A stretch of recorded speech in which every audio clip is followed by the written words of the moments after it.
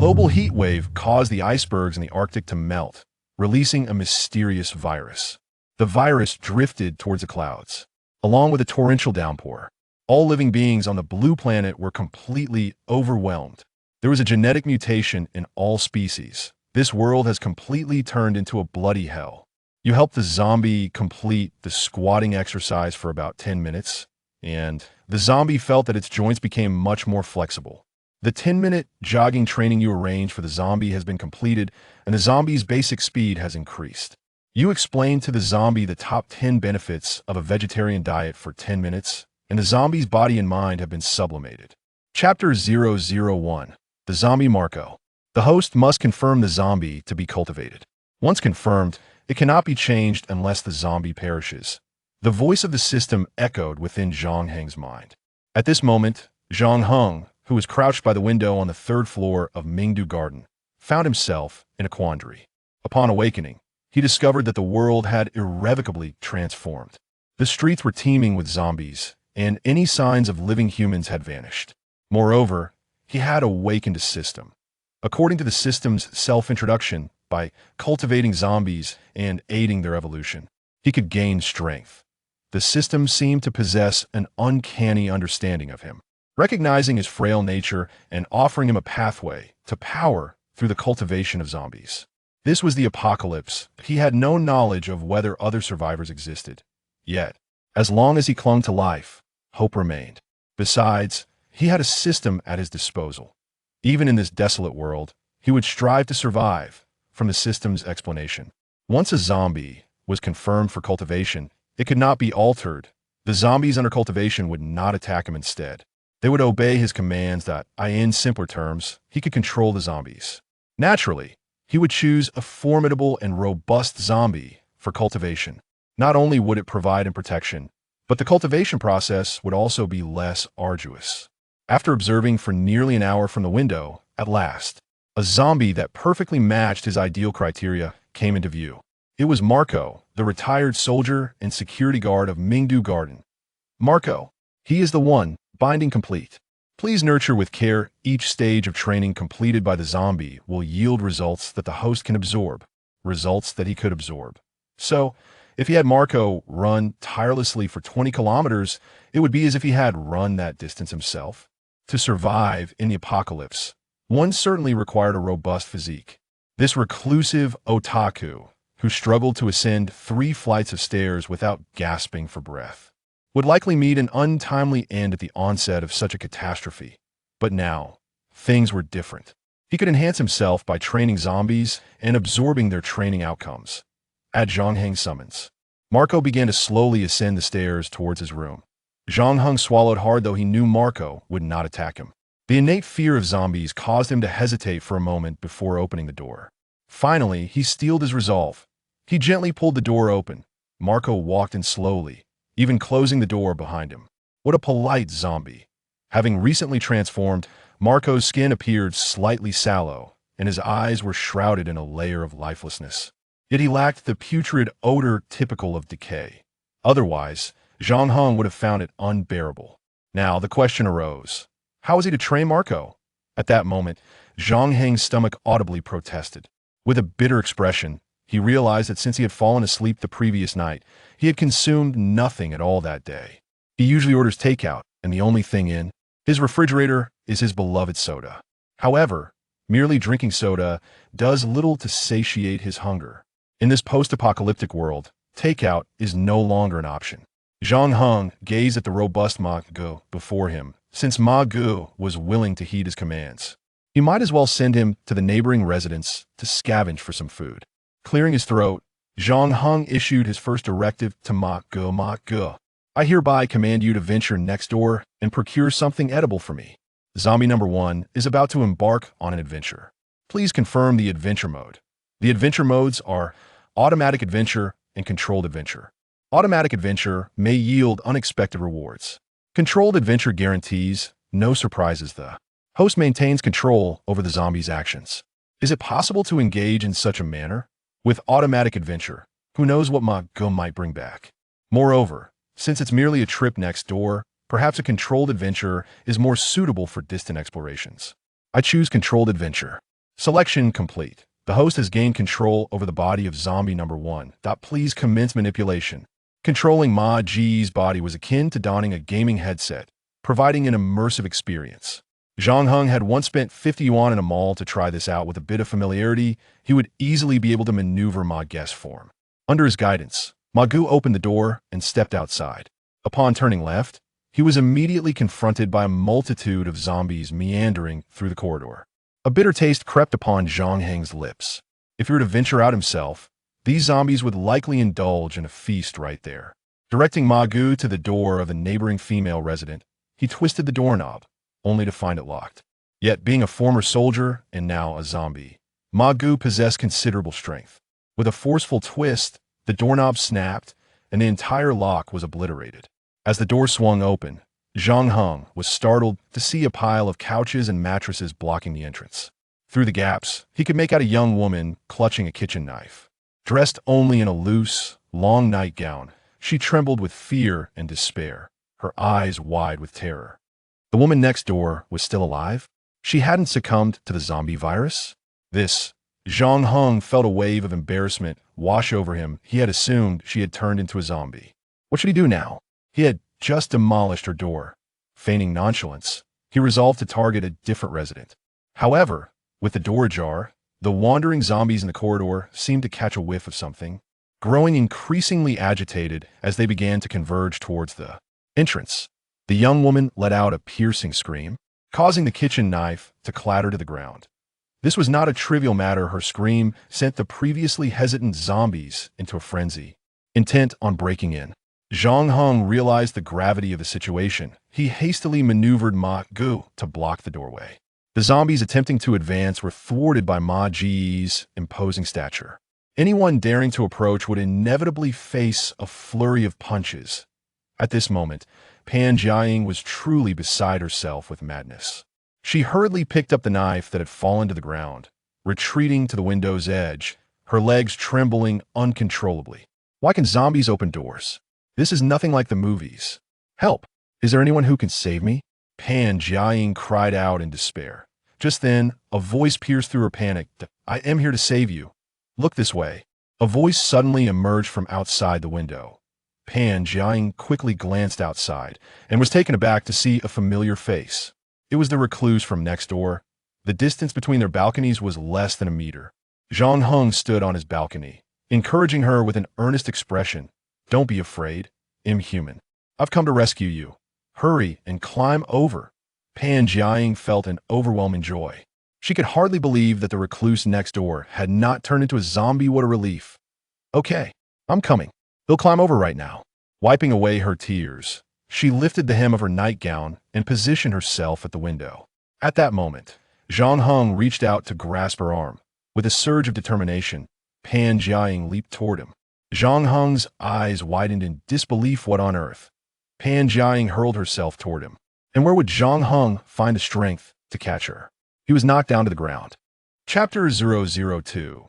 The passionate Ma Gu. Zhang Heng hastily rose from the ground, pulling Pan Jiaying with him as they dashed into the room, swiftly closing and locking the door behind them. However, a multitude of zombies surged from the balcony, incessantly pounding on the door. Zhang Heng helped the visibly weakened Pan Jiaying to the ground, both of them bracing against the door with their bodies. I'm sorry for dragging you into this, Pan Jiaying said, her face etched with remorse as she gazed at him. Zhang Heng silenced her with a gesture, then resumed, controlling Ma Gu. His gaze lowered slightly. Ma Gu seemed to be lying on the ground, but once he regained control, he sprang up, forcefully pushing aside the zombies blocking the window and leaping to the balcony position occupied by Zhang Heng. The two zombies hammering at the door remained oblivious to Ma Ji's approach.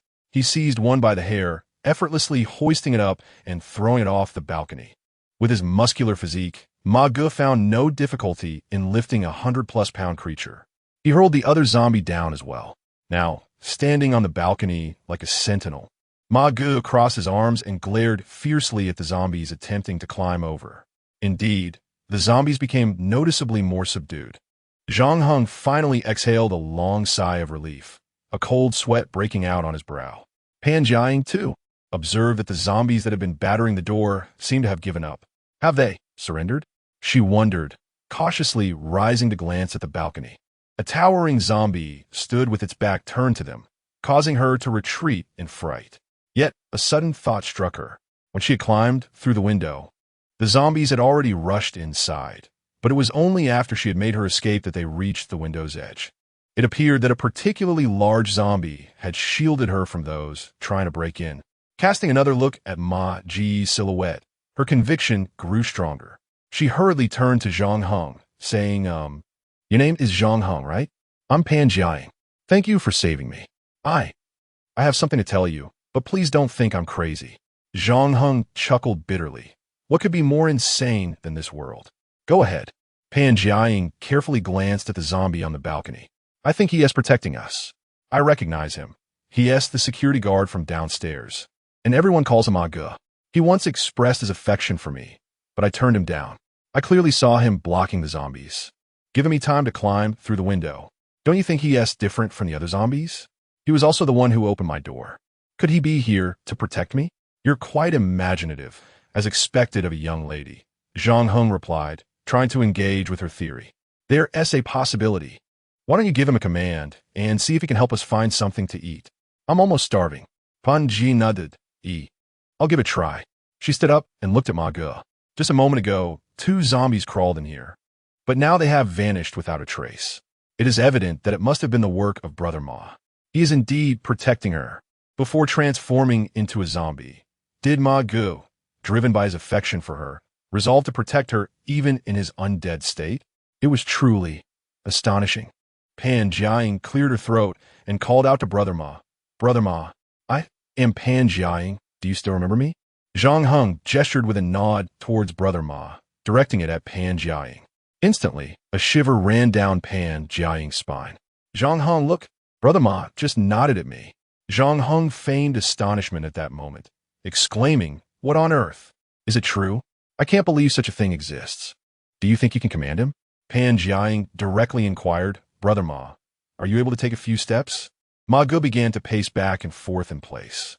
Pan Jiaying, with a look of astonishment, grasped Zhang Heng's hand, exclaiming, It's true. He has truly come to protect me. At that moment, Pan Jiaying was no longer afraid. She confidently opened the door and walked towards Brother Ma, who stood there motionless. Overwhelmed with joy, Pan Jiaying exclaimed, Brother Ma, I am immensely grateful for your affection towards me. You were the one who saved me just now, weren't you? I'm truly grateful to you. If only you hadn't turned into a zombie. At this moment, Zhang Heng spoke, urging him to focus and find us something to eat. Pan Jiaying cast an awkward glance at Zhang Heng, wondering if we could adopt a more polite demeanor when asking for help. Could you please assist us in procuring some food? Ma Ge, in my room, the refrigerator happens to contain some canned goods. Marco nodded, gesturing an OK sign towards Pan Jiaying, and began to climb through the window. At that moment, Pan Jiaying felt a surge of surprise and excitement within her. Zhang Heng, did you see that? He truly can heed my commands, and he has indeed gone to procure food for us. Zhang Heng wore a look of exasperation, as it was he who was orchestrating all. I have witnessed it. It is truly remarkable. However, it is somewhat perilous outside, so let us wait for him indoors. Very well. Pan Jiaying swiftly entered Zhang Heng's room. The two of them sat on the sofa for a moment. Pan Jiaying surveyed the surroundings, while Zhang Heng handed her a chilled bottle of soda. Thank you, she said, placing the soda on the table. She adjusted her clothing, contemplating whether she could ask Ma Ge to bring her a few outfits, as what she was currently wearing was quite. Zhang Heng remained silent, seemingly at a loss for words. In truth, he was preoccupied with instructing Ma Ge to rummage through the refrigerator. To alleviate the awkward atmosphere, Pan Jiaying inquired, Zhang Heng, are you aware of what has transpired? Why is our world suddenly transformed in such a manner? At this moment, Zhang Heng recalled a news article he had encountered a few days prior. Had we not recently endured an unbroken spell of extreme heat? Numerous electric meters have been damaged, and the accelerated melting of the Arctic glaciers has raised concerns among experts about the potential release of viruses that have been frozen for billions of years beneath the ice. After a heavy rainstorm last night, the world has transformed into this state. Could it truly be the viruses lurking beneath the Arctic glaciers that are responsible for this? Pan Jiaying scratched her elbow, pondering the possibility. This morning, I browsed the news online, but there were no updates. Many websites were filled with pleas for help. There are still numerous survivors like us. We will surely be fine. Zhang Heng nodded, perhaps. Suddenly, a series of knocks echoed from outside the door. Pan Jiaying was momentarily startled. Could it be that Brother Ma has returned? She approached the door and, peering through the peephole, indeed saw Brother Ma. He was carrying 2 plastic bags, seemingly having emptied the refrigerator, with a women's tracksuit draped over his arm. Upon seeing the tracksuit, Pan Jiaying felt a surge of emotion. Brother Ma, I never imagined you could be so considerate. For a zombie, the considerate one is obviously me, Zhang Heng complained, when suddenly a voice from the system resonated in his mind. Expedition concluded. 1 increase in zombie gene evolution progress for Subject 1. 1 increase in host gene evolution progress. Chapter 003. Hoarding supplies. Could exploration indeed enhance genetic evolution? Zhang Heng thus opened his personal information to confirm. Host, Zhang Heng, strength, 2 speed, 1 mental, 4 gene, 1 backpack. None on the monotonous personal panel. A new entry appeared. Gene, marked at 1. Ma Ji's personal information. Zombie number 1, strength, 11 speed, 2 mental, 0 gene. 1 Ma Ji's strength was approximately 6 times greater than his own, with a marginally higher speed, yet his mental attribute stood at 0, likely a consequence of being a zombie, devoid of cognitive function. Having just commanded Ma Gu to venture forth, their genetic evolution progress had both unlocked by 1. According to the system's hints, nurturing Ma Gu would yield rewards. The rewards for nurturing him presumably included an increase in attribute points. As Ma Ji's attribute points increased, so too would Zhang Heng's. To augment genetic progress, specific actions were required, perhaps exploration? It seemed he had unraveled some aspects of the nurturing system.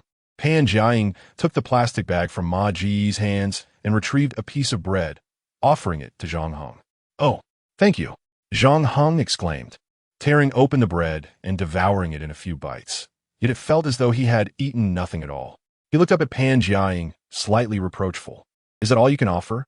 Pan Jiaying, noticing his gaze on the plastic bag, hesitated momentarily. We cannot consume all the food at once, as we are uncertain how long we shall be trapped here. Her reasoning was indeed sound. They could not afford to indulge recklessly. They must ration their provisions. Adopting Pan Jiaying's perspective, this was the logical approach. However, Zhang Heng held a differing opinion. With Ma Ji's formidable capabilities, surely he could procure a greater quantity of food for them. At that moment, Zhang Heng proposed, Sister Pan, since Ma Gu is so capable, we should make better use of his abilities. I suggest we send him to search various households for useful supplies, such as food and weapons to combat the zombies. Pan Jiaying pondered for a moment, acknowledging Zhang Heng's insight. Since Ma Gu could follow her commands, it would be prudent to utilize him effectively. Most of the residents here had likely transformed into zombies, yet their rooms might still contain food. If they could gather these resources, it would prolong their survival. Zhang Heng approached Ma Gu and instructed, Ma Gu, help us find more food. If you perform well, I shall allow Sister Pan to give you a kiss. Pan Jiaying's face flushed with surprise at his words. Zhang Heng, do not speak nonsense. Yet Ma Gu nodded and began to move outside. Pan Jiaying was astonished. Not only did Ma Gu comprehend their words, but he also obeyed Zhang Heng's commands. Zhang Heng explained, I often go downstairs to fetch takeout, which cannot be delivered into the complex, so it is left at the security office. Over time, I have become familiar with Ma Gu, and my rapport with him likely encourages his willingness to follow my orders. At that moment, Pan Jiaying felt a twinge of disappointment within her. Originally, Ma Gu was not merely obedient to his commands. He also heeded Zhang Heng's guidance. This realization struck her like the sudden theft of a cherished possession, leaving an inevitable sense of loss. It dawned on her that she was not the most unique presence in Ma Ji's life. However, upon contemplating this, she felt a wave of relaxation wash over her. At least Ma Gu's assistance stemmed not from a special affection for her, but from a genuine desire to help those he once knew. This understanding alleviated the burdens on her heart. Ma Gu ventured out once more in search of supplies. At that moment, Zhang Heng expressed his fatigue and a desire to rest. Pan Jiaying nodded, clutching the contents of her plastic bag, and approached Zhang Heng's refrigerator. Upon opening it, she discovered it crammed with an assortment of sugary beverages. This was Zhang Heng's refrigerator, devoid of food, save for carbonated drinks. Zhang Heng, you really shouldn't indulge in too much soda. It's detrimental to your health and harms your bones, she remarked. Zhang Heng chuckled in response. Sister Pan, where did you hear such rumors? Nevertheless, I appreciate your concern. I'll take a short nap, and then it will be your turn to rest. Yes, rest well. I'll keep watch over you. With that, Zhang Heng closed his eyes, fully immersing himself in controlling Ma Ge, navigating through the hordes of zombies. Ma Ge arrived at a residence with its door wide open. The interior appeared relatively tidy, though it was likely that the occupants had succumbed to the undead. Among the group of zombies encountered in the hallway, one could very well have belonged to this household. Ma Ge picked up a plastic bag from the floor and made his way to the refrigerator. This household comprised 5 individuals, and their refrigerator was notably larger than average, a double-door model promising a wealth of provisions. Upon opening it, Zhang Heng's eyes widened in delight. The fresh section was brimming with beverages, fruits, and an array of desserts. In the 3 large drawers of the freezer below, he discovered ribs, seafood, and a bounty of ice cream. Faced with this abundance, Zhang Heng felt no need for restraint. He promptly filled his bag to the brim, needing an additional plastic bag to accommodate the load. The haul included approximately 20 pounds of ribs, 2 Boston lobsters, 15 blue crabs, 2 frozen chickens, and numerous ice cream cones in both strawberry and chocolate flavors. He then ventured into the kitchen, opening cabinets and discovering canned braised meat and bundles of noodles, with 3 cases of water stacked in a corner. Suddenly, Zhang Heng paused. He thought to himself, with so much to carry, wouldn't it require several trips? If only he were on site. His spatial backpack could effortlessly absorb all these items, and within it, time stood still. What when it would emerge unchanged? Most importantly, he wished to keep this secret from Sister Pan, not wanting her to know of the plentiful supplies he had found. Zhang Heng glanced at a glass jar on the table and was struck by a brilliant idea. Ma Ge, holding 2 glass jars, ascended to the top of the stairs and tossed one jar downwards. The shattering of the glass bottle instantly produced a crisp sound, which inevitably attracted the wandering zombies in the corridor. The undead moaned as they rushed downstairs. In a strategic move, Ma Ge threw another glass bottle down the stairs, successfully luring all the zombies from the 3rd-floor corridor. Pan Jiaying was startled by the sound of the breaking glass. Zhang Heng, what was that noise?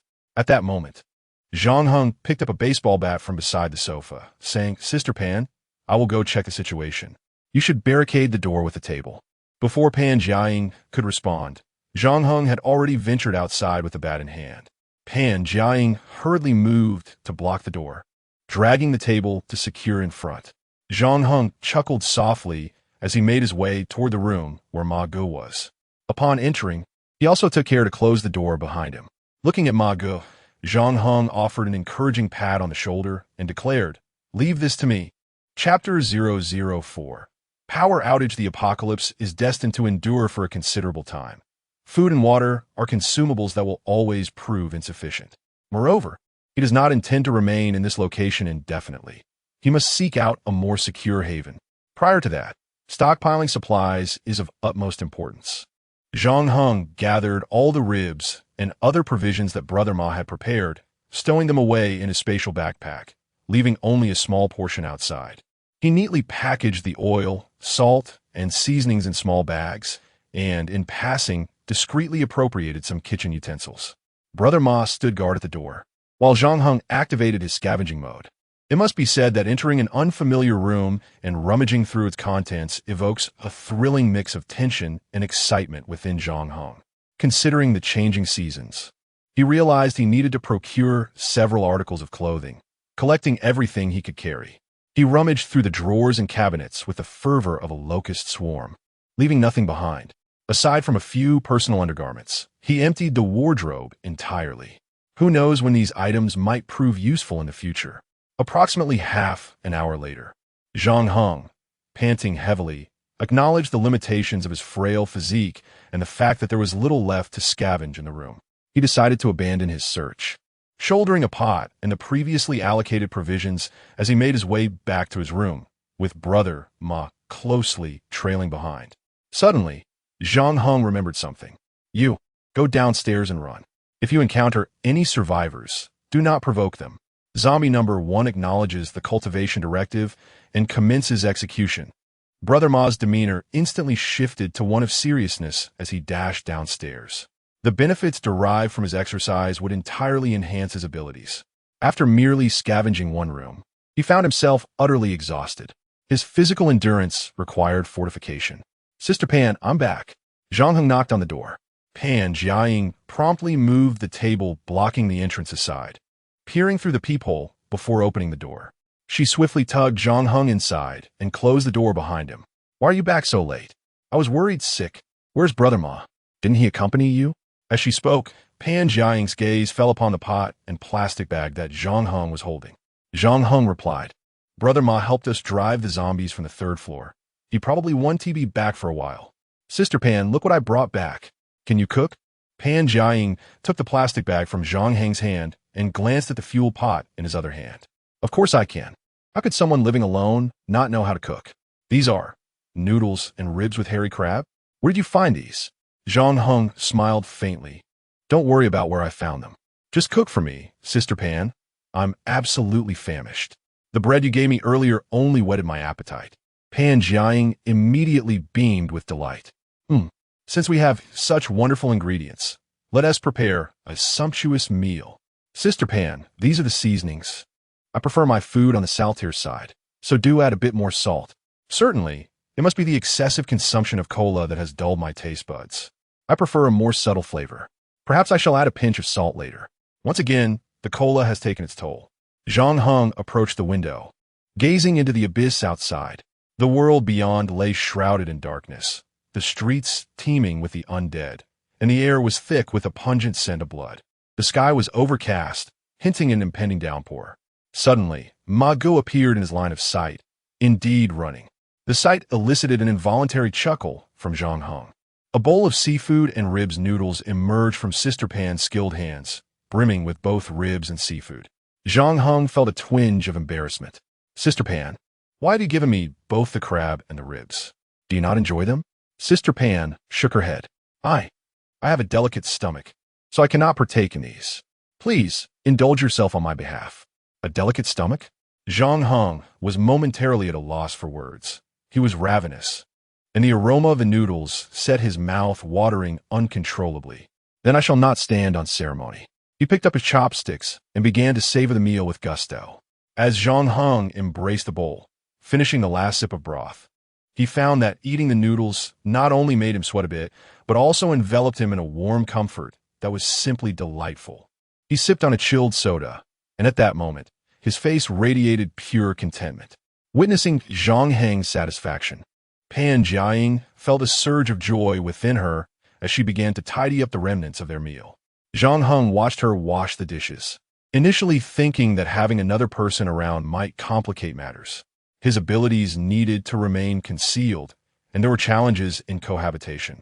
Fortunately, Sister Pan was not only beautiful and kind-hearted, but also possessed a gentle disposition and a broader perspective on matters. Complications were far from imminent. She might even prove to be a valuable companion for survival. Outside, the sky gradually darkened. Suddenly, the lights in the room flickered erratically. Zhang Heng paused, bewildered by the phenomenon. A bolt of lightning cleaved the sky, immediately followed by a torrential downpour. The sound of the rain crashing down filled the air. Zhang Heng hastily called for Ma Gu to return. Simultaneously, he noticed that the lights in the houses he could see had dimmed in an instant. Was this due to the thunderstorm causing a power outage? By the feeble light of the moon, Pan Jiaying swiftly washed the pots and pans before rushing to Zhang Heng. Has the power gone out? Zhang Heng, having found a candle, lit it and placed it on the table. Perhaps, if the power is out now, it will likely be a while before it returns, considering there are no repair crews available. Zhang Heng's mind raced. In such sweltering heat, if the neighborhood lost power, the food in residents' refrigerators would spoil rapidly. It seemed he needed to gather provisions without delay. At that moment, a series of knocks echoed from the door. The training for zombie number 1 has concluded, with a running duration of 1 hour covering a total distance of 15 kilometers. Strength has increased by 2 points. Speed has risen by 2 points, and the genetic evolution rate is now at 1%, with the host receiving identical rewards. Pan Jiaying proceeded to open the door. Meanwhile, Zhang Heng felt a surge of warmth coursing through his body, accompanied by a tightening of his calf muscles, as if something had entered his very being. He hastily checked his personal information for confirmation. Host, Zhang Heng, strength, 4 speed, 3 mentality, 4 genetics, 2 now examining Ma Ji's personal information. Zombie no. 1 strength, 11 speed, 4 mentality, 0 genetics. 2 it appears that the results of Ma Ji's training have indeed been imparted to his own physique, and astonishingly, merely engaging in running has contributed to the advancement of his genetic progress. The system city does not deceive me. Chapter 005. Activating the store function, it appeared that Ma Ge had recently been caught in the rain, as he was damp from head to toe. At this moment, Zhang Heng produced a dry towel and gently wiped the moisture from Ma Ji's body. Ma Ge, as a zombie, you shouldn't be susceptible to colds, right? Nevertheless, it's prudent to dry off. It is thanks to you that Sister Pan and I can indulge in seafood and rib noodles in this apocalyptic world. You must take care of yourself. Pan Jiaying couldn't help but chuckle, marveling at the fact that among zombies, there existed a being like Ma Ge, who retained memories and was willing to assist them. However, Ma Ji's movements appeared somewhat mechanical, akin to a robot executing commands. What do you think, Zhang Heng? Pan Jiaying was indeed astute. She had discerned the nature of Ma Ji's actions. Ma Ge is merely following the orders he has received. Zhang Heng laughed heartily. Why concern ourselves with such matters? Ultimately, Ma Ge has aided us significantly and poses no threat. At this juncture, Pan Jiaying remarked, Zhang Heng, you mentioned that after the power outage, there likely won't be any restoration of electricity. Will the items in our refrigerator spoil? What about the other residents' perishables? Zhang Heng couldn't suppress a laugh. Sister Pan, you and I are on the same wavelength. It is indeed possible that our food may decay, but I believe canned goods should remain intact. Therefore, I plan to accompany Ma Ge to gather supplies from other residents and bring back some cans. After all, with only 4 hands, we cannot transport too many items without a place to store them. Pan Jiaying then added, if we find sufficient salt and cooking wine, I could marinate any meat we discover, dehydrating it for long-term preservation at room temperature. Ah, it's truly impressive how resourceful you are, Zhang Heng mused. What did you do before all this? You seem to possess a wealth of knowledge. Zhang Heng nodded in agreement. Very well, if we come across any meat, I shall bring it back. Sister Pan, do rest early. I likely won't return until tomorrow morning. Pan Jiaying gazed at the candle on the table. I have been sleepless for several nights now, and tonight is no different. Despite feeling exhausted, slumber eludes me, especially with you venturing out. I find myself increasingly anxious. One must possess a truly tranquil heart to sleep under these circumstances. However, persistent wakefulness can lead to a decline in mental health, which ultimately burdens the body. Zhang Heng resolved to procure some sleeping pills, reasoning that such items must be commonplace in society. Which household doesn't have a few sleeping pills? Given the immense work pressure everyone faces, even calming medications would suffice.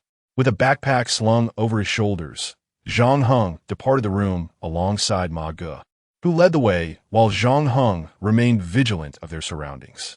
Although the zombies had vacated the third-floor corridor, caution was still warranted. The door of apartment 304 stood ajar, and Zhang Heng signaled for Ma Ge to enter and assess the situation. Upon confirming there were no abnormalities, Zhang Heng made his way directly to the refrigerator. The absence of light rendered visibility impossible, so he grasped whatever he could find and stuffed it into the spatial backpack. Fortunately, there happened to be a flashlight placed upon this family's table. Zhang Heng switched on a flashlight, and immediately the surroundings became more visible. As per his usual practice, he searched the refrigerator before moving on to the kitchen cabinets. Unfortunately, he did not find the canned goods he was hoping for. Canned items are generally not purchased in bulk by most households. They're likely to be more prevalent in supermarkets.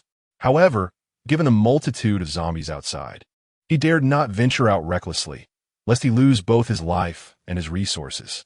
If he could locate a few more cultivated bodies like Brother Ma, he would feel far less apprehensive.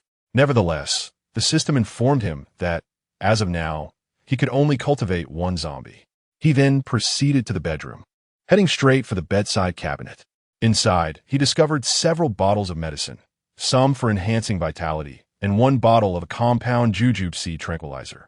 This particular medication, taken an hour before sleep, could effectively improve sleep quality and provide a calming effect. Zhang Heng smiled faintly, tucking his hands into his pockets before resuming his search through the cabinets. It must be noted that after a 2-point increase in strength, he felt a significant boost in his grip. However, when compared to Brother Ma, he still fell considerably short. He stored everything that could not be kept into his spatial backpack, leaving behind a portion of what was storable outside, while the remainder was also secured within the confines of the backpack. This household had been thoroughly searched. Zhang Heng then proceeded to the next dwelling.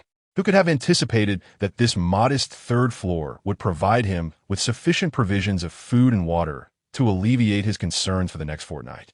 This was merely the second household he had searched. If he were to continue his explorations, he would likely not have to fret over food for the entire month. The door to Unit 305 was locked.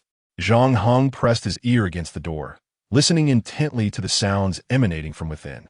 Disturbing growls, reminiscent of a beast's groans, resonated from inside. This resident had already succumbed to the affliction of zombification. Zhang Heng could resolutely assure himself of this fact. Nevertheless, he yearned to enter. He graciously made way for Brother Ma. With a single hand, Brother Ma grasped the doorknob and forcefully twisted it. Instantly, a gash appeared on the wooden door, crafted from 3 layers of wood, and the entire lock was wrenched free. Zhang Heng illuminated the room with his flashlight, only to be met by a zombie lunging towards him. Brother Ma swiftly embraced the creature. Seizing the opportunity, Zhang Heng swung his baseball bat with vigor, striking a decisive blow to the creature's skull. Bang! A dull thud resonated from the opponent's forehead, and due to excessive force, the flashlight was flung away. Zhang Heng hastily bent down to retrieve the flashlight. Although the zombie's head was severely damaged, it still clung to life. Had it not been for Brother Ma restraining it, it would likely have lunged at him. Fueled by determination, Zhang Heng charged forward once more and delivered another strike. Crack! The sound was crisp and clear. The zombie's head was instantly shattered, collapsing limply to the ground. Congratulations, host, on eliminating a common zombie. The store function is activated upon reaching a score of 10. Before Zhang Heng's eyes, a vast exchange page suddenly materialized, where the redemption points for water and bread were a mere 1 point, while various canned meats required 2 points. Both tobacco and alcohol also demanded only 1 point. Additionally, there were categories for weaponry. Weapons range from ordinary knives to long swords, requiring as little as 10 points for the former and hundreds for the latter. Firearms, such as handguns, demand a considerably higher exchange of points, with the minimum being 100 and some exceeding 1,000. Just moments ago, he had vanquished a common zombie, earning a mere 10 points. Yet, that modest sum was sufficient to exchange for 10 bottles of mineral water. How remarkable! There was no need to scavenge for supplies anymore. As long as he continued to eliminate zombies, he would thrive. However, he soon realized the necessity of seeking out resources. One cannot subsist solely on bread for eternity. Nutritional balance must be taken into account. Once Zhang Heng regained his composure, he joined Brother Ma in the search for supplies within the building. Before dawn, he needed to scour several locations to gather enough essentials, while also familiarizing himself with the art of dispatching zombies, for this would soon become his daily routine. Chapter 006. The eccentric female zombie this household had evidently endured unspeakable horrors. The areas illuminated by the flashlight were smeared with blood, and the air was thick with a pungent metallic scent. Blood oozed from the adjacent bedroom, accompanied by a chilling sound of gnawing. Zhang Heng felt a bitter taste in his mouth, struggling to swallow. He dared not scavenge for supplies until the zombie within the room was dealt with. Under Zhang Heng's command, Ma Gu proceeded towards the bedroom. Zhang Heng handed his baseball bat to Ma Gu, granting him a weapon. As Ma Gu approached the door to the bedroom, he reached for the doorknob and gently twisted it. Click! The spring lock released with a sharp sound. The gnawing ceased abruptly. The atmosphere grew tense in an instant. Ma Gu cautiously pushed the door inward. However, halfway through, a dark figure forcefully slammed against the door, accompanied by a piercing scream. Ma Gu was instantly knocked to the ground by the shadowy form. Zhang Heng was taken aback. Before him stood a female zombie with long, seaweed-like hair. This creature was markedly different from the ordinary zombies lurking in the corridor. Her gaze was not lifeless, but rather filled with a feral intensity. She crawled on all fours like a wild beast. Her teeth evolved into sharp fangs. Rather than resembling a human, she appeared more akin to a savage animal. With a howl, the female zombie lunged toward Zhang Heng. His eyes widened in shock as he grabbed a chair from the ground and swung it fiercely at her. Thud! The blow sent the female zombie staggering back several steps, causing Zhang Heng's arm to tingle from the impact. This female zombie was unlike any he had encountered before. Could it be that she had evolved after feasting on human flesh? Ma Gu, restrain her! Zhang Heng shouted. Ma Gu, ever reliable, rushed in from behind to grapple with the female zombie. The zombie's sharp nails tore into Ma Ji's arms, drawing blood. Ma Gu struggled to maintain his grip on her. What on earth was this creature? Was her strength greater than Ma Ji's? Frantically, Zhang Heng retrieved the baseball bat from the ground and swung it decisively at the female zombie's head. Yet, she effortlessly swatted the bat away. Zhang Heng was astounded. Their combined efforts were futile. Moreover, after the bat was deflected, his hands were left in tatters. This female zombie was no ordinary foe. He was no match for her. Thus, the only option left was to retreat. Ma Ji, hold her off. I'll fetch reinforcements. Reinforcements? Where will they come from? He thought to himself. I must escape first. Zhang Heng dashed back to his own room. Upon seeing Zhang Heng return, Pan Jiaying exclaimed in delight. Xiao Heng, you're back. Did you find anything? Zhang Heng quickly gestured for her to be silent, then pulled her towards the direction of the bedroom. What's wrong? Don't speak. Don't make a sound. Follow me. Zhang Heng grasped Pan Jiaying and ushered her into his bedroom, subsequently barricading the door with the bed. He was consumed by a sense of dread, fearing that the female zombie might force her way inside. Panic was evident on his face, as it seemed he had encountered something truly horrific. Pan Jiaying, paralyzed by fear, hastily scrambled onto the bed and concealed herself beneath the covers. At that moment, Zhang Heng began to seize control of Ma Ji's body. Ma Gu, are you all right? Zhang Heng exclaimed, his eyes snapping open, now fully inhabiting Ma Ji's form. He was alarmed to discover the female zombie perched atop Ma Gu. With a swift motion, he shoved Ma Gu aside, scanning the room before seizing a baseball bat from the floor. Just as the female zombie lunged at him, he swung the bat with all his might.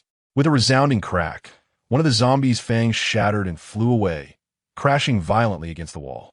Such was the power of Ma Ji's physique. However, to the female zombie, this blow seemed insufficient. In an astonishing display, she defied gravity, scampering across the walls like a grotesque spider, her speed unmatched in the dimly lit room. Ma Ji's eyes struggled to keep pace with her. Suddenly, a blood-soaked arm pierced through Ma Ji's chest. Zhang Heng, startled, instinctively elbowed the female zombie behind him. She swiftly withdrew her arm and recoiled, feverishly licking the blood from her right hand. In that moment, Zhang Heng's eyes widened in horror. He had lost control of Ma Gu. Could it be that Ma Gu had succumbed?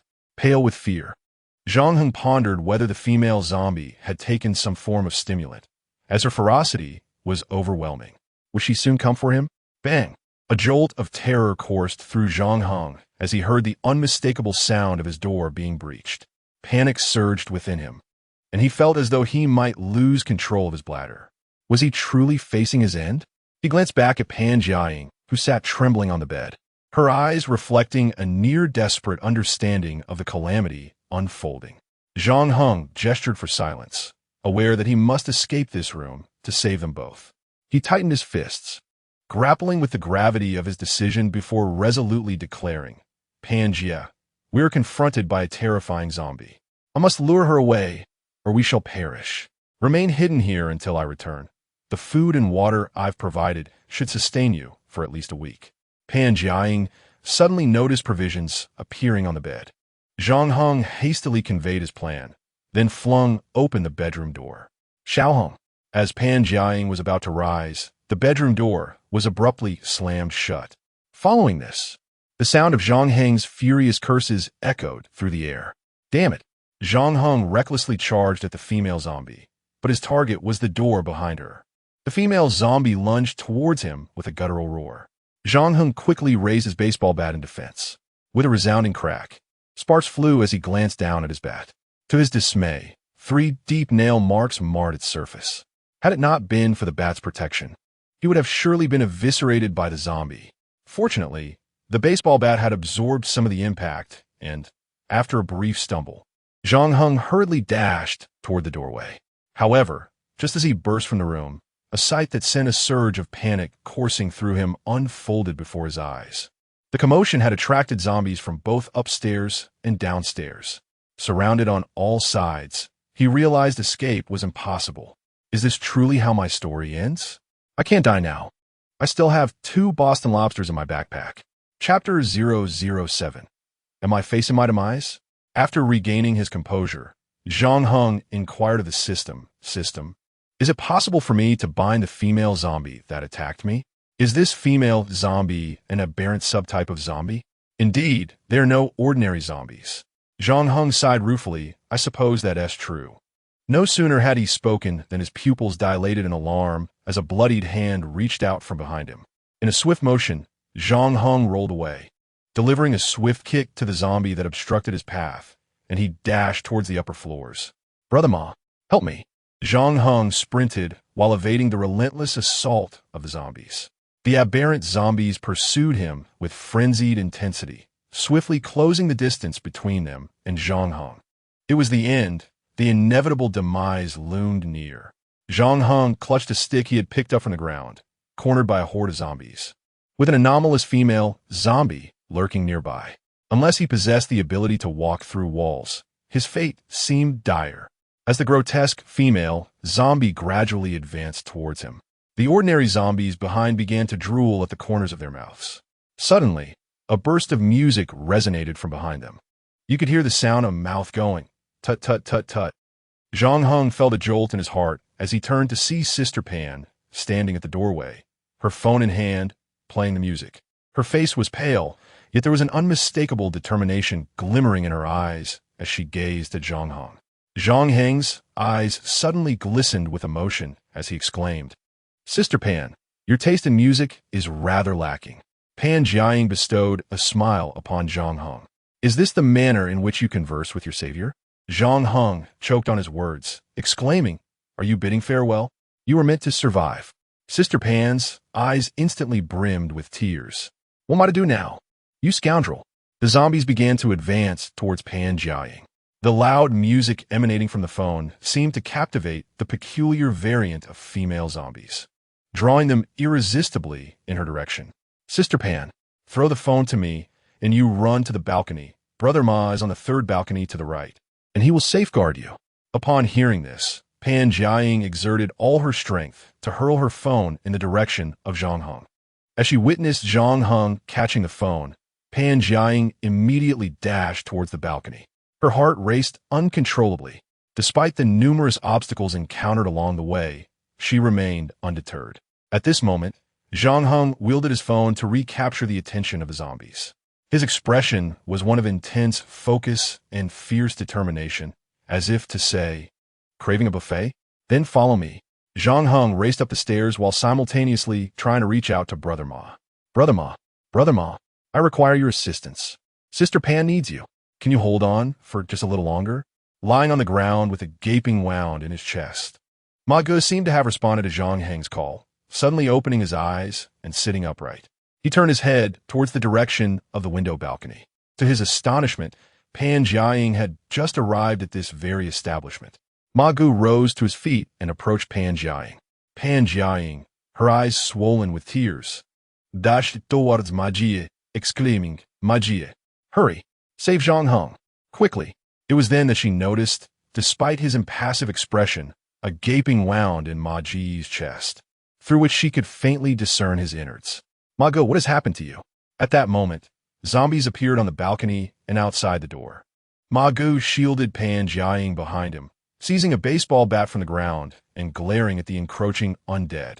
They retreated until they were cornered against the wall. In that dire moment, despair engulfed Pan Jiaying. Not only was saving Zhang Heng out of the question, but her own survival seemed equally bleak. She collapsed onto the ground, crying out, "I'm not ready to die like this. I refuse." Like a child throwing a tantrum, she flailed her arms and legs on the ground. Meanwhile, the zombies surged towards her and Ma Ge. He swung the bat fiercely at the nearest zombie. On the rooftop of the Mingdu garden, Zhang Heng sprinted to the edge, gasping for breath as though he had ascended to the high altitudes of the Qinghai Tibet Plateau. He locked the iron door behind him and staggered to the rooftop's edge. Thud! The door emitted a dull thud. Thud! The knocking persisted.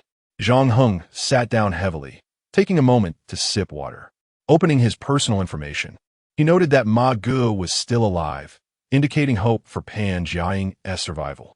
Sister Pan can be quite foolish, he mused, reflecting on her audacity to venture out and attempt to distract the zombies with her phone. Yet, if not for her courageous intervention, he would have already met his demise at the hands of the undead. It was utterly astonishing. Why had such terrifying variants of zombies emerged? He had always envisioned zombies as the bumbling, sluggish creatures he had encountered, never anticipating the existence of such ferocious ones. They seemed capable of scaling walls and performing impossible feats. Soon, he too would face death. Damn it, my Boston lobster. I was hoping to find a chance to grill it. Perhaps it was not too late to prepare a meal? The iron door appeared to hold the zombies at bay for a moment. Suddenly, with a resounding crash, a crimson hand pierced through the door. Zhang Heng recognized it as the hand of the variant female zombie pursuing him. In a panic, he scrambled to the edge of the balcony, where a protruding platform offered him some cover. He was on the 14th floor, and the cool wind of the rainy night reminded him of the first time he wore shorts in a northern city, nearly freezing to death. The sensation was likely akin to what he felt now. The relentless sound of the door being battered echoed in his ears. With a resonant crash, the iron door fell to the ground, followed by the hurried footsteps of the zombies pouring in. Zhang Heng glanced down, realizing he was staring into the abyss below. 14th floor. Should he be discovered, he would leap into the abyss, at least spared from the torment of feeling his flesh being torn apart, devoured slowly by the undead. The agony of being consumed by a zombie is akin to the ancient punishment of Ling Chi, where one remains acutely aware of their body even as it suffers. Having committed no grave sins in his life, why should he endure such suffering? A single jump would free him from it all. Yet at that very moment, Zhang Heng unexpectedly activated the system's exchange feature. After a brief search, he found a climbing rope. The cost for the rope was merely 1 point. Assessing his current position, he realized that directly below him was the residence of Unit 13. If he could secure the rope to this platform and tie a portion around himself, he could then ascend into the window of the 13th floor. Was he not a genius? Chapter 008. The old man of the Dideo team, a climbing rope appeared in Zhang Heng's hands, which he promptly secured to the upper edge of the platform. The cold wind made his fingers somewhat unresponsive. After tying the rope tightly to the 4 corners of the platform, Zhang Heng tugged at it. It felt sturdy enough to support his weight. He then fashioned the remaining rope into a loop, employing a knot he had learned online, a slip knot that tightened with each pull. It could be easily released with a gentle tug on the excess length, proving to be quite practical. Just then, Zhang Heng heard a noise from above. To his astonishment, a strange variant of a zombie emerged at the edge of the wall, peering down at him, saliva nearly dripping onto his face. Zhang Heng felt a chill run down his spine, rendered momentarily motionless. The bizarre female zombie let out a terrifying roar, spraying saliva all over him. "Who do you think you are?" Zhang Heng shouted back, swiftly throwing the rope loop around the zombie's neck and yanking it down with all his might. The creature was instantly propelled into the air, the rope tautening with a whoosh. Looking down, Zhang Heng saw the zombie swinging back and forth, ensnared by the rope around its neck. At that moment, he collapsed onto the platform, exhaling a sigh of relief. Indeed, I am alive. However, his triumph was short-lived. as the zombies on the rooftop began to converge on his position. Zombies piled upon one another, some tumbling down towards him. Those near the wall also noticed him, clawing at him relentlessly. In a hurry, Zhang Heng exchanged for another rope and resumed securing it to the platform as before. Suddenly, a zombie fell onto the platform, crashing into him. "Get off!" he shouted, kicking the creature away, only to find himself tumbling off the platform. Fortunately, he managed to grasp the rope tied to the platform. Unfortunately, his grip was weak, and as his palms scraped against the rough surface, pain shot through him, nearly causing him to let go. Gritting his teeth, Zhang Heng clung to the rope, casting a glance downward at the strange female zombie, which was furiously clawing at him. In a sudden turn of events, the zombie managed to sever the rope around its neck with a swipe of its claw and plummeted to the ground. Zhang Heng anticipated a moment of satisfaction, yet felt none, for he remained in peril. To his dismay, the zombie quickly regained its footing after hitting the ground.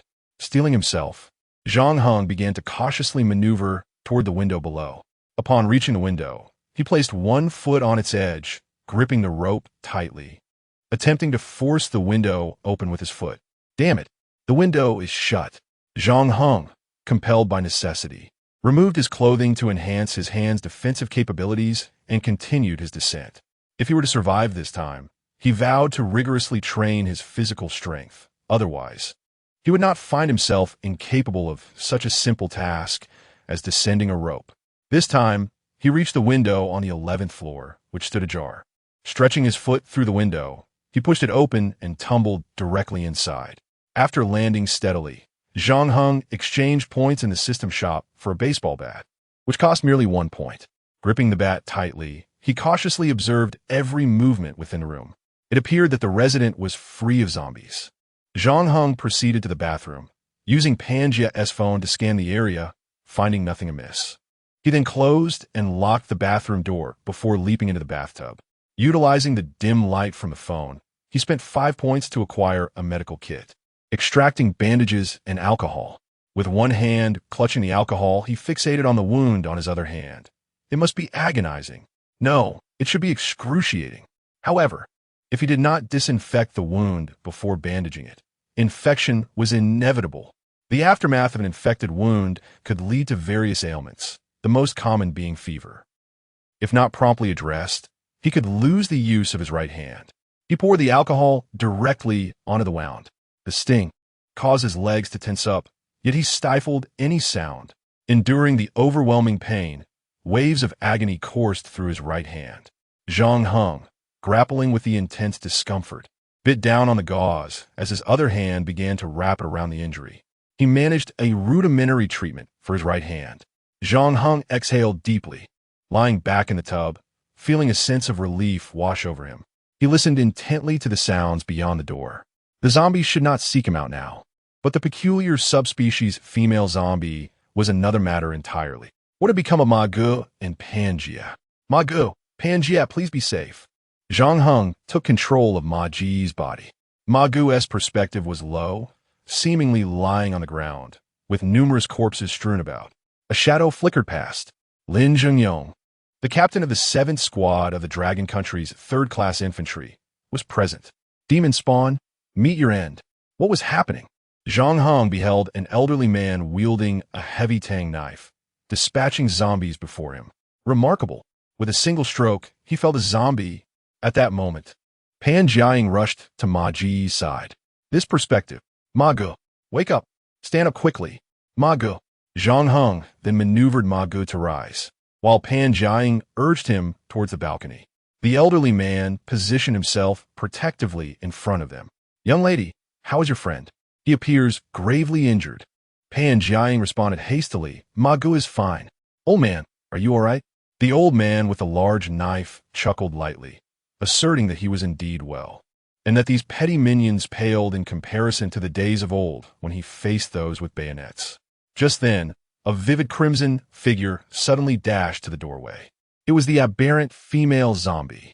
Upon seeing this grotesque creature, Pan Jiang was instantly overwhelmed with tears. Xiaoheng, could it be that he is already?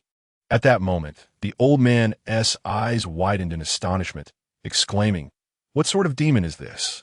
Reveal your name. Pan was in a state of collapse. The old man had lost his wits, and the aberrant female zombie had heard the commotion and was approaching. There could scarcely be a more chaotic situation. Zhang Heng manipulated Ma Ge, pulling him into the bedroom. He then emerged, wielding a baseball bat. The old man glanced at Ma Ge beside him and remarked, "Child, despite your grievous injuries, you still managed to move. It appears that girl was indeed your girlfriend. Otherwise, why would you fight so fiercely?" The old man's combat prowess seemed commendable, and Ma Ji's physical condition was not lacking either. Perhaps together, they could vanquish the aberrant female zombie. This ghastly creature would not die. If they did not eliminate her, both of them would meet their doom. She must be destroyed. Chapter 009. Unlocking the first genetic lock, the aberrant female zombie seemed to recognize Marco, charging directly towards him with remarkable speed. However, the old man with the large knife swiftly intercepted her, executing a powerful spin that forced the aberrant zombie back several paces. Marco then lunged forward, brandishing his baseball bat and swinging it fiercely at the aberrant female zombie. With a resounding crack, the bat connected with the zombie's face. The old man let out an exuberant cry, landing a blow on the zombie's shoulder with his knife. Astonishingly, the blade cleaved through half of her shoulder. It got stuck in her flesh. The old man stumbled back, colliding with a nearby cabinet, letting out a muffled groan. "Young man, the rest is up to you." "What? It's left to me already?" Marco noticed the old man clutching his right hand, his expression contorted with pain. Indeed, age has diminished his strength. Marco kicked the female zombie in the chest, sending her crashing to the ground. Without hesitation, he swung the baseball bat down onto the aberrant zombie's head with unrelenting force. Just die already. I beg you to die." Zhang Heng fervently prayed within, controlling Marco's body and exerting every ounce of strength for a decisive blow. With a sharp crack, the strike proved to be remarkably effective. With one shoulder incapacitated, the aberrant zombie could only muster one arm to defend against Marco's assault. The full force behind the swing was too much for her to withstand. The metallic bat shattered her skull upon impact. At that moment, the aberrant zombie fell still. Yet, Zhang Heng, still in control of Marco, relentlessly continued to batter her head with the bat until it was utterly unrecognizable. Only then did he finally cease his onslaught. "Kill the aberrant subspecies, points 1000. Upon hearing the voice within his mind, Zhang Heng could not help but chuckle, a sigh of relief escaping him. The old man burst into hearty laughter, exclaiming, "Young man, you truly have it in you. However, you might not make it out alive. Rest assured, I will take good care of your girlfriend." Zhang Heng rolled his eyes. Pan Jia was neither his girlfriend nor in need of his care. Pan Jiying, hearing the sudden silence outside, hurriedly emerged from the bedroom. "Sir, are you all right?" She strained to assist the old man to his feet. He shook his head, offering her a reassuring smile. Pan Jiaying approached Marco, alarmed by the severity of his chest wound, yet he appeared, seemingly unharmed. The formidable, aberrant zombie lay lifeless on the ground. "Marco, you need to find Zhang Heng. Quickly," she urged. Zhang Heng shared the same sentiment. Manipulating Ma Ge to come for him, Ma Ge ascended to the 11th floor, opening the door to room 1104. Zhang Heng relinquished control of Ma Ji's body and proceeded to open the bedroom door, limping towards Ma Ge. A few minutes later, several individuals gathered in the room where the aberrant female zombie had perished.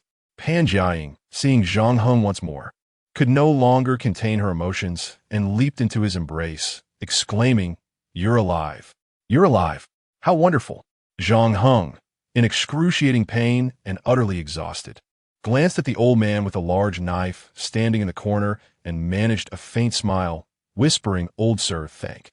Before he could finish his gratitude, he succumbed to unconsciousness. Time passed, though its measure was uncertain. Zhang Heng slowly opened his eyes, finding himself in his own bedroom. Pan Jiaying sat beside him, resting against the headboard, fast asleep. Straining to sit up, Zhang Heng reflected on the harshness of survival in a post-apocalyptic world. Even with a system, his plight was challenging. One could only imagine the struggles of other survivors. No, he was truly unfortunate. He encountered an aberrant female zombie right from the start. Others surely had it easier than he did. The rustling as he rose stirred Pan Jiaying, who had been in a light sleep. Upon seeing Zhang Heng awake and sitting up, a wave of joy surged within her. When did you wake up? Are you hungry? Zhang Heng shook his head, inquiring about the old man who had rescued her. Pan Jiaying glanced outside the bedroom, explaining, Su Bo has fallen asleep. His arm was dislocated, but I helped him set it back. Zhang Heng couldn't help but chuckle. Sister Pan, what did you do before all this? You seem to be quite the versatile one. Pan Jiaying laughed in return. Me? I was merely the head nurse at a regular surgical hospital. I've just seen my share of injuries and treatments. As she spoke, she touched Zhang Heng's forehead, noting, your fever seems to have subsided. No wonder you're so youthful. Your constitution is remarkable, with a strong self-healing ability. Su Bo's arm will likely be weak for months, but you would probably recover in about half that time. The young man is awake. It seems you're all right. The old man, wearing a sling around his neck, stood cheerfully at the door. Zhang Heng, with utmost seriousness, expressed, Su Bo, thank you for saving us. Su Bo smiled slightly. It was nothing, merely a trifling effort. At first, I thought I was dreaming. Why have the people in this world suddenly transformed into monsters? Young man, do you know why? The old man likely had no inkling of what a zombie was. Thus, Zhang Heng took the time to explain the concept of zombies to him. Su Bo appeared to grasp it only partially. It was then that Zhang Heng inquired, what about Ma Ge? Pan Jiaying's expression turned awkward as she replied, Ma Ge seems to have lost his mind. Zhang Heng, puzzled, asked, what do you mean? Lost his mind? Pan Jiaying whispered in Zhang Heng's ear, revealing that he had consumed the brain of the female zombie that had attacked them, leaving the floor entirely clean from his licking. Zhang Heng's expression was one of astonishment as he hurriedly checked his personal information. Host, Zhang Heng, strength, 14 speed, 15 mentality, 23 gene, LV12 ability, self-healing points, 1075 backpack. None this was his personal information? Zhang Heng then glanced at Ma Ji's. Zombie number 1, strength, 21 speed, 14 mentality, 0 gene, LV12 ability. Self-healing 3 metrics had significantly increased. The gene now bore the LV1 designation. Could it be that the first layer of the gene lock had been unlocked, thus enhancing so many attributes? Additionally, a new ability, self-healing, had emerged. No wonder he felt considerably less pain. It seemed to be the effect of self-healing. Had Ma Ge unlocked the gene lock after consuming the aberrant female zombie? With Ma Ji's newfound strength, the effects also reflected upon him, implying that he too had participated in unlocking the first layer of the gene lock alongside Ma Ge. Eureka! It was an exhilarating moment. After narrowly escaping death several times yesterday, it certainly wasn't in vain. Chapter 010. The Direction of the Future as Dawn Broke. Marco returned from outside at Zhang Heng's summons. Despite a wound on his chest that had yet to fully heal, it had scabbed over, suggesting a swift recovery was imminent. Zhang Heng regarded Marco with a faint smile before commanding, begin the plank position. Now, Marco moved to the balcony and assumed the plank position on the ground. Pan Jiaying looked at Zhang Heng with a disapproving expression. Zhang Heng, why are you making Marco do the plank? He endured great suffering last night, just like us. Let him rest. Zhang Heng explained, precisely because of that, Marco needs to train himself. When we encounter more formidable zombies in the future, he must be able to protect us. Besides, Marco is a zombie. He won't feel fatigue. Pan Jiaying regarded Zhang Heng with skepticism. Is that truly the case? Zhang Heng nodded firmly. Absolutely. By the way, I'm a bit hungry. Pan Jia, could you prepare something for me? And of course, something for Su Bo as well.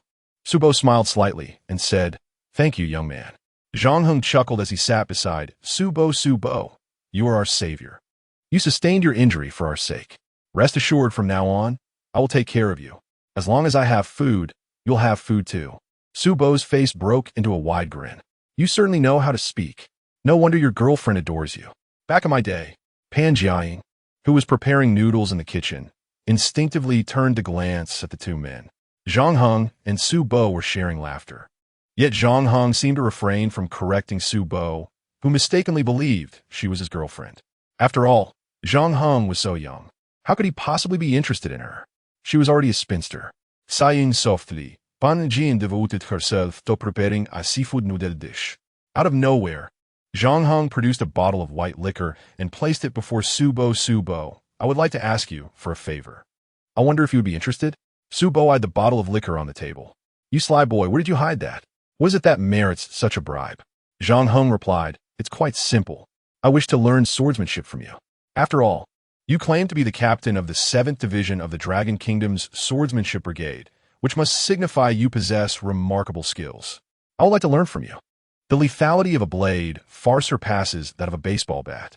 If he mastered the use of sword, combined with the explosive power released from the first gene lock, he believed he could even defeat a peculiar subspecies female zombie in an instant.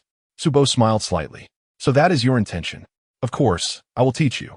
However, training is arduous, and results are not easily achieved in a short span of time. The skills I possess were honed during my youth. Zhang Heng replied with a serene smile. With so many monsters outside, there will be ample opportunities for me to refine my abilities.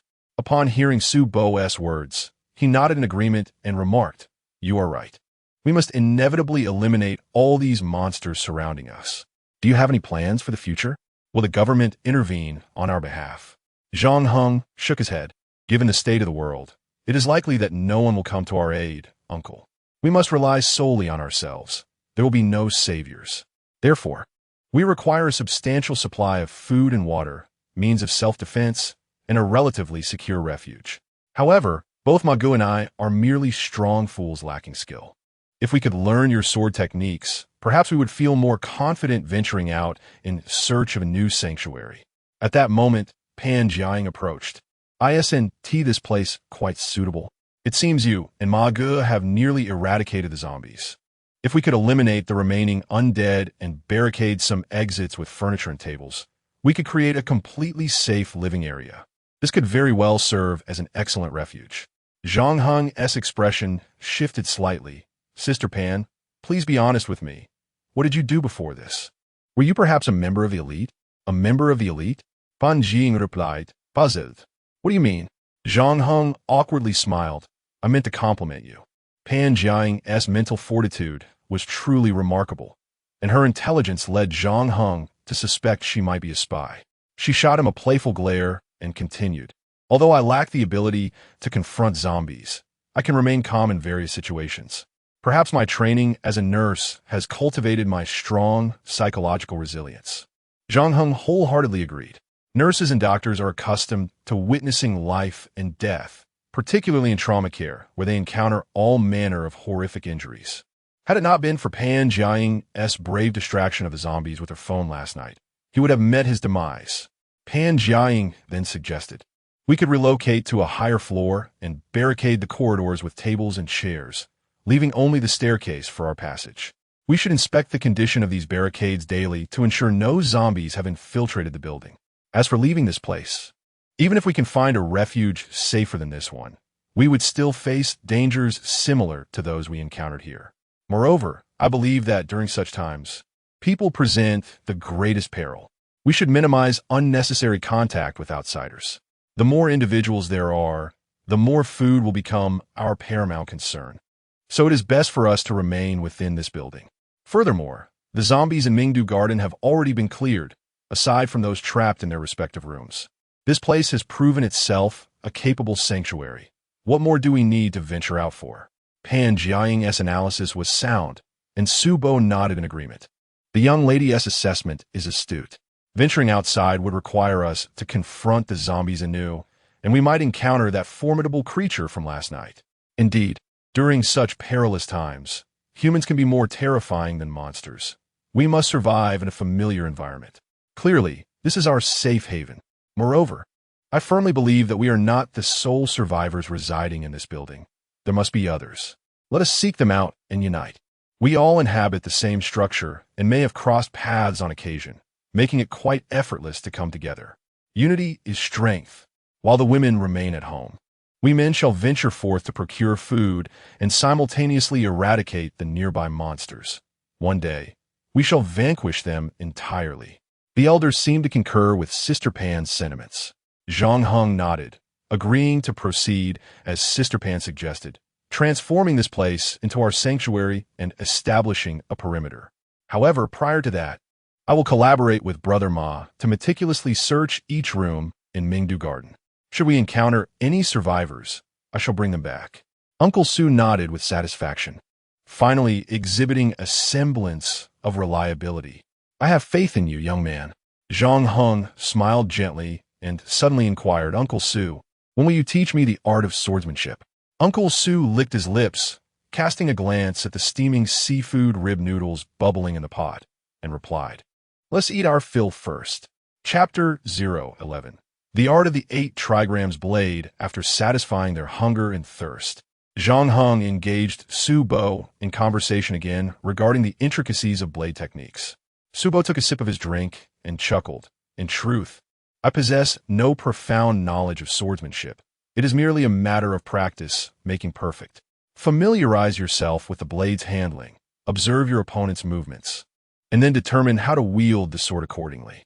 Zhang Heng scratched his head and smiled. I see.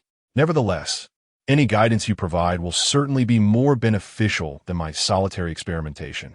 Su Bo nodded in agreement and handed his large blade to Zhang Heng. From this moment forth, practice against the air to acclimate yourself to the sword's usage. Strike the air 100 times daily. Remember, each time you strike, ensure that you can retract the blade afterward. It is essential to master the art of sheathing your weapon after a cut. Zhang Heng inquired with curiosity, retracting the blade? What does that entail? Please elaborate, Su Bo. With a gentle smile, Su Bo explained, retracting the blade is crucial to ensure that once you have struck, you can swiftly bring it back. In simple terms, after hitting your target, press down on the hilt to lower the blade's tip, which allows you to retract it smoothly. While executing a strike is relatively easy, retracting the blade poses a greater challenge. You must regulate the force of your strike to avoid excessive power that might hinder retraction. If you fail to retract the blade, it may slip from your grasp, and that would spell disaster. Su Bo recalled his recent experience, shuddering at the memory. Indeed, in his advancing years, he had failed to retract his blade after a powerful strike, resulting in an injury to his own arm. Zhang Heng appeared to share Su Bo's thoughts. He remembered witnessing Su Bo's formidable strike that had crushed the shoulder of a mutated female zombie. Yet due to the lack of timely retraction, the blade had slipped from his hand. The force Su Bo employed in that strike was evidently substantial. Otherwise, he would not have been able to compromise the zombie's shoulder. The blade became lodged in the creature's body, making it difficult to withdraw. Zhang Heng nodded, then went to the balcony to locate Ma Ge. Zombie number 1 has completed a plank hold for 1 hour. Attributes: Strength 2, Speed 2, Spirit 2. Zhang Heng's expression shifted slightly. Had Ma Ge begun to enhance his spirit? Although he struggled to comprehend what spirit truly meant, it seemed that a higher spirit attribute must have its advantages. Furthermore, Ma Ji's hour of plank holding yielded more attribute points than Zhang Heng would have gained from running 10 kilometers. It seemed prudent to have Ma Ge perform plank holds whenever time permitted. Such exercises could easily be done in the available space of their room. Zhang Heng handed over the blade he had exchanged for Ma Ge and issued a training command. Wield the sword against the air. Command execution initiated. Zombie no. 1 begins to follow instructions. Ma Ge resumed his sword practice on the balcony as Zhang Heng glanced at the sky and decided to take a stroll outside. At that moment, Pan Jiang approached and quietly asked, "It's getting dark. Are you going out?" Zhang Heng nodded. "We have a plan, after all. I must quickly search this floor. If there are other survivors here, they are likely still hungry. Moreover, following the power outage, the perishables within the residence refrigerators are unlikely to remain edible for long. With 3 of us dining together, and potentially more if we discover survivors, I must prepare accordingly." After hearing Zhang Heng's analysis, Pan Jiang nodded thoughtfully and asked, "May I accompany you?" Her eyes shimmered with a yearning that indicated her words were the result of careful contemplation. Zhang Heng, taken aback, inquired, "Seriously? You wish to join me?" Pan Jiang affirmed, "Yes, I believe I should learn how to confront zombies as well. I no longer want to hide behind you and rely on your protection." Deep within her, a strong desire to wield the power to face zombies surged. After numerous narrow escapes, she felt her fear of the undead had diminished considerably. Last night, Brother Ma stood before her, warding off all the zombies, while she could only cower in fear. She refused to remain the one in need of protection. She wanted to fight. However, if Pan Jiaying followed Zhang Heng, it would hinder his ability to gather supplies, as he preferred to operate alone. Tomorrow, Zhang Heng proposed, "I'll have Brother Ma accompany you. For tonight, let us forego that plan. Rest well and conserve your energy for tomorrow's endeavors. The visibility is poor at night, and I am hesitant to take you out now. What do you think?" Pan Jiaying glanced outside, where darkness enveloped everything. The city, bereft of electricity, lay shrouded in shadows, with visibility at a minimum. Zhang Heng possessed only a flashlight. Should they encounter any danger, he might struggle to see the path, let alone confront zombies. "All right then," Pan Jiaying conceded. "I shall rest well tonight and venture out with Brother Ma tomorrow." Zhang Heng rummaged through his pocket and produced a bottle of medication, nearly forgetting to hand it to her. "This is a calming remedy, I found. Take it 1 hour before sleep to enhance your sleep quality."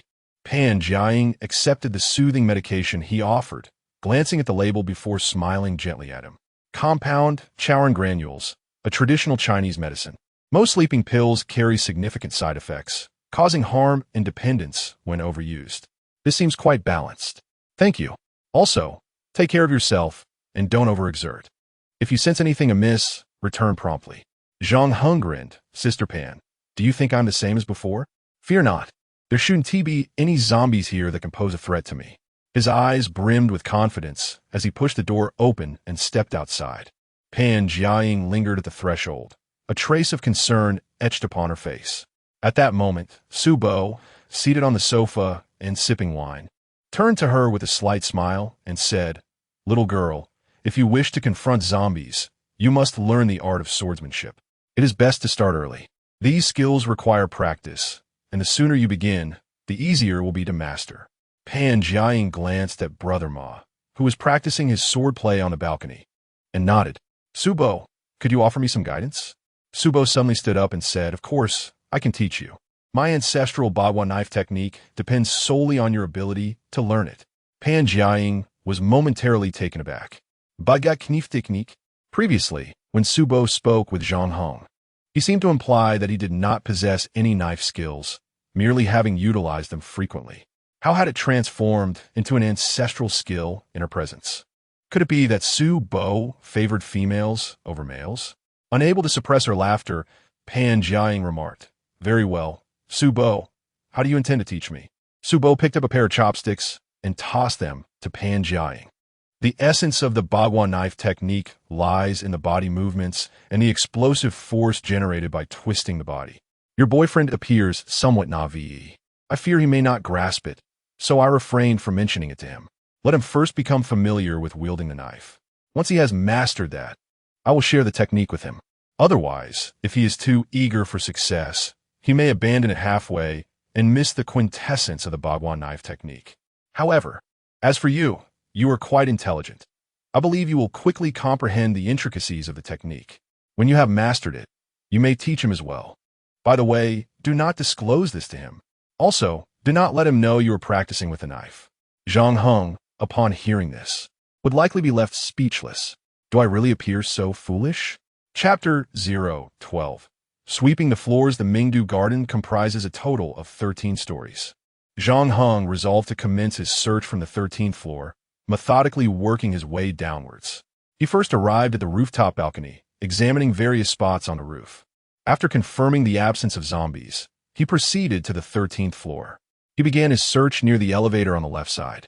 Upon reaching the door of room 1301, he knocked gently, inquiring, "Is anyone inside? I'm a resident from the 3rd floor. I have dealt with the zombies outside. If there is anyone within, please open the door and come with me to safety." Silence ensued. No response was forthcoming, leaving the presence of any zombies yet to be determined. Zhang Heng inserted his long knife into the door's crack and applied force. With a sharp pop, the door swung open. Shining his flashlight inside, he scanned the area, finding it devoid of inhabitants. A shoe rack at the entrance held several pairs of shoes, seemingly belonging to the same person, all petite women's shoes. It appeared this resident was absent, leaving Zhang Heng uncertain about the contents of the refrigerator. He stepped inside, gently closing the door behind him and propping it with a shoe, ensuring he could detect any approaching zombies. Adhering to his customary routine, he made a beeline for the refrigerator.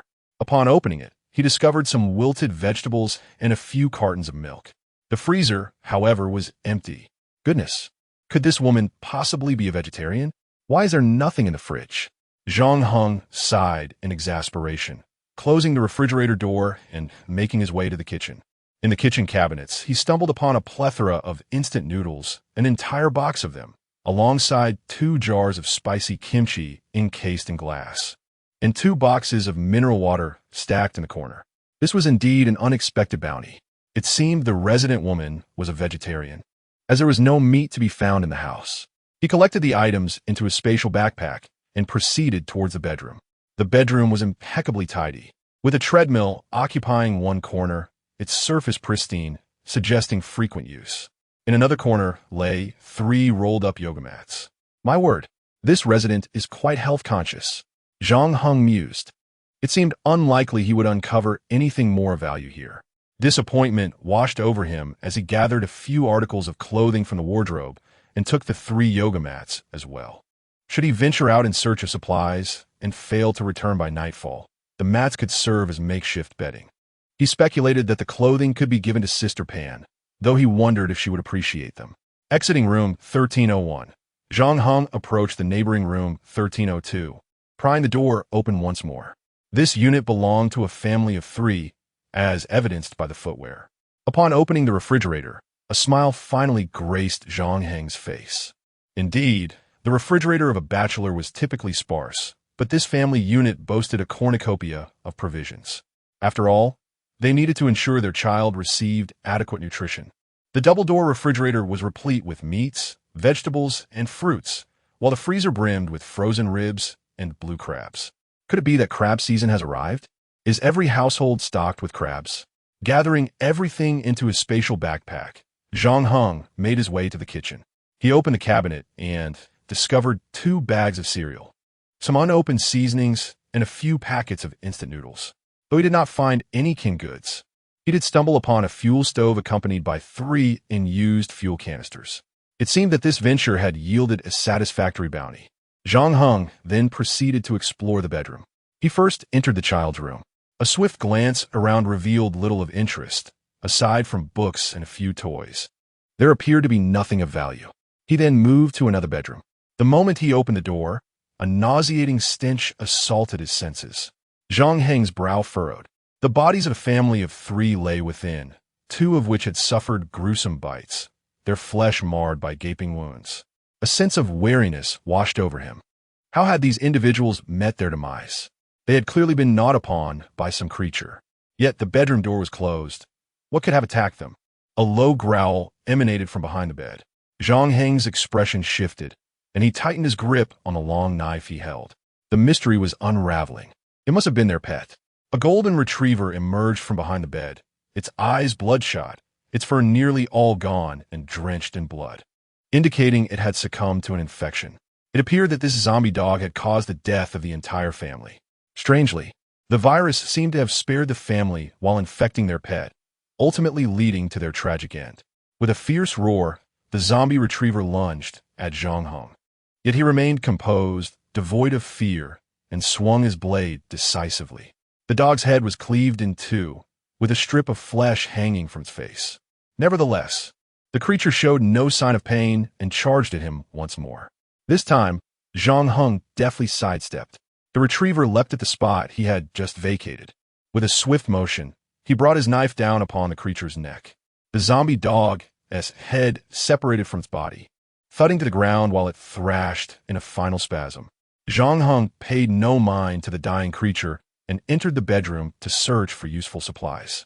In the cabinet, he found a box of soft Chinese cigarettes and 2 bottles of Maotai liquor. A smile crept across his face as he collected them. Suddenly, a thought struck him. With such prowess, why was he chasing after mere scraps? Why not raid a supermarket instead? He was a man with a spatial backpack.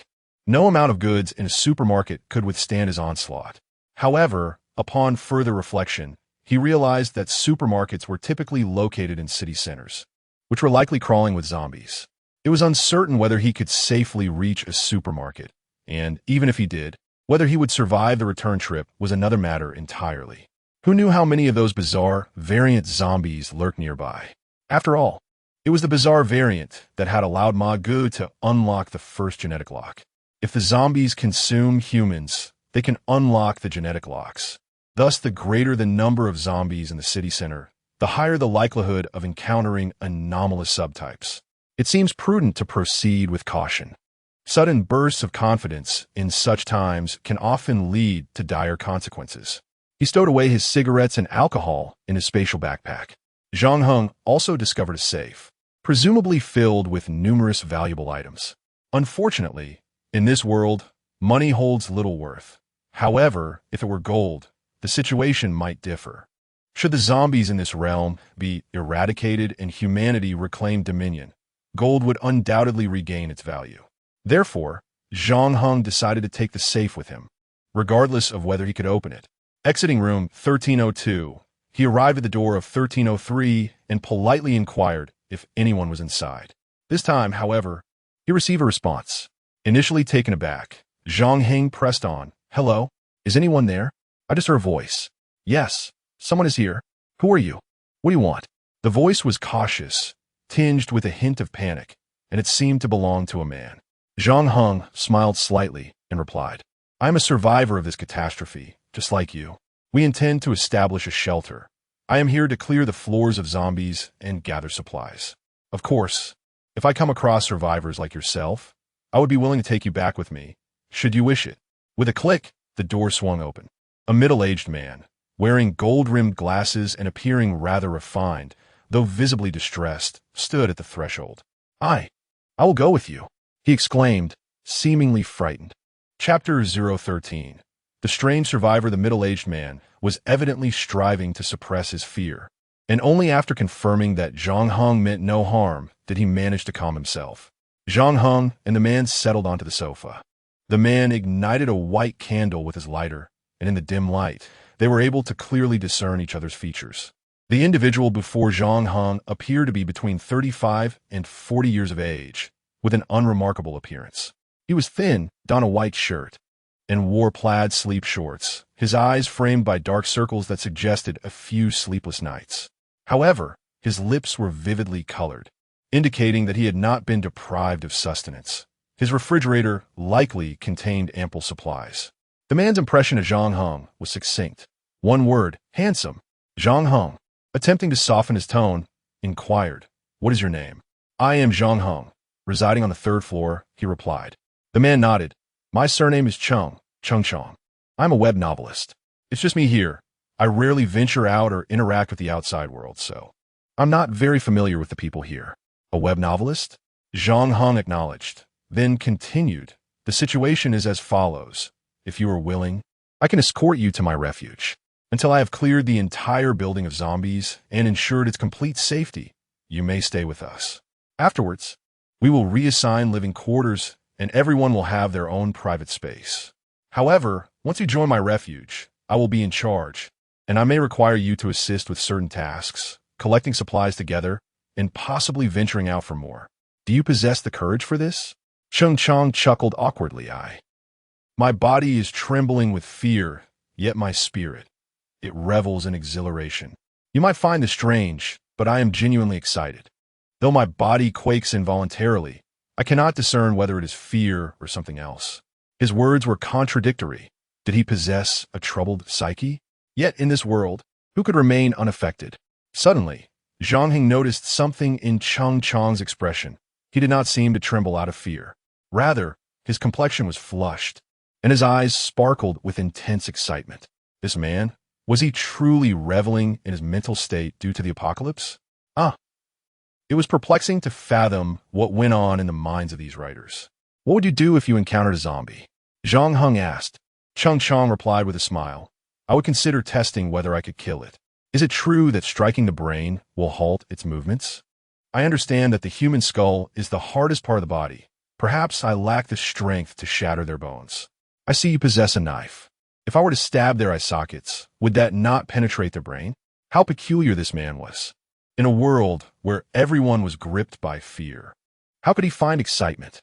Zhang Heng pursed his lips and decided to set aside the topic for now. In any case, let's return to the shelter. If you have anything to pack, you may prepare it now. I wish to show you something, Cheng Chong replied, leading Zhang Heng into his bedroom. As the door swung open, Zhang Heng was taken aback by the sight of the floor strewn with self-heating rice and bottled water.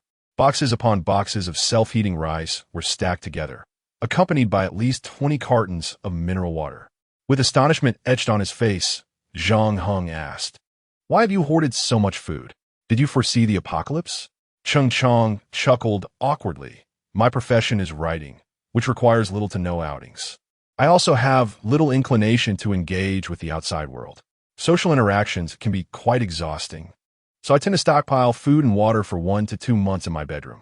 Whenever I grow weary of it, I simply order takeout, 10 boxes of self-heating rice, with 6 packets in each and 20 boxes of bottled water.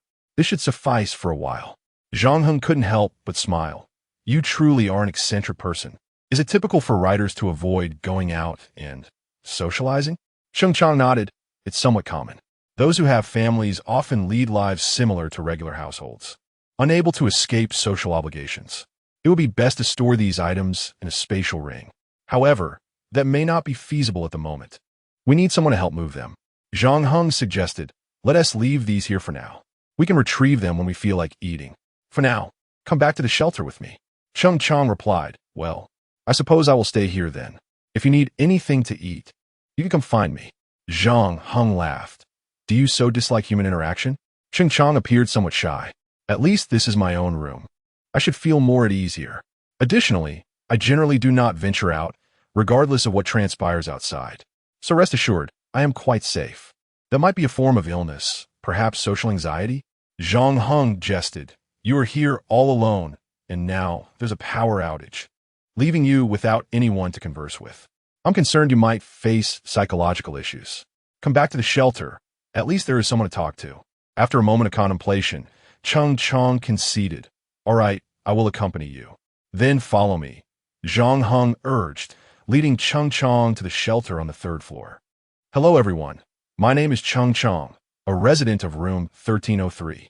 Upon entering, Cheng Chong greeted everyone with a smile and promptly found a corner to sit down. At that moment, Su Bo turned to Cheng Chong and asked, "Young man, are you hungry?" Cheng Chong quickly waved his hand. "Not hungry, not hungry. Please don't mind me. I'll just read." He then retrieved a book from his backpack. While reading, Cheng Chong's gaze drifted toward the tall figure on the balcony, a hint of confusion flickering in his eyes before he redirected his focus back to the book in his hands. At this moment, Pan Jiaying approached Zhang Heng and said, "Since you have returned, let us leave it at that for tonight. You should rest well, what do you think?" Zhang Heng nodded and then quietly remarked, "As for Cheng Chong, he prefers solitude. It would be best not to disturb him. Let him be. Tomorrow, you and Brother Ma will continue the search on the 13th floor. I have already searched the rooms on the left side of the 13th floor, so you can directly search the right side while I head to the 12th floor." Suddenly, Cheng Chong put down his book and asked, "What about me? Who will I partner with?" He appeared quite animated. Zhang Heng hesitated for a moment and replied, "If you are willing, you can join Sister Pan and Brother Ma. By the way, Brother Ma is a zombie, but he won't harm us." Cheng Chong's eyes widened in astonishment. "Really?" He glanced once more towards the balcony where Brother Ma was practicing with his sword. A zombie actually aiding humans. He must be quite a unique entity among his kind. This is simply astonishing. Cheng Chong became excited once again. Pan Jiaying quietly remarked, "This fellow is rather peculiar.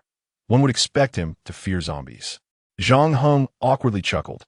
"Indeed, who would disagree?" Chapter 014. Mastery of the Long Blade. Cheng Chong approached Brother Ma, scrutinizing the zombie before him, its pallid skin, hollow gaze, and absence of breath. Yet it was striking the air with a blade. "My story has come to life," Cheng Chong mused, a faint smile gracing his lips as he reached out to caress Brother Ma's cheek. He felt it. His fingertips encountered a chilling, rubber-like texture. Cheng Chong chuckled with a dazed expression. The 3 individuals in the room observed the spectacle on the balcony. Zhang Heng, with a look of disbelief, remarked, "Surely they cannot be in love, and if so, it must be unrequited on Cheng Chong's part. I concede that Brother Ma possesses a robust physique, undeniably alluring. Sister Pan shot a disapproving glare at Zhang Heng, exclaiming, "What nonsense are you spouting? Stop fabricating tales." Uncle Su, unable to contain his laughter, chimed in, "I truly cannot fathom the affairs of the young." However, his gaze shifted towards Cheng Chong in the distance. "I have witnessed such individuals on the battlefield, those who exhibit an almost obsessive reverence for death and slaughter. While we fretted over the potential annihilation by enemy forces, they appeared inexplicably exhilarated, yearning for battle and carnage. In critical moments, they unleash an unexpected strength. Hence, do not perceive him as overly peculiar. He is simply rather innocent." Zhang Heng furrowed his brow, responding, "Uncle Su, while I acknowledge your vast experience, such reactions from this fellow hardly seem innocent." Zhang Heng increasingly regarded Cheng Chong as a peculiar character, possibly a deranged killer. Uncle Su laughed heartily. "It is precisely their innocence, their inability to conceal inner emotions, that renders them strange in the eyes of others. Do not overthink it. As long as he poses no threat to us, that suffices, does it not?" At this juncture, Sister Pan nodded in agreement. "Uncle Su is correct. During my time as a nurse, I encountered individuals with remarkably strong psychological fortitude.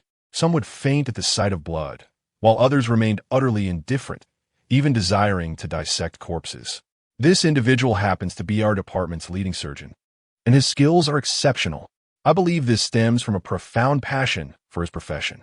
It is precisely this ardor that allows him to excel in our institution." Sister Pan and Uncle Su harbored lofty expectations for Cheng Chong, leaving Zhang Heng somewhat perplexed. Could it be that he truly possessed a touch of Navet? Clearing his throat, Cheng Chong returned from the balcony, prompting Uncle Su to cough softly, and the group swiftly shifted the topic. Zhang Heng inquired of Cheng Chong, "How did your conversation with Brother Ma go?" Cheng Chong smiled slightly. "Does Brother Ma even speak?" Zhang Heng chuckled awkwardly. "I certainly have never heard him." Cheng Chong nodded in understanding. "Though he cannot converse, I had a delightful exchange with him. Count me in for the resource search tomorrow, but I would like a weapon. Is there an extra weapon available?" Zhang Heng nodded and said, "Of course, I have a shovel, a kitchen knife, and a baseball bat. Which one do you intend to choose?" Sister Pan couldn't help but laugh. "Please don't tease Cheng Chong. How can a shovel and a kitchen knife be considered weapons? Just give him the baseball bat." Zhang Heng shrugged. However, Cheng Chong gazed seriously at the long knife in Zhang Heng's hand. "It should be a long knife, right? The samurai sword of the Little Sun Country is modeled after our Dragon Country's long knife, and its appearance is quite similar. However, the samurai sword has a narrower blade and is lighter." Cheng Chong took the long knife from Zhang Heng and examined it carefully before looking at him and asking, "May I borrow this? This fellow seems quite knowledgeable about knives." At that moment, Subo interjected, "Cheng Chong, why not use my big sword? It's a traditional Tang knife, relatively heavy, but you seem to have some strength, so you should manage." Cheng Chong didn't even glance at it, replying, "I prefer the long knife. It offers more methods of use.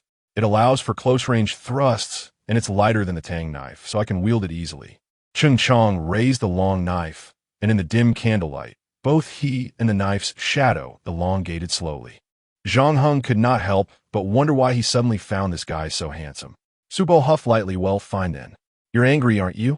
The old man is upset. Zhang Heng smiled lightly. "This long knife is yours now. I still have others." Cheng Chong asked curiously, "What did you do before? How come you have so many long knives?" Zhang Heng replied solemnly, "I am the god of the second dimension." "The god of the second dimension?" Anim. Roleplay? In that moment, Cheng Chong seemed to understand.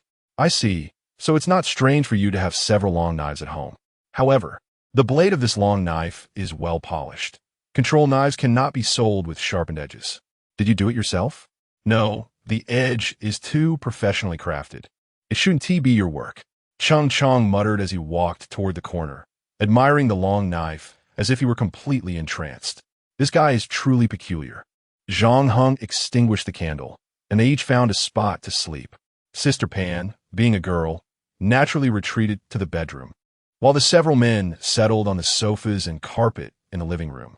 The next morning, as dawn broke, Zhang Heng opened his eyes and glanced toward the balcony. Ma Gu was still practicing his strikes in the air. He had been at it all night. Surely, This would grant him a considerable boost in attributes. Zhang Heng approached Ma Ge, interrupting his training. Zombie number 1 has ceased training. After 8 hours of wielding the knife, he has acquired proficiency with the long knife, gaining 2 strength and a 1 progression in gene unlocking. The host receives the same effect. Proficiency with the long knife? Zhang Heng immediately opened his personal information. Host, Zhang Heng, strength 18, speed 17, mentality 25, gene, LV13 abilities, self-healing, mastery of long blade, points 1075. Although his strength had not increased significantly, he had acquired a new ability, mastery of the long blade, and his gene progress had also risen slightly. The advancement of gene progress was exceedingly slow, yet Zhang Heng was aware of a method that could expedite it, by allowing Ma Ge to consume the brains of the peculiar variant zombies that had similarly unlocked the first layer of genes. Devouring their brains could accelerate gene progress. Mastery of long blade, gained through proficiency in using the long blade. When wielding this weapon, it feels as natural as an extension of one's own arm, simultaneously enhancing the destructive power it generates. In simpler terms, utilizing the long blade yields superior performance compared to other weapons, resulting in heightened destructive output. A faint smile graced Zhang Heng's lips as he accessed the shop's exchange system, spending 200 points to acquire a new long blade. Suddenly, Cheng Chang appeared behind him, inquiring, Zhang Heng, when can we set off? Zhang Heng whipped around, startled like a cat that had its tail stepped on, gazing at Cheng Chang, who wore a broad smile. How did you approach without making a sound? You nearly frightened me to death. Cheng Chang chuckled awkwardly. My apologies for startling you. I woke up early and couldn't return to sleep, especially given the state of the world. Fear? What nonsense. When will you discern that fear and excitement are 2 entirely different emotions? Chapter 015, Encountering the Eccentric Entities soon.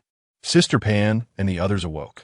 Zhang Heng instructed Brother Ma to accompany Sister Pan and Changgu to the 13th floor in search of supplies. The 3 of them gradually exited the room, leaving Zhang Heng and Elder Su alone. Elder Su was engrossed in the book that Changgu had previously perused. Given his hand injury, he needed to rest in solitude for recuperation. Zhang Heng placed Elder Su's large knife beside him and said, Elder Su, I'm also heading out. You must take care of yourself. Regardless of what happens, do not leave this room. Elder Su Snai Fai Li, Zhang Heng. Both the girl and the newcomer named Cheng Chang are older than you. If you wish to lead them and earn their obedience, you must exude authority and exert more effort than the others. It is indeed a laborious task. I hope you can endure it. Zhang Heng replied with a slight smile. Elder Su, rest assured, I have never intended to lead them. We are all survivors of this calamity. We are companions. As time passes, we shall become family, even closer than friends. Should they one day demonstrate greater abilities than mine, I would prefer they teach me. Elder Su smiled slightly. Since that is your mindset, I shall feel at ease. Be cautious in your solitary endeavors. If you encounter the kind of creature we faced previously, do not act recklessly. With that last remark, Elder Su's expression turned unusually serious. Zhang Heng nodded and couldn't help but chuckle. One of those creatures is sufficient. If there are many, we would truly be doomed. Do not worry, I will bring you a bottle of wine today. At the mention of wine, Elder Su licked his lips. Very well, I shall await your good news. Zhang Heng smiled as he exited. Indeed, he was the youngest among them. However, youth did not equate to weakness. In this society, one's age was no longer a measure of capability. Zhang Heng arrived at the 12th floor. The corridor was immaculate and desolate. He heard footsteps approaching from above. It must be Sister Pan and the others, who were also on the move. It was time for him to act. Reaching the door of Unit 1201, he pried it open with his long knife. With a soft crack, the door slowly swung open. The moment the door opened, a female zombie, her head wrapped in a towel, lunged at him with a shriek. In her vigorous motion, the towel slipped from her head and she tripped over it, collapsing at his feet. Zhang Heng swiftly plunged his knife into the back of her skull, granting her a swift end. Damn, you startled me, Zhang Heng exclaimed, patting his chest as he gazed at the fallen zombie. Suddenly, another female zombie burst from the room. Zhang Heng turned to find the creature had approached from behind. He delivered an elbow strike, causing her to stagger back, blood gushing from her nose. Regaining her footing, she charged at him once more. Without hesitation, Zhang Heng aimed to strike at her eye socket. The knife penetrated as easily as if it were plunging into sponge. Zhang Heng gazed at his long knife, a look of admiration gracing his features. Indeed, I have grown stronger. Previously, he had to strike the heads of zombies twice with a baseball bat. Now, he could dispatch one with a single slash, and evading the zombies' attacks had become far less strenuous. He effortlessly dodged their lunges.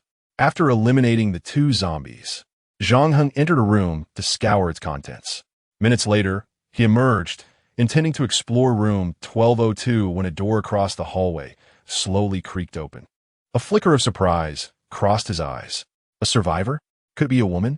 The shelter felt desolate. A female presence would certainly alleviate the gloom.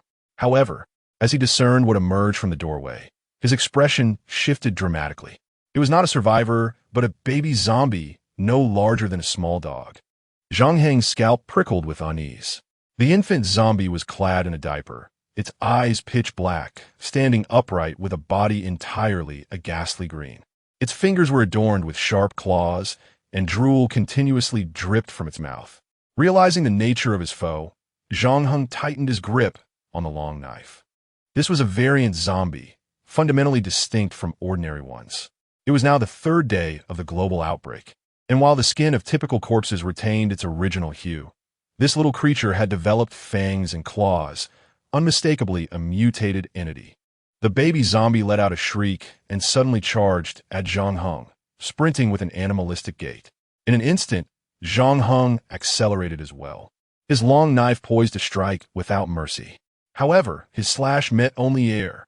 The infant zombie deftly spun in midair, evading the blow and even landing on the blade itself. At such close proximity, the baby zombie lunged at him with a bite. Zhang Heng swiftly entered a combat stance. Perceiving the creature's movements slow down, he stepped back and executed a powerful slice. A metallic clash rang out. Astonishingly, the baby zombie blocked his strike with its claws. Zhang Heng felt an overwhelming force emanating from the knife, which was suddenly wrenched from his grasp, sending both him and the blade tumbling. Regaining his balance midair, he landed and quickly used the knife to brace himself. Sparks flew from the blade as it met the ground. The speed of the baby zombie was remarkable, its strength seemingly on par with his own.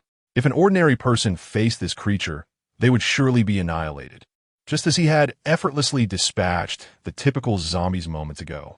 As Zhang Heng dodged the infant zombie's relentless attacks, he meticulously observed its movements. The creature seemed to defy gravity, leaping and darting along the walls with dazzling agility. Cursing under his breath, Zhang Heng intensified his effort. With renewed vigor, he swung his long knife, severing the baby zombie and sending it crashing to the ground. Yet, the blow merely grazed the surface of its skin, inflicting no significant damage.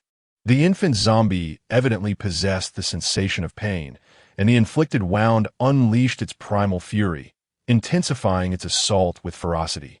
To Zhang Heng's astonishment, his blade could not penetrate its flesh. As he evaded the relentless onslaught, he summoned the system shop, deducting 300 points, exchanging for a handgun. With his right hand wielding the knife to fend off the tempest of attacks from the zombie infant, he retrieved the handgun from his spatial backpack with his left hand. With a fierce cry, the infant zombie lunged at him. Zhang Heng delivered a powerful kick, sending it sprawling. Gripping the long knife in reverse, he struck fiercely at the infant's abdomen. Thud!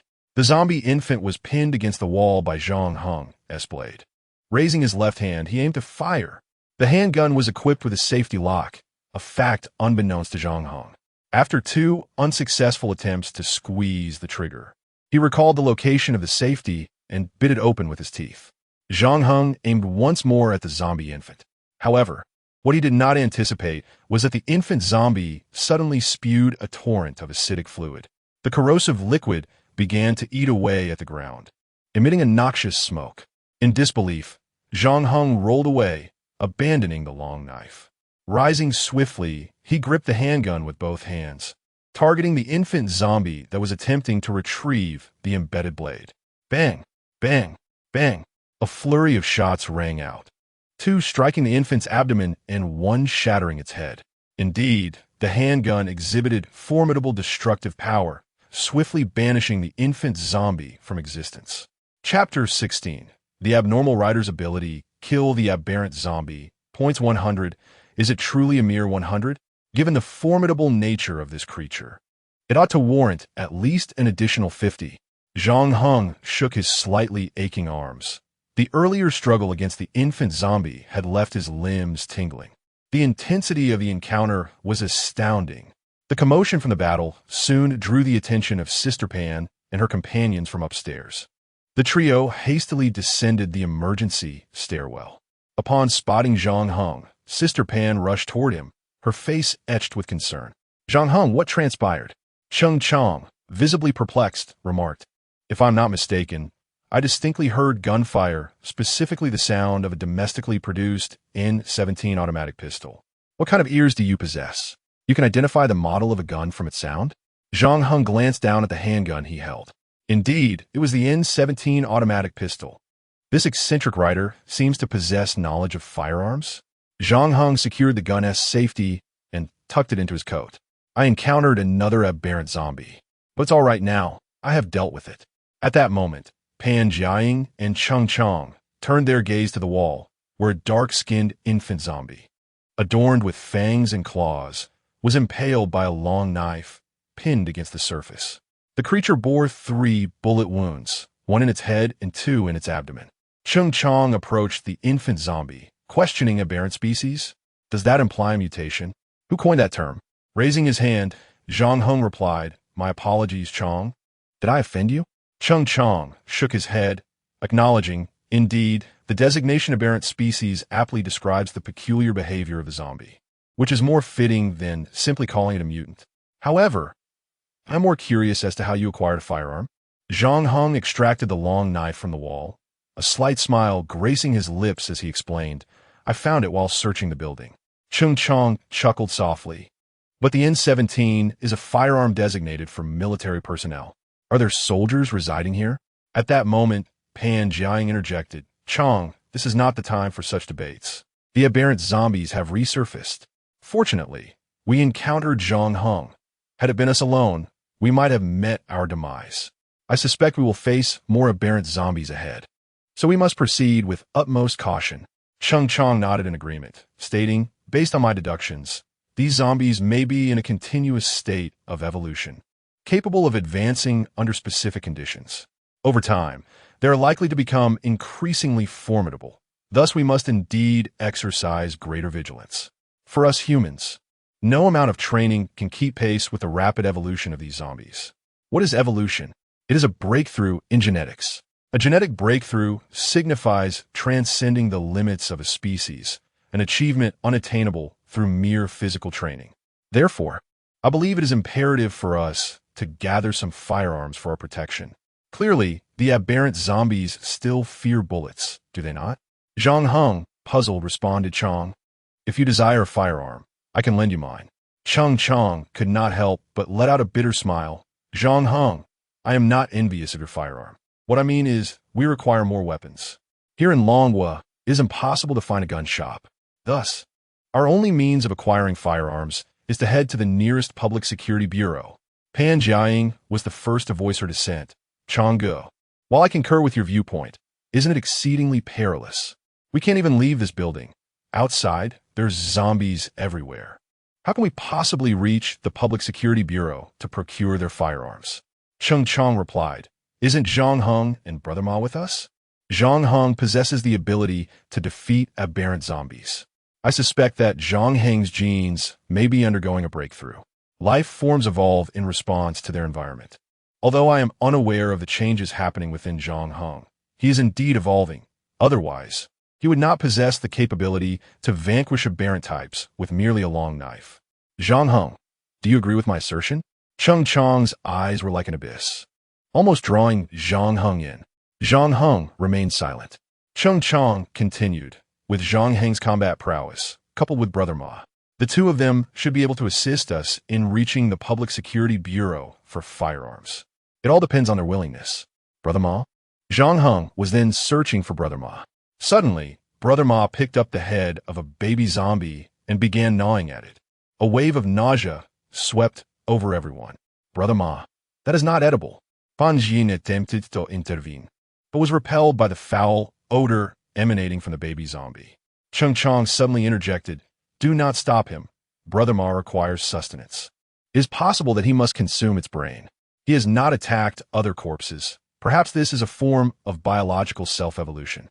The brain of an aberrant zombie may contain substances that facilitate his own evolution. Do not forget, Brother Ma is also a zombie. He too can evolve." Zhang Heng felt a profound shock within. This eccentric writer is truly remarkable, managing to analyze so many answers in such a brief period. Zombie no. One successfully devoured the brain of the aberrant zombie. Gene lock progress at 10. Host receives the same reward. At this moment, Cheng Chong turned to Zhang Heng and asked, "Zhang Heng, you heard what I said earlier. What are your thoughts?" Zhang Heng replied, "Are you suggesting I go to the Public Security Bureau to search for firearms?" Cheng Chong nodded, "Yes, to find weapons. Perhaps other survivors are already doing the same. Firearms can be crucial for survival in dire situations. Wouldn't you agree? If we encounter any trouble, can you rely on me and Sister Pan to handle the aberrant types? Although I exercise regularly and have trained in combat, jiu-jitsu, and Muay Thai, I am uncertain if that would be effective against aberrant zombies."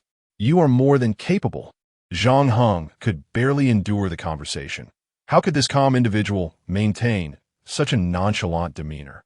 Cheng Chong continued, "Moreover, firearms can serve as a deterrent against other survivors. The world has transformed into what it is now. Who knows what those remaining lunatics might do? With firearms, they would think twice before acting recklessly. What do you think?" Sister Pan furrowed her brow and stood up to speak. "Chong, I wholeheartedly agree with your earlier remarks, but I still find it too perilous to allow Zhang Heng and Brother Ma to undertake such dangerous tasks. Our foremost priority should be to gather supplies from the floors, ensuring that our level remains free from zombies. Once we achieve stability, we can contemplate other matters. Moreover, no one knows the whereabouts of the Wuhan Bureau, do you? Even if we did, with so many zombies outside, how could we possibly get there? Shall we fly?" Cheng Chong smiled slightly and replied, "Your perception of danger stems from your lack of ability to eliminate the aberrant zombies. For someone like Zhang Heng, who possesses the capability to vanquish them, the ordinary zombies outside pose little threat. He merely needs to exercise caution around the aberrant ones. As for the location of the Wuhan Bureau, I shall personally escort him there. Regarding the overwhelming number of zombies on the streets, I have retained old equipment from my earlier pursuits in photography and aerial drone work. The batteries should still be fully charged, sufficient for me to execute my plan.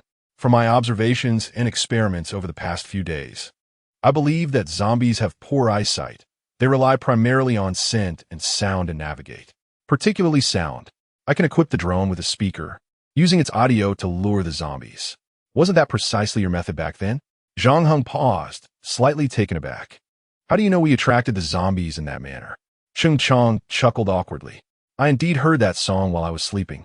I suspect it was none other than you who used sound to draw the zombies. What do you think? Should we give it a try? If the firearms from the Wuhan Bureau are seized by others first, we may find ourselves in danger, as we cannot predict whether they will use those weapons against zombies or other survivors." Chapter 017. Dispute. The individuals embroiled in an unresolved argument returned to Chong's room. Zhang Heng and the others took a moment to rest in the living room, while Chong hurriedly rummaged through his belongings for a camera. From beneath the bed, he unearthed a camera and an aerial drone. As he held the drone in his hands, the events of the previous night replayed in his mind. He recalled standing in the restroom, observing Zhang Heng grasping a rope, relentlessly attempting to force the window open, while zombies tumbled down upon him from above. He did not open the window. Instead, he was ascertaining something, a secret concealed within Zhang Heng, a man capable of surviving amidst such a horde of zombies. Did he possess the same evolutionary capabilities as the undead? If humanity could indeed evolve like zombies, it would imply that he too might be capable of such transformation. The key would be to uncover the method of evolution. As he had anticipated, the young man had survived, even managing to eliminate a mutant, and astonishingly, he had sought them out the following day. Perhaps he had forgotten that he had kicked the window in his attempt to escape. Humans can evolve. Zombies can evolve. This bore a striking resemblance to the themes within one of his written works. How could this not ignite a sense of exhilaration within him? He believed that the catalyst for human evolution must lie within an exceptionally perilous situation. Perhaps this was how Zhang Heng had evolved. This forthcoming venture would undoubtedly be fraught with danger. In such circumstances, it was possible that his own latent abilities might awaken, allowing him to enter a state of evolution. He was convinced that once he acquired the power of evolution, he would surpass Zhang Heng. He still retained a vague impression of Zhang Heng, catching glimpses of him when he would descend to dispose of trash or retrieve takeout.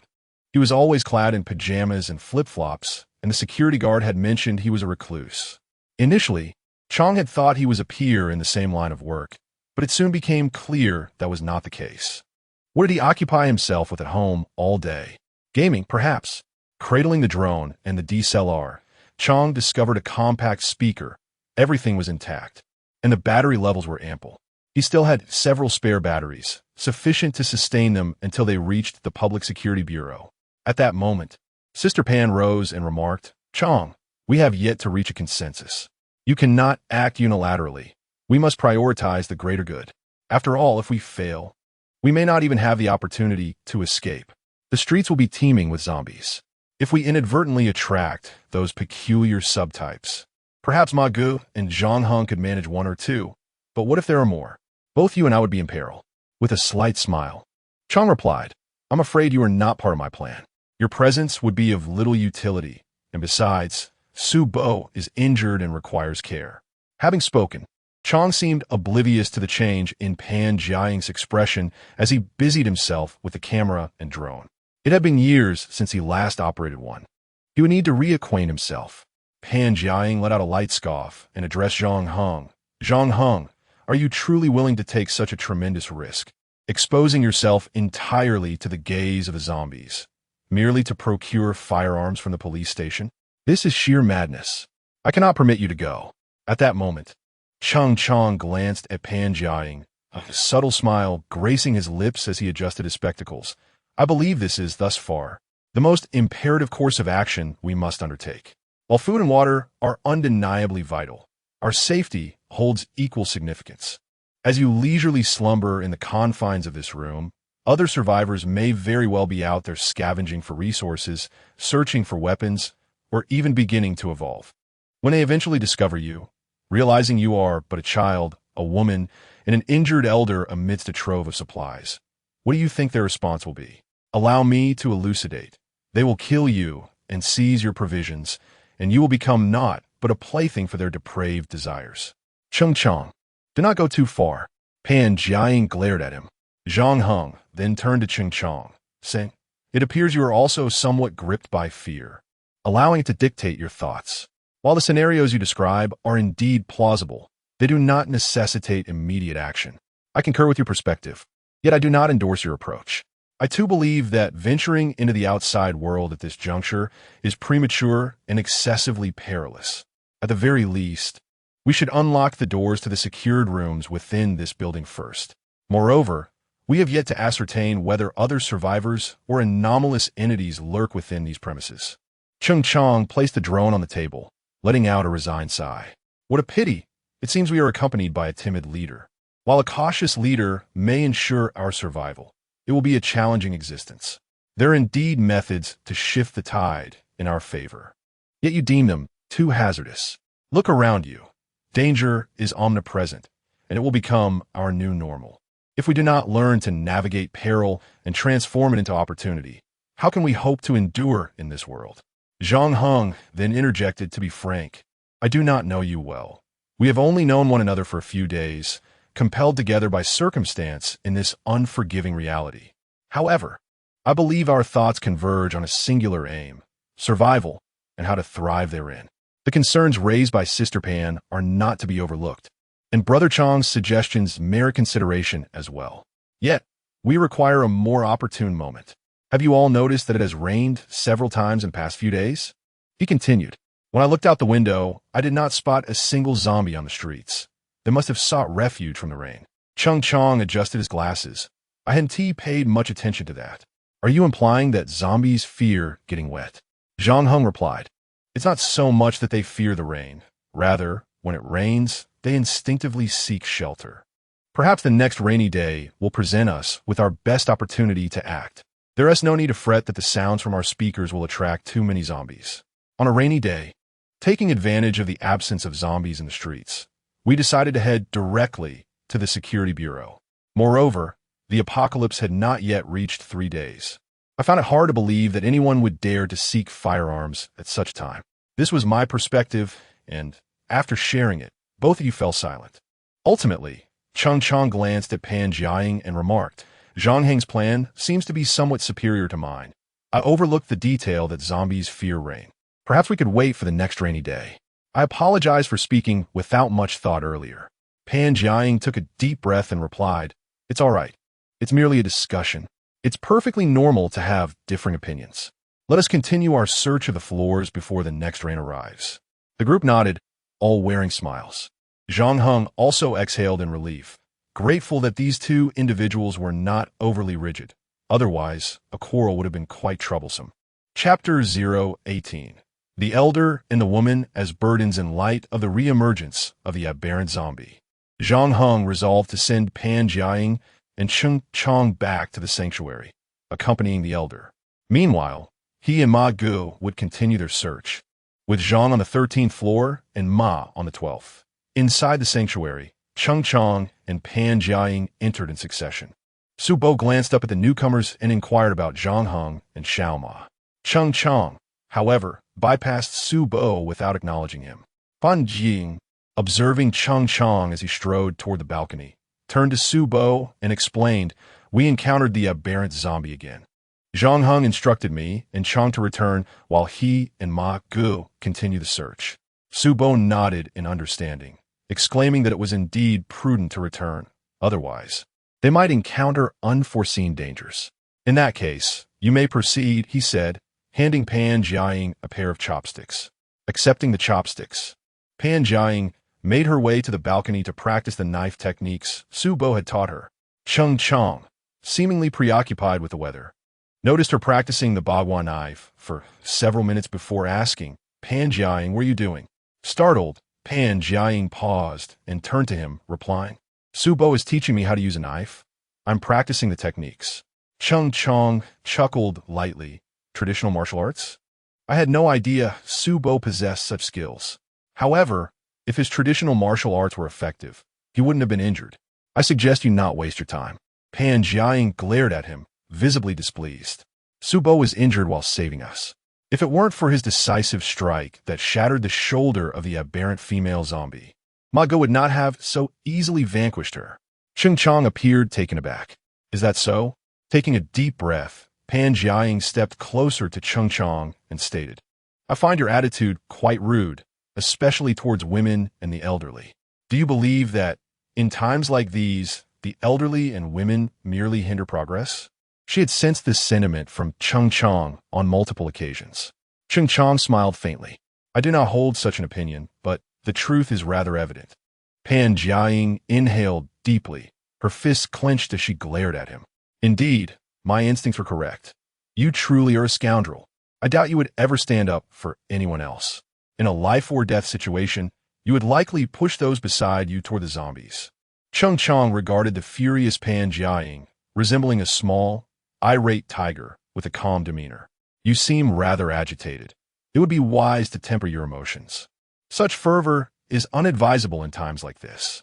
Though infuriated, Pan Jiaying felt powerless against him.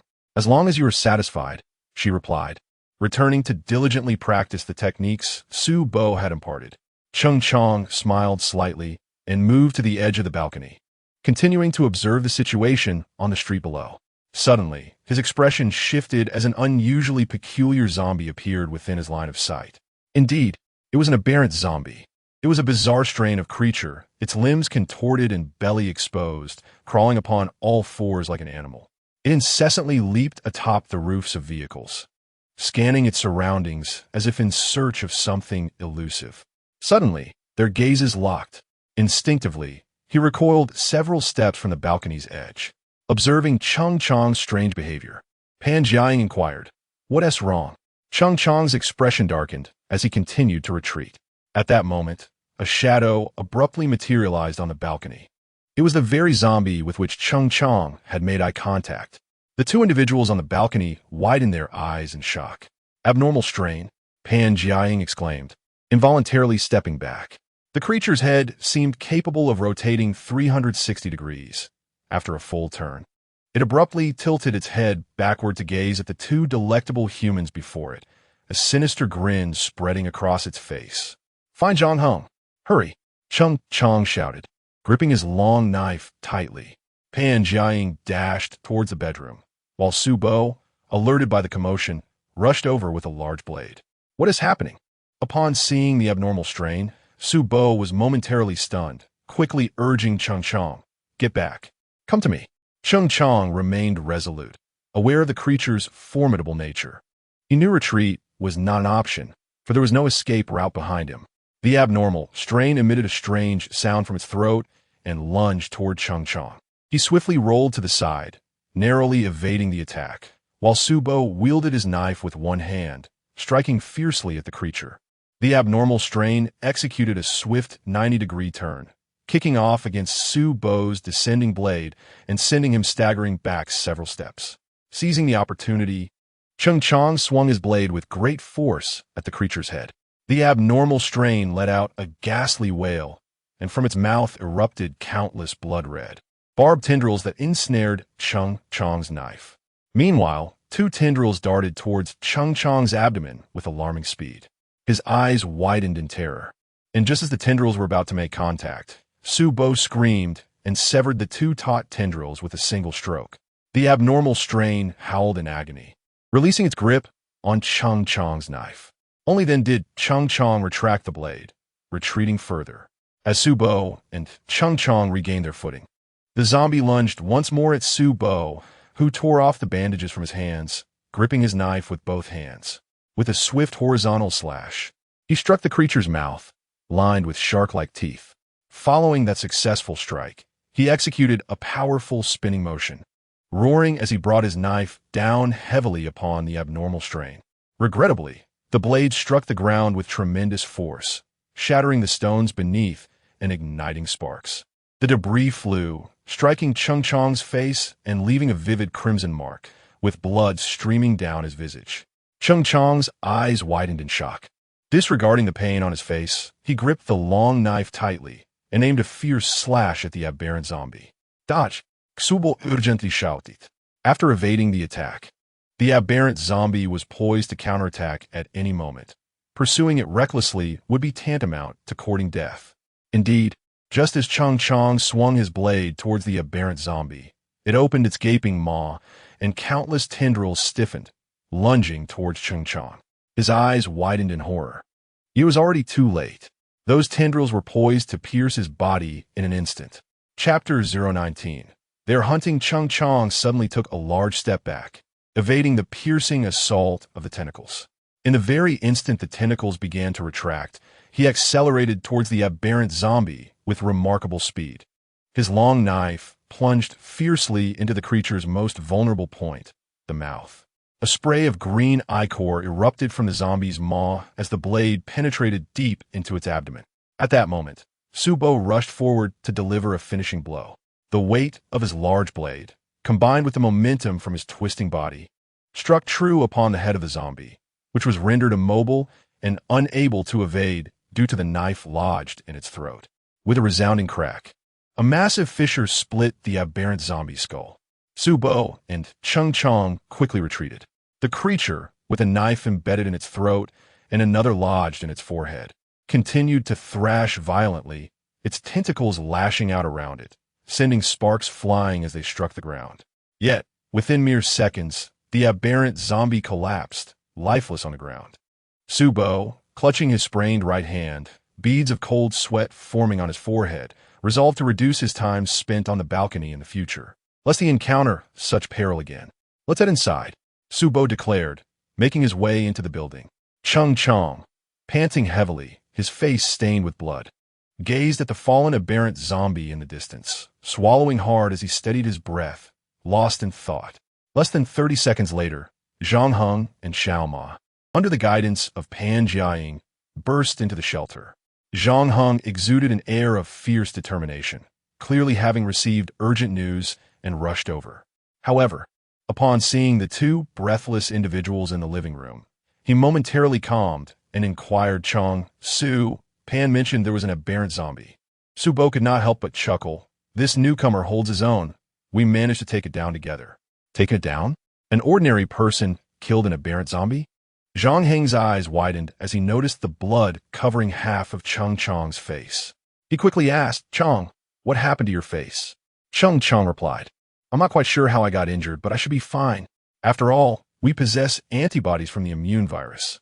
Even if a zombie were to injure us, we wouldn't turn into one.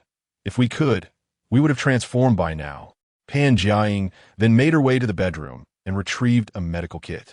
This kit had been exchanged by Zhang Heng from the system and subsequently handed to her. Holding the medical kit, Pan Jiaying regarded Chang, stating, Though I may not like you, I cannot allow your wound to become infected. Come here. Chang remained silent, following Pan Jiaying to the balcony. Zhang Heng exchanged a knowing glance with Xiao Ma, who promptly understood and went to the balcony to indulge in his thoughts. Zhang Heng approached Su Bo. Curiosity etched on his face. Su, what exactly transpired? How did an aberrant zombie make its way from the street into our building? Su Bo shook his head and said, I do not know, but one thing is certain. The aberrant subspecies of zombies are hunting. Hunting? Zhang Heng's expression shifted immediately. They're searching for survivors, and we are their prey. Could it be that the aberrant subspecies have come to realize that their evolution necessitates the consumption of humans, thus prompting them to seek out survivors? A few minutes later, everyone gathered in the living room. The atmosphere was undeniably heavy, as they all shared a grim realization. The zombies were indeed evolving and purposefully seeking survivors. This meant that their survival would become increasingly arduous, not to mention the daunting task of venturing outside to the Wuhan Bureau for firearms. Seeing that no one spoke, Pan Jiaying remarked, I believe it is time for us to establish a perimeter in this building. We should move upstairs to the 13th floor, inspect each residence as swiftly as possible, and subsequently secure the entrance to the 13th floor. Ordinary zombies are unlikely to scale walls. Additionally, we must barricade both the front and back doors of Mingdu Garden to prevent outside zombies from entering. This way, even if we move about on the balcony, we will remain undetected by the aberrant subspecies on the street. After her proposal, Pan Jiaying surveyed the group. Zhang Heng then spoke. Sister Pan's plan is quite sound. Strong go. Let's head to the 13th floor and block the entrance. Chang, whose face was wrapped in bandages, glanced at Zhang Heng and nodded in agreement. Su Bo was in excruciating pain in his right hand, beads of cold sweat forming. Yet he persevered. I shall assist you with the moving. Let us complete this before nightfall. Pan Jiaying replied. Su Bo, your hand injury has worsened. I will reapply a sling for you shortly.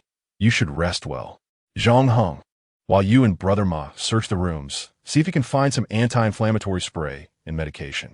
Although Chang's wounds have been disinfected, taking anti-inflammatory drugs will expedite his recovery. Suddenly, Chang looked up at Pan Jiaying. What did you do before? Your bandaging skills are quite professional, unlike that of an ordinary person.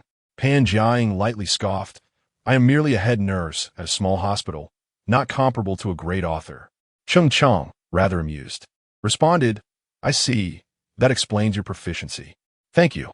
Pan Jiaying, uninterested in further conversation, approached Su Bo and applied a sling with the bandages.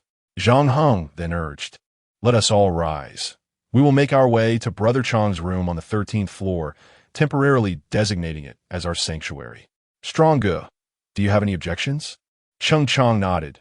There are supplies in my bedroom, which will save us the trouble of transporting them. Let us go. Thus, the group tidied up and proceeded to the 13th floor. Upon arriving at Chang's room, Pan Jiaying stayed behind to tend to Su Bo, while Zhang Heng, along with Brother Ma and Chang, began to inspect the various rooms on the 13th floor, lifting out the mattresses and barricading the entrance to the safety passageway with them, stacking them to a height exceeding that of a person. In this manner, should they wish to enter or exit, They may simply ascend the mattress and flip over it. Ordinary zombies are incapable of executing such maneuvers.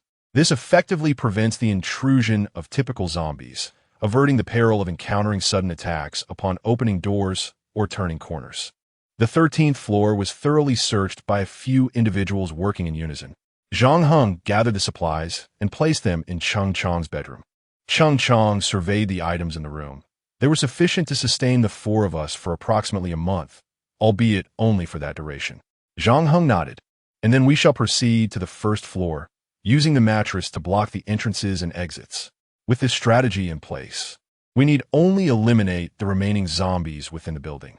Chapter 20. The lost Cheng Chang found himself inexplicably subdued. The vibrant excitement he once possessed now diminished. The two spent some time eliminating the zombies on the first floor, yet they encountered no anomalous variants among them. They employed their usual strategy, sealing the entrance with a barricade and using mattresses to block off the exits, diligently closing all windows. Zhang Heng retrieved a pack of cigarettes from his spatial backpack and offered it to Cheng Chang. Cheng Chang glanced at the soft zhonghua presented to him. "How did you know I smoke?" Zhang Heng chuckled. "Your index finger bears the marks of smoke. I presumed you indulged." Cheng Chang accepted the cigarette with a smile, unwrapped it, and then handed one to Zhang Heng. After lighting their cigarettes, they both exhaled deeply. Cheng Chang took a vigorous drag and reflected. "I had underestimated the complexities of this world. Having personally witnessed the formidable nature of the anomalous zombies, I can somewhat comprehend why Pan Jiaying consistently opposes my views. Moreover, I find myself envious. Why is it that you alone are evolving while we remain mere mortals? Even the zombies themselves are evolving." Zhang Heng observed Cheng Chang, noting the profound despondency in his gaze. How could he not feel disheartened? The realization that humanity could evolve with a living example right before him weighed heavily on his heart, yet he remained condemned to the mediocrity of an ordinary existence. This sentiment was further exacerbated by the fact that the one undergoing evolution was merely a young man in his 20s. Why was he not the one evolving? As a writer, particularly of apocalyptic themes, he had labored tirelessly to present the finest narratives to his readers, studying anatomy, firearms, and the transformations of the world in a cataclysmic scenario, contemplating humanity's potential actions under such dire circumstances. Now, the stories he crafted had materialized, and beside him stood an individual reminiscent of his protagonists, while he himself had been relegated to the role of a mere supporting character. Why could he not be the protagonist? Zhang Heng spoke up. "Chang, perhaps humans are indeed capable of evolution. Did you not mention before that living beings evolve in response to their environment? Perhaps the time for us has simply not yet arrived. As for my own evolution, I can only attribute it to fortunate circumstances." Cheng Chang suddenly mused aloud. Is it possible that to evolve, one must be bitten by a zombie, or consume a zombie-s brain? Zhang Heng's expression shifted. "Chang, do not entertain such dangerous thoughts." Cheng Chang couldn't help but chuckle. "At least that's how the characters in my stories evolve. The reason we have not turned into zombies is that we possess antibodies against the virus. In simpler terms, our genes are superior. If we were to consciously introduce the virus into our systems, reaching a certain threshold, perhaps my body would also undergo a transformation, either evolving or succumbing to zombification. The virus may harbor substances that facilitate human evolution. I once encountered a report stating that human genes possess gaps, and these missing genes serve as the key to halting human evolution." Zhang Heng's gaze subtly shifted. Cheng Chang lit another cigarette for himself and continued, asserting that there are two directions for human evolution. One is intellectual evolution, and the other is physical evolution. The genesis of human evolution lies within the genes that reside in our bodies. Due to the incompleteness of human genes, humanity has only evolved intellectually, becoming more intelligent and capable of thought, while the incomplete gene pertains to physical evolution. Presently, the deficient genes within you are gradually being restored, leading to a rapid enhancement of your physical abilities. To what extent this growth will reach remains unknown. It is a form of growth that transcends human limits, and some have dubbed these incomplete genes as the domain of the divine. Of course, This is merely the fanciful speculation of a few unhinged scientists. Yet, within just a few days, you have already surpassed human limits, effortlessly lifting a mattress and easily twisting off a door lock with your bare hands. Your physique appears so frail, yet it unleashes such formidable strength. Perhaps this is not merely the imagination of experts. It could indeed be reality. You have only just begun your evolution, likely in its nascent stage, and if this process continues, the extent of your growth is unpredictable. I truly envy you thus. Could you reveal to me what experiences led to your evolution? Zhang Heng felt a twinge of fear towards this powerful figure before him. Cheng Chang possessed an immense wealth of knowledge across various domains, often eliciting a sensation in Zhang Heng as though he were being seen through with a mere glance. The conclusions and directions Cheng Chang inferred were nearly always correct, which contributed to Zhang Heng's trepidation. Cheng Chang was in pursuit of answers, while Zhang Heng held the enigma. Cheng Chang persistently sought knowledge from him, yet Zhang Heng could only feign ignorance. Even without pretense, Cheng Chang could deduce with remarkable accuracy. This constant possibility of Cheng Chang uncovering his secret of evolution instilled a profound unease in Zhang Heng. Should Cheng Chang ever learn of his secret, what consequences might ensue? Yet he harbored a fervent hope that humanity, like him, would begin to evolve as Cheng Chang described. Such a development would significantly enhance the prospects of humanity overcoming the zombies. After all, the undead were growing increasingly formidable, and relying solely on himself was insufficient. The limits of human strength are finite. Zhang Heng remarked, "I woke up like this. I have no idea how I transformed." Cheng Chang nodded, clearly anticipating Zhang Heng's response. The two sat in silence for a moment. Suddenly, a bolt of lightning struck. Immediately thereafter, torrential rain descended upon them. The air was filled with a cacophony reminiscent of popping beans. It was raining.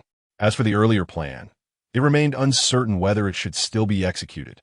Cheng Chang gazed out at the torrential downpour, remarking that this was the third rain to fall since the onset of the apocalypse.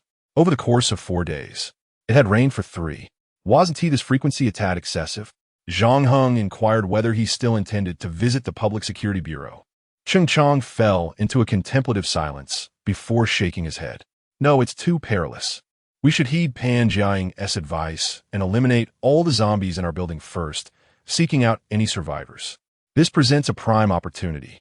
We need not search floor by floor." The two ascended to the 13th floor, where Pan Jiaying wore a worried expression, likely anxious about Zhang Heng and the others contemplating a trip to the bureau. However, Cheng Chang entered his room and retrieved a loudspeaker. Addressing the group, he proclaimed, "It's raining. The zombies outside are taking cover.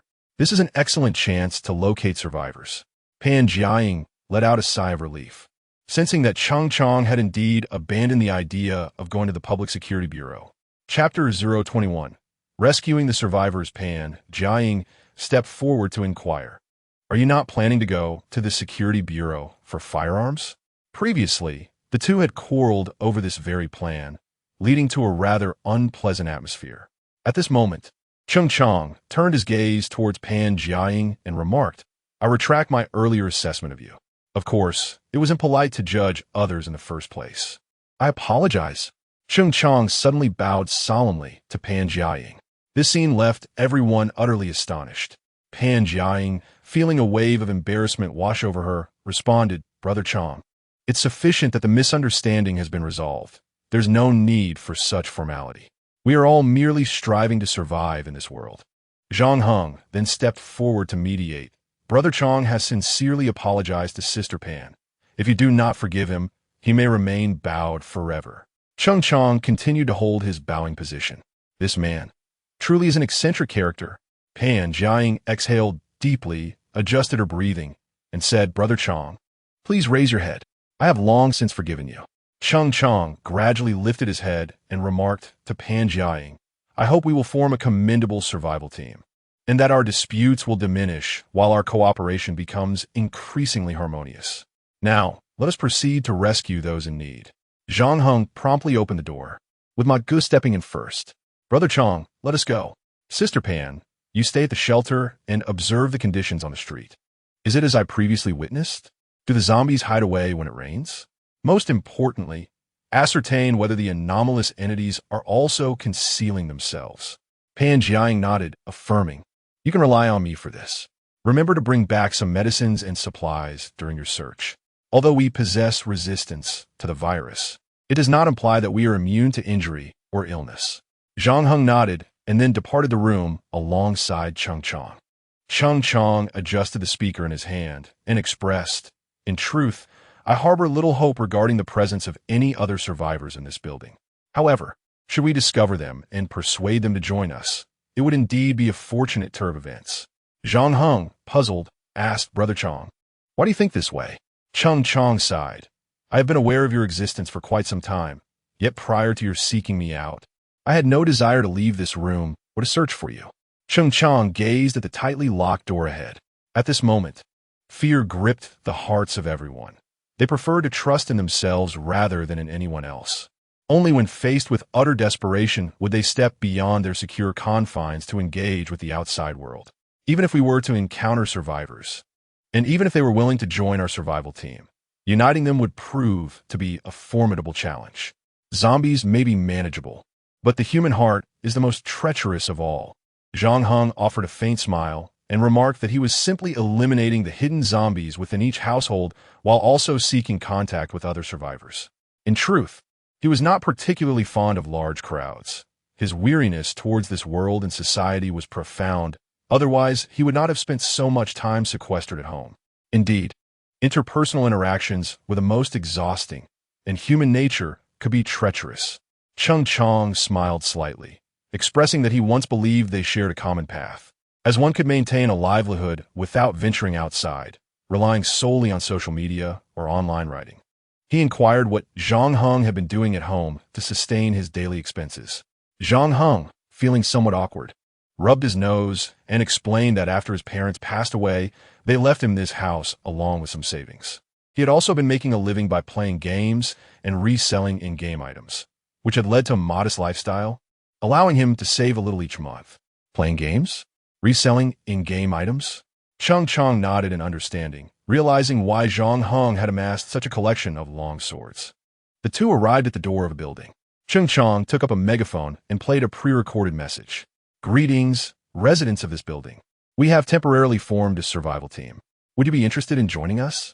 With a creak, the door slowly opened a crack, but the iron chain still secured it, allowing only a small opening. A middle-aged man stood behind the door, seemingly accompanied by his wife and child.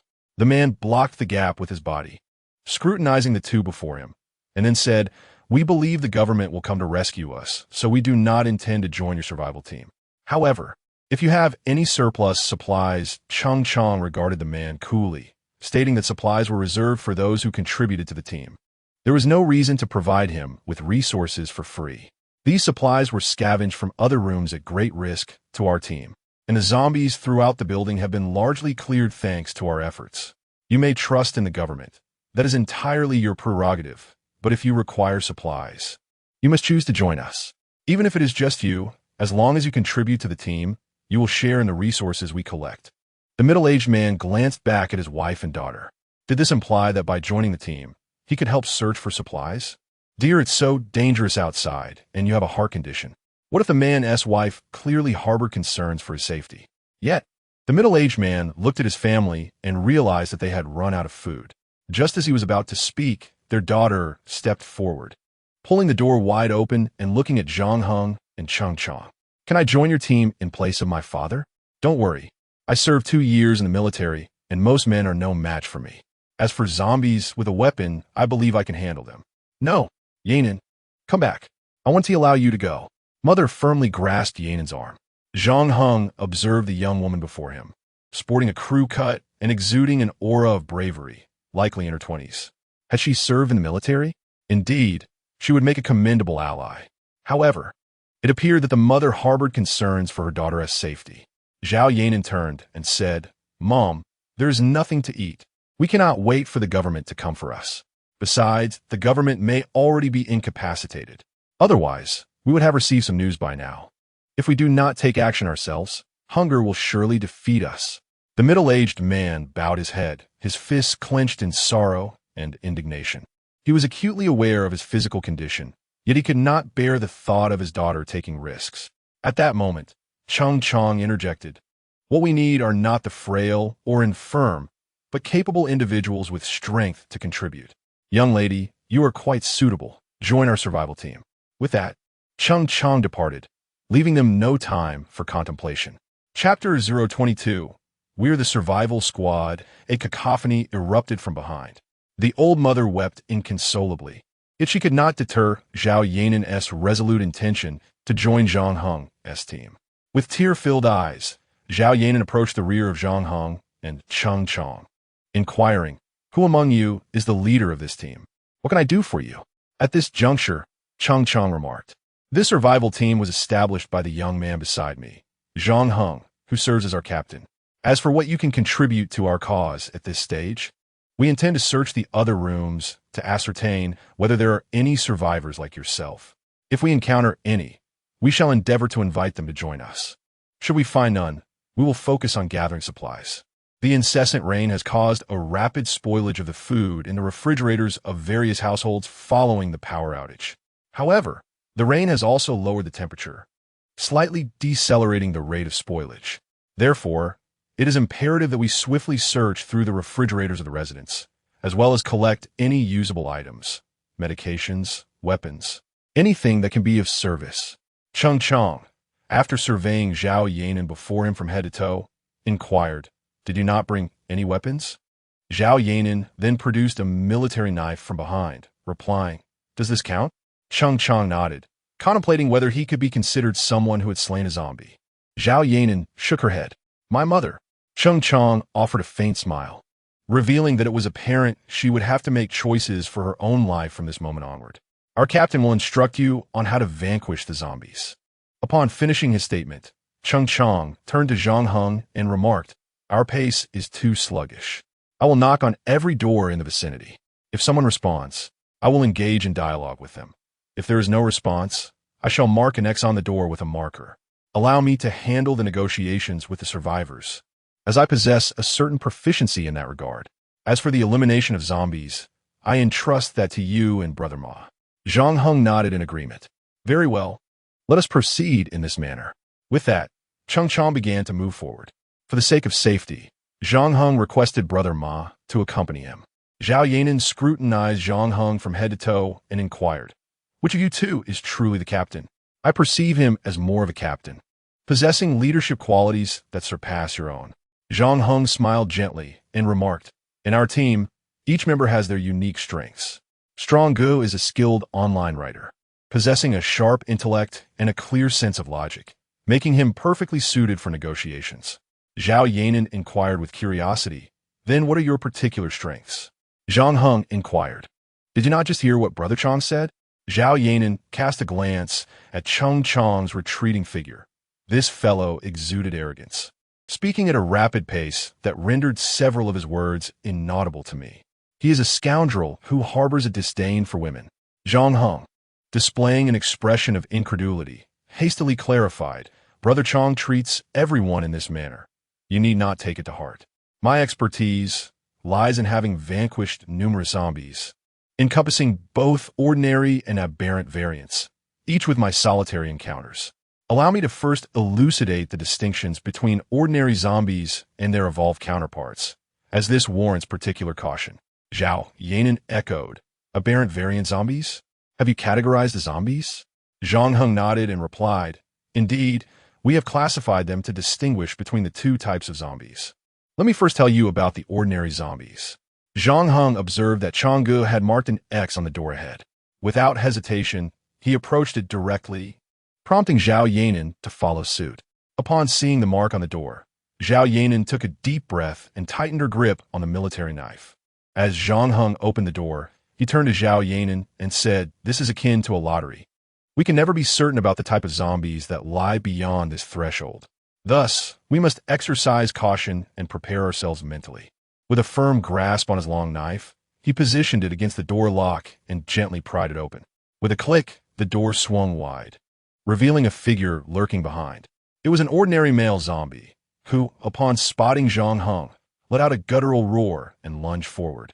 Zhang Heng stopped it with the tip of his blade pressed against its chest and, glancing at the now pale-faced Zhao Yanan, explained, "This is an ordinary zombie.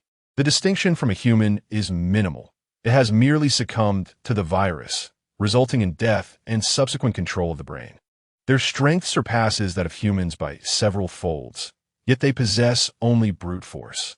He gestured towards the zombie's retina, which appeared dull and gray, indicating diminished vision. It relied on scent and sound to navigate.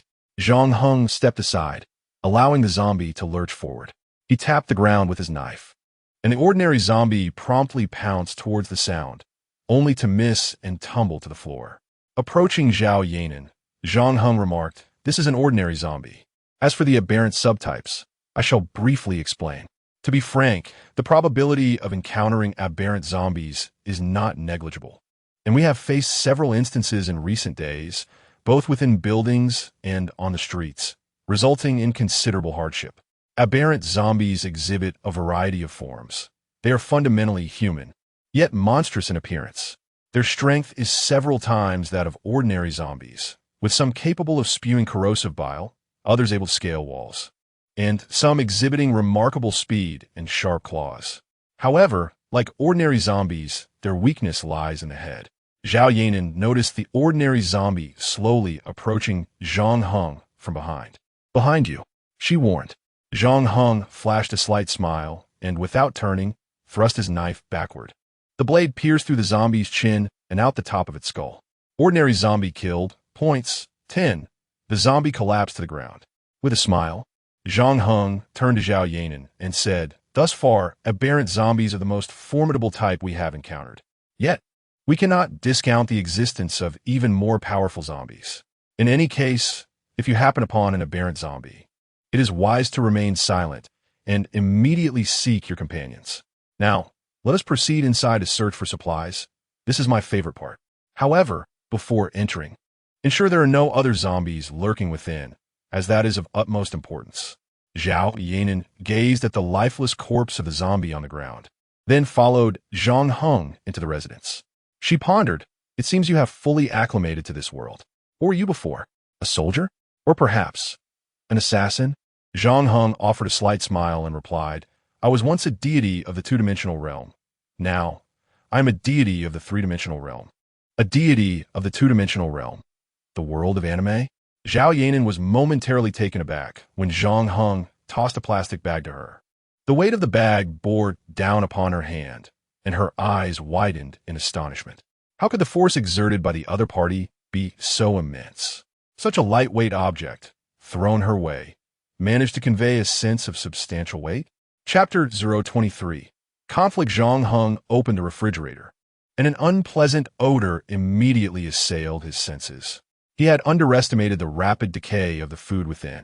Carefully, he selected some canned goods to place into a plastic bag, leaving the other rotting items behind.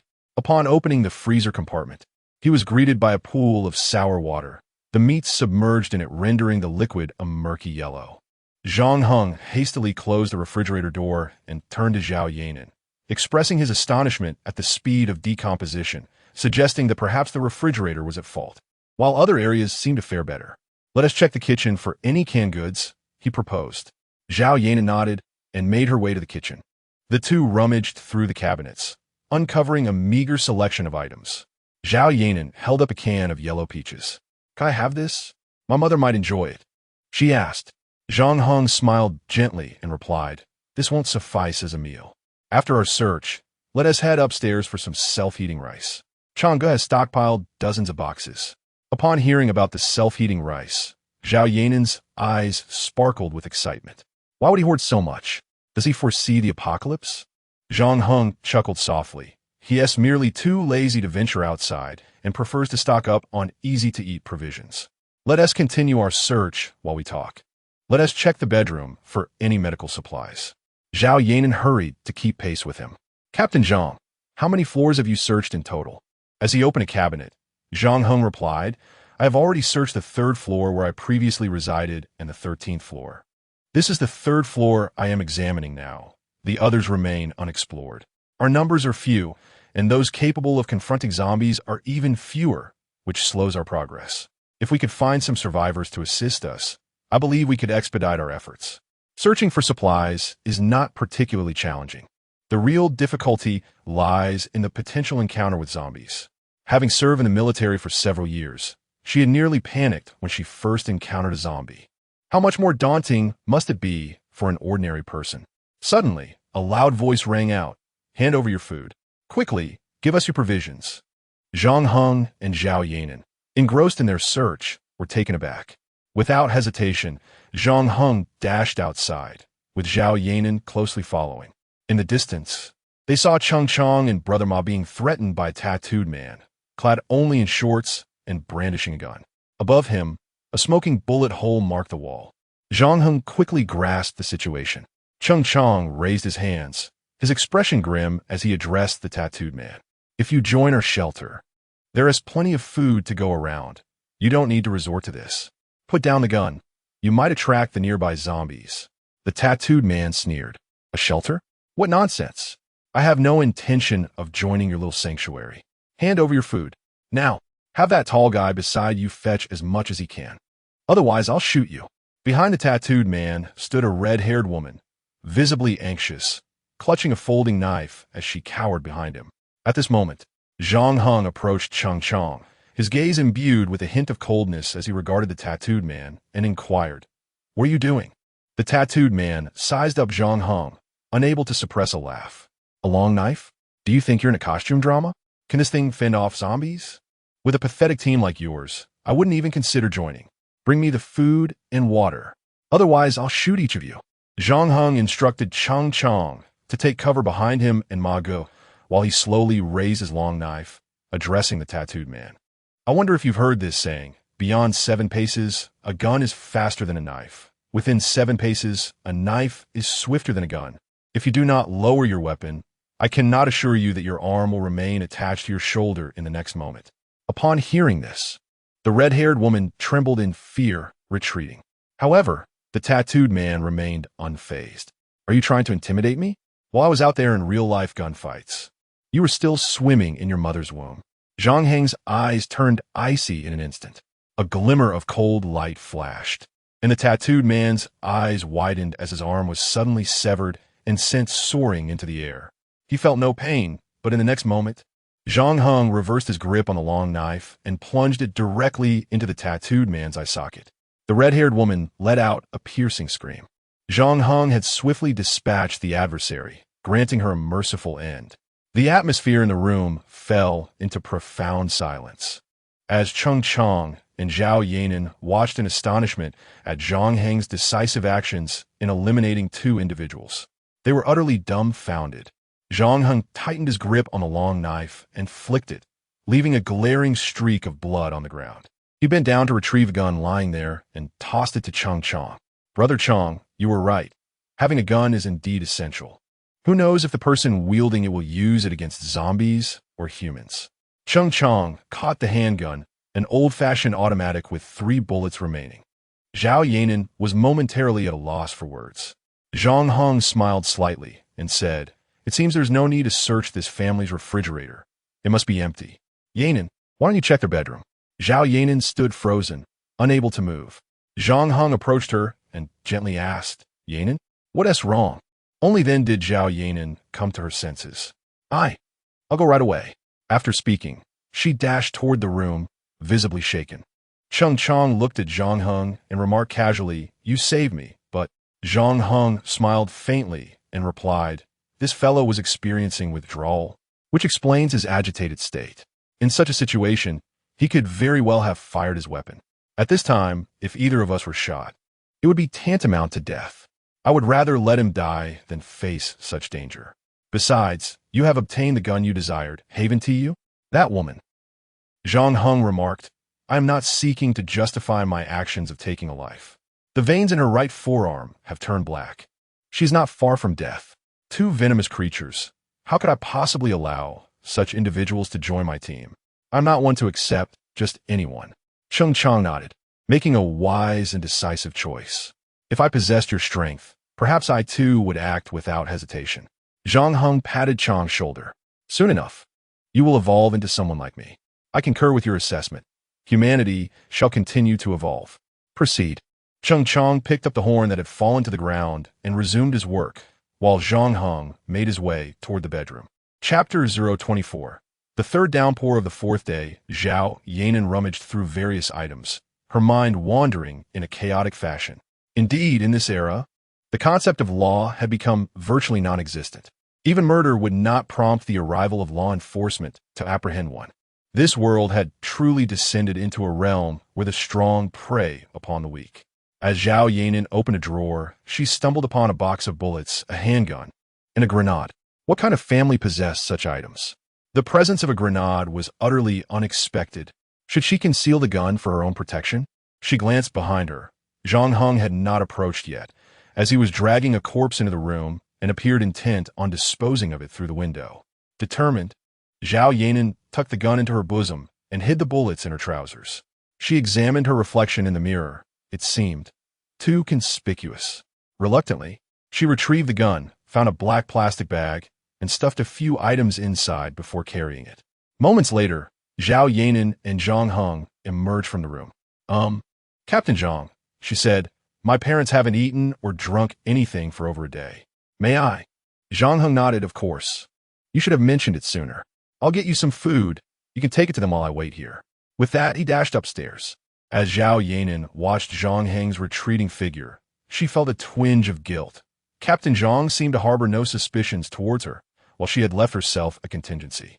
A few minutes later, Zhang Heng returned with 3 boxes of self-heating rice and 3 bottles of water. Take these first. You should eat as well. I will continue my search here. Just come back to find me. Zhao Yanan nodded gently and turned towards her room. Zhang Heng pressed on, only to encounter Chang Gu approaching him. The entire floor seems devoid of survivors, Chang Gu remarked. Most of the locked rooms are occupied by zombies, albeit ordinary ones. I'm heading up to the 11th floor now. Zhang Heng nodded in acknowledgement. Thank you for your hard work. He then addressed Ma Gu. Make sure to look after Chang Gu. With that, the two went their separate ways. As night fell, the relentless rain showed no signs of abating. Zhang Heng's survival team gathered in the living room of Chang Ji's room, illuminated by candlelight as they consumed self-heating rice. Zhao Yanan appeared to be quickly accepted by the others. Pan Jia, noticing the presence of a female in their midst, seemed to be in better spirits, and the two were already seated together, their camaraderie blossoming. At that moment, Zhang Heng inquired, Pan Jia, what is the situation outside? Have you noticed anything unusual? Pan Jiaying paused momentarily before speaking. After the rain, the zombies on the streets have taken refuge in nearby houses. I have not seen any aberrant variants. Moreover, the streets are now flooded. If the rain does not cease tonight, the water level will likely rise further. The others listened, astonishment etched on their faces. Zhang Heng, cradling a self-heating rice meal, approached the window to gaze below, but all he could see was an impenetrable darkness, especially as he was on the 13th floor. However, he possessed a flashlight. Zhang Heng switched it on and directed the beam towards the street below. The light illuminated the surface like it was casting reflections upon a small lake. After 4 days of rain, 3 of which were particularly torrential, the city streets were beginning to flood. With the drainage system unattended, the water could not be expelled promptly, and soon the entire city would likely be submerged. This predicament would significantly hinder survivors' ability to venture out in search of supplies. Additionally, the rising waters could inundate ground-level supermarkets and shops, rendering numerous provisions unusable. Zhang Heng recalled that there was a 24-hour supermarket located on the first floor outside Mingdu Garden. At that moment, Zhang Heng stated, "You all should rest well tonight. I'll venture out for a while. Ma Ge, you stay here." Ma Ge nodded and then retreated to a corner to perform planks. In truth, Zhang Heng had been subtly issuing commands all along. Pan Jiaying inquired, "Where are you going?" "We are not particularly short on supplies. There's no need to exert yourself so much. You must also take care to rest. I recall you Haven T slept for 2 days and nights." 2 days and nights without sleep?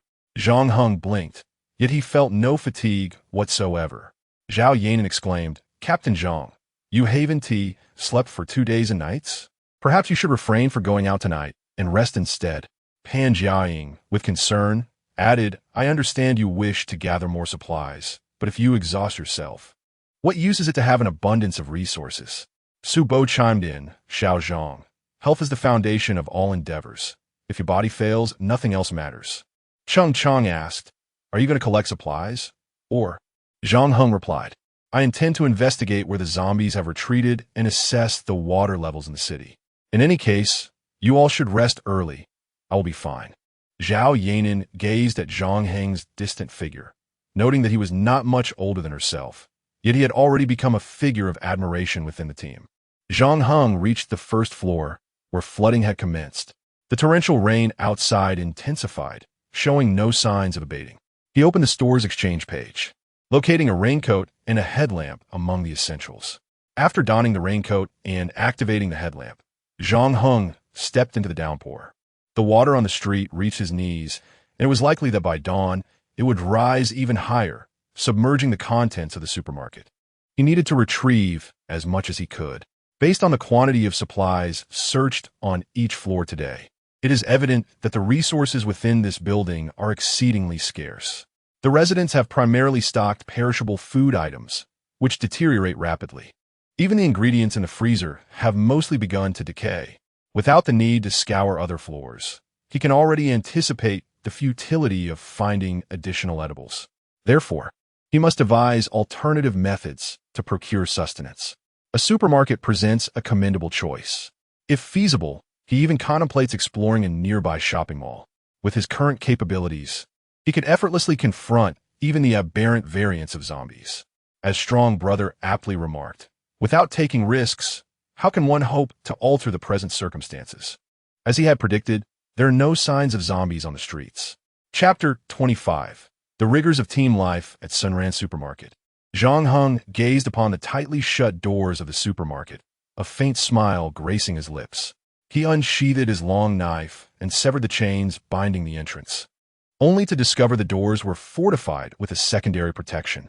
Reluctantly, he wielded his blade once more, shattering the glass to gain entry. Upon stepping inside, Zhang Heng extended his right hand, conjuring a vortex of space that left no object untouched. Everything within sight was drawn into his spatial backpack. In mere minutes, the supermarket lay completely emptied by his hand. Supermarkets typically house storage facilities, and so Zhang Heng ventured deeper, unlocking various doors until he uncovered the storeroom. The storeroom had succumbed to flooding, its shelves brimming with boxes of snacks. As per usual, he collected everything in sight. After completing this task, Zhang Heng set forth toward the next supermarket. By dawn, he had raided nearly 6 establishments in one night. Regrettably, the offerings consisted mainly of snacks and beverages, with scant provisions suitable for sustenance. As morning broke, the floodwaters had risen to the level of his hips, complicating his progress. Fortunately, the torrential rain had ceased. However, the misfortune lay in the fact that the zombies, having taken refuge in the buildings, began to emerge once more. This compelled Zhang Heng to return to Mingdu Garden. On the next rainy night, he resolved to inspect a shopping mall. The mall boasted an abundance of supplies, nearly everything imaginable. If he could transport all the goods and the stockroom's contents, he could likely alleviate his concerns regarding food for the years to come. Upon returning to Mingdu Garden, Zhang Heng entered their sanctuary. The moment everyone spotted his return, they rose to their feet. Before arriving, Zhang Heng had procured a snakeskin bag, filling it with usable food items, 2 bags of rice, a dozen Texas-style roasted chickens, and some self-heating rice meals. He placed these items on the ground, proclaiming, I'm back. Look what I brought you. A throng of people quickly gathered around him. Pan Jiaying regarded him with a hint of reproach. Where did you find these? Zhang Heng handed a bottle of Nilangshan liquor to Su Bo, who wore a wry smile. Zhang Heng replied, I ventured outside Minghu Garden, discovered these at a nearby residence, and brought them back. After the rain subsided, the zombies emerged again, so I hurried back before dawn. At this juncture, Cheng Chong addressed Pan Jiaying. Pan Jiaying, please inventory these items and document them accordingly. Accepting the paper and pen from Cheng Chong, Pan Jiaying began to count the supplies. Cheng Chong then picked up the microphone, glancing at Ma Guo, who was performing a plank in the corner. Daylight has arrived. It's time for me to act. Have Ma Guo accompany me. He seems to respond only to your commands. Zhang Heng smiled slightly, and called to Ma Go. It's time to get to work. Zombie number one's plank exercise concluded. Duration, 8 hours. Strength, 8. Speed, 8. Spirit, 2. Indeed, the plank had proven effective. One evening has bestowed upon him such a multitude of attribute points. If this pace of enhancement continues, it is likely that he will soon regard the aberrant zombies with indifference.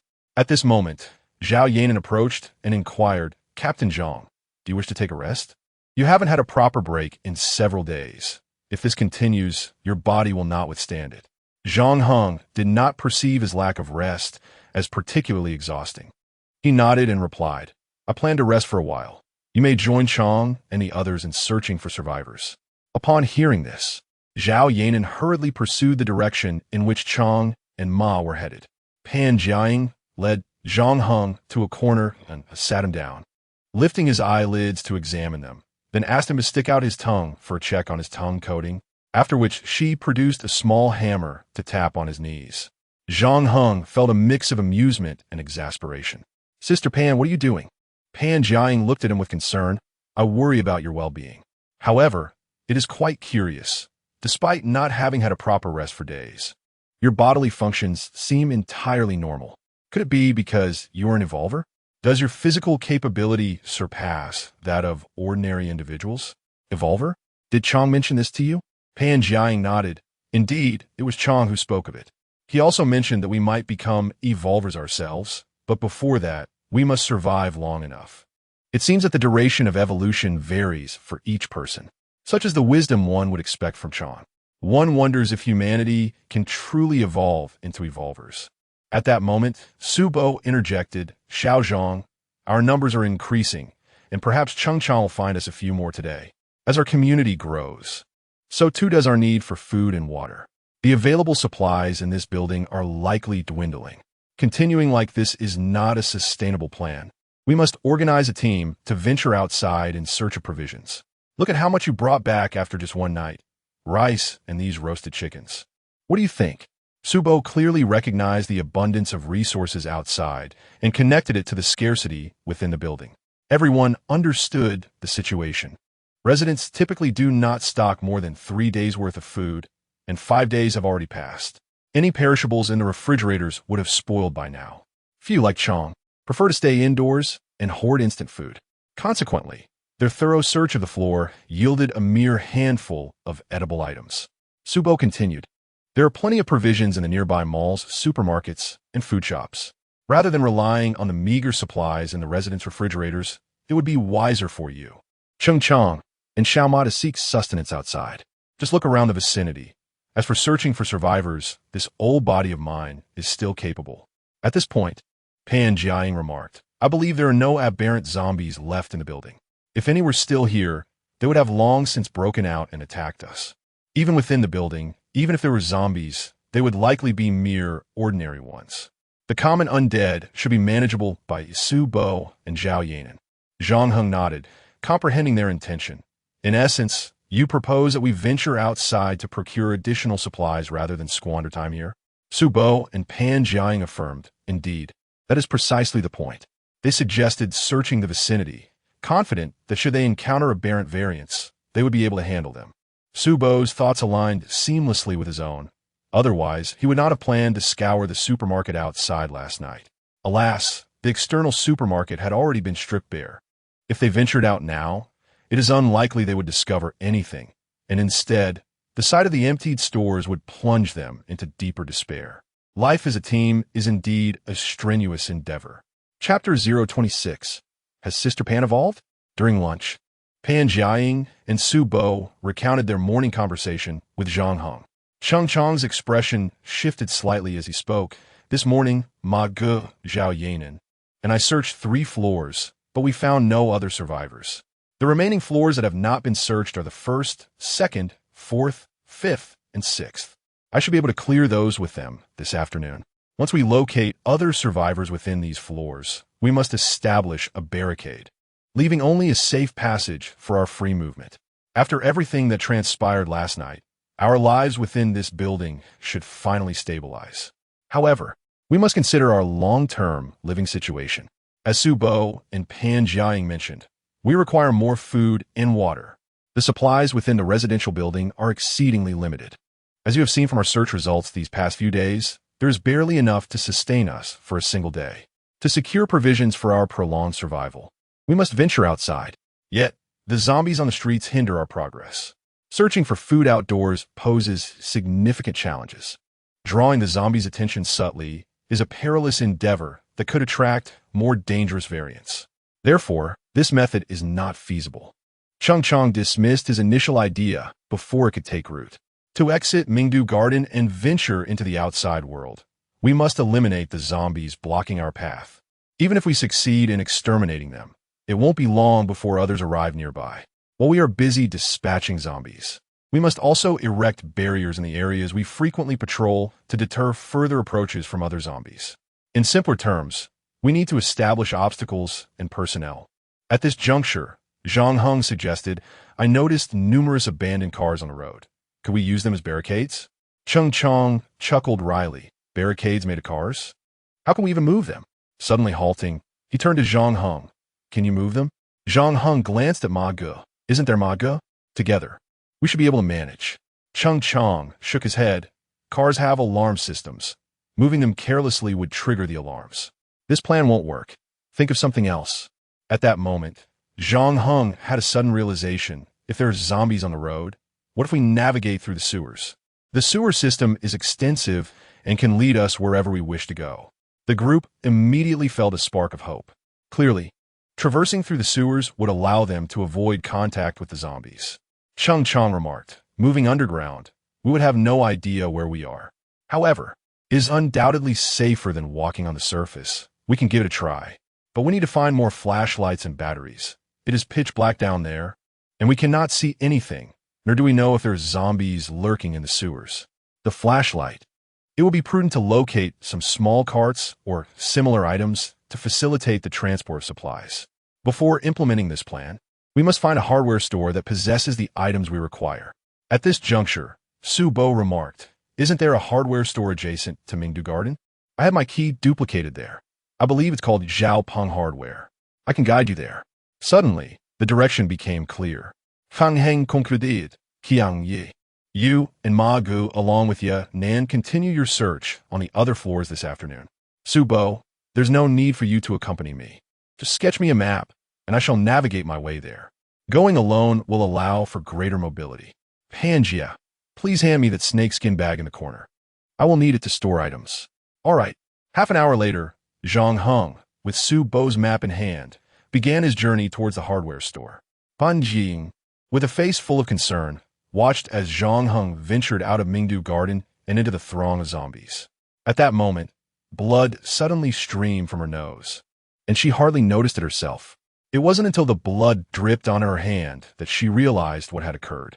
Pan Jiang tilted her head back and stepped back a few paces from the window. Uncontrollably, she continued to retreat until Su Bo arrived behind her and inquired, "What's wrong? Why are you bleeding from your nose?" Pan Jiang shook her head. I'm not quite sure. I need to lie down in the restroom. Upon reaching the bathroom, she gazed into the mirror and suddenly felt her breath quicken.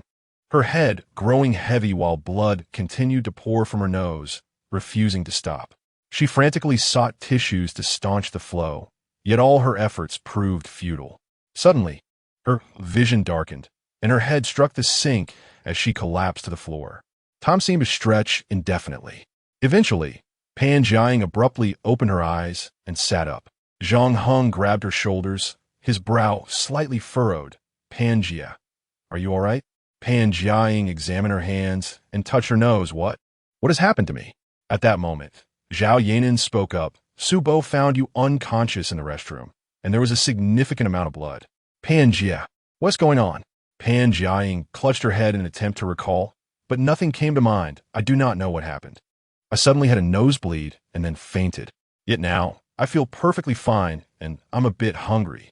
Zhang Heng let out a sigh of relief. As long as you're okay. If you're hungry, have this. He produced a cream-filled bread and a bottle of water from his pocket. Pan Jiang accepted the bread and water, devouring them eagerly, clearly famished. Once assured that Pan Jiang was well, Zhang Heng and the others returned to their respective tasks. Pan Jiaying stood alone by the window, gazing down at the ebb and flow of the undead below. What on earth had happened to her? She was aware of her own body. Prior to fainting, the volume of blood that had flowed from her nose was evidently abnormal. However, upon awakening, she found that nothing had transpired. Instead, a sense of lightness enveloped her, and her mental state had markedly improved. She glanced at her right hand, her fingers rubbing against one another, when suddenly, in the next moment, clang, 5 ivory-white bone spurs erupted from her nails. Ah! Pan Jiaying screamed in terror, stumbling backward. Just as she was about to fall, she swiftly slapped the ground with one hand and executed a flawless backflip, landing gracefully on her feet. In that instant, all eyes turned toward Pan Jiaying, who had just accomplished a remarkable one-handed backflip. Particularly, Cheng Chang's gaze ignited with fervor. Chapter 027, Is it possible that everyone is evolving? Cheng Chang approached Pan Jiaying, observing the 5 bony protrusions that had emerged from her right hand, and then glanced at her face, which was etched with panic. It was evident that Pan Jiaying's body had indeed evolved, just as he had predicted. It appeared that the timing of each individual's evolution varied. First Zhang Heng, and now Pan Jiaying? It seemed that those present would gradually undergo transformation as well. Cheng Chang grasped Pan Jiaying's wrist, admiring the bony spikes that jutted from her fingertips. Do not be alarmed. You are now an evolved being, just like Zhang Heng. Pan Jiaying was momentarily taken aback, then turned to look at Zhang Heng, who approached her with a similarly astonished expression. Could it be that humanity truly had the capacity to evolve?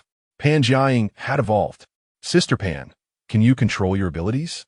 She glanced at her right hand, attempting to retract the spikes, but it seemed futile. Cheng Chang could not suppress a chuckle. It appears you will need some time to acclimate to your newfound power. For now, familiarize yourself with this strength. It will undoubtedly prove useful. Zhang Heng, you too are an evolved being. Engage in conversation with Pan Jiaying. With that, Cheng Chang retreated to a corner, his heart racing with exhilaration. Pan Jiaying had evolved. Would he be next? Zhang Heng then made his way toward Pan Jiaying. They moved to the balcony.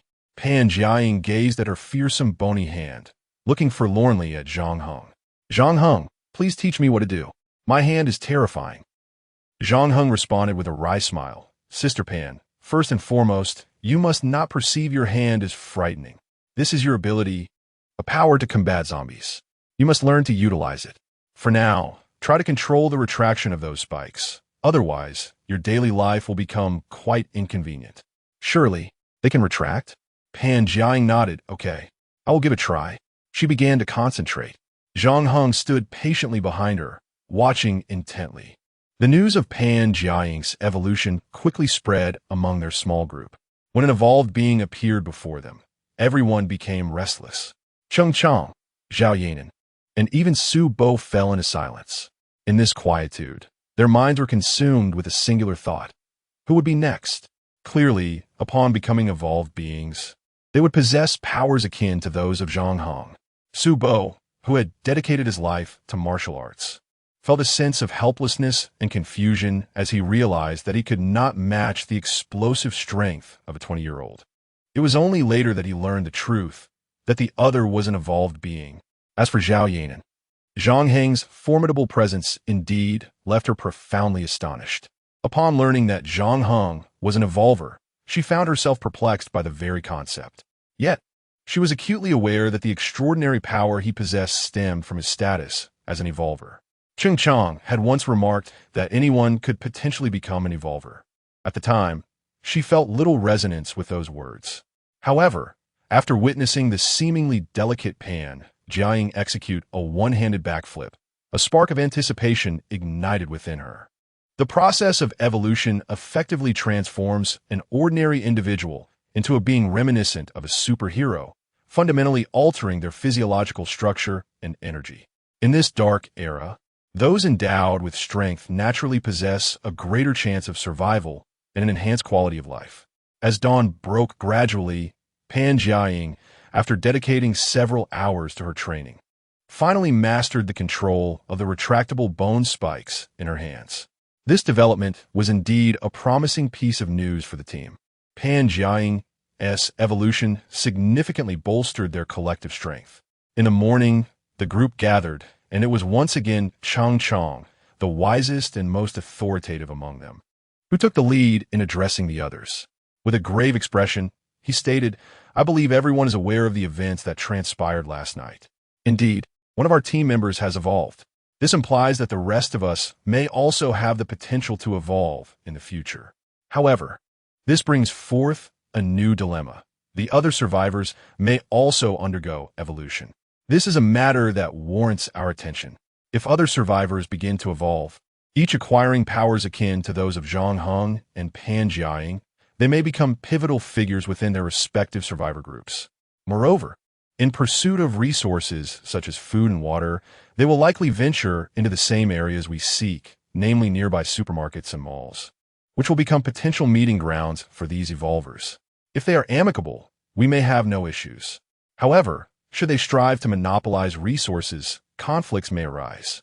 Henceforth, our adversaries will not solely be the zombies, but also fellow survivors who may compete with us for resources.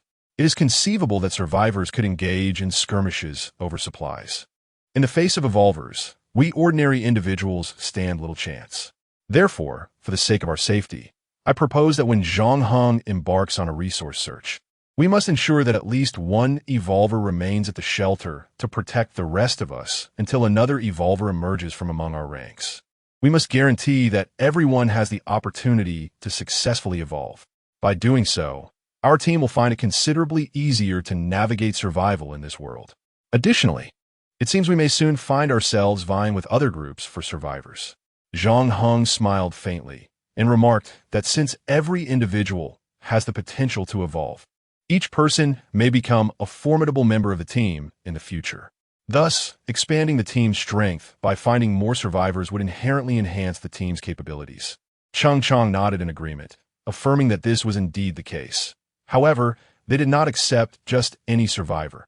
At least, they sought those with a sound mind. "Today, I will expedite the search across various floors. Zhang Heng, you and Brother Ma should familiarize yourselves with the sewer routes. Zhao Yanan and Pan Jiaying, you will accompany me in searching the floors and simultaneously deal with the zombies, as the possessions of residents in zombie-infested areas remain untouched. As for Su Bo, he would continue to recuperate as before, for he was also a key combatant of their team." Su Bo smiled gently, stating, "Then I shall take it upon myself to observe the road conditions. Should anything seem amiss, I will notify you at once." Cheng Chang smiled and nodded in acknowledgement. Chapter 28. Encountering other survivors, the entire survival team gradually descended the stairs. Pan Jiaying cast a glance at the direction Zhang Heng and Ma Ge had taken, instinctively lowering her head to examine her fingers. At that moment, Cheng Chang remarked, "Pan Jiaying, you must swiftly familiarize yourself with your abilities. The capability to combat zombies is essential, and I shall assist you." Upon hearing this, Pan Jiaying smiled and nodded, saying, "Yes, I understand. I will not disappoint everyone's expectations of me." At this juncture, Zhao Yanan approached Pan Jiaying and softly inquired, "Sister Pan, what does evolution feel like? How has your body changed?" Although Chang Chang did not turn around, he deliberately slowed his pace. When Pan Jiaying was posed with this question, she felt a tinge of shyness, awkwardly chuckling as she replied, "Well, how should I put it? Before my evolution, I suddenly had a nosebleed, without any prior warning. Then came a wave of dizziness. Uncle Su noticed something was amiss and came to check on me, but I felt an intense heat coursing through me and rushed into the bathroom. After that, I experienced a severe nosebleed, and then I fainted. When I regained consciousness, I had evolved. As for the sensation post-evolution, my sensory abilities have heightened, my body feels lighter, and perhaps my strength has increased as well." Cheng Chang interjected, "The gene lock has been unlocked." The two women turned their gazes toward Cheng Chang, their faces reflecting confusion. Cheng Chang elucidated, "There are discontinuities in the gene locks within the human body. You have unlocked the first layer of the gene lock, and your abilities are now manifesting. This awakening of the genes signifies that you are no longer an ordinary person. You have stepped into the realm of the divine." The two women appeared even more perplexed. The realm of the divine?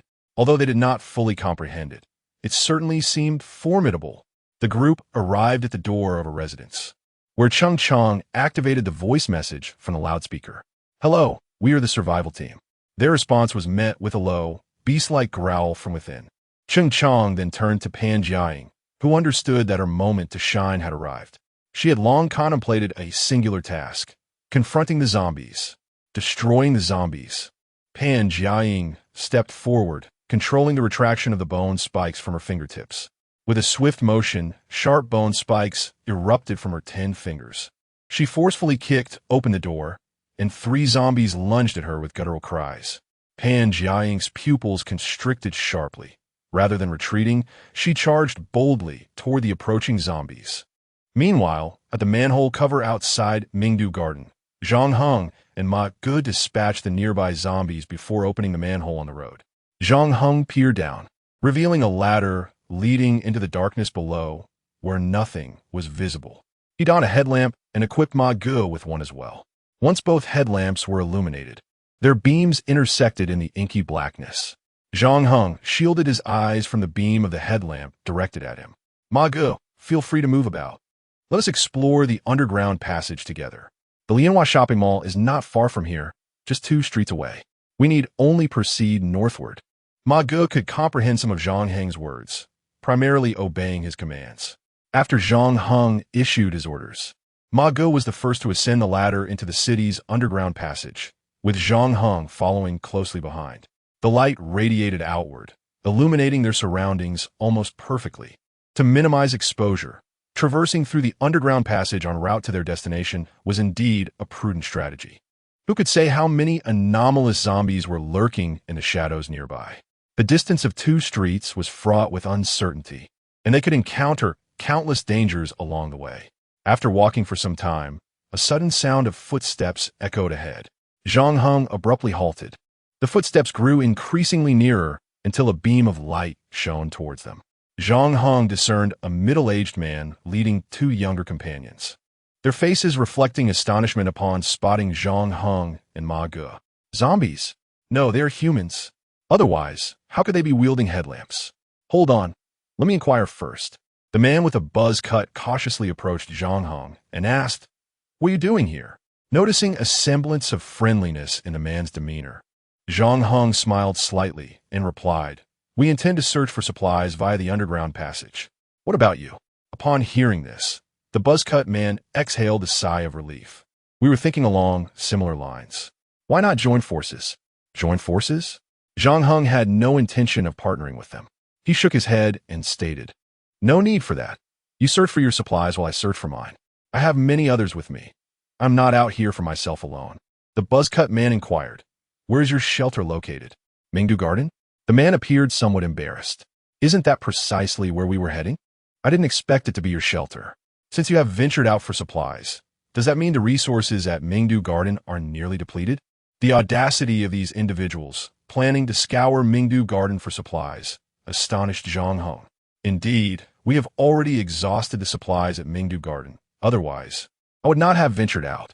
Perhaps you should consider another location." At that moment, another person emerged from behind the buzz-cut man, advising, "You would do well to exercise caution. 6 or 7 supermarkets in the vicinity have been ransacked, and even the warehouses have been emptied." Zhang Heng felt a twinge of embarrassment. He was the one who had emptied those supermarkets. It seemed that these individuals possessed considerable knowledge about the nearby streets. Zhang Heng then asked, "Surely the Hualien shopping mall has not been looted, has it?" The buzz-cut man chuckled wryly. "You wish to go to Hualien shopping mall?" The first instinct of the nearby survivors was to rush to the mall to gather supplies. The Hualien mall had already been seized by a group of individuals who exhibited no fear of the zombies. Their numbers were substantial, and they had effectively transformed the mall into their sanctuary. From a distance, I had observed them. They appeared to be survivors from a local university. Strangely, they seemed to possess the strength to combat the undead. Students from the nearby university? Bailu University? Could it be that these individuals are evolved beings? This revelation certainly took Zhang Heng by surprise. He raised an eyebrow at the man with a crew cut and inquired if he could guide him. Zhang Heng expressed his desire to explore the Hualien Mall. The crew cut man then produced a map from his pocket and handed it to Zhang Heng. He explained that his team had originally been sanitation workers for the underground pipelines, and thus possessed a map of the sewers. You can navigate using the map, he advised. We are currently in the C-17 pipeline, and the Huadian Mall is located at B-12. Exercise caution on your way there. Zhang Heng glanced over the map briefly before responding. If you encounter any difficulties, feel free to seek me out at Mingdu Garden. I assure you, I will not stand idly by. The crew cut man chuckled and replied, I appreciate your help in advance. It was clear that he had provided the map with this very intention. Chapter 29. The Dongzhou team at Huadian Mall in a world plagued by chaos. Having a friend is undoubtedly preferable to having an enemy. It was evident that these individuals harbored no ill intentions. They were merely traversing through the conduits in search of supplies to ensure their survival. At present, this seemed to be the case, but what lay ahead remained uncertain. The prospect of collaboration for mutual benefit was indeed a more efficient approach than recklessly navigating the underground passages. Following the map's guidance, Zhang Heng, accompanied by Brother Ma, made their way toward Huadian Mall. As they proceeded, Zhang Heng meticulously marked the walls of the conduit with his long knife, ensuring that even in the absence of a map, these distinctive signs would lead them directly to the mall. The duo ascended the ladder, and Zhang Heng cautiously pushed open the manhole cover.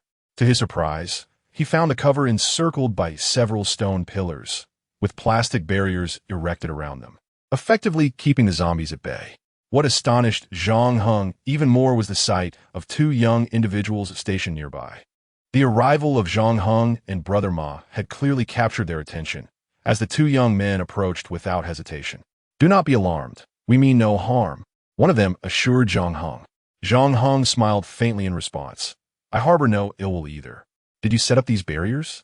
The young man nodded. Indeed. We constructed them primarily for our own passage, but also to accommodate others like you who arrive via the sewers. Our leader forewarned us that this prime location would attract attention. However, we must clarify certain matters with those who wish to gather supplies here. The mall is no longer a public area. It belongs to our Dongzhou team. While we do not recommend your attempts to collect resources here, we can provide each of you with a day's worth of rations. If you find yourselves in dire need of food, you are welcome to come here, and we will share some provisions, or you may choose to join us. The other young man scrutinized Brother Ma and remarked, This fellow appears quite robust, and you two seem formidable. If you are willing to join our Dongzhou team, our leader would undoubtedly welcome you. Were they indeed recruiting? This self-proclaimed Dongzhou team must be the survivors from Bailu University that Zhang Heng had encountered previously. They appeared to be evolved individuals who had taken control of Huadian Mall, intent on expanding their strength. It was clear that the foresight of impending scarcity was not exclusive to Brother Chong. As resources dwindled, a sufficient number of personnel, especially those who were evolved, would enable them to venture outward, scouring neighboring cities for valuable supplies. Zhang Heng's expression shifted slightly as he inquired, So, the Huadian Mall is under your control, meaning that no one can enter to search for supplies unless they are willing to join your ranks? The young man nodded, acknowledging, I can see that both you and your companion are likely evolvers. We wholeheartedly welcome evolvers to join us in navigating this dark world. Together, we can eventually eradicate the nearby zombies and establish a safe zone, making it easier for humanity to adapt and thrive. You must have been living in an environment devoid of electricity, correct? The Huadian Mall boasts numerous solar charging panels, allowing us to maintain a semblance of modern life. If you choose to join us, you needn't worry about food and water, and you can enjoy the comforts of contemporary living. What do you say? From the eager glint in their eyes, it was evident that they were keen for Zhang Heng and Ma Gu to join their Dongzhou team. Zhang Heng also considered that joining this group and combating the nearby zombies to clear a safe area would indeed be a splendid opportunity. After all, they were merely striving for survival, with the common enemy being the zombies lurking nearby. Strength lies in numbers. Zhang Heng stated, To be candid, I am indeed an evolver. I also have another evolver friend, and we are indeed seeking a relatively safe refuge. Upon hearing this, the young man was instantly exhilarated. You have 3 evolvers? Zhang Heng nodded affirmatively. Yes, 3 evolvers. However, I would like to meet your leader first. The young man smiled slightly. That is quite simple. Our leader is on the rooftop of Hualien Mall, basking in the sun. Allow me to guide you there. Zhang Heng nodded and turned to Ma Ge, saying, Ma Ge, you should return the way you came. Ma Ge nodded in agreement and made his way towards the manhole cover. The young man chuckled at this. You are quite cautious. Zhang Heng replied with a faint smile. Not really. It's just that his presence is unnecessary for merely meeting your leader. The young man smiled back and led Zhang Heng inside. As they walked, the zombie stationed at the barricades immediately lunged towards them with guttural growls. Another young man, wielding a baseball bat, swiftly struck one of the zombies on the head. With a resounding crack, the zombie's skull burst open. The strength demonstrated was undeniably that of an evolver. Were they all evolvers? The numbers remained uncertain. Before deciding whether to join them, it was imperative to ascertain their strength and numbers. Gathering useful intelligence was crucial. Otherwise, when he returned and Strong Brother inquired about the occupants of Hualien Mall, their numbers, and their capabilities, it would be quite embarrassing to have no answers. To his surprise, they had not deceived him. Hualien Mall truly retained modern amenities, and the elevators were operational. The young man escorted Zhang Heng to the elevator, which ascended directly to the 5th floor.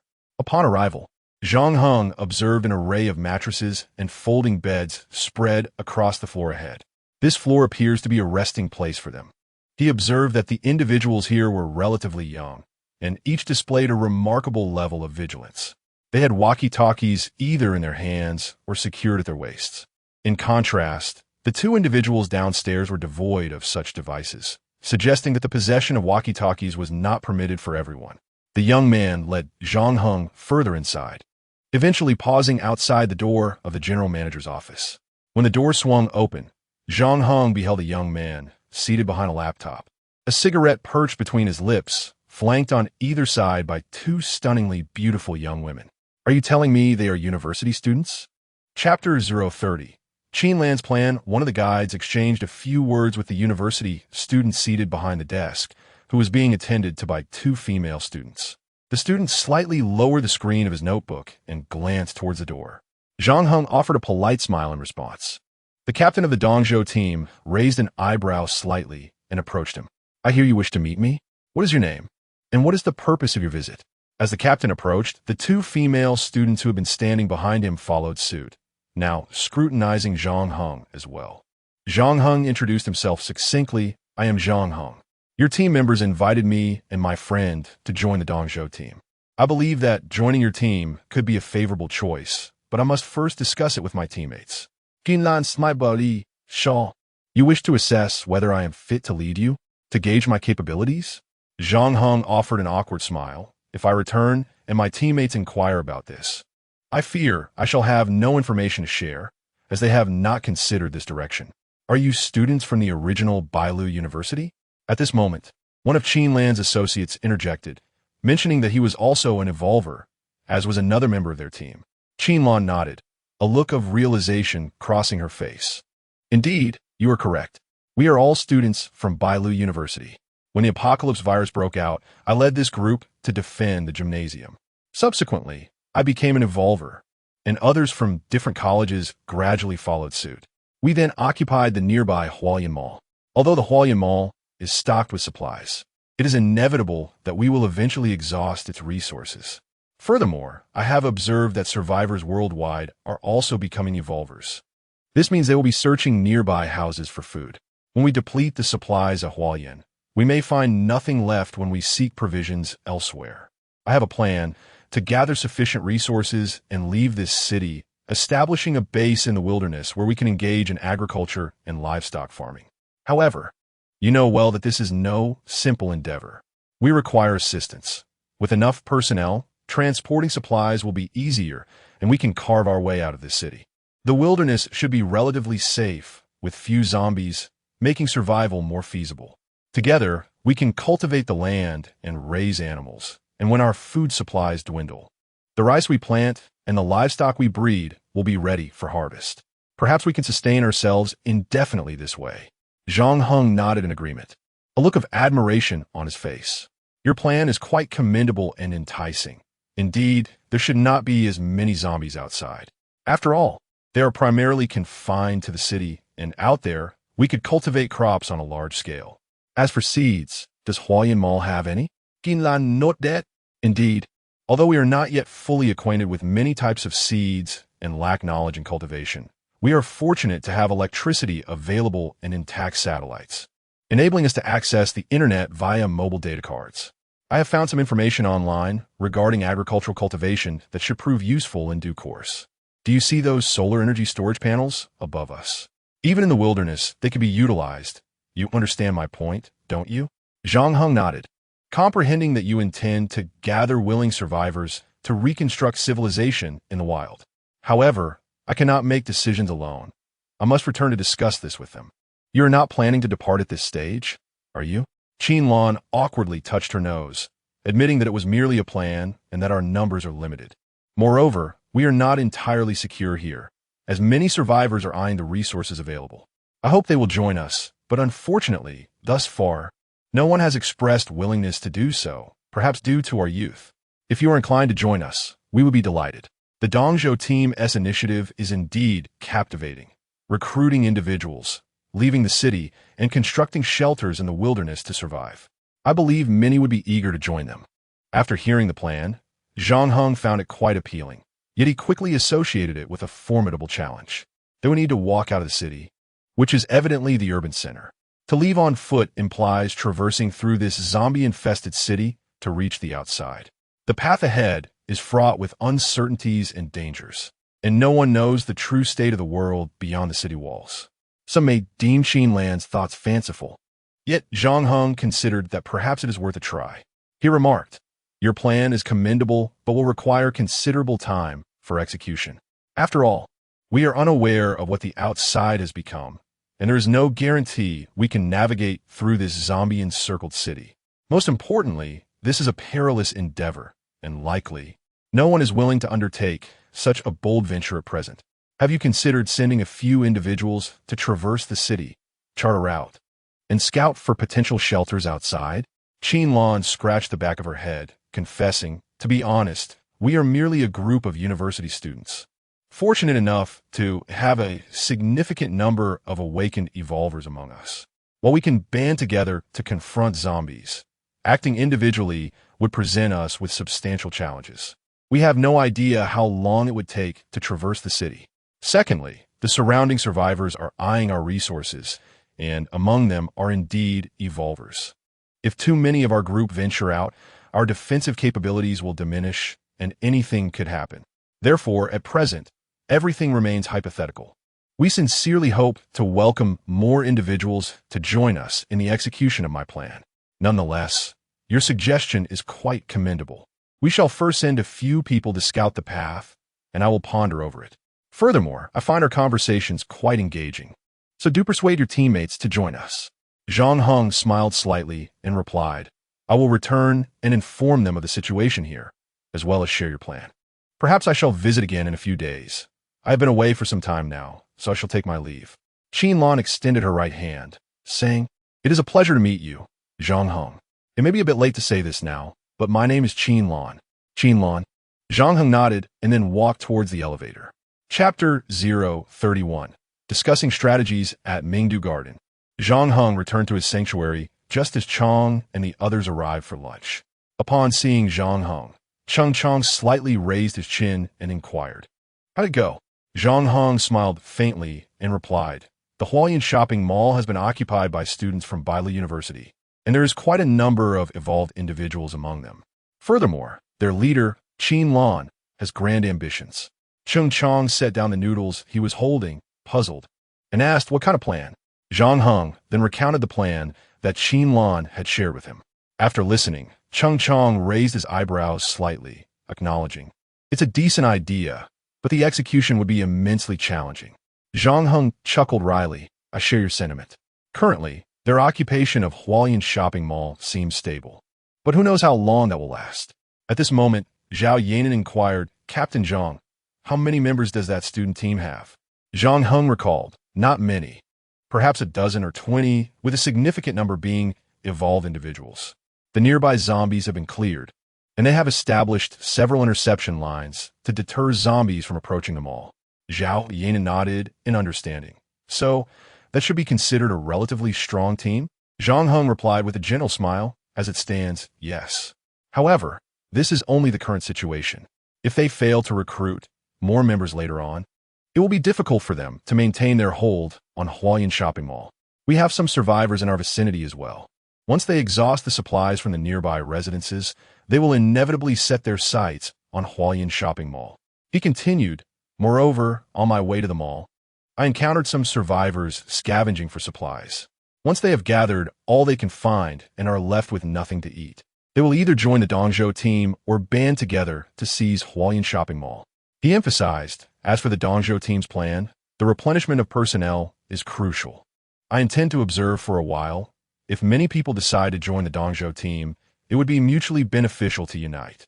He added thoughtfully, if we could escape this city and establish a sanctuary outside, growing our own crops for self-sufficiency, it would greatly secure our long-term survival. After all, even if we all become evolved individuals, we still need food. Cheng Chong interjected, I believe it is wise not to harbor excessive expectations. We are currently in the city center. Do you have any idea how many people inhabit the city?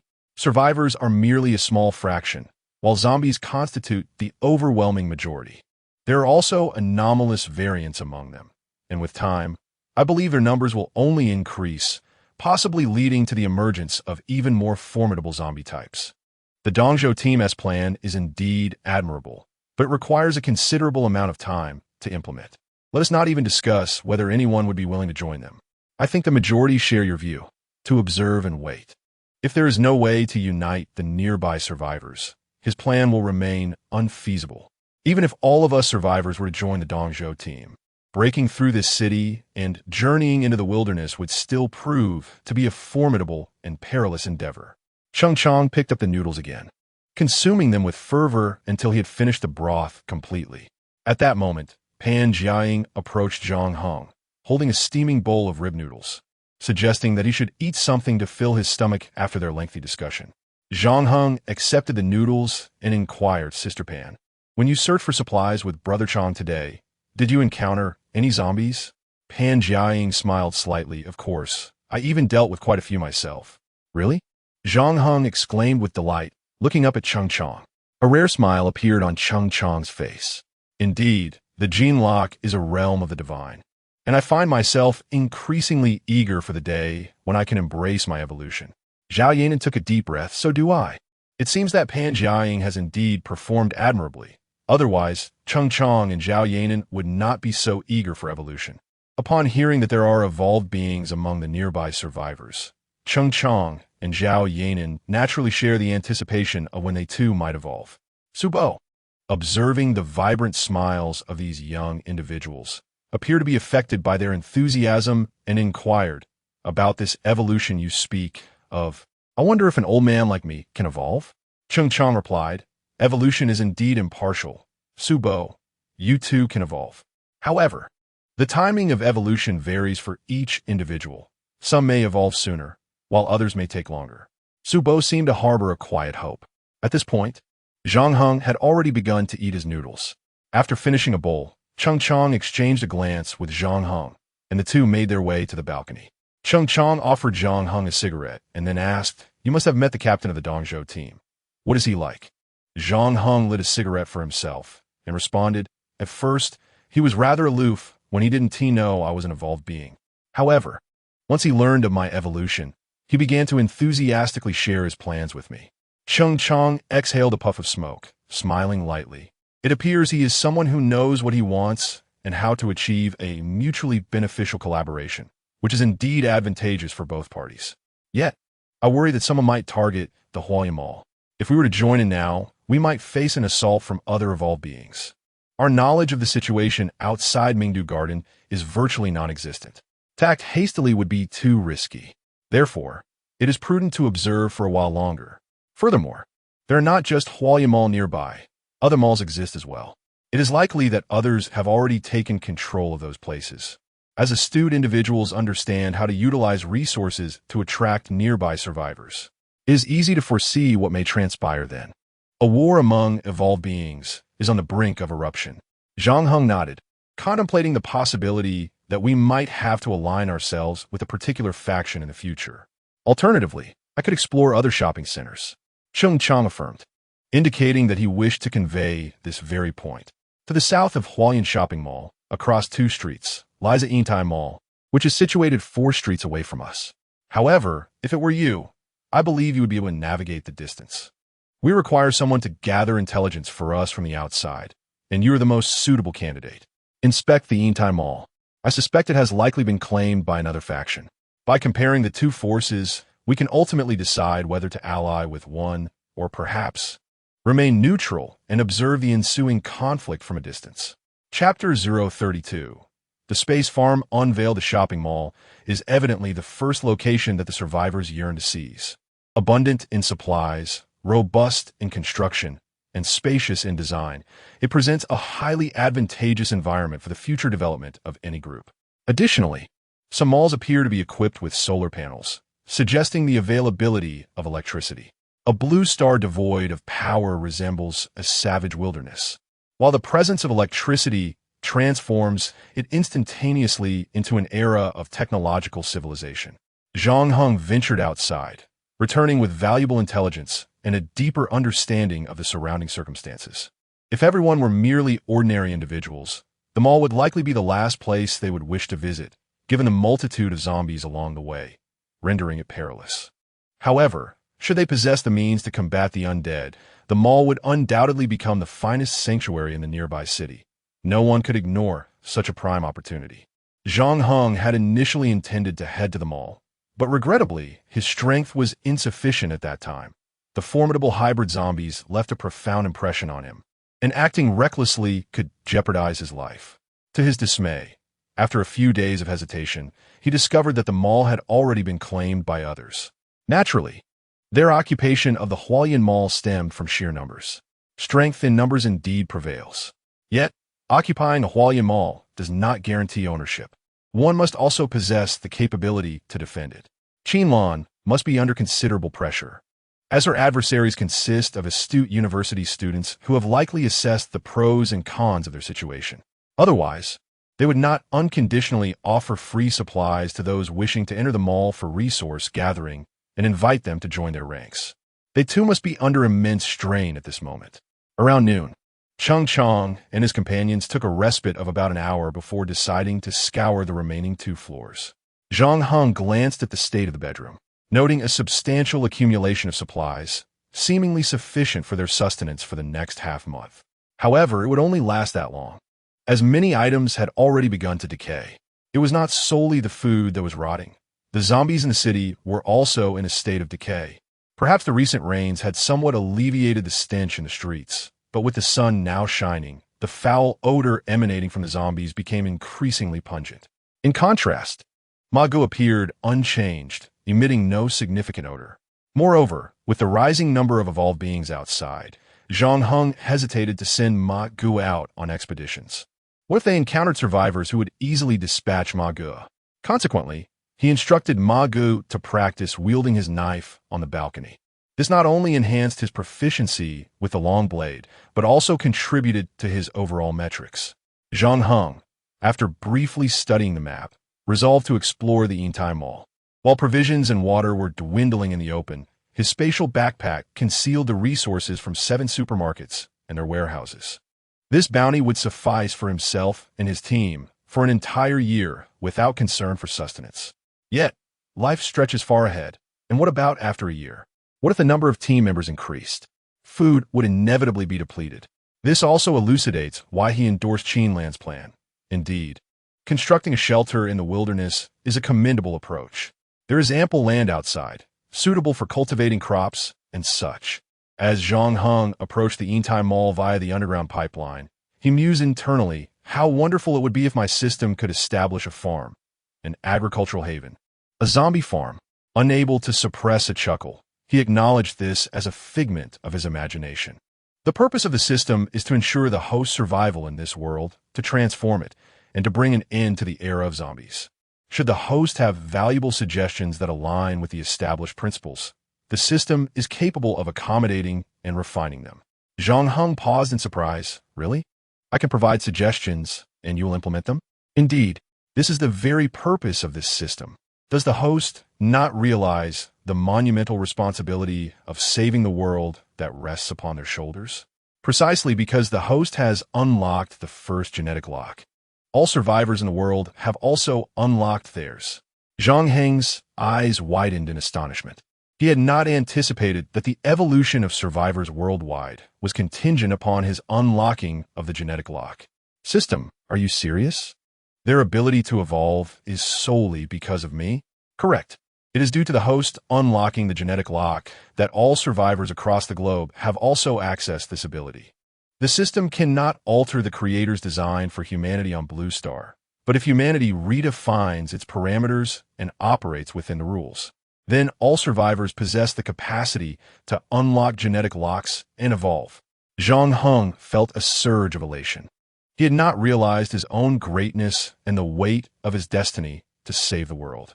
With a smile, he inquired, could I request additional functionalities from the system, such as a space for cultivating crops? Based on the host requirements, I am currently constructing a spatial farm, adding land, adding sunlight, adding dew, adding earthworms, adding optical effects, adding seed growth. Zhang Heng was utterly astonished. Goodness, this system is not merely boasting. It is genuinely constructing a spatial farm for me. Spatial farm construction complete. The exchange shop has increased new items for redemption, crops. The system proved to be quite accommodating, granting whatever he desired. This aspect was certainly commendable. Zhang Heng then accessed the crop list, discovering a plethora of seeds and even young animals. Each seed could be redeemed for 1 point. With each bag containing thousands of seeds, a diverse array of seeds was available, while young animals also cost 1 point. It appeared he need not venture into the wilderness, as he could achieve cloud farming directly. Zhang Heng felt a wave of joy. Upon opening the spatial farm, a diagram manifested before him. He suddenly realized that this spatial farm bore a striking resemblance to a farming game he had previously enjoyed. Each plot of land was neatly delineated, ready for planting. Only one section was illuminated, while the others remained shrouded in a dull hue. Was further unlocking necessary? The size of the land corresponds to 1 acre in the real world. Slaying zombies can unlock subsequent plots. To be frank, Zhang Heng had never engaged in farming and was unaware of the precise measurement of an acre. Though he presumed it to be somewhat larger than he had imagined, he decided to purchase a bag of potato seeds, intending to utilize this plot of land for the time being. The temporal dynamics of the spatial farm were accelerated, with 1 day in the real world equating to 10 days within the farm. Zhang Heng nodded in realization. In any case, the potato seeds had been sown, and he would leave them to grow for now. Before long, he found himself beneath a manhole cover. Zhang Heng looked up. An array of sunlight streamed through the 2 openings in the cover above. He climbed the ladder and reached out to push the cover, his expression revealing a hint of perplexity. To his astonishment, it would not budge, as if something were obstructing it. He consulted his map and then decided to try ascending through other manhole covers. However, after visiting 4 in succession, he discovered that each one was similarly blocked. While a single obstruction could be deemed a coincidence, the blockage of all 4 could not simply be attributed to chance. It seemed someone had deliberately sealed off the manhole covers near the Intai Mall. The intent was evidently to prevent others from accessing this location. It appeared that the leader of Intai Mall had no desire for other survivors to approach. Consequently, the intelligence regarding Intai Mall had transformed into an enigma. Chapter 033, the most powerful team. Zhang Heng stood beneath the manhole cover. It was evident that the group occupying the Intai Mall did not wish for other survivors to easily approach this location. This raised a question. Did they have no intention of recruiting more members? Or did they simply believe their numbers were sufficient? Yet how could they possibly be enough? No, he needed to find out. Taking a deep breath, Zhang Heng climbed the ladder, exerting force with his hands. With a crack, the manhole cover was pushed open slightly, and he pressed his head against it, gradually making his way to the surface. 2 concrete blocks rested atop the cover, which Zhang Heng had already toppled over. Just as he was about to emerge from the underground, a knife was suddenly pressed against his neck. "Friend, is this not a tad rude?" The voice belonged to a middle-aged man. Zhang Heng slowly raised his hands and replied, "Friend, I mean no harm. I am merely searching for something to eat. The middle-aged man chuckled lightly. Why don't you come out first? And remember, do not act recklessly. Zhang Heng gradually lowered his hands to the ground, using them for leverage to propel himself out of the manhole. As he landed, he gripped the long knife firmly, eyeing the man who had threatened him moments ago. The middle-aged man appeared quite astonished by Zhang Heng's agility. You possess quite the skill. It seems you are also an evolved being? Noticing that the man had sheathed his knife, Zhang Heng followed suit and looked up at the Yintai Mall. I indeed am an evolved being. It appears you and your team have taken control of Yintai. How many of you are there? Do you not intend to recruit more? The middle-aged man could not help but chuckle. Currently, we have no such plans. However, if you're willing, I could certainly speak to our leader on your behalf. Zhang Heng smiled broadly. Why is that? Simply because I am skilled? The middle-aged man nodded. Indeed, it is because of your skill. Is it because of your looks? In this dark era, appearances hold little value. One's abilities are of paramount importance. Your strength is remarkable. Those 2 concrete blocks weigh 100 pounds each, and you manage to displace them with ease, seemingly without much effort. You leap from the manhole with a height nearing 3 meters. Your prowess rivals that of our leader, and you're still so young. It appears there are varying strengths among evolved beings, and the effects of genetic locks can be both beneficial and detrimental. Upon finishing his statement, the middle-aged man laughed. At that moment, Zhang Heng glanced down at his chest, where a red laser was dancing. A laser? Could it be a sniper rifle? Are there military personnel in Yintai Mall? The middle-aged man, noticing this, quickly raised his hand, signaling to those above. The laser immediately vanished. The middle-aged man smiled faintly and said, We have several individuals from the Public Security Bureau within our ranks, and they have brought an impressive arsenal of firearms. Hence, it would be wise for you to tread carefully. Even evolved beings can be slain. Furthermore, have you contemplated what I just conveyed? This is an elite unit, likely more numerous than the Eastern contingent, and among them are members of the Security Bureau, even equipped with sniper rifles and similar weaponry. It is no wonder they no longer seek new recruits. I would like to meet your leader. The middle-aged man smiled again. Of course, this way, please. He began to lead the way. Zhang Heng noticed that a barricade had been formed on either side by vehicles, which were even stacked upon one another. What kind of strength would it take to achieve such a feat? This unit was likely the strongest in the vicinity. He felt an urgency to meet their leader to ascertain the specifics. Soon, under the guidance of the middle-aged man, Zhang Heng was brought before their leader. The Silvertie building comprised 5 floors. Zhang Heng and the middle-aged man ascended to the 7th floor via the elevator. As the door opened, Zhang Heng was instantly met with the gaze of 30 to 40 pairs of eyes. The middle-aged man smiled and remarked, This is precisely why we no longer seek new members. However, we warmly welcome formidable survivors like yourself to join us. Zhang Heng, puzzled, inquired how these individuals had managed to gather such strength. The middle-aged man grinned and replied, I cannot divulge that just yet. You may inquire after meeting our leader. They arrived at the door of an office. As it swung open, Zhang Heng was immediately assailed by a strong, acrid smell of smoke. Within the room stood approximately 5 imposing figures, all of considerable stature, exuding an air of power. The middle-aged man led Zhang Heng to a bald man and said, Boss, this fellow managed to forcefully push aside the obstacles we had set on the manhole cover. His strength is commendable, and he wishes to meet you. The bald man, standing around 6 feet 3 inches tall, had a robust physique that radiated seriousness. He scrutinized Zhang Heng from head to toe before asking, Now that you see me, what is it you wish to convey? Zhang Heng smiled subtly and said, It is evident that your unit is formidable with ample numbers, and you have established your presence in the Silvertie Mall. It seems you could sustain yourselves in this city for quite some time. However, food and water will eventually deplete. Do you have any intentions of leaving this city to construct a sanctuary in the wilderness? Upon hearing this, the bald man could not help but chuckle. Construct a sanctuary in the wild? Do you find this concrete fortress insufficiently secure? As for food, there is currently no need for excessive concern.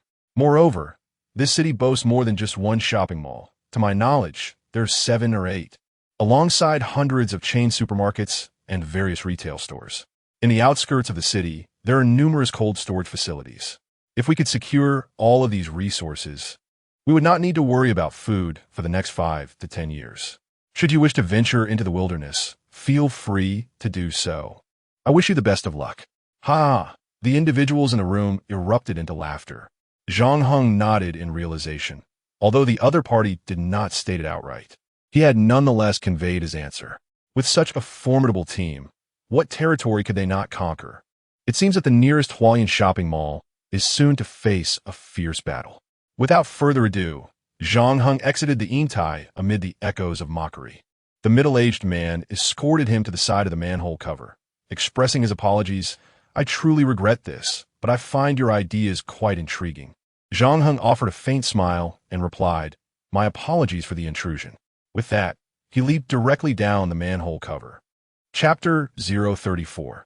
Discussing the move, Zhang Heng returned to the sanctuary at Mingdu Garden.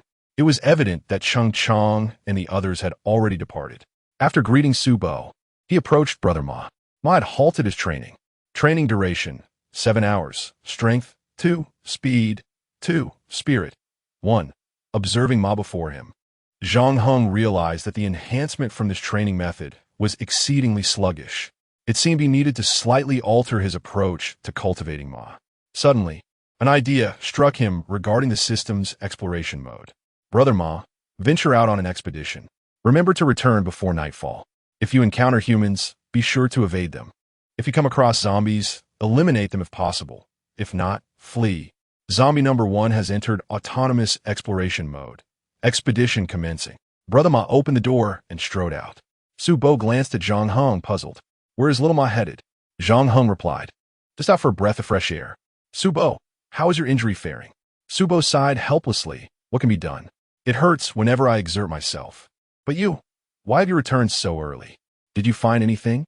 Zhang Heng's expression shifted slightly as he responded. The situation is rather bleak. Both shopping malls nearby have been seized by a group of people, and it's uncertain when conflicts may arise. The bald leader at Intai is clearly a perilous individual. They are armed with firearms. Who knows what these people are capable of? If they are too much to handle, can I not find a way to evade them? While food and water are undoubtedly vital, a secure sanctuary is equally essential. Once Chong and the others return, we can deliberate on a strategy. He decided to rest for a while. Time slipped away, and eventually, the trio returned to the sanctuary. Upon seeing Zhang Heng, Cheng Chong hurriedly inquired, what is the situation at Intai? Zhang Heng replied gravely, at Intai, there is a fully armed group. They even possess sniper rifles, seemingly procured from the Public Security Bureau, and among them are officers numbering around 40 to 50. The others were taken aback, their eyes widening in disbelief. 40 to 50 people? Armed? How on earth did they assemble such a force? That number is simply staggering. The Dongzhou team pales in comparison to Intai's crew. Cheng Chong's expression darkened as he asked, did you see this with your own eyes? Zhang Heng nodded, yes, I witnessed it firsthand. With their numbers, they could easily dominate the area. I believe our proximity to them is perilous. Who knows what actions they might take? The group's faces turned grim. Even if they could handle the evolved beings, the fact that those evolved beings were armed was alarming.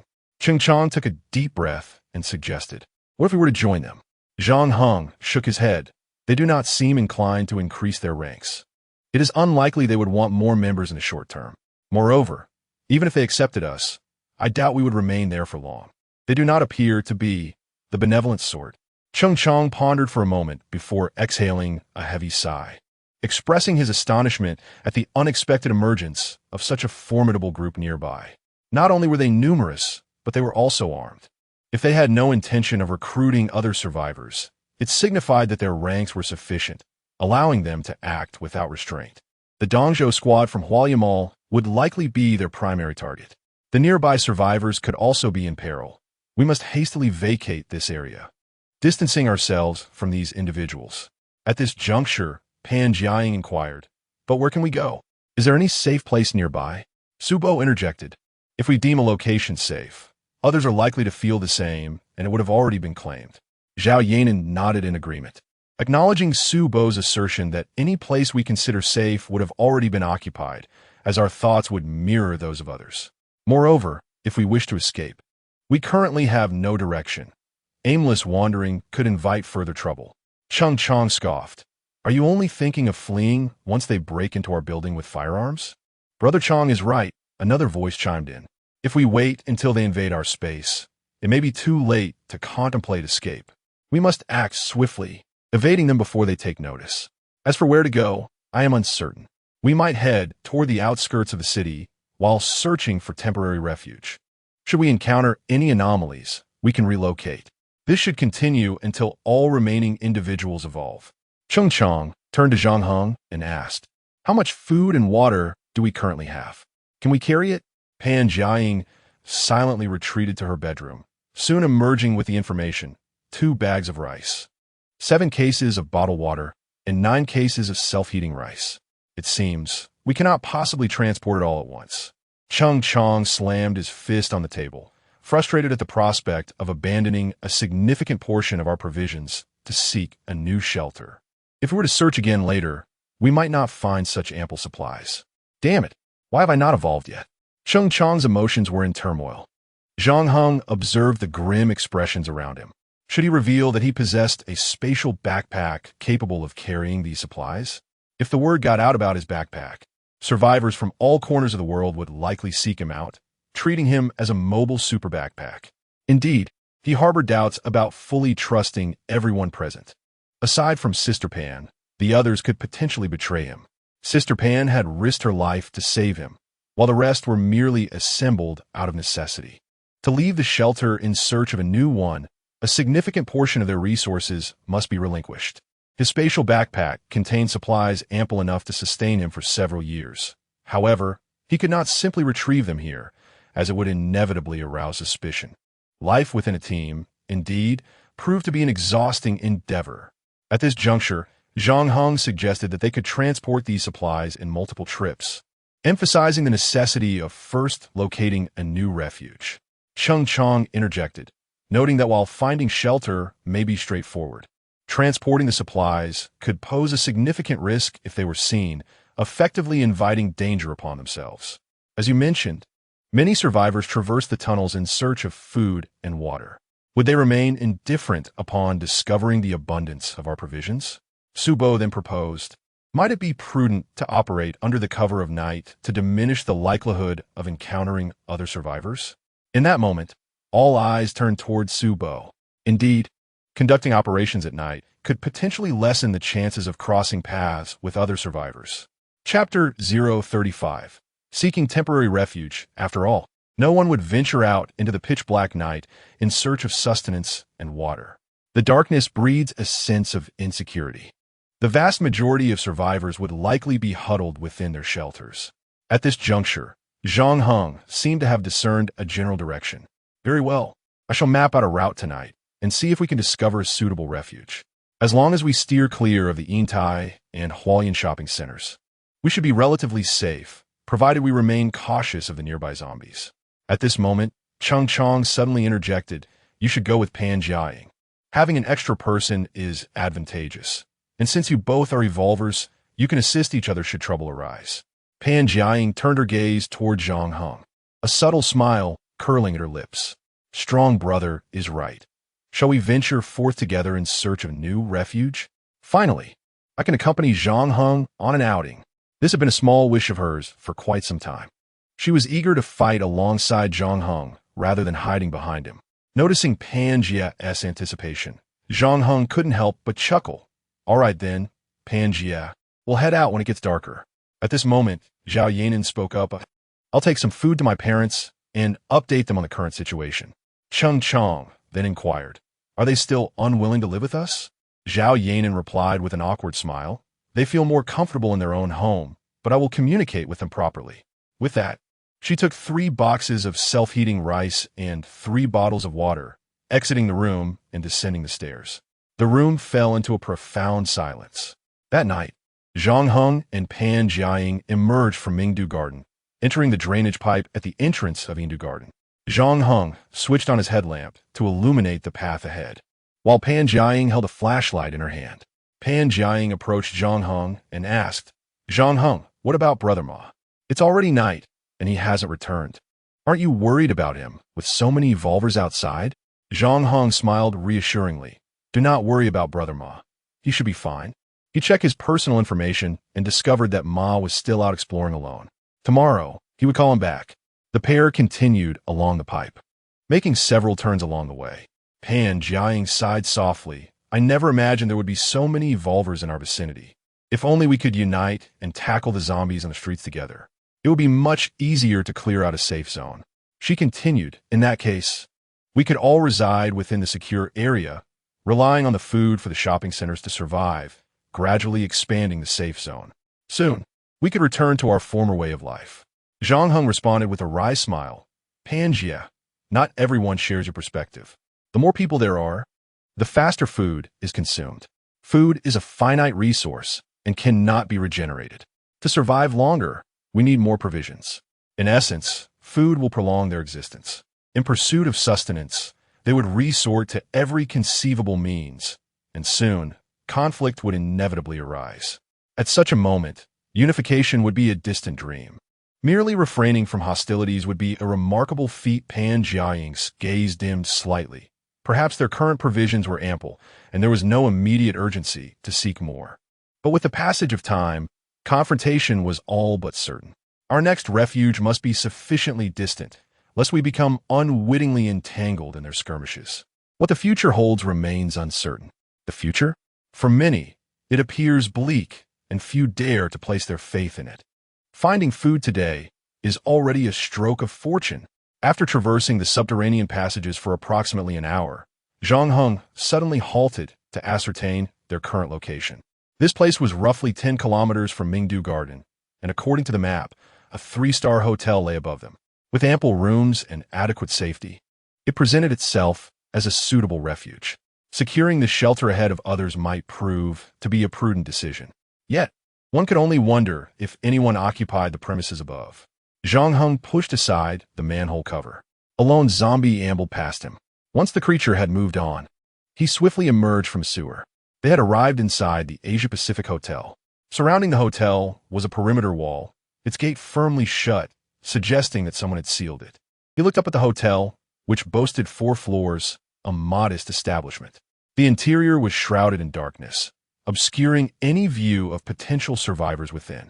Pan Jiaying followed Zhang Heng, and no sooner had they climbed out of the sewer than nearby zombies caught their scent and began to approach. Run! Zhang Heng shouted. Sprinting toward the hotel, Pan Jiaying hurried after him, pursued by a throng of zombies and a particularly swift canine zombie. They dashed into the hotel, where the entrance stood ajar, a clear indication that no survivors remained. Otherwise, the door would have been barricaded. Inside, they encountered a significant number of zombies. The moment they stepped in, they collided with a zombie that had once served as a bellboy. Zhang Heng delivered a powerful kick to the creature's chest, sending it sprawling. Pan Jiaying, with a swift motion, unleashed sharp bone blades from her fingertips and charged ahead. Zhang Heng momentarily froze, captivated by her fierce prowess. When had she become so formidable? Yet, he could not afford to show weakness. He drew his long knife, secured the door behind them, and followed her into the fray. Together, they systematically eliminated the zombies on the ground floor of the Asia-Pacific Hotel. Half an hour later, they had cleared the majority of the undead from the first floor. Fortunately, they had not encountered any aberrant variants of zombies. The two now stood in the lobby, illuminated solely by the beam of Zhang Heng's headlamp. Zhang Heng realized that Sister Pan seemed capable of seeing in the dark without the aid of a flashlight, which remained turned off. In the shadows, her eyes glimmered with an eerie green light, leading him to momentarily believe he had encountered a specter. The zombies on the first floor had been eradicated, and it appeared that the number of undead in this vicinity was not particularly high. Should we regard this place as a temporary sanctuary? Sister Pan turned her gaze towards Zhang Heng. Just as he was about to respond, a deafening clap of thunder resonated from outside.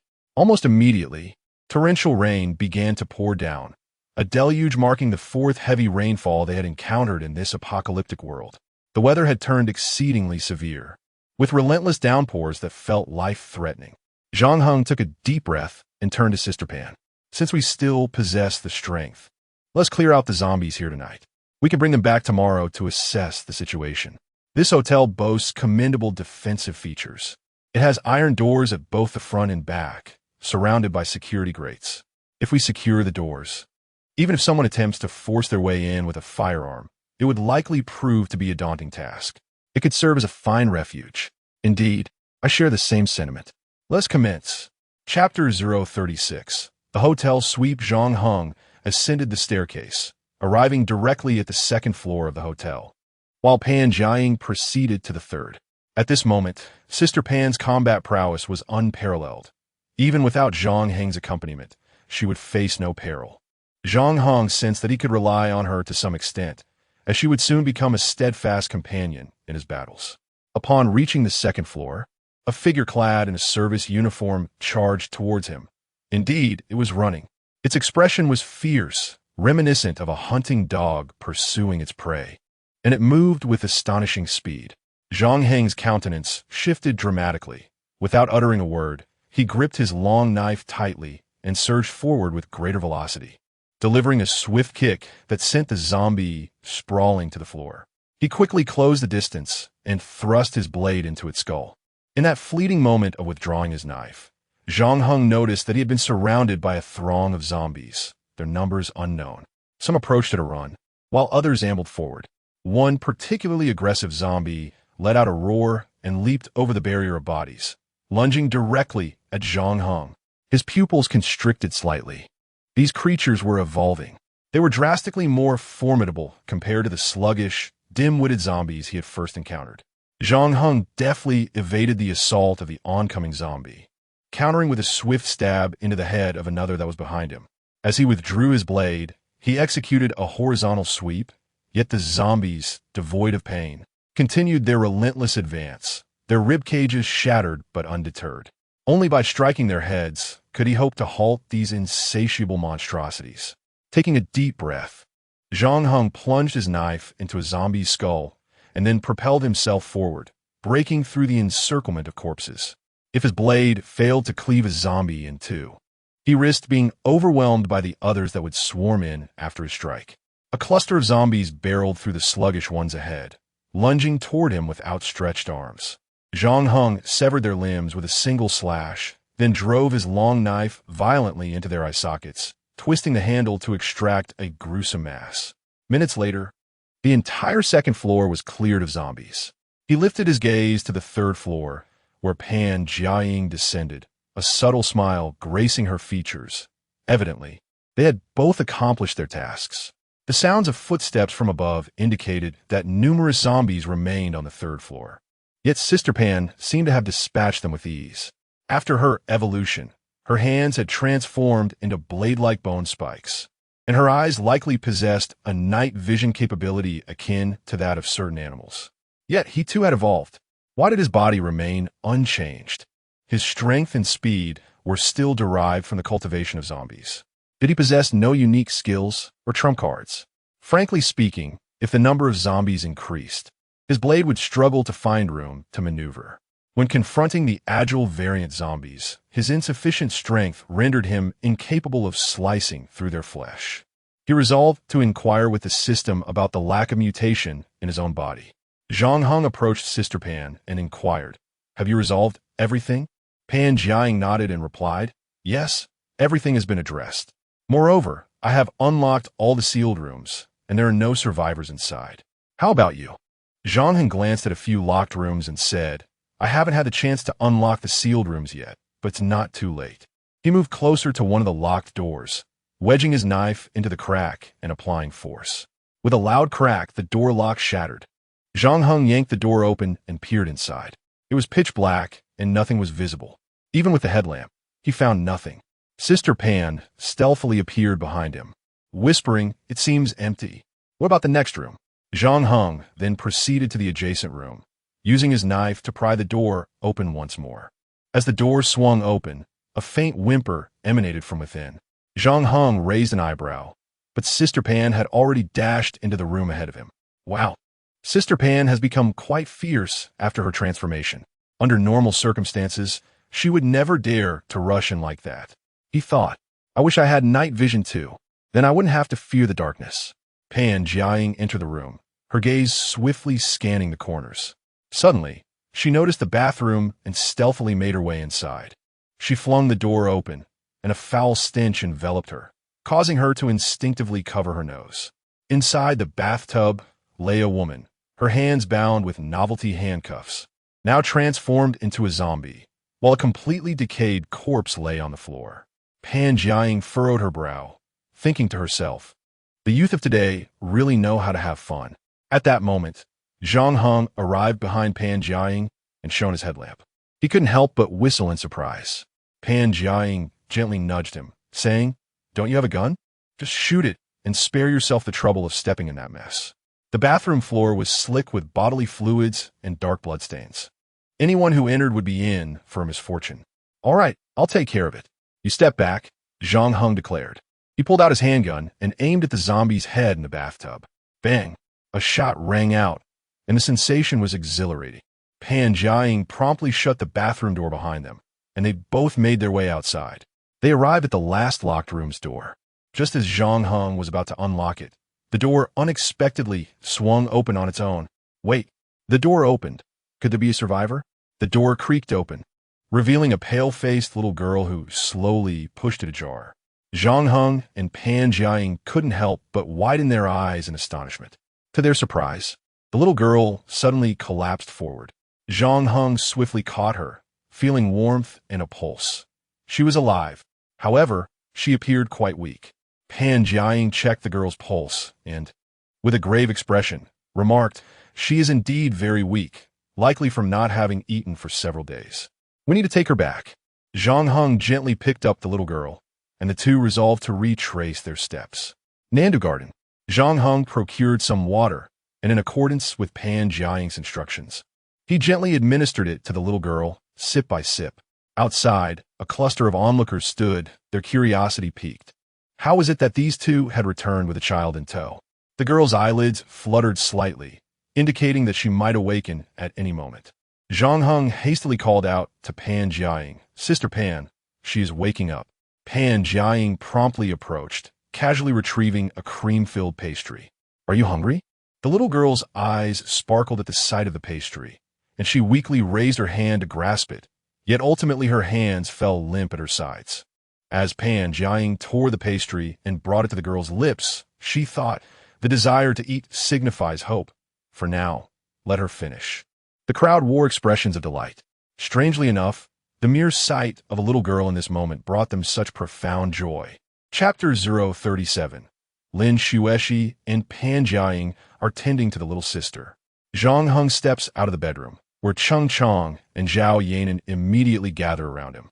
Cheng Chong inquires, "Where did you find this little girl? Are there any others?" Zhang Heng shakes his head. It seems she is the only one. She has been hiding in a hotel room. If there were others, they would likely have turned into zombies by now and devoured her. This girl has been hiding for 4 or 5 days, and she came out when she heard us talking. Cheng Chong, puzzled, asks a hotel. Which hotel? Asia Pacific Hotel. As the name resonates, Cheng Chong recalls, that small hotel, only 3 stories high, once a modest and before it was renovated into a hotel. It seems quite far from Mingdu Garden. Zhang Heng continues, "The zombies in the Asia Pacific Hotel have been dealt with by me and Sister Pan.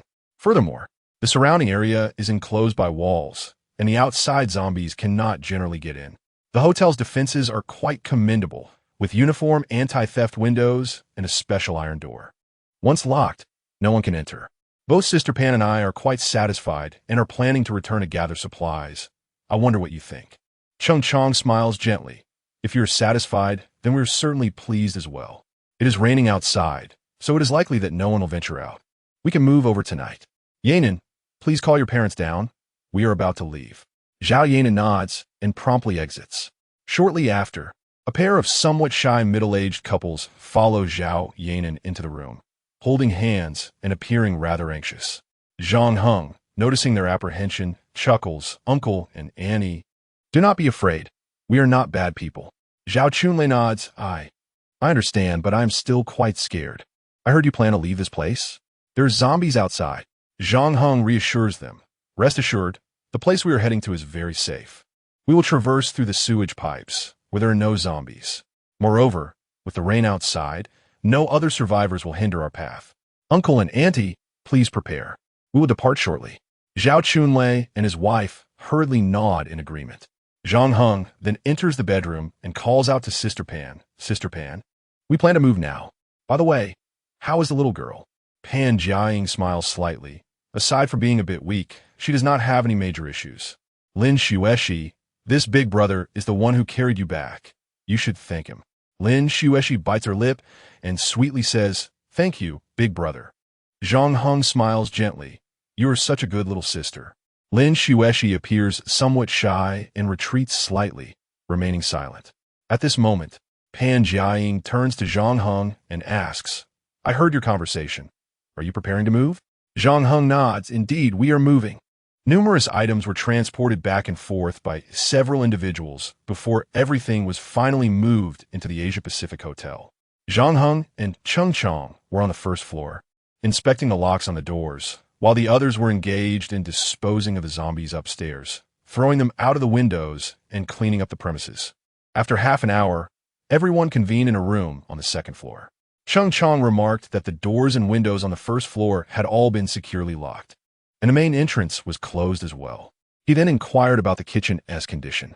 Pan Jiaying shook her head, lamenting its deplorable state, having discovered several more zombies, all of which were dealt with. The contents inside had mostly rotted, swarming with flies, and she was reluctant to return there. Presently, Pan Jie feared not the zombies, but rather the flies and insects. Cheng Chong nodded and continued, stating that this location should be safe for now, and there were enough rooms for everyone to have their own. Although electricity was still unavailable, water seemed to be flowing, though its potability was uncertain. It would be best to avoid drinking it. They decided to settle here for the time being, urging everyone to rest early as there would be other tasks to attend to the following day, the nature of which was yet unknown. Can I sleep with you, big brother? Lin Xueshi suddenly dashed toward Zhang Heng, her small hands instinctively grasping his. Zhang Heng was momentarily taken aback, asking, why would you want to sleep with me? You should sleep with your Aunt Pan. Pan Jiaying cleared her throat, interjecting its sister. I'm only 26 years old. You know, Lin Xueshi pouted. I don't want to sleep with Auntie. I want to sleep with Big Brother. Is that okay? She gazed up at Zhang Heng, clearly finding comfort in his presence. Pan Jiaying, noticing Lin Xueshi referring to her as Auntie, felt a twinge of displeasure and said, then let little Xueshi sleep with you. But you must protect her well. Lin Xueshi tightened her grip on Zhang Heng's hand, transitioning to an embrace, unable to let go, her eyes beginning to glisten with tears. Zhang Heng sighed in resignation, conceding, all right then, if it makes you happy, you can sleep with me. Lin Xueshi's expression brightened immediately. As Zhang Heng headed towards his room, Lin Xueshi hurriedly followed. The room was shrouded in darkness, yet Lin Xueshi boldly rushed inside. Upon hearing the sound of the mattress sinking, Zhang Heng realized she must have climbed onto the bed. He retrieved a candle, lit it, and placed it on the bedside table before approaching another bed. Suddenly, Lin Xueshi piped up, Big Brother Zhang Heng, can't you sleep with me? I'm scared alone, unable to suppress a chuckle. Zhang Heng replied, I haven't bathed in nearly a week. I'm quite smelly. You should sleep by yourself. I'll be right next to you. Lin Xueshi suddenly climbed down from the bed and hurried towards Zhang Heng, clutching a pillow in her arms.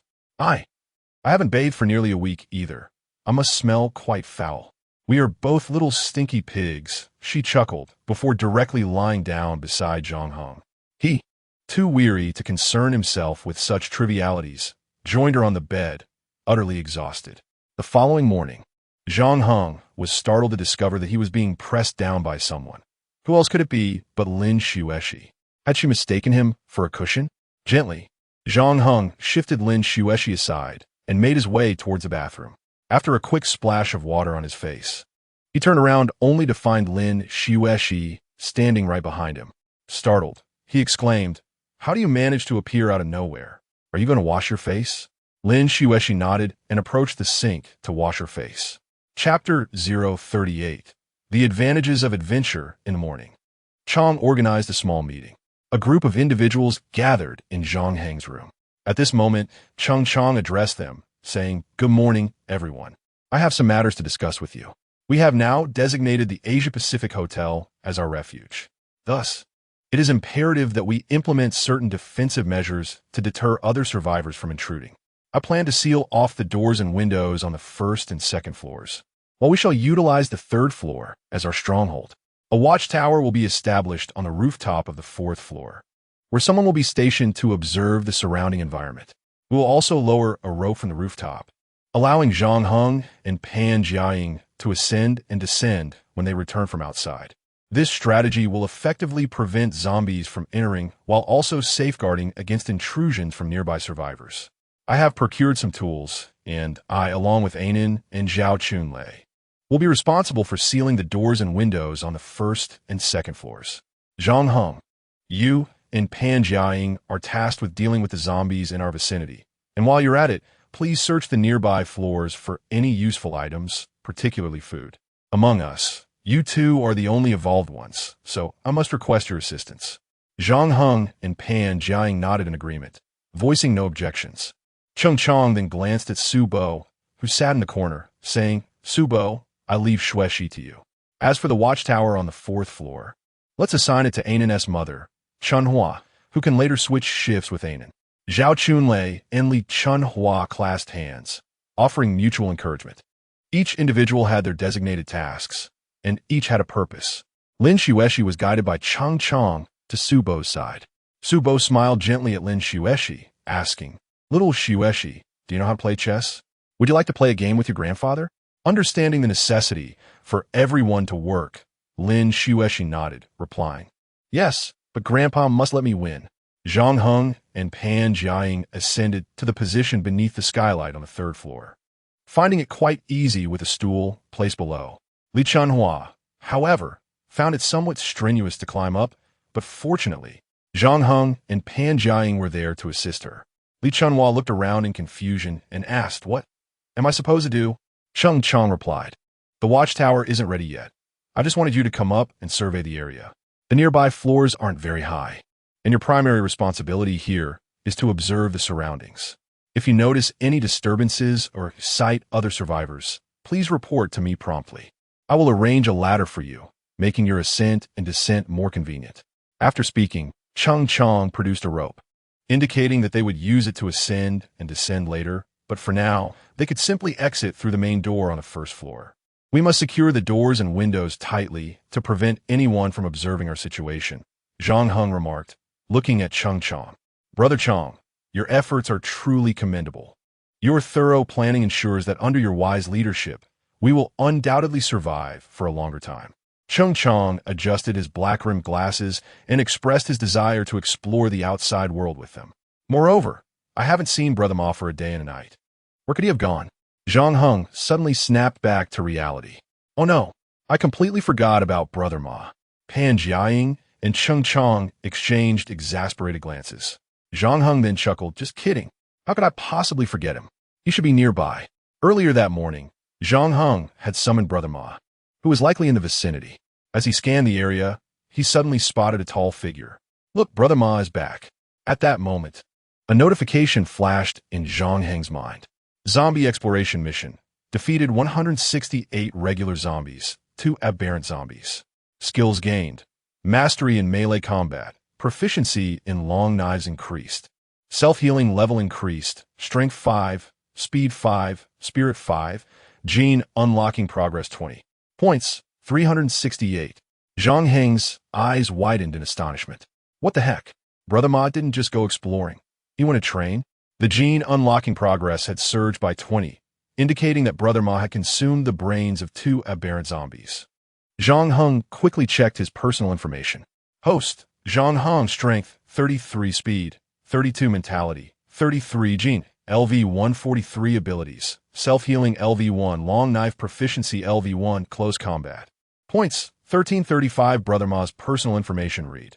1 zombie, strength, 40 speed, 31 mentality, 10 gene, LV-123. His 3 attributes had all improved, and the gene unlocking progress reached 43, with abilities now beginning to show levels that were previously non-existent, and over 1,300 points accumulated. He pondered what to purchase. Perhaps it was better to save for now. It appeared that he had also grown stronger. Clearly, self-directed exploration was a commendable choice. gaining abilities through combat. Brother Ma had mastered close combat techniques. At that moment, Pan Jiaying nudged Zhang Heng. Hey, why are you suddenly daydreaming? Brother Ma is right in front of you. Zhang Heng snapped back to attention, looked at Brother Ma, and patted his shoulder. Brother Ma, well done. You truly are my brother. Although he had just returned, it seemed he was still the same. You can go off and play for now. Command failed. Exploration can only be attempted after 24 hours. Zhang Heng's expression fell in disappointment. There's a waiting period for exploration? I must have been too naive. He then issued another command. All right, Brother Chong and the others plan to seal the doors and windows on the first and second floors. For now, go find Brother Chong and do whatever he asks. Once you finish, find a secluded spot to practice your knife skills, but be careful not to hurt anyone. Ma Gu nodded, then proceeded towards the Asia-Pacific Hotel. Pan Jiaying looked at Ma Gu with an expression of wonder, a slight smile gracing her lips as she exclaimed, I understand now. Zhang Heng couldn't help but chuckle. What exactly have you come to understand? Pan Jiaying replied, Isn't it true that evolvers awaken certain abilities? Your ability is to control zombies, isn't it? Otherwise, how could Ma Gu follow your commands so readily? You truly are quite astute to have figured that out. Zhang Heng, feeling a bit embarrassed, responded, Indeed, Sister Pan. You are exceptionally perceptive. Since you've uncovered the truth, I shall no longer feign ignorance. It is true, my ability lies in controlling zombies, though I can only command one at a time. With a look of pride, Pan Jiaying declared, Of course. After all, you've called me sister. Zhang Heng continued, Sister Pan, this place shall become our sanctuary from now on. We must address the nearby zombies and pile their remains in the vicinity. This way, other survivors will think twice before approaching. Let us commence at once. Agreed. Chapter 039. Taking advantage of the chaos, Zhang Heng and Pan Jiaying, two evolved individuals, found themselves effortlessly dispatching the ordinary zombies. In no time, through their concerted efforts, the zombies surrounding the Asia-Pacific Hotel were dealt with efficiently. They heaped the collected corpses around the hotel, creating a clear message. While the zombies may not comprehend the significance of these bodies, the nearby survivors would certainly understand that the hotel was occupied. Anyone wishing to enter would need to reconsider their approach. Suddenly, a deafening explosion echoed from a distance. Instantly, the zombies on the road began to shuffle towards the source of the sound. Zhang Heng and Pan Jiaying also turned their gazes in that direction. Pan Jiaying approached Zhang Heng, her brow furrowed in confusion. What is happening? Zhang Heng's expression shifted slightly, it seems. It seems to be coming from the direction of the Hualien shopping mall. Could it be that the bald leader and his group have launched an attack? If that is the case, it seems rather premature. Zhang Heng, I intend to investigate, he declared. Pan Jiaying frowned. I will accompany you. Many evolved individuals will surely be drawn to the commotion. It would be too perilous for you to go alone. After pondering for a moment, Zhang Heng replied, Very well. We shall go together. The explosion has diverted the attention of the zombies, allowing us to traverse the road unimpeded. With that, Zhang Heng sprinted ahead, with Pan Jiaying closely following. As they ran, Zhang Heng noticed a bicycle parked at the roadside. He glanced back at Pan Jiaying, who couldn't suppress a laugh. Surely you're not. Zhang Heng approached the bicycle, lifted it upright, and Pan Jiaying immediately understood, taking her place on the rear seat. Zhang Heng pedaled swiftly toward the direction of the explosion. What would have taken an hour through the sewer system was reduced to under 10 minutes on the open road, as the minimal presence of zombies allowed for an unimpeded passage to the vicinity of the Hualien shopping mall. Dismounting the bicycle, Zhang Heng surveyed the throng of zombies ahead and the continuous barrage of explosions. The squad led by the bald leader was well equipped. However, their lack of strategic thinking was evident as they recklessly fired loud firearms, undeniably attracting the attention of the zombies. The group, numbering around 30, found themselves encircled by the oncoming horde, having failed to breach the shopping mall and instead becoming ensnared by the very zombies they sought to evade. Witnessing this scene, Zhang Heng couldn't help but chuckle. What a bunch of fools. They rely solely on their numbers. Pan Jiaying then inquired, Zhang Heng, what should we do now? Should we retreat, or?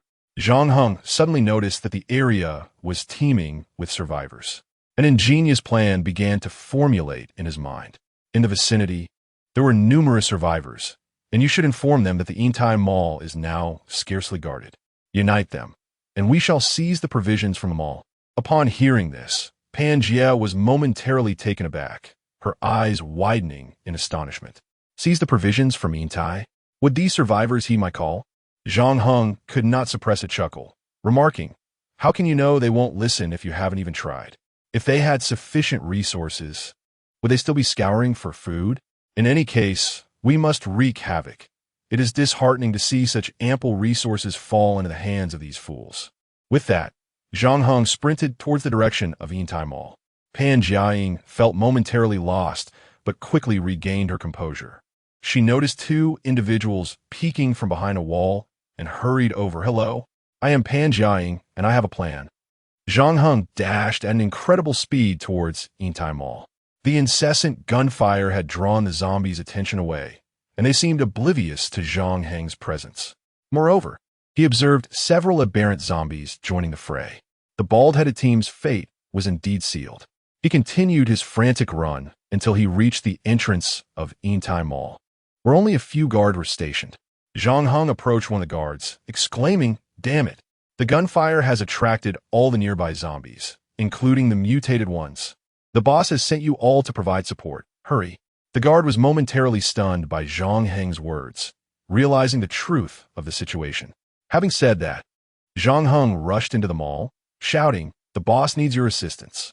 Quickly, go through the sewers. Move."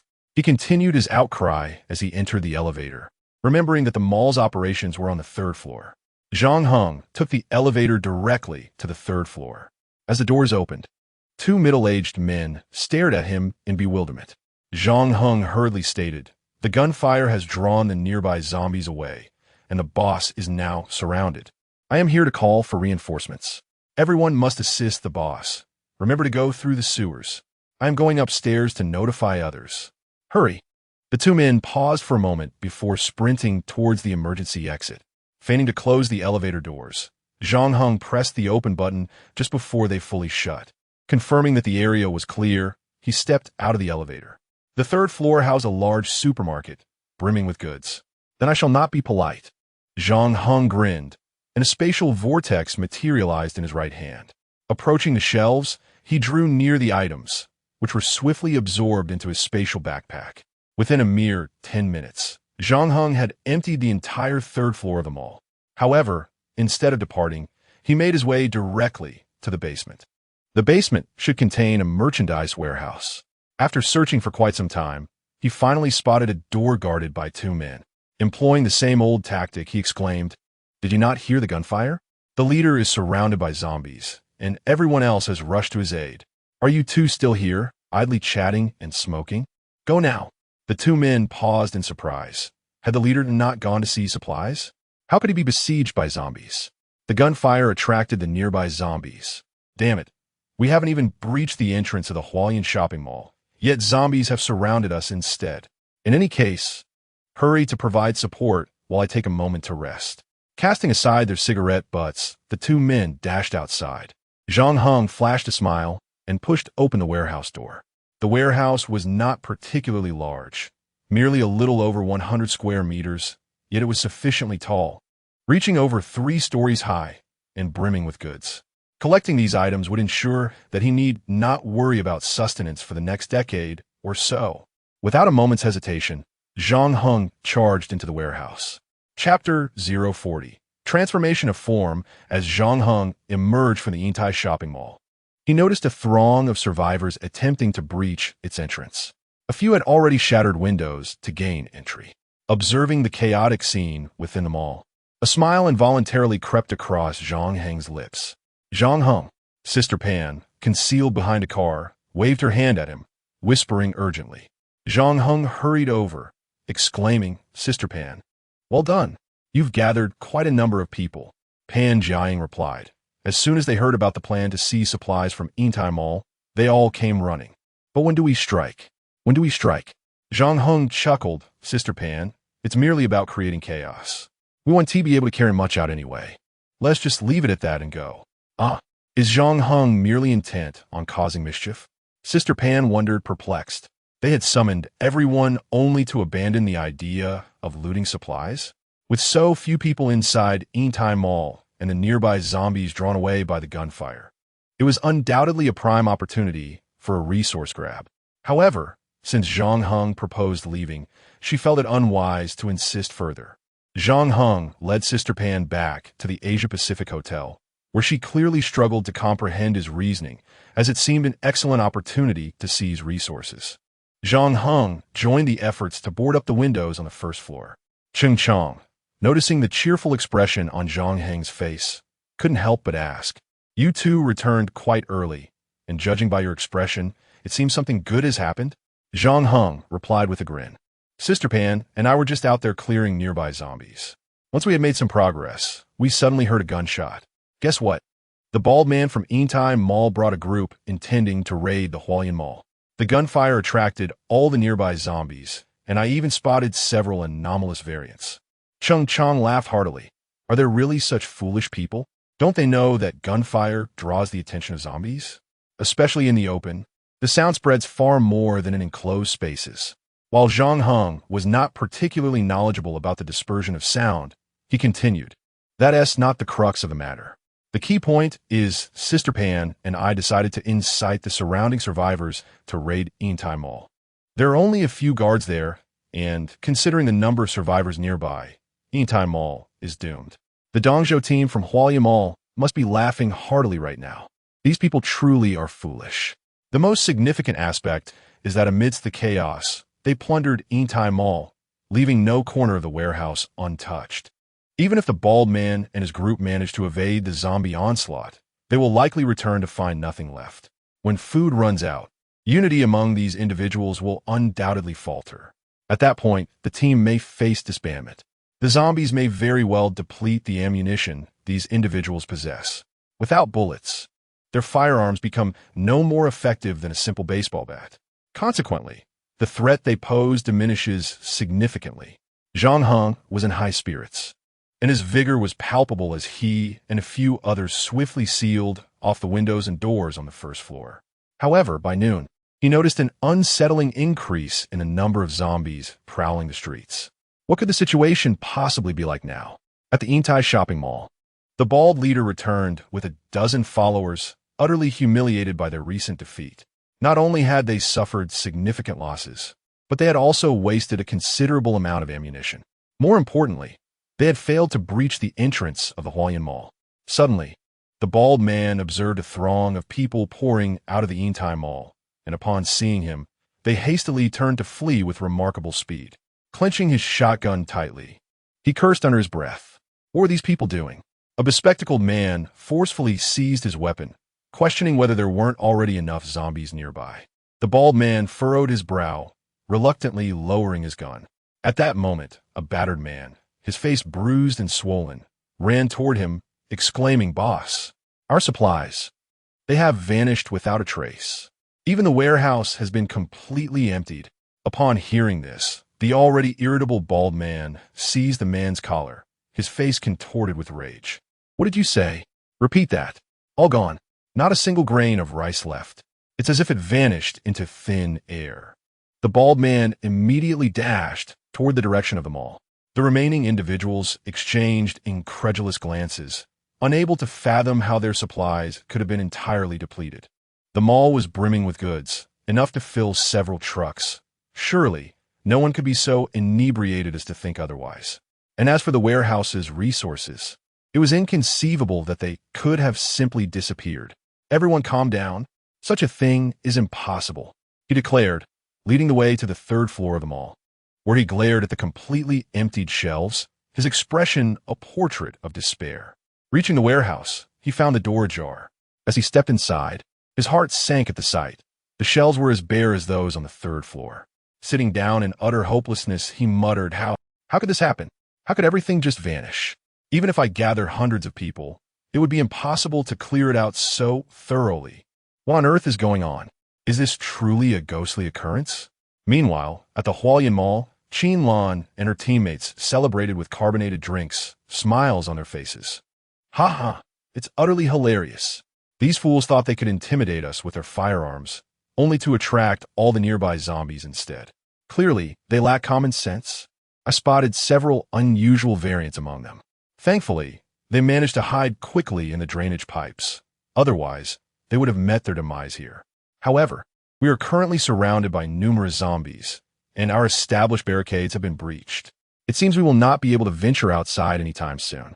In the vast expanse of the Intai shopping mall, brimming with abundant resources, it is astonishing that these individuals still seek to seize our supplies. Qinlang, do you think we have been overly accommodating? It seems the time has come to revise our strategy. Standing by the window, gazing down at the congested mass of corpses below, he slowly turned to face the dozen or so individuals in the office and remarked, "Are we still unable to recruit anyone? They perceive us as too young and hardly regard us as a threat. Why would they choose to join our cause?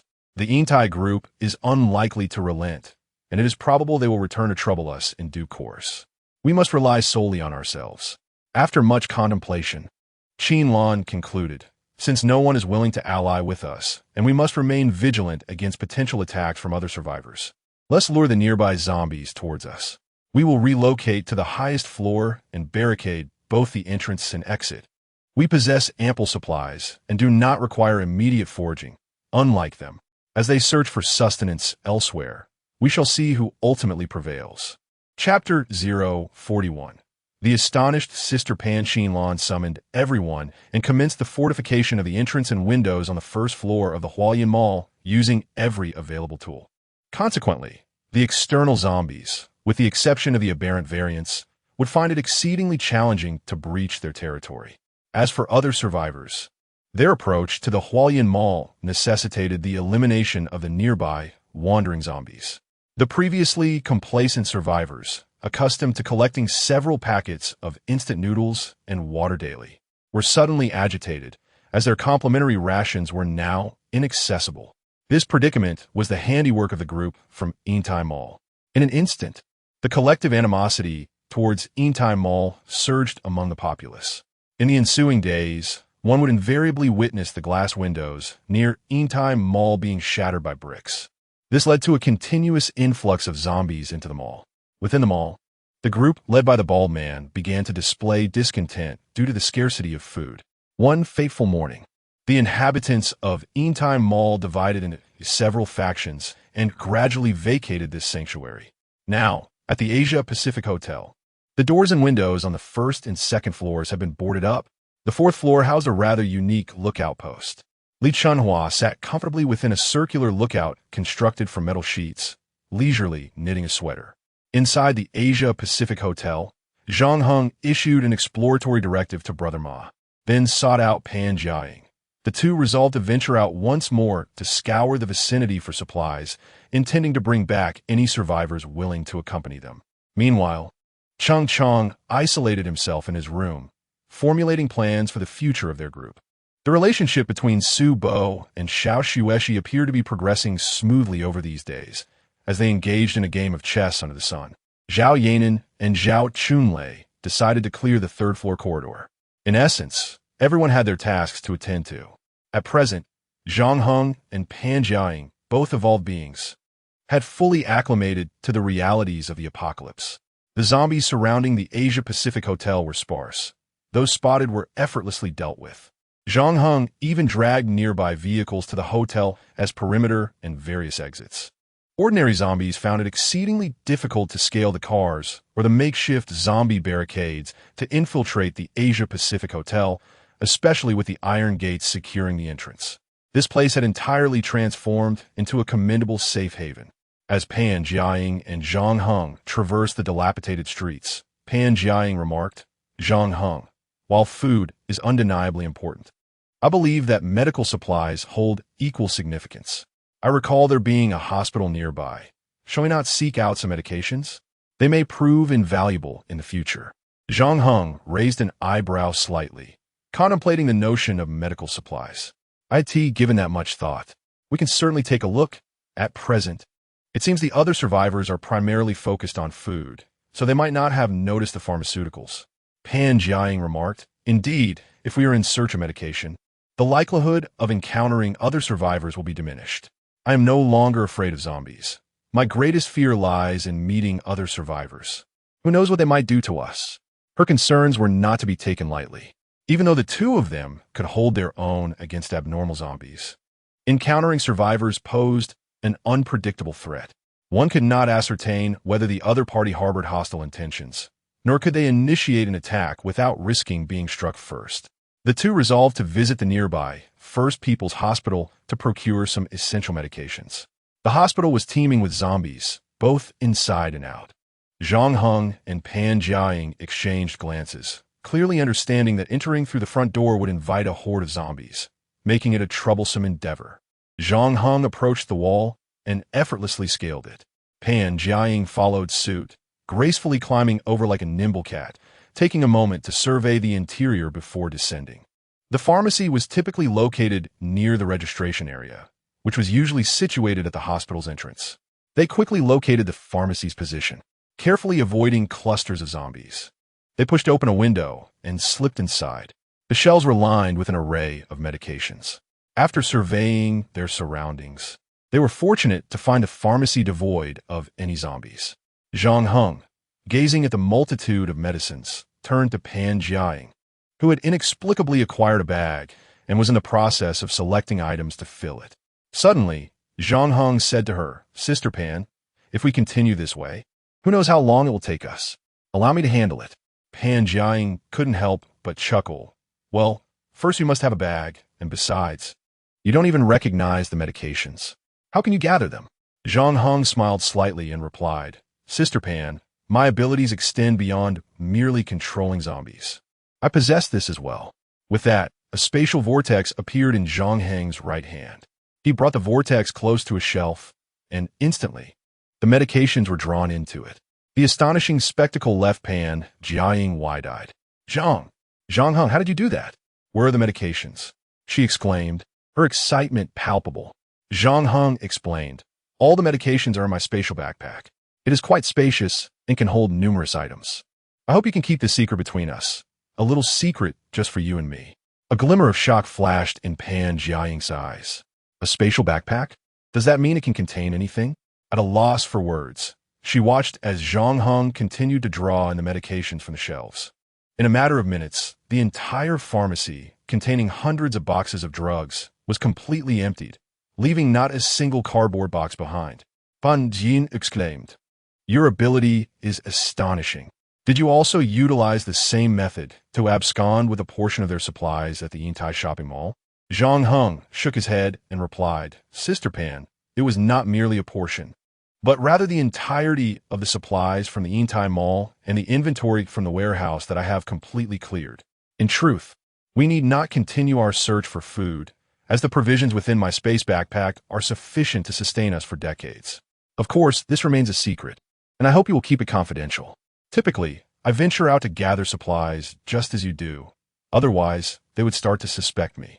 Incidentally, if my ability were to be disclosed, it would place us all in grave danger. So it is imperative that no one, not even our own team members, learns of my power. Should my ability be revealed, Sister Pan, I would have no choice but to part ways with you all. In reality, I could fare better alone." The astonishment was evident on Pan Jiaying's face, for Zhang Heng possessed a space backpack that could drive the entire world to madness. With such a backpack, could he not collect resources with reckless abandon and store them away? Chapter 042. The elderly, weak, sick, and disabled Zhang Heng took the plastic bag containing several boxes of medicine from Sister Pan's hands and remarked, "Perhaps we should linger here for a while before departing.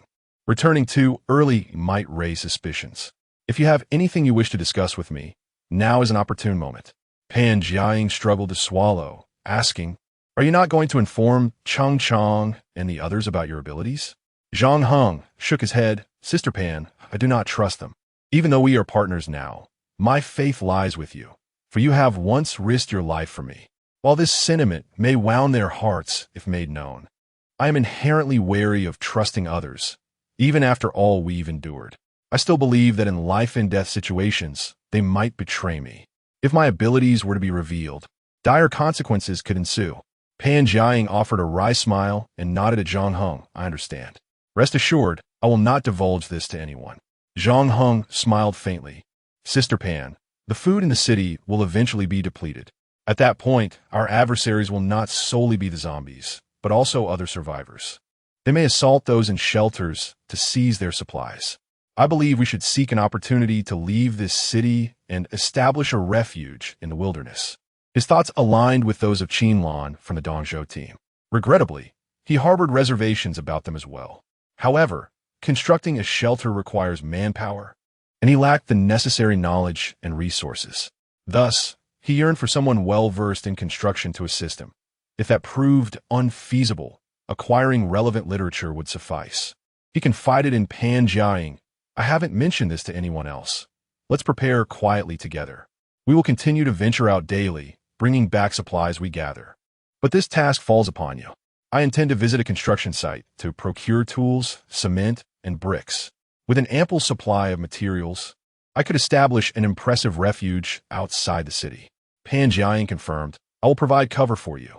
Pretending we are both scavenging for supplies while you transport materials from the nearby site? Zhang Heng nodded. "Exactly. Once I have gathered sufficient materials and found a knowledgeable architect, our refuge will serve as a trial. If they earn my trust, I may consider bringing them along. If I still cannot trust them, I will leave them some provisions, and we shall depart together." Zhang Heng's foresight surprised Pan Jiaying, instilling in her a newfound respect for him. As the sun began to set, they returned to the Asia-Pacific Hotel, where Ma Gu also arrived shortly thereafter. "Look, Ma Gu has returned," Zhang Heng remarked with a wry smile. Ma Gu approached Zhang Heng, as the voice of the system echoed in his mind. Zombie Expedition Number 1. 32 ordinary zombies eliminated, 2 aberrant subspecies, Strength 5, Speed 5, Mental Fortitude 5. Gene unlocking progress 20 points, 232. Had Ma Gu been slacking? The number of ordinary zombies slain seemed rather scant. Zhang Heng patted Ma Gu on the shoulder and said, "Ma Gu, you've worked hard. Let us return together." Silently, Ma Gu followed the two into the rear of the Asia-Pacific Hotel. Li Chunhua had already spotted their return and hurriedly lowered the rope for them. The three of them grasped the rope, scaling the walls back to the Asia-Pacific Hotel. "Brother Zhang Heng, you're back," Lin Xueshi exclaimed, rushing towards him with a drawing in hand. "Look, I drew you. Does it look like you?" Zhang Heng accepted the drawing, unable to suppress a smile. "It resembles me quite well. Thank you." Lin Xueshi beamed and darted towards Su Bo. At this moment, Zhang Heng handed a backpack to Zhao Yanan. "Yanan, this is the food and some medical supplies that Sister Pan and I found today. Please store them away." Zhao Yanan smiled faintly, accepting the backpack. "Thank you for your hard work." Cheng Chong raised an eyebrow at Zhang Heng and inquired, "How's the situation outside? Did you encounter any trouble?" Zhang Heng shook his head. "No trouble, but how about here?"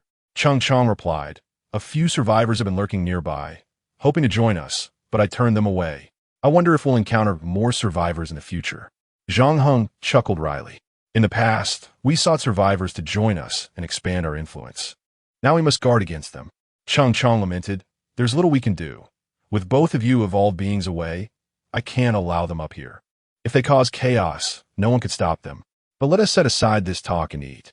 The group gathered in a room, sharing meager instant food. It was evident that everyone's condition was far from ideal. They had been living in constant danger, devoid of any recreational facilities, uncertain of what tomorrow might bring. Living one day at a time. Suddenly, Cheng Chong remarked, "The food around us will eventually be depleted, and the number of people nearby will dwindle. Everyone will expand their search territories. If we wish to avoid worrying about food later, starting tomorrow, Yanan and I should accompany you in the search for supplies. The more of us there are, the broader the areas we can cover, and the more we can bring back. What do you think?" Zhang Heng's expression shifted slightly. "If you both go out as well, our shelter will be left with only the elderly, the weak, and the infirm." "Su Bo, I do not mean this against you."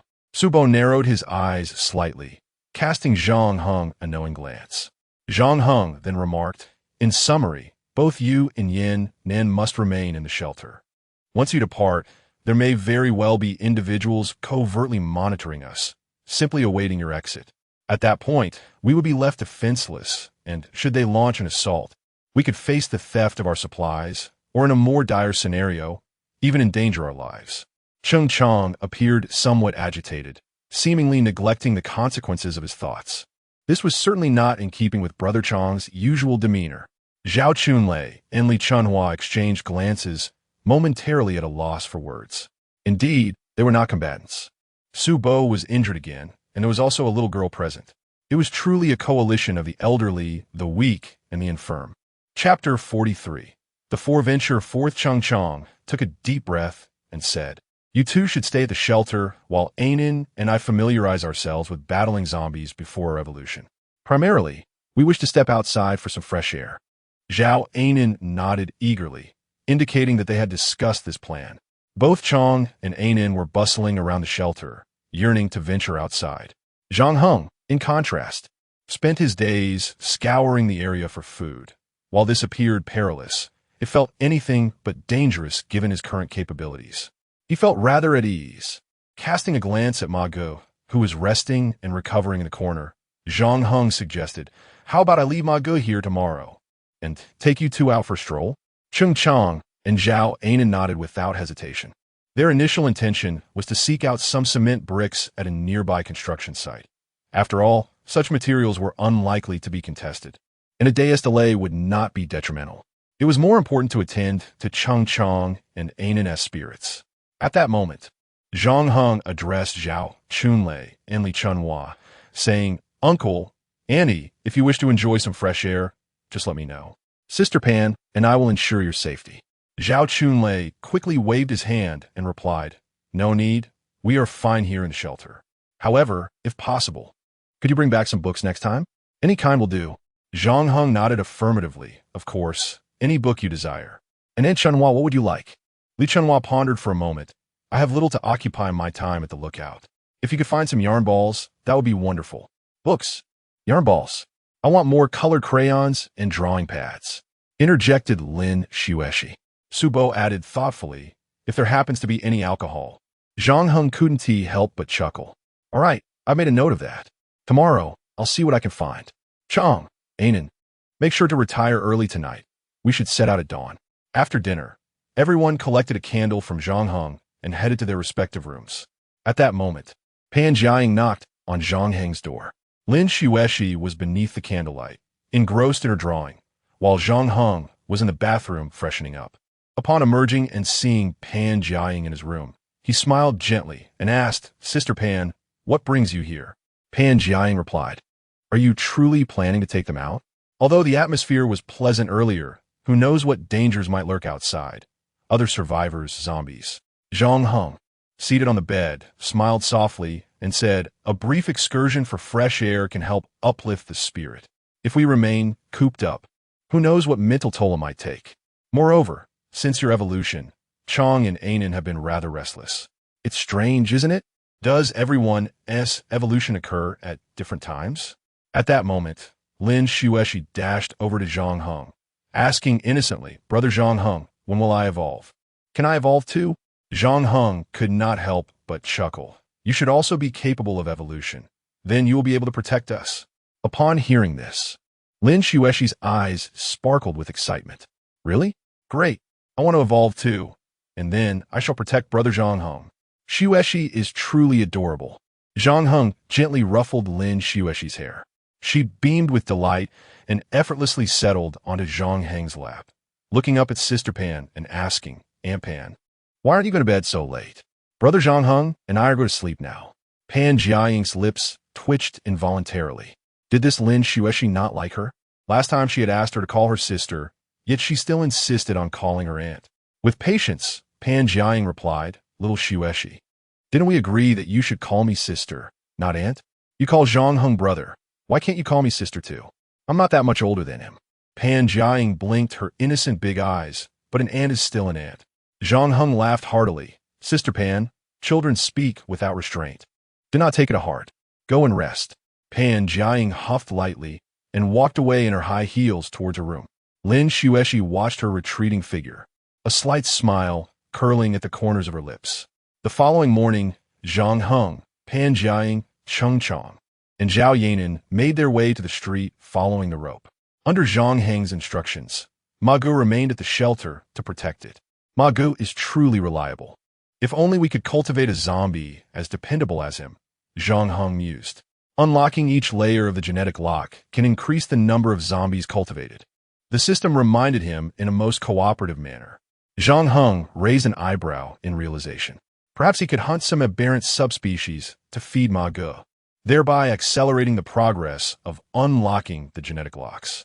Cheng Chang and Zhao Yanan glanced around before turning to Zhang Heng. Zhang Heng, where are we exploring for supplies today? After speaking, Cheng Chang revealed the pistol he had seized from a gangster, also sporting a long knife at his waist. Zhang Heng confirmed a direction, saying, "Let's head east." "I haven't been there yet." Zhao Yanan held a long knife that had previously belonged to Ma Ge, which he had temporarily lent her. Zhang Heng's points had accumulated to over 1,000. He could easily exchange for a submachine gun. However, he refrained, knowing that if Cheng Chang queried its origin, he would be hard-pressed to fabricate a convincing story. Leading the way, Zhang Heng approached the slowly encroaching zombies on the street. Pan Jiaying flicked her hands, revealing bone spikes. Yet she did not charge forward. Instead, she shielded Cheng Chang and Zhao Yanan. Zhang Heng flexed his wrist, gripping the long knife as he strode purposefully towards the zombies. The suited zombie lunged at Zhang Heng first. He swiftly plunged his knife into the creature's eye socket, yanking it back violently, splitting its head in two.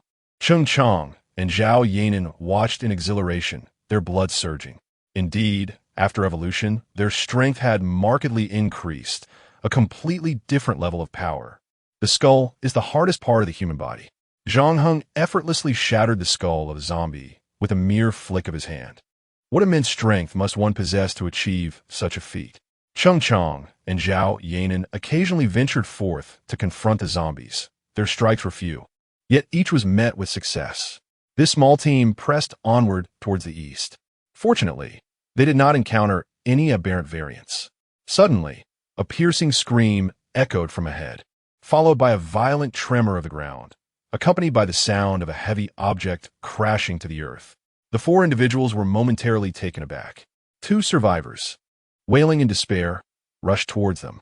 One of them, with a severed arm, attracted the attention of nearby zombies with his blood and cries. "Help me! Please! Save me!" pleaded the man with the dismembered limb as he collapsed before Cheng Chang, gazing at him with desperate eyes. Chapter 044. A new ally, another individual dashed away, showing no concern for his companion.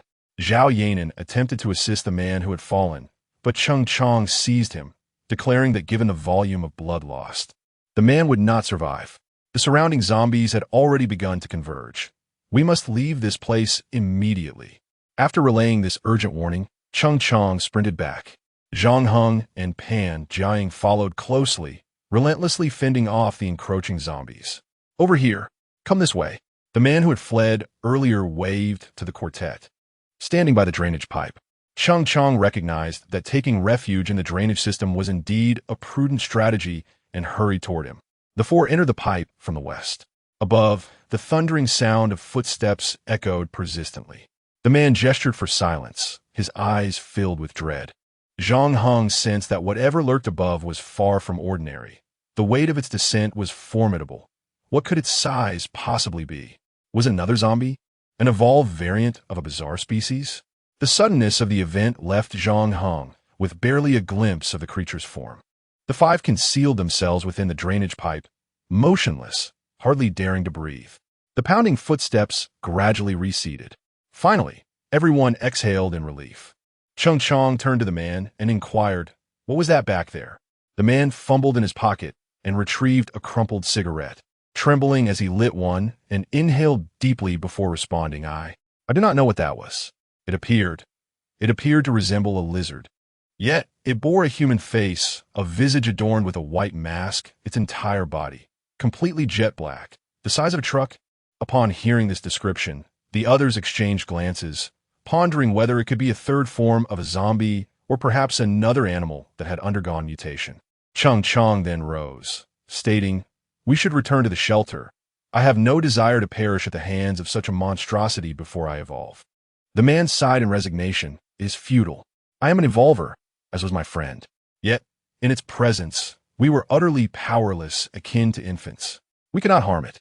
We had 3 fellow evolvers who, within 10 seconds, were all slain. The man before them was also an evolver. The one who had lost an arm was as well. It was no wonder. A normal person would have fainted from such an injury, unable to flee. 5 evolvers could not contend with this creature. The thought of returning home became increasingly compelling for Cheng Chong and Zhao Yanan. The man then stood and implored. My companions have all perished. We are all survivors. Allow me to accompany you back. What do you say? I am Yang Jun, the Yang of Willow. And Jun as in soldier. I used to be. Cheng Chong interjected, apologies, but we do not require additional members. Our food supplies are already critically low. Yang Jun was momentarily taken aback. I am an evolver. In these dire times, should we not assist one another? My companions and I were formed in this manner. Before we encountered that monstrous being, we were entirely untroubled by the scarcity of food. I can lead you back to my sanctuary, where a portion of provisions still remains. Cheng Chong shook his head, feeling somewhat embarrassed. At that moment, Zhang Heng spoke up, suggesting that an additional pair of hands would be beneficial, especially since he is an evolved one. Brother Chong, I believe we should allow him to join us, he asserted.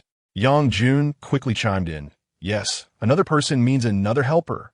Cheng Chong's expression shifted slightly. Since you have all spoken so, very well. Yang Jun immediately sighed in relief. Expressing his gratitude, thank you. I will not let you down. The group then made their way back home. Yang Jun's inclusion surprised many. Yet Zhao Yanan's parents remained fearful of the new survivor. Zhang Heng patted Yang Jun on the shoulder, introducing him to everyone. This is Yang Jun. From today forth, he shall be our comrade, and he is an evolved one. Despite Zhang Heng's words, the majority of the group did not warmly welcome Yang Jun. Cheng Chong addressed him. Yang Jun, you and your team have been outside. You should possess a good understanding of the external circumstances. Could you share with us the information you have? Yang Jun nodded, of course. I don't know if you have heard about a recent event.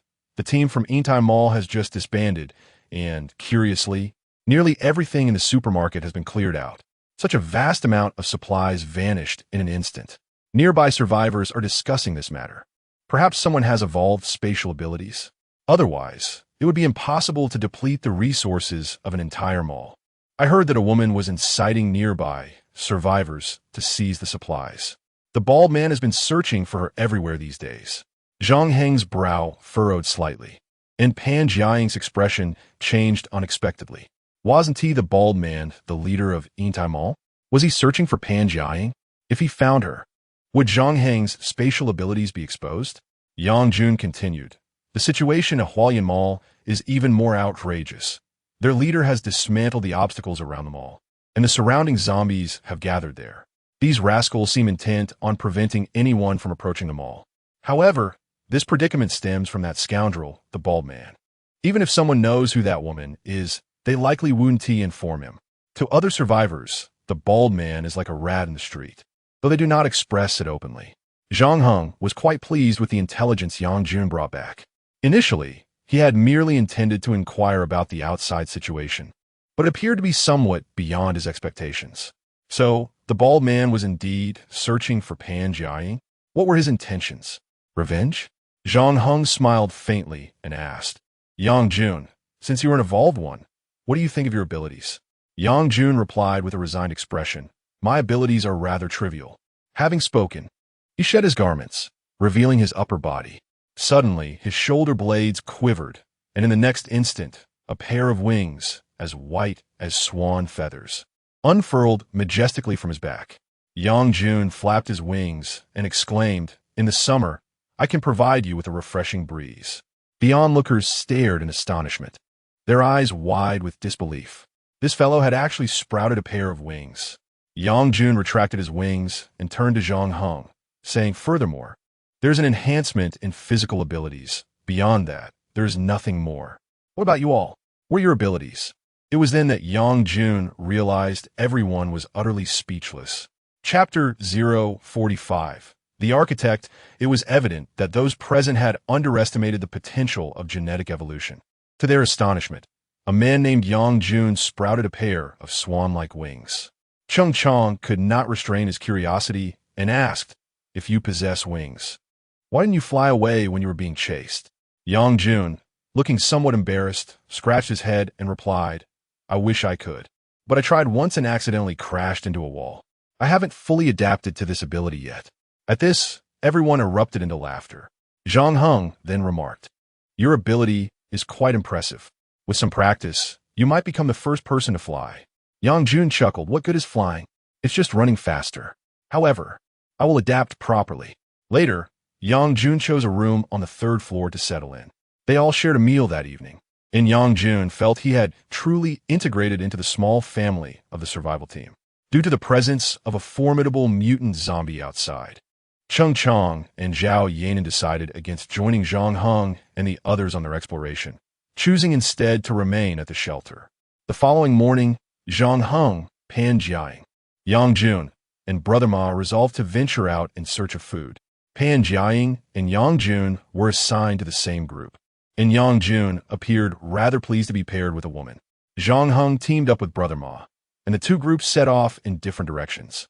Zhang Heng intended to head to a construction site on the outskirts to gather supplies, preparing for their eventual departure from the city to establish a shelter in the wilderness. Given the presence of a massive mutant outside, Zhang Heng felt uneasy about letting Brother Ma go off on his own. Fearing for Brother Ma's safety, he decided to have him accompany him instead. The destination was quite distant, but fortunately, Zhang Heng had a map, and he led Brother Ma through the sewers towards the suburbs. He recalled that there were several construction sites in a development area to the north of the city, where new buildings were being erected. There would surely be an abundance of cement and bricks to transport. Suddenly, a few individuals approached from ahead. Zhang Heng slowed his pace. 3 men and 1 woman were walking towards him, led by a man with a buzz cut and a mask. Upon noticing Zhang Heng and Brother Ma, the man inquired, "Where are you two headed?" The 4 of them halted. Zhang Heng replied, "We have no specific destination. We're just wandering." The middle-aged man nodded and added, "Recently, a dinosaur-like creature has been sighted in the Huainan district. Many people are wary of showing themselves, so you two should exercise caution." The dinosaur-like creature must have referred to the one Zhang Heng encountered yesterday. Zhang Heng nodded, and the group walked past him without further interaction. Among survivors, the greatest form of respect is to avoid interference with one another. Zhang Heng continued on his path, but after a few steps, he suddenly heard footsteps approaching from behind. Zhang Heng's expression subtly shifted as he slowly turned to glance back. To his surprise, the group of individuals he had encountered earlier had returned. With a look of confusion, he regarded them. The man in a flat cap and mask smiled slightly and remarked, "How peculiar. Why does it seem to me that your friend does not quite resemble a human? Might he utter a word?" Zhang Heng cast a glance at Brother Ma before addressing the man in the flat cap, saying, "Brother Ma is indeed not human. He is a zombie. This is my ability. I can control zombies." Upon hearing this, the man in the flat cap widened his eyes slightly. "You are an evolver?" Zhang Heng nodded affirmatively. "Indeed, I am an evolver. Are you not as well?" A woman behind the man in the flat cap interjected. "So, you can command zombies to assist you in procuring supplies without engaging in combat with other zombies?" Zhang Heng nodded again. "Yes, that is approximately correct. Zombies seem to refrain from attacking Brother Ma, considering he is one of their kind. Why do you inquire about this?" The man in the flat cap chuckled. "I was contemplating how advantageous your ability is. After all, it allows a mere child like you to survive in this world, and to do so independently. Why not join us?" Zhang Heng smiled subtly and replied, "I am not alone. I have a team, about 7 or 8 members. While Brother Ma indeed provides considerable convenience, zombies that must be eliminated still require extermination. The aberrant varieties of zombies we encounter will not spare me simply because I can command the undead." The group surrounding the man in the flat cap was taken aback by Zhang Heng's response. They had not anticipated he already had a team, and a group of evolvers at that. The man in the flat cap then said, "It seems your team includes other evolvers. Might we be allowed to join you?" Zhang Heng inquired, "Do any of you possess the skills of an architect? You know, someone who can construct buildings?" At this, the man in the flat cap could not help but laugh. "What do you need an architect for? Are you planning to build somewhere?" Zhang Heng explained, "I've been searching for an architect recently. The reason, of course, pertains to construction. The food and water in the city will inevitably be depleted. My survival team has decided to seek opportunities for survival in the wilderness, and we will undoubtedly require a well-fortified shelter." A burly man behind the man in the flat cap then spoke up, I hold a level 1 architect qualification, whether it be an iron fortress or a bunker. As long as there are sufficient materials, I can construct it. However, do you not think your notion is a bit naive? Have you not realized that we are trapped in this city along with the zombies? Zhang Heng smiled faintly. This is a long-term plan. I do not believe I am trapped in this city. Rather, I still find it necessary to remain here for the time being. My team and I will gather sufficient resources and then devise a means to leave this city, whether by fighting our way out or through other methods. To prolong one's life, it is essential to depart from the urban confines and venture into the wilderness. Otherwise, who can predict how many mutated creatures akin to dinosaurs may emerge within the city? Even if these zombies do not pose a direct threat to us, we may succumb to starvation due to the scarcity of food and water. The four individuals exchanged glances, and surprisingly, they found the youth's reasoning to be quite compelling. Zhang Heng then remarked, "If you are inclined, I can offer you a place among us. However, if you deem my thoughts to be mere fantasies, I cannot persuade you otherwise." The middle-aged man in the mask, along with his companions, deliberated and concluded that it would be prudent to ascertain the situation before deciding to join. The masked man then inquired, "Where is your sanctuary located?" Chapter 046. Construction site. At this moment, Zhang Heng spoke. "I cannot take you to my sanctuary just yet, as my team is currently out exploring and should return by nightfall. If you truly wish to join our survival group, we can convene here this evening, and I shall escort you then. Until that time, you may roam freely." In other words, everyone is free to engage in their activities until the evening rendezvous. The man with the buzz cut and mask nodded in agreement. "That sounds acceptable. We will await your return before dusk. However, this does not guarantee our allegiance to your group. We wish to ascertain the nature of your team." Zhang Heng smiled faintly, nodding. "Very well then. I shall see you tonight." He gestured in the direction he intended to go. As he began to move forward, one person and one corpse advanced ahead. The four individuals remained momentarily still, watching Zhang Heng's retreating figure. A woman among them questioned, "One Tao, do you intend to join his team? He appears to be just a recent graduate, a mere child." Another robust man interjected, "We cannot dismiss him so easily. He is, after all, an evolved being, and the fact that he ventures out alone suggests a certain confidence in his abilities. Moreover, he seems to have plans for the future, considering he aims to survive outside the city. Given the current circumstances, the number of bizarre, subvariant zombies within the city is escalating, and even more advanced entities are emerging. If this continues, our survival here will become increasingly precarious. Additionally, resources will inevitably dwindle. We might find ourselves perishing at the hands of fellow survivors vying for sustenance." Old Wang's assertion holds merit. The four of us are not evolved beings, and it would be prudent to join a team that includes them for our safety. Fortunately, they appear to be seeking companions. As architects, we not only fit their criteria, but also enhance their capabilities. As I mentioned earlier, we should first assess whether they are a reliable group. If they prove unreliable, we can withdraw without consequence. After all, aligning with a trustworthy team increases our chances of survival in this world. What do you think? Su Wintao glanced at the other three, seeking their opinions. They nodded in silent agreement, refraining from further discussion. Meanwhile, Zhang Heng, clutching a map, navigated through the sewer pipes, heading toward the suburbs. He was uncertain of his exact location, yet periodically he would lift the manhole cover to gauge the situation above, ensuring he was on the right path. After traversing for over an hour, he abruptly discovered that the sewer path had come to an end. He was compelled to ascend the nearby staircase to reach the surface.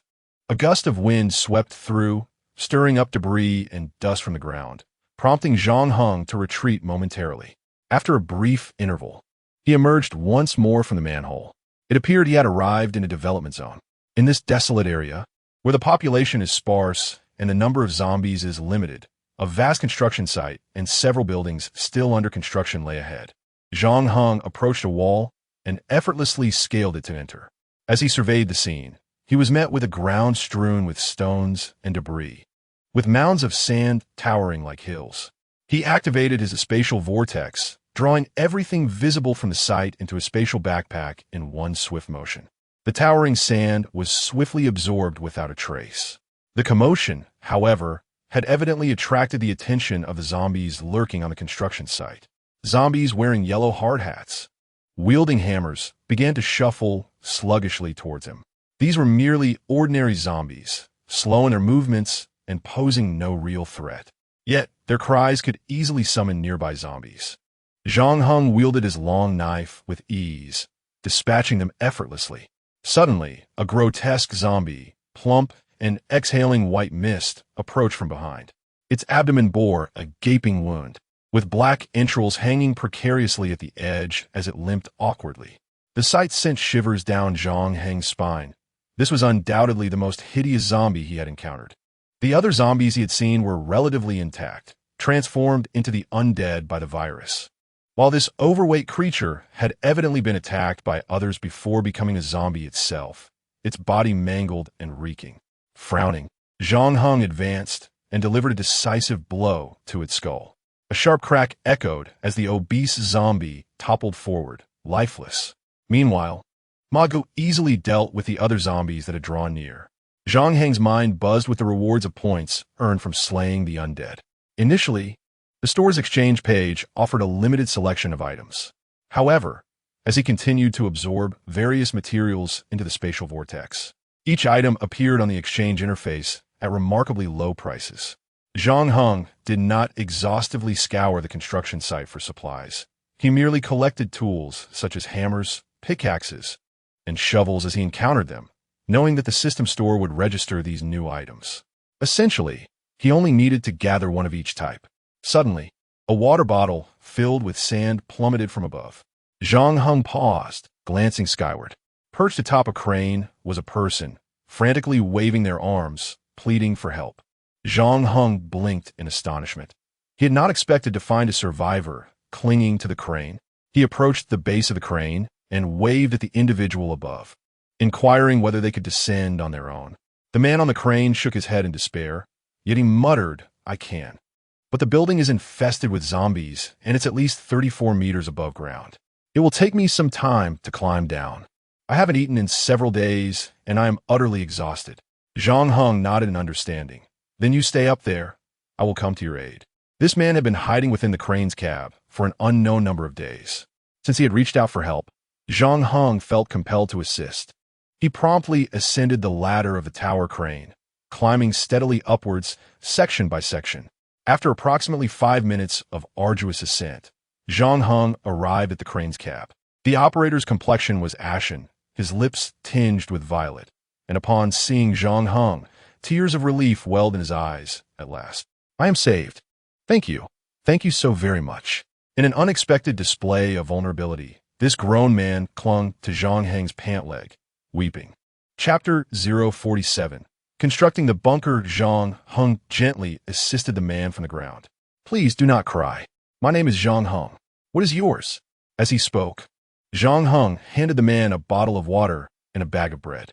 The middle-aged man, trembling, accepted the water, unscrewed the cap, and took a sip before hurriedly tearing open the plastic bag. My name is Jiang Ping. I am the foreman here."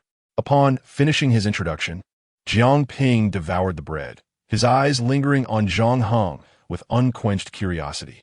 However, Zhang Heng refrained from offering more provisions and instead inquired, "Jiang Ping, answer me this. What did you see above just now?" He was probing to ascertain whether Jiang Ping had witnessed him using the spatial vortex to store sand and stone within his spatial backpack. Jiang Ping hesitated for a moment before responding, I heard the zombies below roaring in chaos. When I looked up, I saw you fighting the zombies. Beyond that, I did not see anything else." "Why? Did you not see anything?" Zhang Heng scrutinized Jiang Ping's eyes, sensing no deceit in his demeanor. Nodding, Zhang Heng continued, "The situation is as follows. I will have a friend escort you to our shelter. Please relay a message for me. I will return tonight with a 4-man team." At this moment, a tall and imposing figure, Ma Guo, emerged behind Zhang Heng. Jiang Ping regarded Ma Ji's piercing gaze and stoic expression, nodding, "All right, I will convey your message."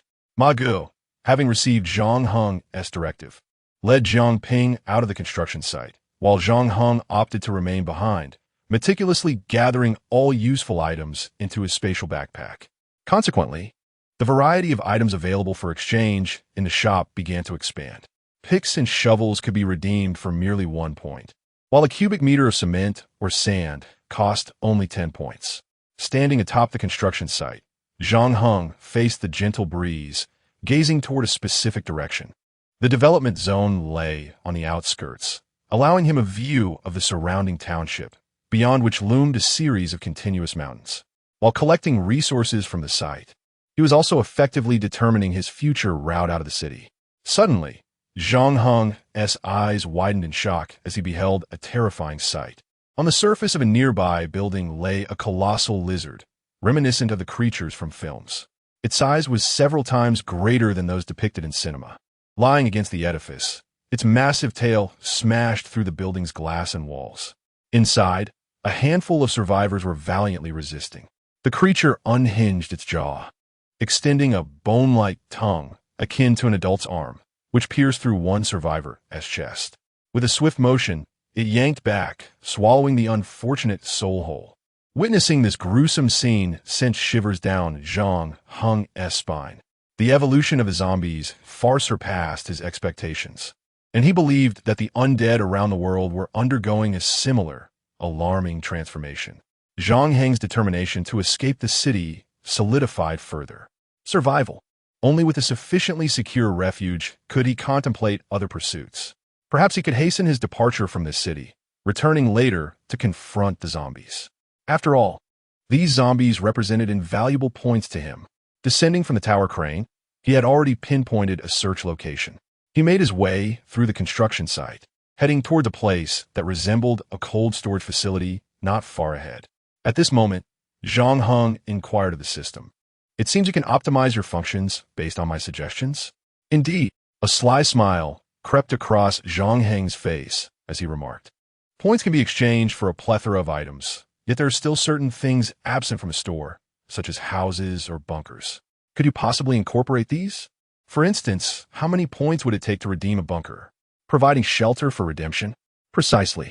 Otherwise, constructing one ourselves would be quite a hassle. You are a system after all.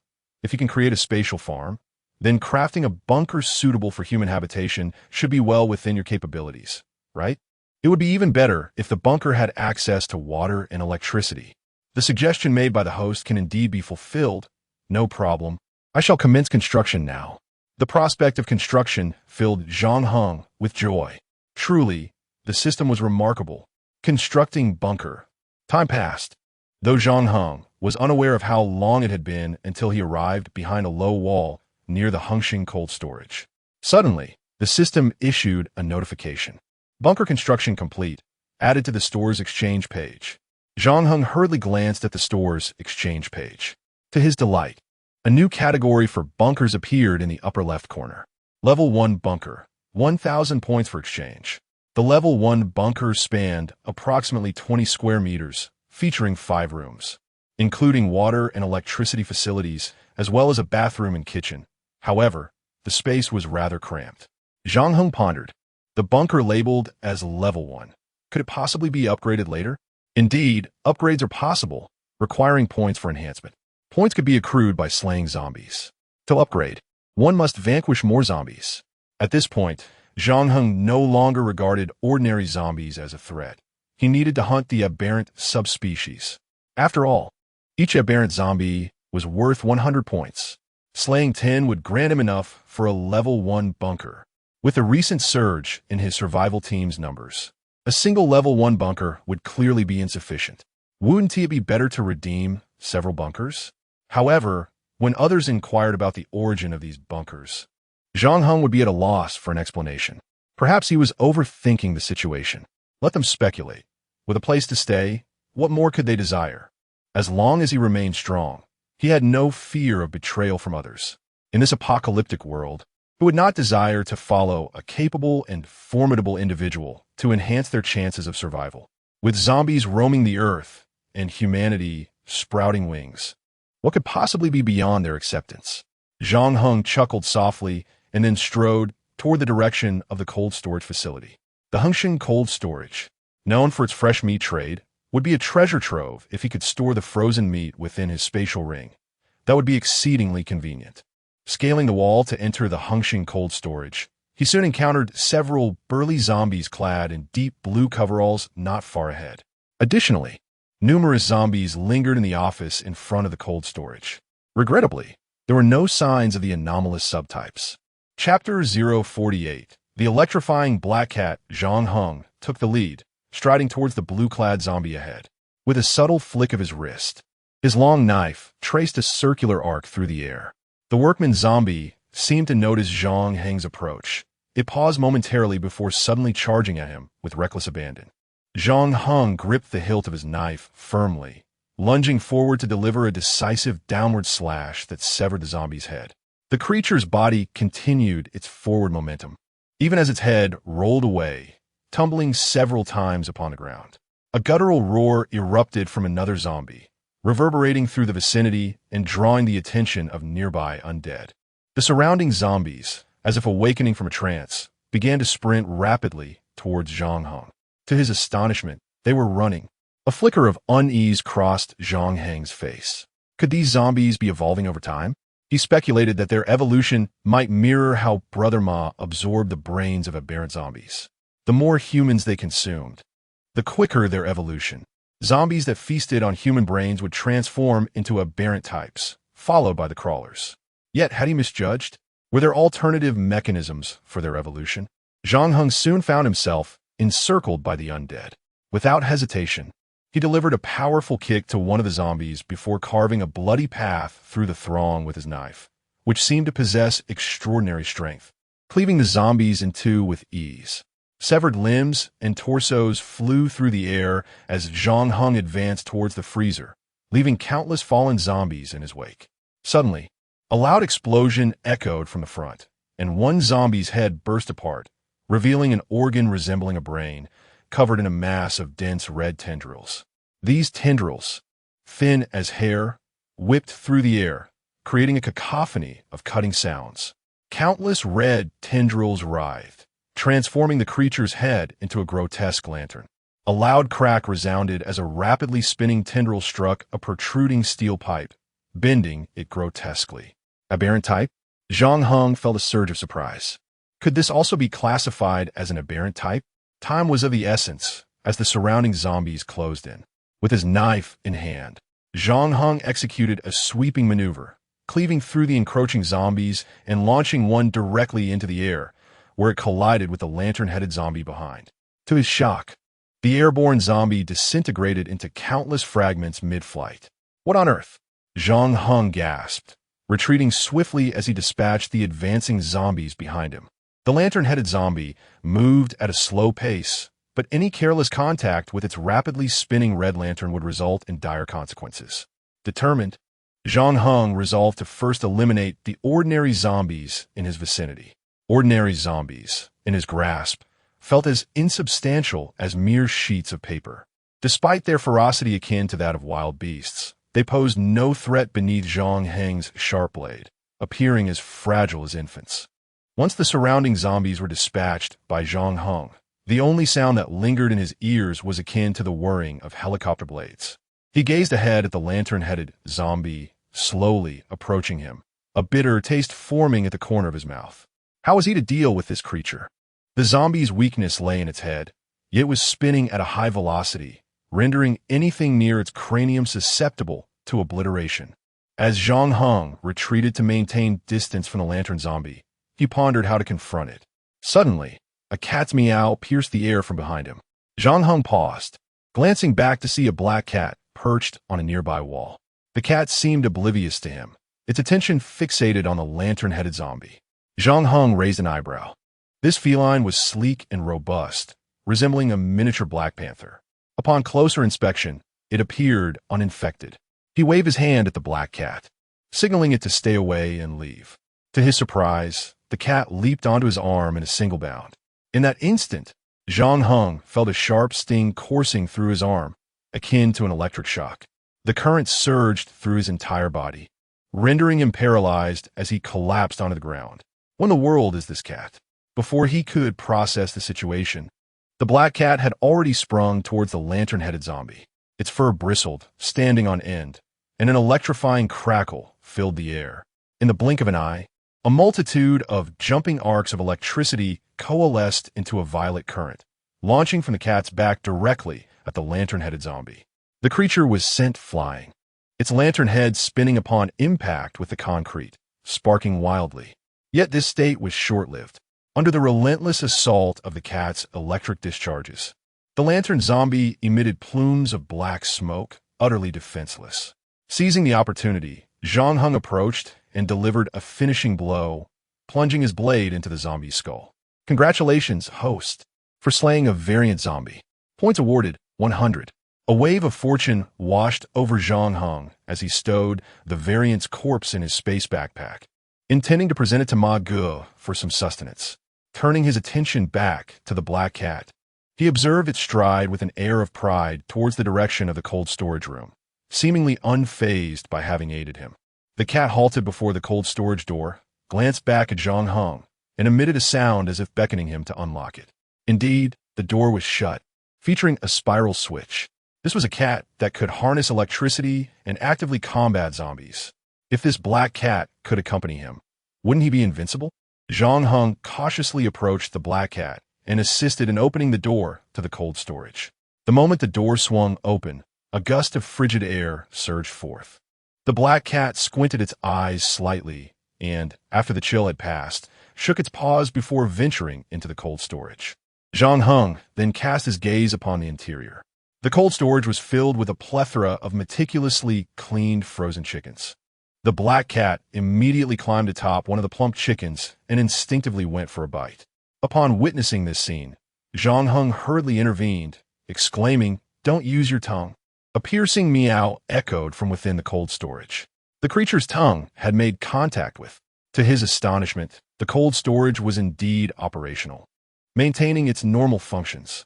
Chapter 49. The delightful encounter with the divine cat. Zhang Heng slowly approached the black cat, speaking in a soothing tone as one would to a frightened child. "Do not be alarmed. I mean you no harm. I am here to assist you." The black cat's gaze remained fixed upon him, its inherent vigilance heightened at Zhang Heng's proximity. As he drew closer, a series of purple arcs of electricity crackled around the feline, causing Zhang Heng's hairs to stand on end. He swiftly retreated several steps. Taking a deep breath, Zhang Heng attempted to approach once more. "Stay calm. I assure you, I have no intention of causing you any distress. How may I assist you?" He ventured closer again, and to his relief, the electrical arcs seemed to dissipate. Gently, he scooped up the black cat along with the frozen chicken that had ensnared its tongue. The most effective remedy for such a predicament would be to pour hot water over the frozen tongue. Yet the challenge remained. Where could he procure hot water at this moment? Noticing Zhang Heng's hesitation, the black cat urged him forward with its paw. Embarrassed, he retrieved an electric kettle from his spatial backpack, unwrapped it, and poured in some bottled water. "Just a moment.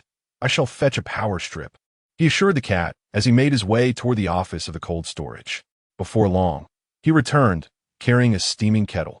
The black cat remained patiently in place. Zhang Heng approached it once more, explaining, "I will pour the hot water over your tongue and the frozen chicken.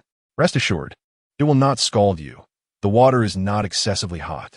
This will allow your tongue to be freed." Upon hearing this, the black cat instinctively recoiled, its tongue becoming bloodied. Zhang Heng noticed the fur along its back bristling. He quickly began to stroke its fur in a calming manner. There, it's all right. I mean you no harm. Just be a little more patient." Perhaps his soothing words resonated with the cat, or perhaps the pain from its injured tongue compelled it to comply. In any case, the black cat settled down.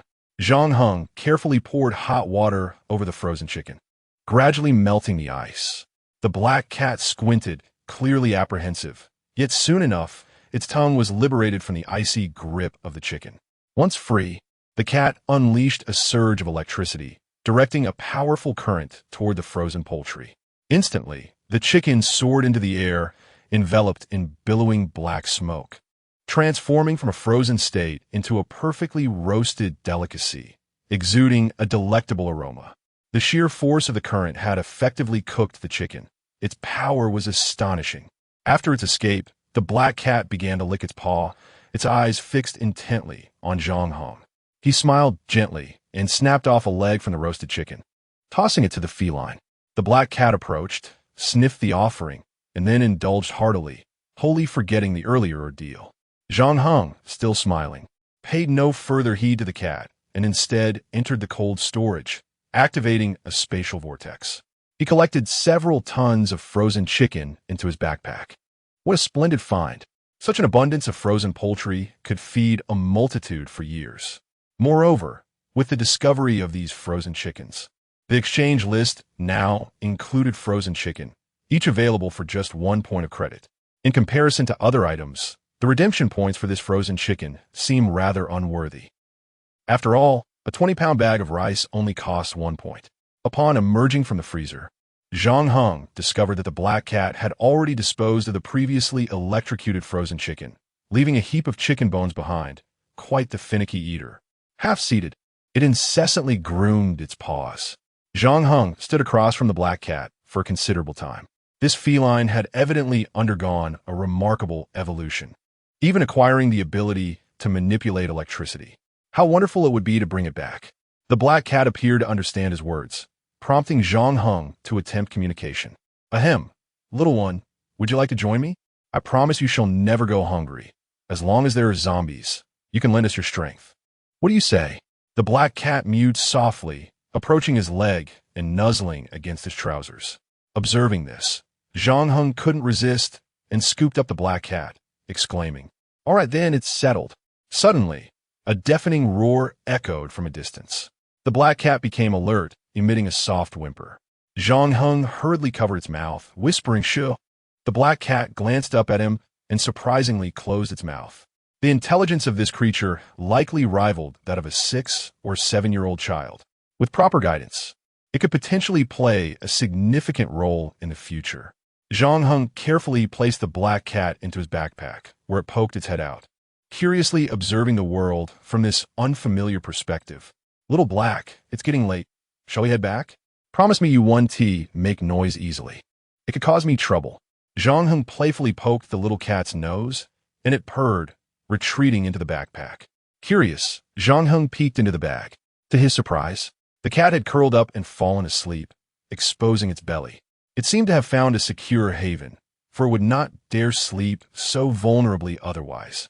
Zhang Heng felt immense satisfaction with today as haul. He had scavenged tons of frozen chicken and acquired this extraordinary electric cat. His luck was indeed exceptional. After circling around a few times and finding nothing else to scavenge, coupled with the advancing dusk, he resolved to return to the shelter with the black cat. While navigating through the drainage pipes towards the shelter, Zhang Heng encountered the group he had met earlier that morning. The man with the buzz cut and mask approached him. "Greeting, hello. We meet again." Zhang Heng nodded. "Are you planning to accompany me back to the shelter for a visit? Then we can discuss whether to join." The buzz-cut man nodded in agreement. "Yes, I forgot to introduce myself. My name is Lu Wentao. This tall fellow is Lao Wang. The stout man beside him is Lao He, and this is my girlfriend, Guan Xiaoling." Zhang Heng replied, "I'm Zhang Heng. Pleased to meet you all. It's getting late, and we have quite a distance to cover. Let us head to the shelter before nightfall." The 4 men nodded in unison. Zhang Heng then led the way forward. At this moment, Lu Wentao inquired, "By the way, old He saw your companion returning with a rather listless man at noon. When called, he did not respond. Where did you rescue that feeble middle-aged man? Are you referring to Ma Ge? Ma Ge is a zombie, and naturally, he would not heed your calls. My ability lies in controlling zombies. Ma Ge followed my command and brought back the man I saved at noon to the sanctuary. He is a contractor from a local construction site, and seeing his plight, I instructed Ma Ge to escort him back first." After speaking, Zhang Heng smiled faintly. Upon hearing this, the others were both astonished and incredulous. Could it be that Zhang Heng possessed the power to manipulate zombies? Chapter 050, The Safe House. Zhang Heng, accompanied by Lu Wentao and his 3 companions, arrive at the entrance of the Asia-Pacific Hotel. Lu Wentao gazed at the pile of corpses of the zombies amassed at the hotel's entrance, as well as the vehicles arranged in a square formation, creating a formidable barricade. A sense of anticipation for this sanctuary surged within him. What clever strategy! The corpses of the zombies serve as a warning to other survivors, indicating that this place is inhabited and they should refrain from approaching. The automotive barricade is designed to fend off the undead. However, It is only effective against ordinary zombies. Nonetheless, this offers a considerable degree of reassurance to those survivors who have yet to evolve. Here we are, yet we shall not enter through the front door. With that, Zhang Heng led a group to the rear of the hotel. Zhao Yanan's mother, Li Chunhua, had already noticed Zhang Heng and his companion's arrival, and thus she lowered the rope. Zhang Heng was the first to grasp the rope and promptly ascended. Captain Zhang, you have returned? At noon, Xiao Ma brought a man over, and Chang Chong, along with my daughter, helped to pull him up. I heard he was a contractor. Zhang Heng nodded, affirming, yes, I encountered him at the construction site. Seeing his plight, I decided to bring him back. There are 4 more below. They appear to be construction workers and intend to join us as well. I will assist in bringing them up.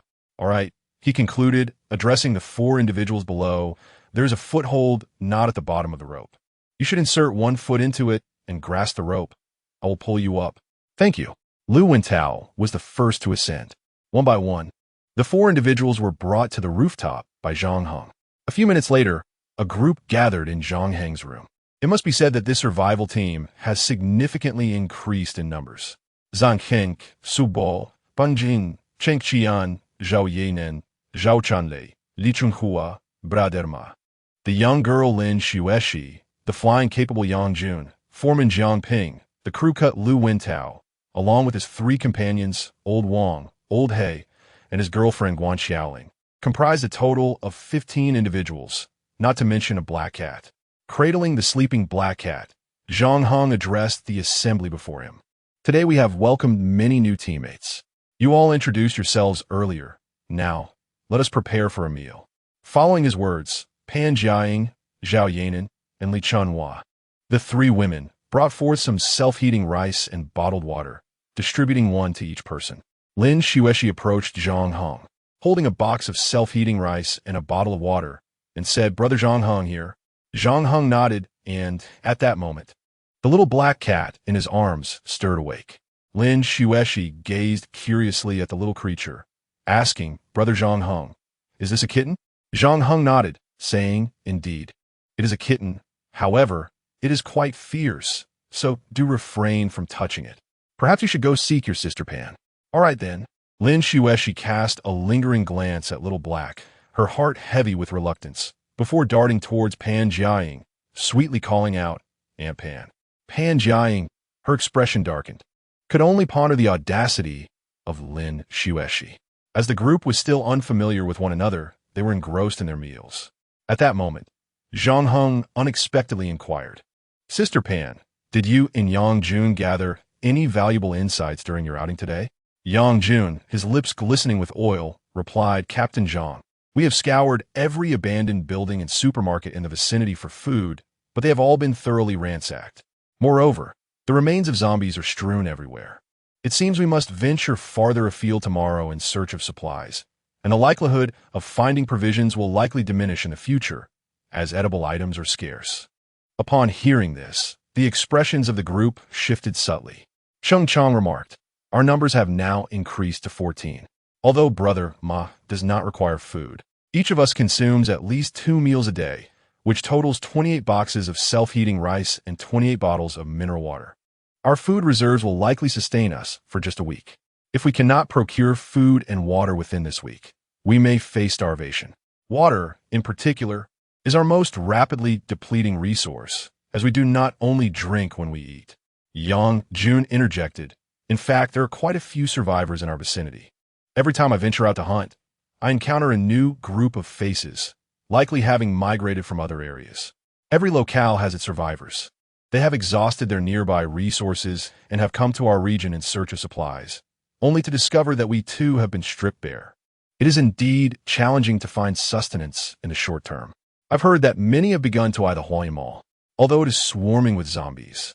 If we unite to eliminate them, we could gain access to the resources within.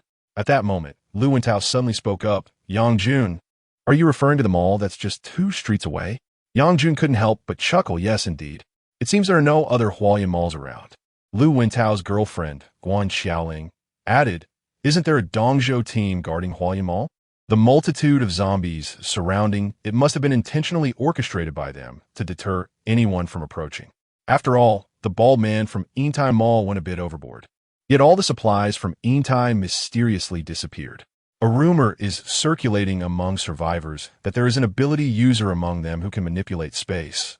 Otherwise, it would be impossible to clear out an entire mall's resources in an instant.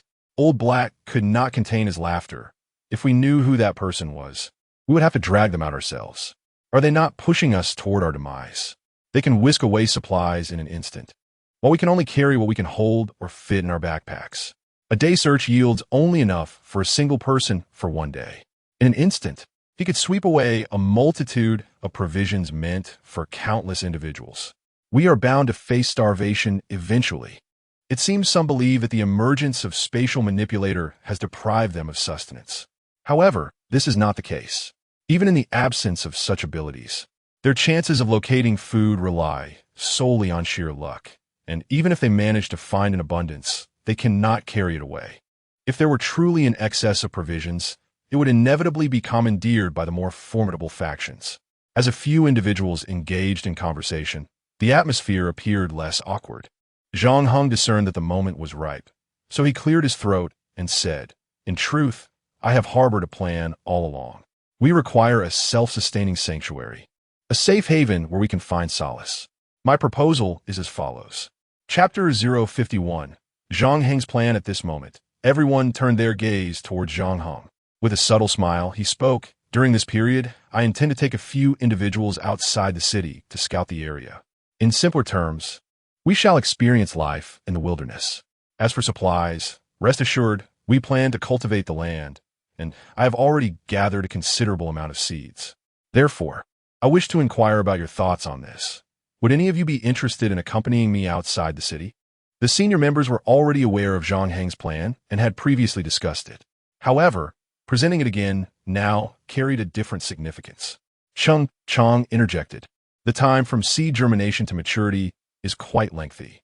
Moreover, if we venture outside the city, we cannot simply sleep under the stars. We need a place to stay, a house, a shelter, or even a cave. Before that, we require a substantial amount of food to meet our daily needs. Currently, it seems we have not located sufficient provisions." Chung Chang's remarks struck a chord, silencing those eager to speak in turn, all eyes shifting back to Zhang Heng. He responded, "I have contemplated this matter. The leader of the Dongzhou team, Qin Lan, has been planning to construct a shelter outside the city. Perhaps I can discuss this with them. We could search for a suitable location to build the shelter during this time, and once it is completed, we can all move there together, naturally taking supplies from Huayan Mall. As for food, Qin Lan can provide for us until our first crop reaches maturity, after which we can sustain ourselves. Of course, we shall not abandon our exploration within the city. There may still be more resources to uncover, enhancing our lives. What do you think?" Lu Wentao expressed his concern. "But the area surrounding the Dongzhou team is overrun with zombies. Even if you wish to negotiate with them, how will you get there? How do you plan to resolve this issue?" Zhang Heng turned his gaze to Yang Jun, who possessed the ability to fly. Yang Jun was momentarily taken aback. "Are you suggesting that I carry you in? Fly to Huayan Mall? Fly?" Such a term applied to a person may evoke surprise and unfamiliarity. Lu Wentao and the others looked at Yang Jun, equally perplexed by the use of the word fly. Zhang Heng nodded. "Indeed, you will carry me in, and of course, your assistance will be required for transporting supplies." Yang Jun, initially taken aback, sighed in resignation. "Fine, if it must be done, I suppose I can endure the effort, especially since you saved my life. However, I'm not ready yet. I need a few days to adapt to this power." Zhang Heng nodded. "That is certainly acceptable. And we still need to scout for a site to construct the shelter outside the city, so there is no rush. Regarding your actions tomorrow, I have a general direction in mind. Sister Pan and I will seek a location for the shelter, while Yang Jun, you should familiarize yourself with your abilities, as your presence is crucial. Lu Wentao, for the time being, let's heed Chang Ji's guidance. He will assign you tasks."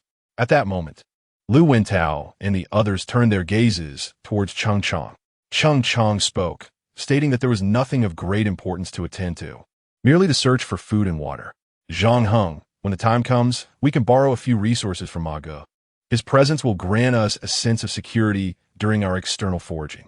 Zhang Heng nodded in agreement, assuring, "No problem, I will speak with Ma Gu tonight. Zhang Heng led Ma Gu to the first floor, retrieving the body of the aberrant creature from his spatial backpack. Upon witnessing the creature's remains, Ma Gu immediately sought to consume its brain. After Ma Gu finished devouring the aberrant's carcass, Zhang Heng outlined the task for the following day before returning to his room. Although Ma Gu was a zombie, he seemed to possess physical limitations. When fatigued, he required rest. Thus, Zhang Heng did not assign him any training tasks for the night, allowing him to relax instead. The following morning, Zhang Heng departed the shelter alongside Pan Jiaying. Meanwhile, Yang Jun made his way to the rooftop of the Asia Pacific Hotel, attempting to unfurl his wings for flight. On their journey, Pan Jiaying glanced at the small black cat perched on Zhang Heng's shoulder and inquired, "Zhang Heng, your little cat is quite well behaved, remaining still as if in slumber. Where did you find it?" Zhang Heng chuckled. "I discovered it at a frozen warehouse in the suburbs yesterday and decided to bring it along. It's rather affectionate." He playfully poked the cat's chin, causing it to emit a flicker of purple lightning and a warning meow. Zhang Heng quickly withdrew his hand. Pan Jin stared, captivated. "Zhang Heng, what was that just now?" "Sister Pan, you saw correctly. This is an evolved cat." Pan Jiaying, intrigued, reached out to touch it. Suddenly, the small black cat opened its eyes, revealing vertical pupils that glimmered with a hint of purple electricity. Pan Jiaying recoiled in fright, realizing she had been warned by a mere cat. Embarrassed, she returned her hand, muttering, "You seem to be quite popular. Even the little cat likes you." Zhang Heng smiled gently, replying, "Of course, I am the leader of the survival team. I can provide them with a safe haven and ample sustenance. If they do not favor me, whom would they?" Pan Jiaying also smiled faintly, acknowledging, "Indeed, if someone were to supply me with water and food and protect us in this apocalypse, I would likely be particularly fond of him as well." After this exchange, Pan Jiaying instinctively glanced at Zhang Heng. However, he shifted the topic, saying, "Sister Pan, beyond here lies the development zone, and beyond that is the mountain town. In the past, it was a vast expanse of mountains. Do you think our shelter should be constructed closer to the city or farther away?" Pan Jiaying felt a tinge of disappointment, yet she did not hesitate to respond to Zhang Heng's inquiry. "I believe being closer to the city is quite beneficial. However, can we truly construct a habitable sanctuary? What are your plans for its construction? It will require an abundance of materials. And do you not worry about your capabilities being exposed?" Zhang Heng chuckled softly. "As long as we identify the right location, the sanctuary will naturally materialize. I assure you that this refuge will satisfy everyone. By night, we shall dwell within its confines, and by day, we will venture into the city in search of sustenance. Naturally, we can also reduce the zombie population. Zombies cannot possibly reproduce, can they? One day, we shall eradicate all the zombies, and then the city will once again belong to us." Chapter 052. Level 1 Bunker. A glimmer of yearning flickered in Pan Jiaying's eyes as she remarked, "You are indeed correct. Zombies do not reproduce, and one day, they will be eradicated."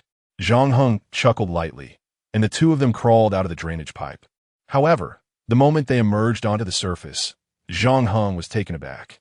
An armed army was slowly approaching them from the front, complete with several tanks. Flanking the tanks were well-equipped soldiers of the Dragon Nation, rifles in hand. "Is the army here to rescue us?" Zhang Heng's eyes widened in disbelief. He had never anticipated that the military would send personnel for their salvation. Suddenly, an officer emerged from one of the tanks, followed by a soldier who dashed towards Zhang Heng at the officer's command. "Are you two survivors from Jiangnan City?" Zhang Heng and Pan Jiaying exchanged startled glances. Zhang Heng quickly regained his composure and replied, "We are survivors from this city. Has the military sent someone to rescue us?" The middle-aged soldier did not respond to Zhang Heng's inquiry, but instead posed another question. "Are you both evolved beings?" Zhang Heng and Pan Jiaying shared a brief look of confusion. The demeanor of these soldiers felt rather unsettling, lacking the usual warmth and kindness.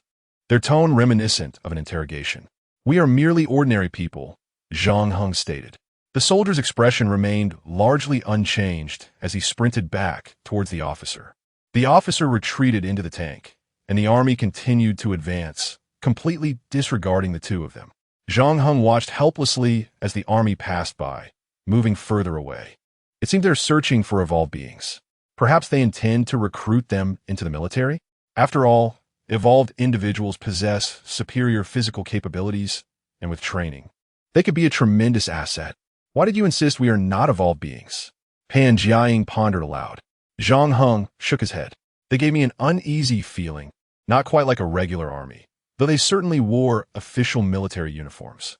As soon as I claimed we were not evolved beings, they walked away without a second thought. Pan Jiaying took a deep breath. I wonder what their arrival will bring to this city. Suddenly, a cacophony of gunfire erupted ahead, accompanied by the booming of tank artillery. Flames erupted into the sky, and the sound of rifle fire was deafening. Zhang Heng observed the scene with a slight smile. At the very least, they would deal with the zombies, which could be considered a positive development for the city. As for their true intentions, that would soon be revealed. If they truly sought to recruit evolved beings, it would be worth considering. Until then, let us first search for a place of refuge. Other matters can be addressed later. With that, Zhang Heng began to stride towards the outskirts of the city, and Pan Jiaying nodded in agreement, hastily following suit. The army advanced into Jiangnan City amidst a barrage of gunfire, clearly undeterred by the ordinary zombies that could not impede the tank's relentless progress. Zhang Heng discovered a commendable refuge on a plain outside the city, conveniently located not far from the urban center. At this moment, he accessed the system's exchange interface. Consume 1,000 points to successfully redeem Level 1 bunker. Please select the placement location for the bunker. It can be relocated once a month. Suddenly, a green holographic image of a bunker materialized before Zhang Heng. Pan Jiaying, perplexed, inquired, "What are you doing?" Zhang Heng replied, "I sensed something beneath." 3 question marks appeared above Pan Jiaying's head. "What is it?" Placement of the bunker successful. It is now affixed to the ground. Coordinates updated. Zhang Heng approached a slightly raised mound of earth and began to dig with a long knife. A disc resembling a manhole cover emerged from the ground. Fan Jing, in a state of astonishment, exclaimed, "What is this?" Zhang Heng reached the bunker's entrance and lifted the hatch, revealing a descending ladder. He was the first to climb inside, followed closely by Pan Jiaying. The ladder was situated in the very center of the bunker, which had an overall gourd shape. At that moment, the space where Zhang Heng stood resembled an electronic control room of the bunker. Before the control console stood a 60-inch large screen displaying the bunker's overall structure, electrical system, freshwater storage, and 4 small rooms. After completing his tasks at the console, Zhang Heng made his way toward the rooms. On the curved walls, 4 doors appeared, each leading to one of the rooms. Zhang Heng casually opened one of the doors. The room measured approximately 10 square meters and was furnished with a table, chairs, and a single bed in the corner, with what appeared to be a bathroom at the back. Upon entering, the lights within the room illuminated instantly, allowing Zhang Heng to discern its layout. Pan Jiaying could hardly believe her eyes. How could such a marvelous place exist underground? Zhang Heng smiled gently and remarked, "This must have been a doomsday base constructed by some wealthy individual, but it seems it was never utilized." Pan Jiaying, puzzled, asked, "What makes you think so?" "I've opened all 4 rooms, and there are no signs of use, so I deduce that no one has been here. The bunker contains only 4 rooms. However, if we were to sleep on the floor, we could accommodate quite a few people. It appears fortune favors us."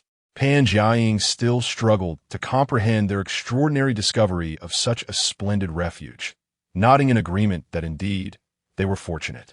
Zhang Heng then cautioned, "Let us keep the discovery of this place to ourselves for now." After saying this, he approached a massive refrigerator before him. The refrigerator, with double doors, was several times larger than a standard double-door model.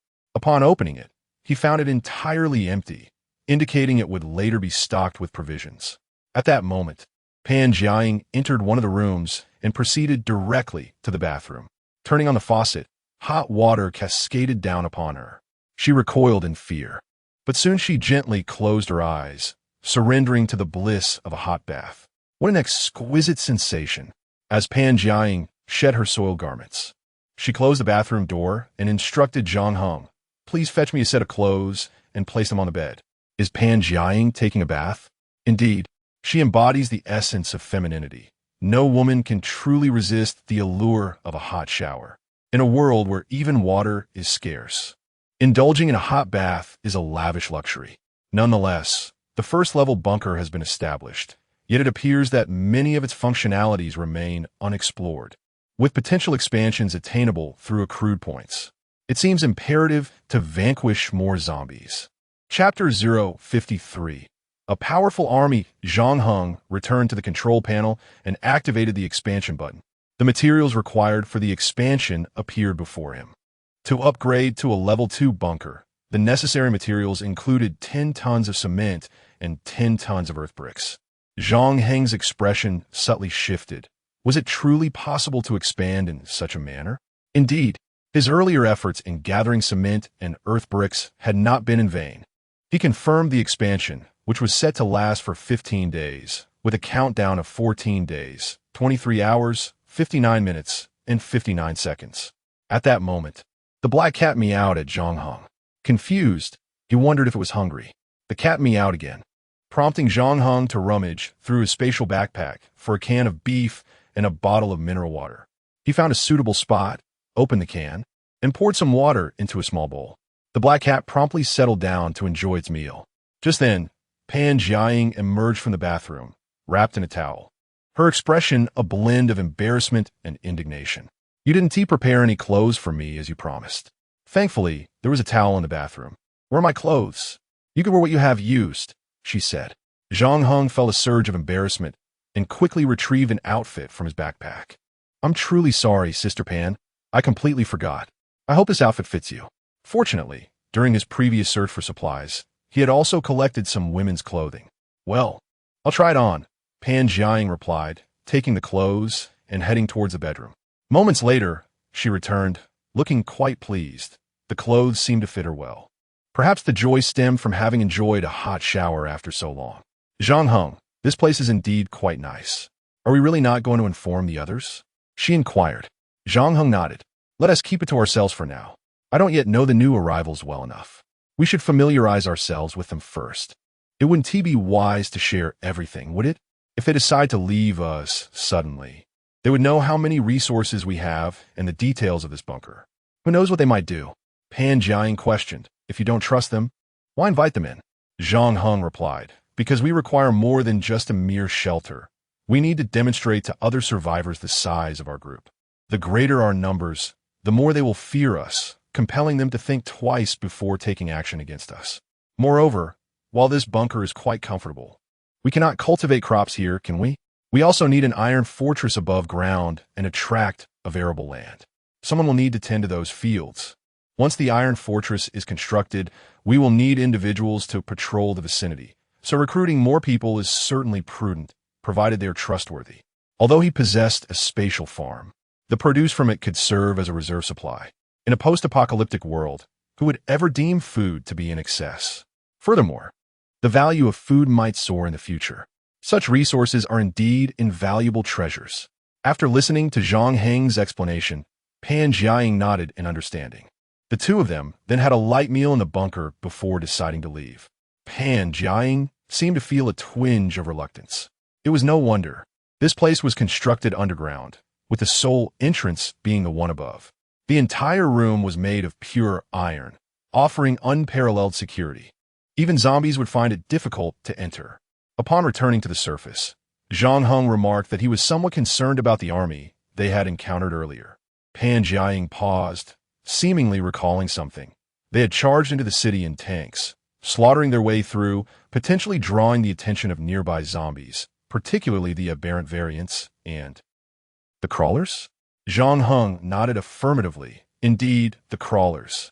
Such a cacophony of noise would surely attract the attention of both nearby survivors and crawlers alike. If they drew the crawlers closer, it would spell disaster. It was unclear where this army had come from. Their actions were decidedly reckless. Fan Ji in sight. Perhaps emboldened by their tanks and firearms, they had grown complacent in their fear of the zombies. As Zhang Heng and Pan Jiaying made their way into the city, they noticed a peculiar absence of zombies in the vicinity. Had the gunfire drawn them all away? Suddenly, a deafening roar erupted from ahead. Echoing like the roar of an ancient beast, resonating in their ears. Boom! A tremendous sound followed, coming from a distance but unmistakably identifiable. Zhang Heng's expression shifted dramatically as he urgently turned to Pan Jiaying, stating, "Sister Pan, I need to confirm something." With that, Zhang Heng dashed forward. What was happening? Pan Jiaying hurried after him. The zombies on the road had been completely vanquished, and Zhang Heng continued to advance, stepping over the corpses of the fallen. Indeed, this army possessed formidable firepower. Wherever they had passed, the ground was littered with the remains of zombies. After running for a while, Zhang Heng suddenly halted, raising his gaze toward the Hualien supermarket ahead. There, atop the building, lay a creature resembling a dinosaur from the Cretaceous period, a crawler. Opposite the crawler, 3 tanks stood poised, with several soldiers relentlessly shooting nearby zombies with their submachine guns. The tank barrels were aimed directly at the creature above. A massive hole had been blasted into the structure of the supermarket, evidently from the tanks. At this moment, the army officer commanded, "Alternate fire for cover. Aim for that creature above and bring it down." The barrels were elevated. Bang, bang, bang. 3 resounding explosions erupted from the crawler's position. The creature's enormous form was knocked off the high building, crashing heavily to the ground. Witnessing this, the officer couldn't help but chuckle. "Looks impressive, but utterly useless. Captain, the surrounding zombies are overwhelming, and there are numerous mutants as well. If we continue like this, we will exhaust our ammunition, and it will be impossible to eliminate them all." The officer surveyed the situation and then commanded, "Concentrate fire on the zombies in front of the tanks, and drive the tanks into them all. Move in." Understood. They swiftly reorganized their formation, allowing the tanks to forge a path ahead while all soldiers concentrated behind them, adopting a fan-shaped fire output to repel the approaching zombies. The semi-intelligent, aberrant zombies, confronted with such terrifying firepower, hesitated to advance, only daring to emit distant roars. However, at that moment, the previously downed crawler astonishingly rose once more, propelling itself forward with incredible agility, lunging directly at the 3 tanks in the front. The crowd was instantly struck with fear. Chapter 054. The hasty relocation. The creature, known as the crawler, collided headlong with a tank, causing the vehicle to shift backward uncontrollably. The officer stationed atop the tank was thrown from his perch. As the crawler glanced upward, it beheld the officer plummeting, revealing a mouth adorned with glistening steel teeth. In a swift motion, the crawler devoured the officer, effortlessly splitting his body into 3 parts, consuming the central portion and executing a sharp 90-degree turn. Its robust metallic tail swept through the air with ferocity, creating a deafening whoosh that sent a multitude of soldiers flying, their rifles reduced to mere scrap. Smaller vehicles along the roadside were similarly tossed aside as if they were mere toys. In a mere blink, the surrounding zombies converged, while the remaining soldiers began a desperate resistance. Yet, against the overwhelming tide of the undead, their chances of survival were virtually non-existent. Soon, the battalion was engulfed by the sheer numbers of the zombies. Pan Jiaying stood in stunned silence. They had anticipated the crawler would be formidable, but never did they imagine it could annihilate an elite unit equipped with 3 tanks. At that moment, Zhang Heng turned to Pan Jiaying and urged, "Sister Pan, we must leave this place at once." Reacting swiftly, they both dashed back along their original path. Zhang Heng spotted a manhole cover ahead, swiftly prying it open and leaping down. Pan Jiaying followed suit, closing the cover behind her. Once assured of their safety, they exhaled deeply, relieved. Zhang Heng gently stroked the black cat nestled in his collar, confirming its well-being before addressing Pan Jiaying. "Let us return for now." Agreed. On their way back, Zhang Heng encountered several survivors drawn to the commotion.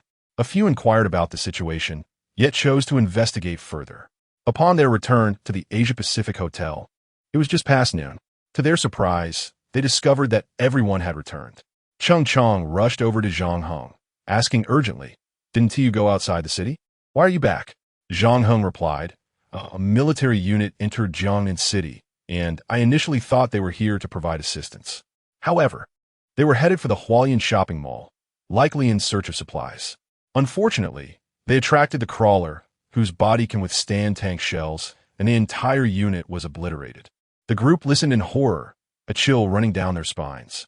Lu Wintao's face paled as he remarked, with such terrifying creatures lurking in this city. Who would dare to stay here? Captain Zhang, what did you find outside? Did you locate any suitable sites for constructing a shelter? Zhang Heng nodded, indeed having discovered several options. However, constructing a refuge would require some time. Fortunately, not far from the city lies a cold storage facility. If we can clear out the zombies within, we could reside there for a while. Upon hearing this, the expressions of the group improved somewhat. Cheng Chang then inquired, are we leaving this place? Zhang Heng glanced towards the nearby Hualien shopping mall, estimating that the zombies were likely congregated around that vicinity. The crawlers, driven by hunger, might have moved on, but they could effortlessly scale tall buildings, ignoring the terrain. If the Dongzhou team within the mall were to be discovered, it would spell disaster for them as well. They were positioned merely 2 streets away, at imminent risk of being targeted by the crawlers. After contemplating for a while, Zhang Heng proposed, if everyone agrees to leave, we could set off tonight. Please raise your hands if you concur. He was the first to raise his hand, followed by everyone else in unison. The motion passed unanimously. Zhang Heng smiled gently. Then let us begin to gather our belongings. With that, he sought out Yang Jun. How well have you adapted to your abilities? Yang Jun nodded. Not too difficult. I've fully acclimated. Do you wish for me to take you there? Zhang Heng glanced towards the direction of the Hualien shopping mall and remarked, I'm curious about the current situation there. I'd like you to take me for a look. Yang Jun nodded. Sure, shall we go now? Zhang Heng shook his head later.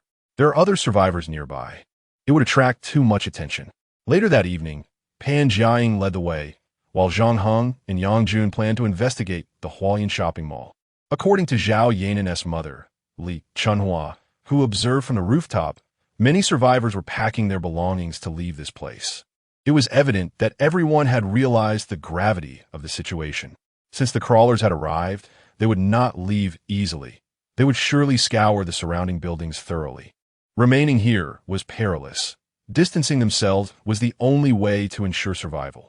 Each person present carried a backpack, and the group of over a dozen was able to pack all their supplies.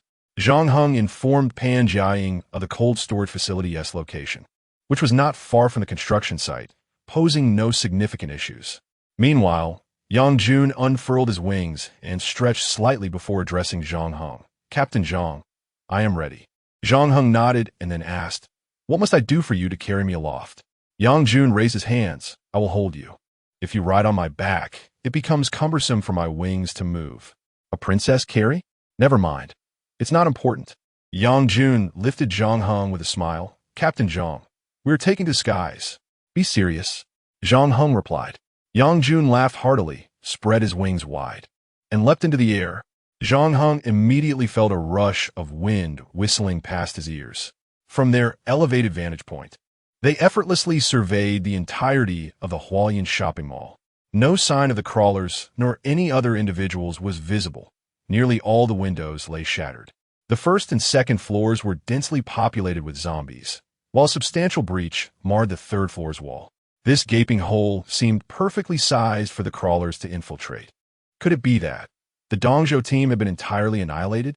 Yang Jun, witnessing this scene, could not suppress an expletive, lamenting the incompetence of this ragtag group. Were it not for their reckless actions, the Hualien shopping mall would not have suffered such devastation. Indeed, it was the cacophony of gunfire that had drawn the crawlers near. They likely remained oblivious to the true horror posed by the crawlers, mistaking them for mere aberrant zombies. With the mall in ruins, there remained hope that the supplies within had endured. Yang Jun resolved to venture inside for a closer inspection. Yes. Chapter 055. The death of Qinlan. Yang Jun guided Zhang Heng through the shattered wall of the Hualien shopping mall. The cold wind howled through the breach, lifting several flyers off the ground. Yang Jun gently set Zhang Heng down. Zhang Heng retrieved his headlamp, switched it on, and ventured inside.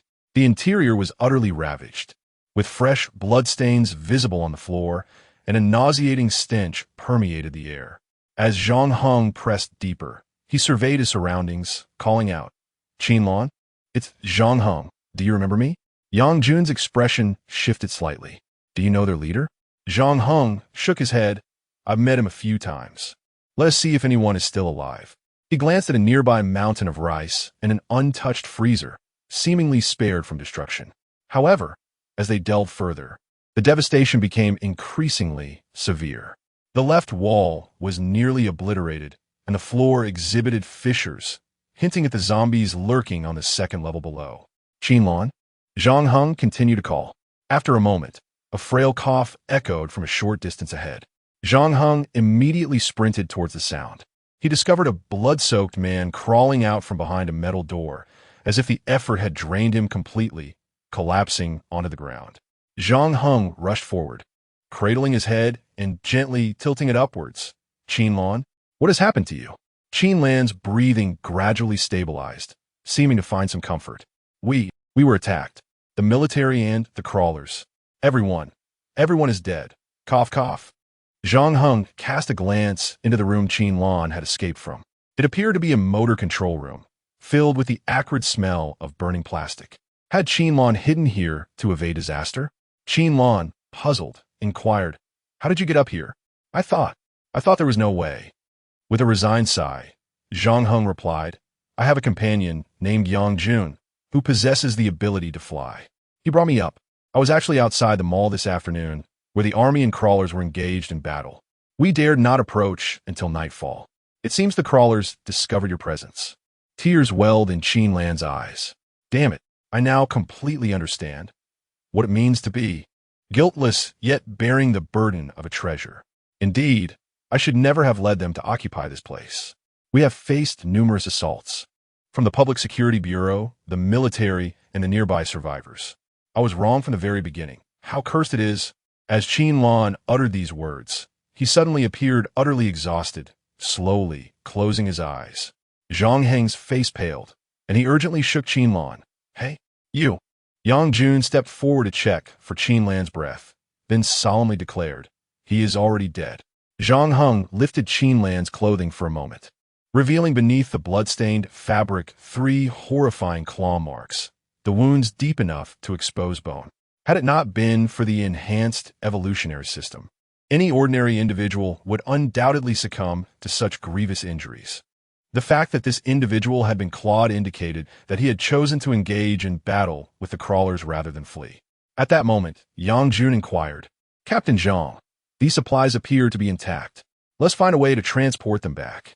Zhang Heng replied, "Transport them back? How much can you carry with one hand? There is no path here. The only one who can take anything back is you." Yang Jun responded, "Of course. I will take back as much as I can. Otherwise, come dawn, the nearby survivors will surely find a way to haul these supplies away." Zhang Heng surveyed the supplies before him. If Yang Jun were not present, he could have easily collected everything. Regrettably, with Yang Jun here, he could not utilize his spatial vortex to absorb the items. Yang Jun was aware that a previous evolutionary with spatial abilities had emptied the Yingtai Mall. If he revealed his powers here, it would not take long for Yang Jun to connect him to the individual who had previously cleared the mall. Such a revelation could lead to considerable complications, especially since they needed to proceed to the cold storage facility and temporarily reside there. The surrounding survivors would likely notice his presence, leading to significant trouble. Zhang Heng stated, "Yang Jun, only you can transport these supplies back. We cannot be of assistance." Yang Jun smiled slightly and said, "Do not worry. I have plenty of time to carry these items. No one is coming up here. I will take a little each time, and after a few trips, we should be able to clear everything." Zhang Heng advised, "It would be best for you to come at night.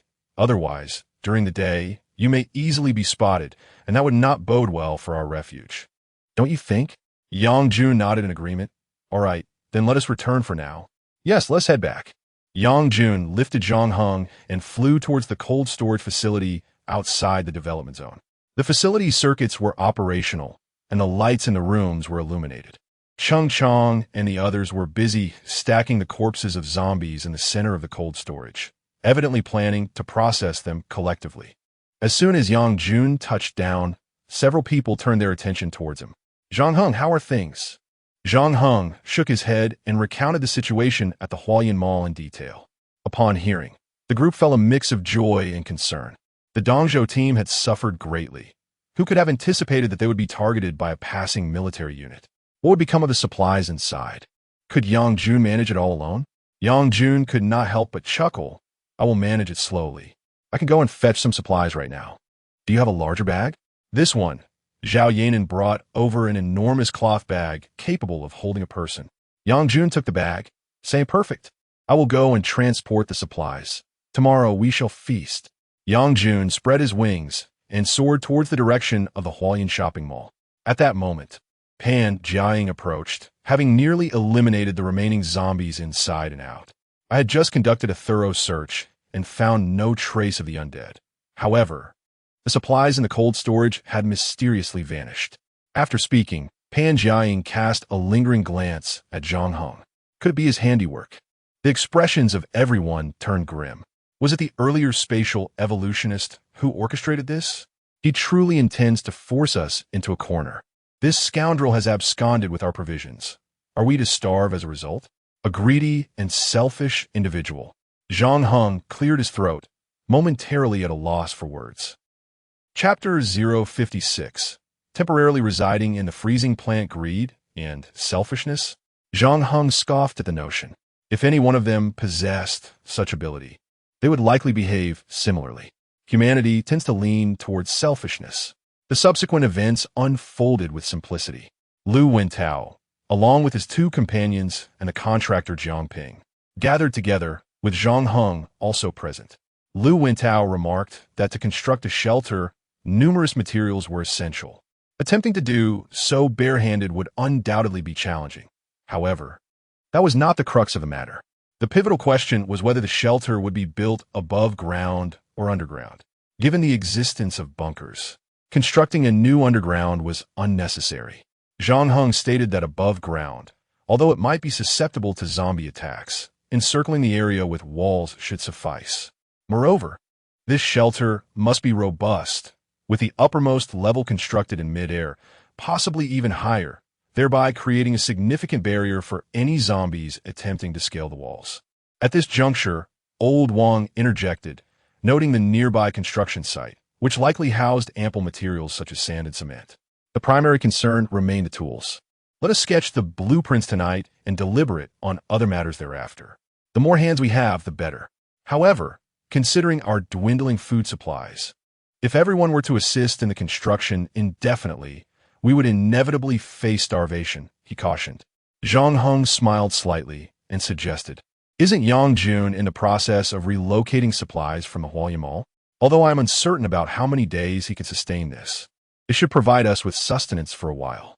Furthermore, other evolved individuals will also devise ways to procure food nearby, so you need not worry about provisions.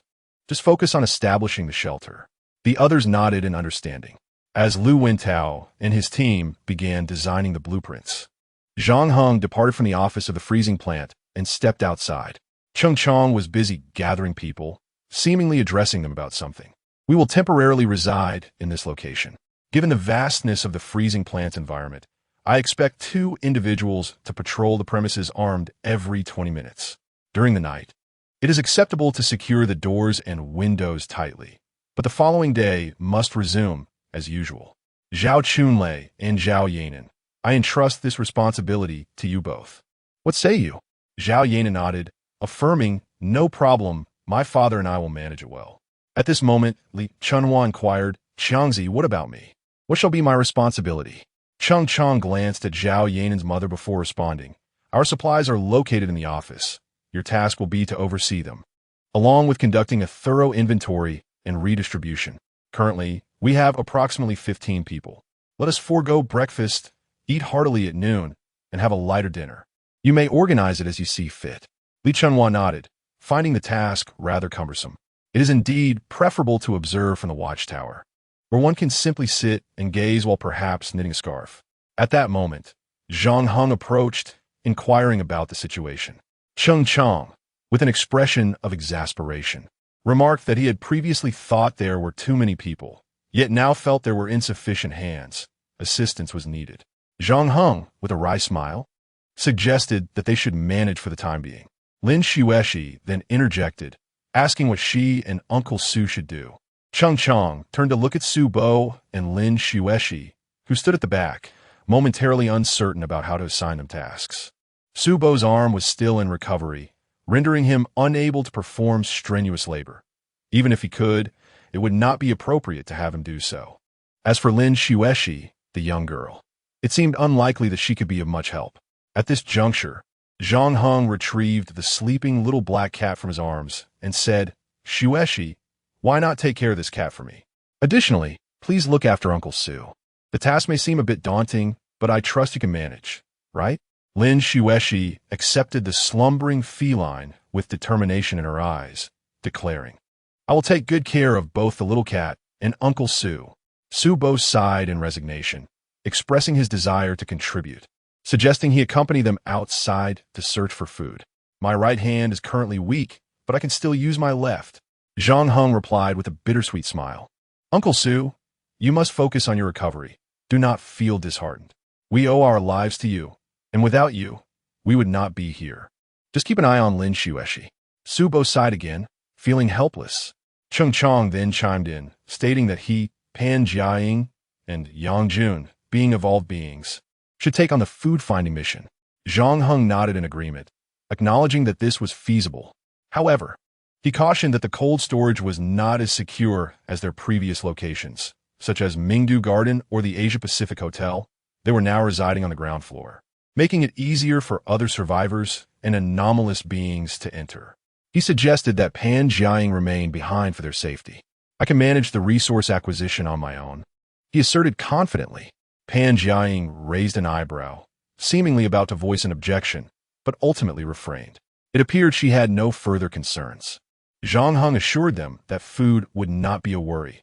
He would ensure they were well fed. Meanwhile, Lu Wintao and the others were currently occupied with designing the shelter's blueprints, and there would be ample tasks to undertake later. However, given the shortage of manpower, he would devise a solution. "In any case, I shall venture out for a while. I may return late or perhaps not until tomorrow. Do not wait for me to dine," he concluded, signaling to Brother Ma, and together they departed the cold storage with a body in tow. Cheng Chong assisted in locking the iron door behind them. Zhang Heng then glanced at his personal information alongside Brother Ma.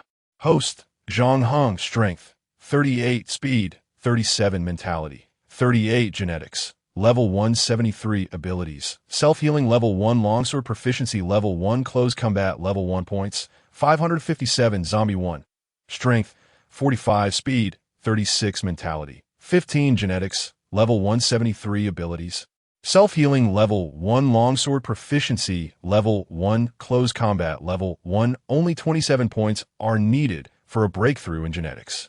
The unlocking of the second layer of the genetic lock raises questions about the potential enhancements and augmentations it may bring to the body. Zhang Heng resolved to expedite his genetic advancement to the second layer. Although he had prioritized the search for resources, the strength of his body must also keep pace. After all, one can never predict what may transpire in the future. However, before that, he must first visit the construction site to exchange for some sand and cement to be stored there. Once Lu Wintao finalizes the design plans, they will not find themselves occupied in vain due to a lack of materials. Chapter 057. A loaf of bread for my daughter. Zhang Heng gazed at the towering piles of cement and gravel before him, with an array of tools scattered nearby. After confirming that the surroundings were devoid of onlookers, he and Brother Ma scaled the wall anew. Their objective was to seek out the anomalous subspecies. Brother Ma, having ingested the brain of the anomalous subspecies, could facilitate the evolution of the genes within him. The anomalous subspecies should be relatively easy to locate, likely in the vicinity of Hualien Mall. Yang Jun was presumably still occupied with transporting supplies, but since he was navigating through the sewer, he should remain oblivious to their presence. The purpose of their journey to Hualien Mall extended beyond merely searching for the anomalous subspecies. It also encompassed the plethora of supplies available there. Naturally, the more provisions, the better. Suddenly, a group of 3 individuals approached. Zhang Heng and Brother Ma instinctively moved towards the wall to grant them passage. The trio walked side by side, leaving Zhang Heng with no choice but to yield. Abruptly, the 3 halted, scrutinizing Zhang Heng and Brother Ma from head to toe. Zhang Heng reciprocated the examination, noting their disheveled hair and tattered clothing, which suggested they had endured harrowing experiences. A hint of madness flickered in their eyes, likely deterring any ordinary person from engaging with them. Yet, as Zhang Heng's path was obstructed, he offered a slight smile and inquired, "I'm pressed against the wall. Should I climb to the pipes above to make way for you?" The three glanced upwards at the connecting pipes.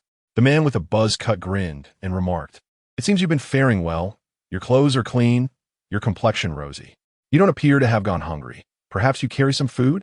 Suddenly, the two individuals flanking the buzz-cut man brandished daggers, glaring menacingly at Zhang Heng. His expression shifted slightly, but he shook his head, stating, "My backpack is empty." He hoisted his bag for the trio to inspect. They then turned their attention to Brother Ma, who, under Zhang Heng's direction, also opened his backpack. After a thorough examination, the three men appeared dejected yet reluctant to depart. "Kid, where's your shelter? Take us to see it." Zhang Heng's countenance changed. "My shelter houses 20 to 30 people.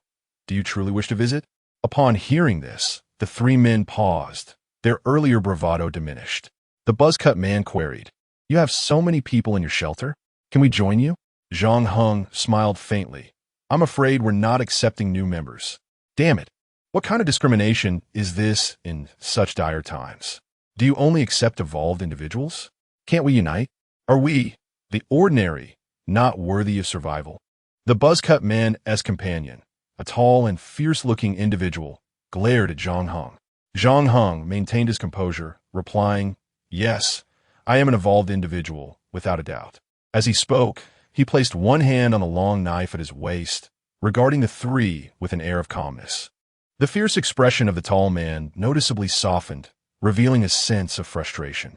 This is truly a feeling of helplessness. Is he not an evolved one? Do these three individuals intend to abduct him? To coerce the shelter into surrendering provisions? Zhang Heng found this thought rather amusing.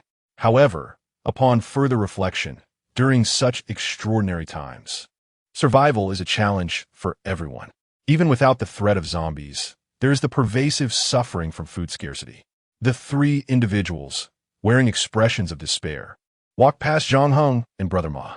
Zhang Heng shrugged and continued onward. "Young man, come here, come here." A large woman suddenly appeared around a corner, beckoning him. Zhang Heng was not particularly inclined to approach, yet she had positioned herself in his path. He noticed that behind the woman stood a little girl, nearly as tall as her mother. As Zhang Heng approached, the woman warmly grasped his hand, exclaiming, "Young man, you must be an evolved one." Zhang Heng withdrew his hand and replied, "Yes, I am an evolved one." It was likely that she had overheard his earlier conversation with the trio. The woman and her daughter seemed to have been hiding in the crevice of the corner all along. In this world, a woman faces an additional adversary compared to a man. Men themselves? Zhang Heng, puzzled, inquired, "Do you need something?" In truth, he could surmise some of her intentions. The woman awkwardly smiled and said, "Well, could you spare some food? Just a loaf of bread would suffice. You see, this is my daughter. She just turned 18 a few days ago. If possible, I hope to exchange for a bit more food," exchanging her own daughter for sustenance. The girl kept her head bowed, silently shedding tears, evidently overwhelmed by the situation. The mother appeared equally at a loss. If her daughter could stay close to an evolved one, her chances of survival would likely increase. Zhang Heng observed this scene, offering an awkward smile as he replied, "Madam, I have no food to spare. Otherwise, I wouldn't have ventured out with my friend in search of provisions. However, I can recommend a place for you. If you continue straight ahead, you will reach a dead end. Once you ascend to the surface, head left for a while, and you will find a cold storage facility. There's a group known as the Survival Squad there. They might be able to provide you with some food. Of course, if luck is on your side, you might even join them." The woman, hearing this, forced a bitter smile. "My daughter and I are not evolved ones, and we lack strength. They won't accept us. We have sought out several squads before. They only take evolved ones and individuals with special skills." This was entirely understandable. Women typically do not possess the physical strength of men. Even if ordinary individuals were accepted, it was unlikely that anyone would want women. Scratching his head, Zhang Heng then asked, "What did you do before? Do you have any skills?" The woman rubbed her hands together. I was a housewife. My daughter. She has been practicing ballet for 6 years and has studied piano for 3 years. She's an art student. Can you cook? Zhang Heng pondered for a moment. A housewife should indeed possess exceptional culinary skills. He had grown weary of the self-heating rice he had been consuming lately. Very well. Ma Gu, please escort them to the shelter. I shall write you a note, he said, retrieving paper and pen to compose a message for Ma Gu. Upon hearing this, the elder sister was overwhelmed with emotion, tears welling in her eyes as she knelt before Zhang Heng. Young man, thank you. I am truly grateful to you. My daughter and I will repay your kindness with hard work. Zhang Heng smiled gently. From now on, you shall prepare our meals. As for your daughter, she will serve as your assistant. I believe they will be more than welcoming to you both. Please go with Ma Gu. Thank you. The elder sister's daughter chimed in unexpectedly. Zhang Heng nodded and continued on his way. Chapter 058. Emptying out, Zhang Heng took a moment to rest before directly exerting control over Brother Ma. He escorted the pair of mother and daughter to the entrance of the freezing plant. The instant Cheng Chong opened the door and beheld Brother Ma returning with 2 individuals in tow, a note clutched in his hand. A sense of unease washed over the elder sister and her daughter as they regarded the serious-faced man before them, hardly daring to breathe. Cheng Chong glanced at the note, which read, "They will cook for us from now on. Also, provide them with some food." Cooking, it was truly remarkable that Zhang Heng had conceived such a notion. Cheng Chong couldn't help but let out a wry smile, then remarked, "I have a general understanding of the situation. Please come in." The elder sister and her daughter felt a wave of relief and hurriedly followed him inside. Brother Ma reconvened with Zhang Heng a few minutes later, and the two continued their journey toward Hualien Shopping Mall. As dusk settled, an increasing number of survivors seemed to be taking refuge within the drainage pipes, with many opting to sleep on the ground. It appeared they were frightened by the crawlers they had previously encountered. The crawlers were akin to a glitch in reality, impervious even to tank shells which merely stun them rather than inflicting harm. Just how thick was their skin? Even an evolved being would likely choose to flee upon encountering one.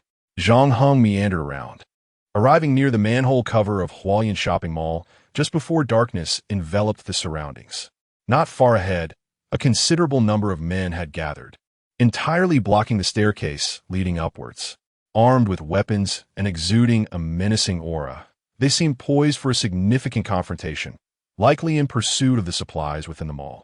Before Zhang Heng and Brother Ma could approach, the group began to ascend the stairs in a steady stream, numbering around 20 to 30 individuals. Zhang Heng decided to wait momentarily until all had reached the surface, after which he and Brother Ma began to climb as well. Upon their arrival on solid ground, Zhang Heng observed these 20-some individuals charging directly into a horde of zombies that were meandering in front of Hualien Shopping Mall.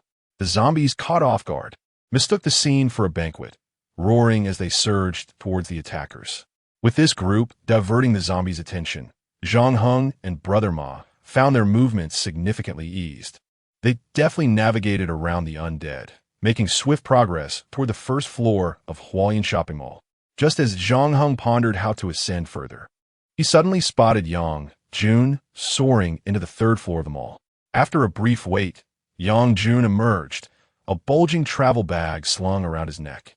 But his trajectory did not appear to lead toward the freezing plant. He was moving with great speed, leaving Zhang Heng uncertain of his destination. Could it be a quest for food? Perhaps it would be prudent not to indulge in unfounded speculation. At that moment, Zhang Heng noticed the zombies in the mall charging forth, drawn towards a group of 20 or so individuals. The 20-odd individuals were consumed by a frenzy, oblivious to the encroaching horde of zombies surrounding them. Seizing the opportunity, Zhang Heng and Brother Ma sprinted towards the 1st floor mall.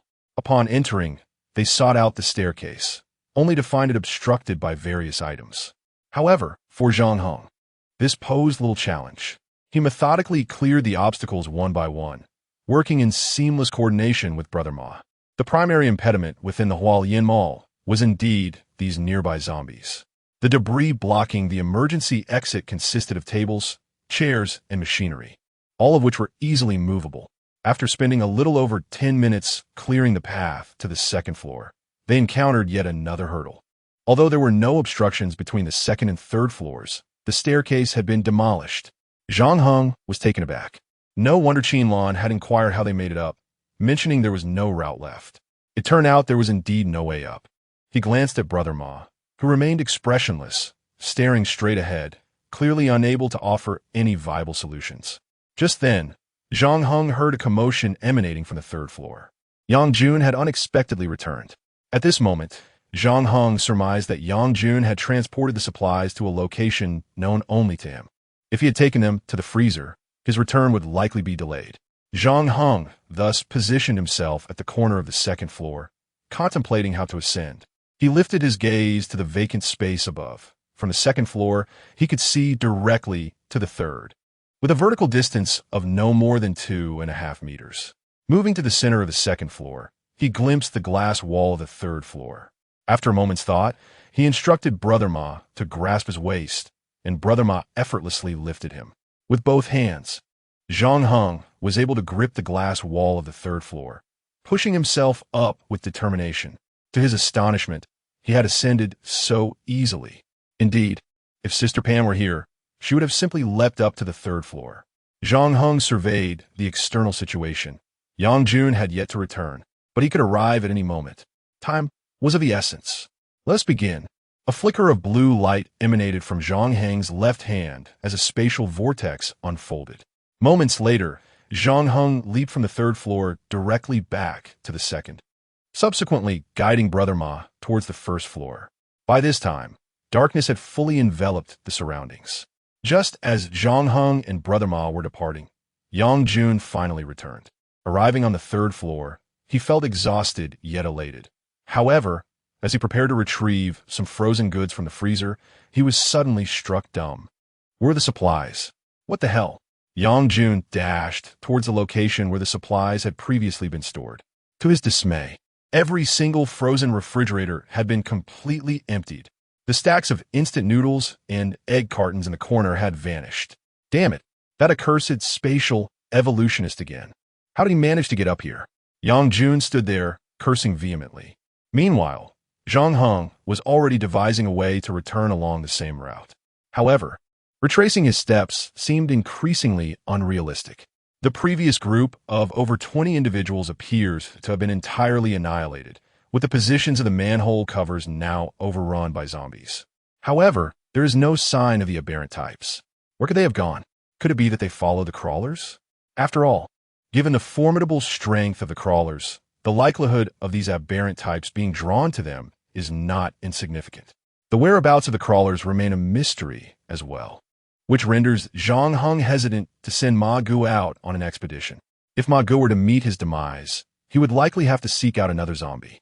It has been over half a month, and these zombies have deteriorated to an alarming extent, saturating the city with a pungent stench of decay.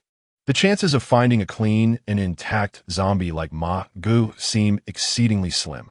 Nevertheless, it appears that the bodies of the aberrant types do not decompose. So perhaps next time he could acquire an aberrant type as a servant. Chapter 059.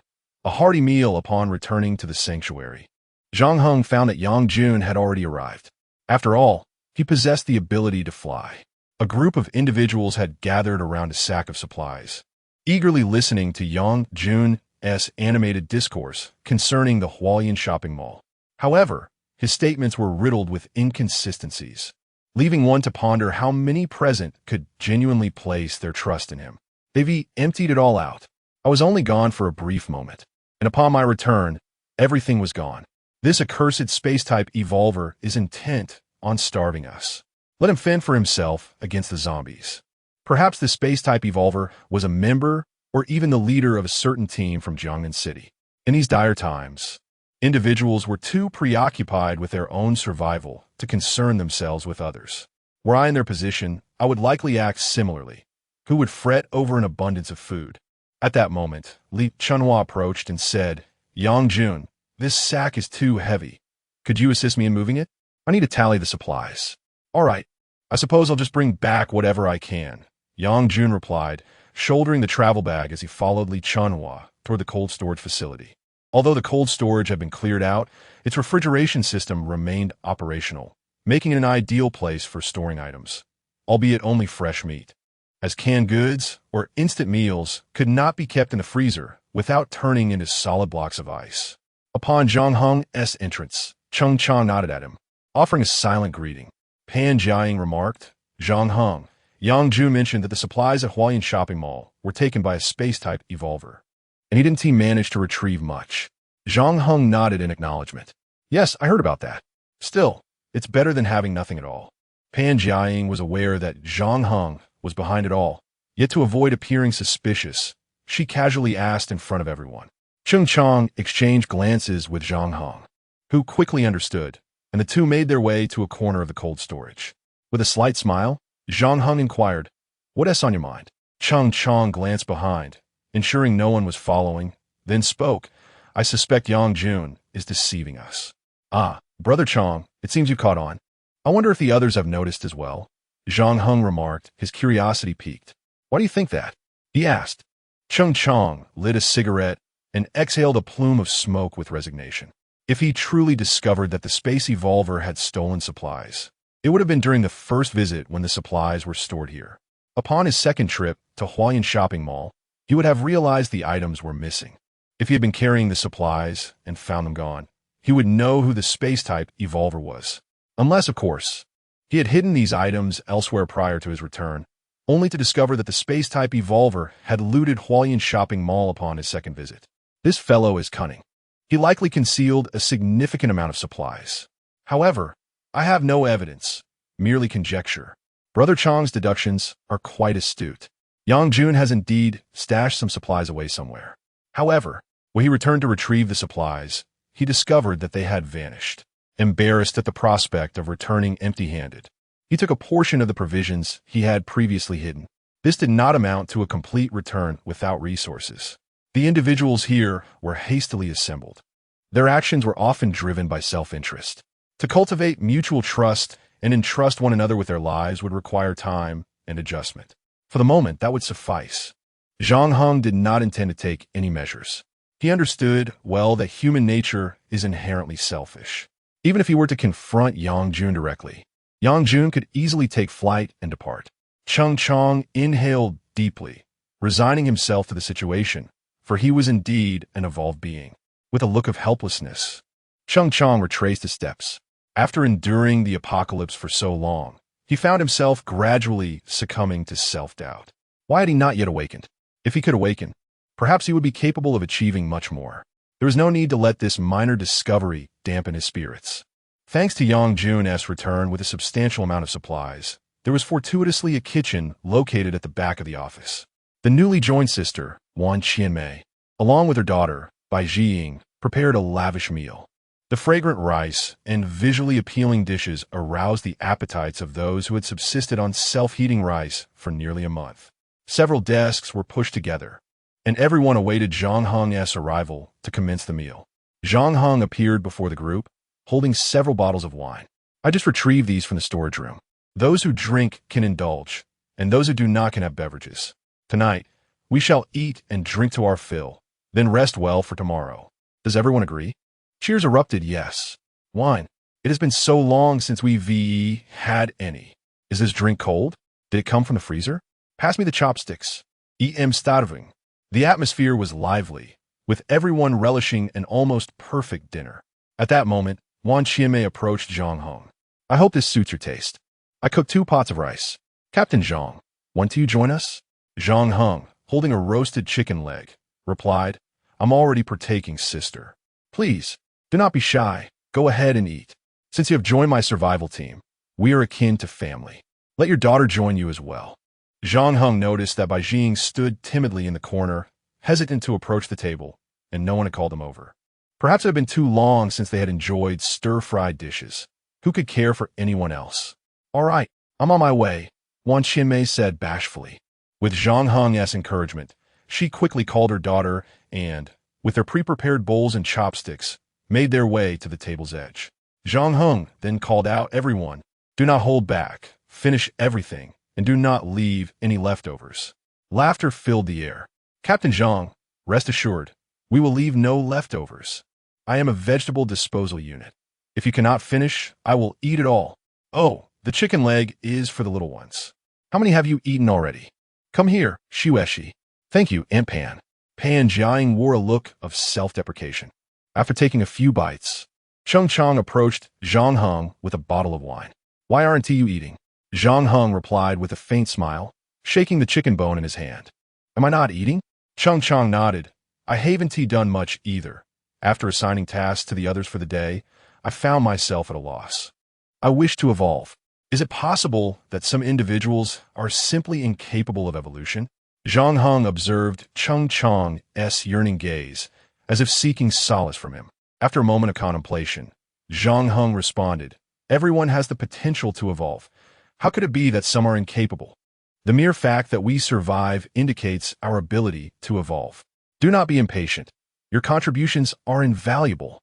Now, go back and have some more to eat, and afterward, inform Lu Wintao and the others to come find me in my room once they have finished their meal. Chung Chong's expression brightened considerably as he nodded in agreement. Understood. Chapter 060. Surveying the terrain after a hearty meal, Zhang Heng returned to his room, accompanied by Lin Shueshi, who had been brought back by Su Bo. Brother Zhang Heng, I am so full today. Look at my little belly, Lin Shueshi exclaimed joyfully, patting her round stomach. Zhang Heng gently caressed her belly and said, Indeed, you should take a stroll in the room to aid digestion before heading to bed. Lin Shueshi nodded sweetly, affirming, Okay. After a while, the construction team, comprising Lu Wintao, Guan Xiaoling, Old He, Old Wang, and the foreman Jiang Ping, knocked on Zhang Heng's door. All five had some experience working at the construction site, except for Jiang Ping. The others were designers. They nodded at Zhang Heng, and Lu Wintao inquired, Captain Zhang, Chang'e mentioned you were looking for us? Zhang Heng nodded and replied, Yes. I wanted to share some information.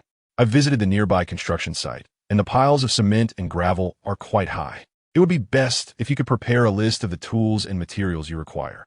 Since we will be building the house ourselves, I will gradually figure out how many workers we need. At this moment, Guan Xiaoling interjected, Captain Zhang, we haven't even finalized the design plans yet, so we are unsure of how many materials and tools we will need. However, the more hands we have, the better. Old Wang then added, Considering the distance between the two locations, transporting materials, as well as our meals and accommodations, could be quite troublesome. We plan to stay overnight at the construction site, which might require some tents. Of course, it would be even better if we had an evolver to protect us. Zhang Heng nodded in agreement. I will find a way to procure tents for you. As for protection, I will arrange for Brother Ma to watch over you. He can patrol the area around the clock. And as for meals, we have a female chef who will prepare box lunches for you.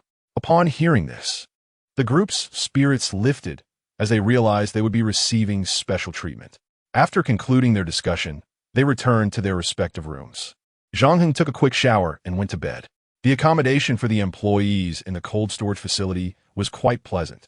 The next morning, Zhang Heng discovered Lin Shueshi sprawled on top of him. No wonder he had been experiencing sleep paralysis lately. It was the mischievous Lin Shueshi. A little black cat nestled in the corner, sleeping soundly. With a resigned sigh, Zhang Heng gently moved Lin Shueshi aside before stepping out. As he exited the employee dormitory, Zhao Chunlei and Zhao Yanan were surveying the entire cold storage plant. Brother Ma approached Zhang Heng, and he confirmed the results of Brother Ma's training.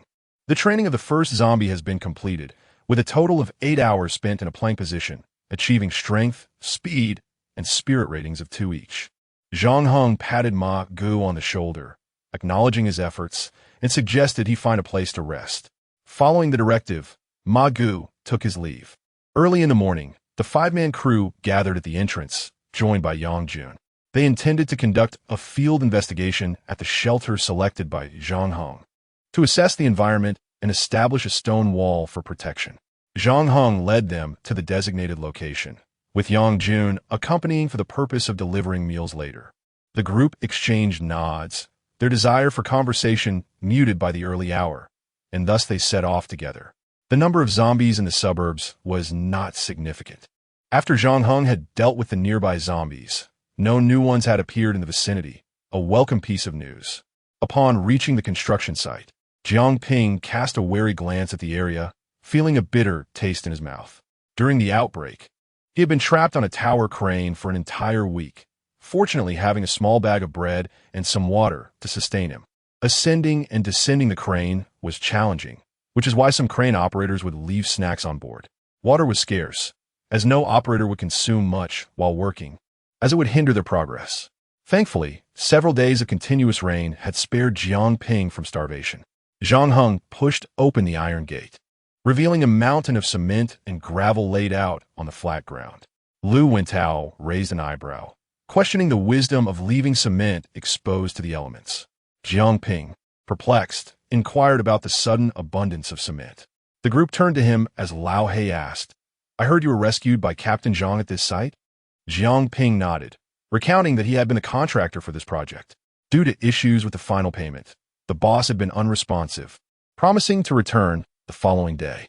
Fearing he would miss him, Jiang Ping had spent the night at the site, not expecting the ensuing chaos. The others showed little interest in Jiang Ping's tale. Lu Wentao noticed some bricks covered by a rain canopy in the distance and glanced at a nearby truck. Then asked Lao He, "Can you drive that kind of truck?" Lao He looked up, nodded, and replied that he could, but expressed concern about the noise it would create, potentially attracting danger. Driving could save considerable time, yet the sound might draw zombies nearby. Guan Xiaoling interjected, "Ordinary zombies are manageable, but we must be cautious of crawlers. Even with our numbers, we cannot contend with them." For safety's sake, the group quickly reached a consensus. They would proceed on foot. Zhang Heng glanced towards the city, recalling that since the crawlers had attacked the Hualien shopping mall, there had been no further sightings, likely having moved elsewhere. "Perhaps we could take a gamble? If we lose, it would be of no consequence to dive into the sewer," Zhang Heng remarked. "It would be more convenient to drive the truck. And as for the zombies, Yang Jun and I shall take care of them. Moreover, there aren't many zombies in this vicinity. The outskirts are desolate, and even if there are any, they would be few in number." Lu Wentao nodded in agreement, "And since Captain Zhang has expressed his confidence, let us commence our work. We shall first load the bricks and cement, and as for the tools, we can procure them later. Today, our priority is to excavate the foundation for the wall. If fortune smiles upon us, we might even erect the wall by nightfall." Everyone nodded in unison and began to mobilize. Chapter 061. You are the harbinger of doom. Old Wang first approached to inspect the condition of the truck's body. The vehicle had parked beside a pile of cement and gravel, and it appeared to be in good shape. The fuel tank of the truck, typically maintained at over half full on construction sites, relieved any concerns regarding the smell of gasoline. Guan Xiaoling climbed up the tower crane to survey the surroundings, while the others began loading materials onto the truck. Zhang Heng and Yang Jun, both evolved beings, found it exceedingly effortless to lift the cement. Their seamless collaboration involved tossing and catching with remarkable precision, while the remaining individuals had to maneuver around, transporting bricks to the opposite side of the vehicle. Before long, the truck was completely loaded. Subsequently, one person climbed aboard with several tools. The driver's seat could accommodate 2 to 3 individuals, while the rest settled atop the truck. Zhang Heng took the position of co-driver, as he needed to guide the way. The truck gradually departed the construction site, with Lu Wentao and the others atop the vehicle, vigilant and scanning the vicinity.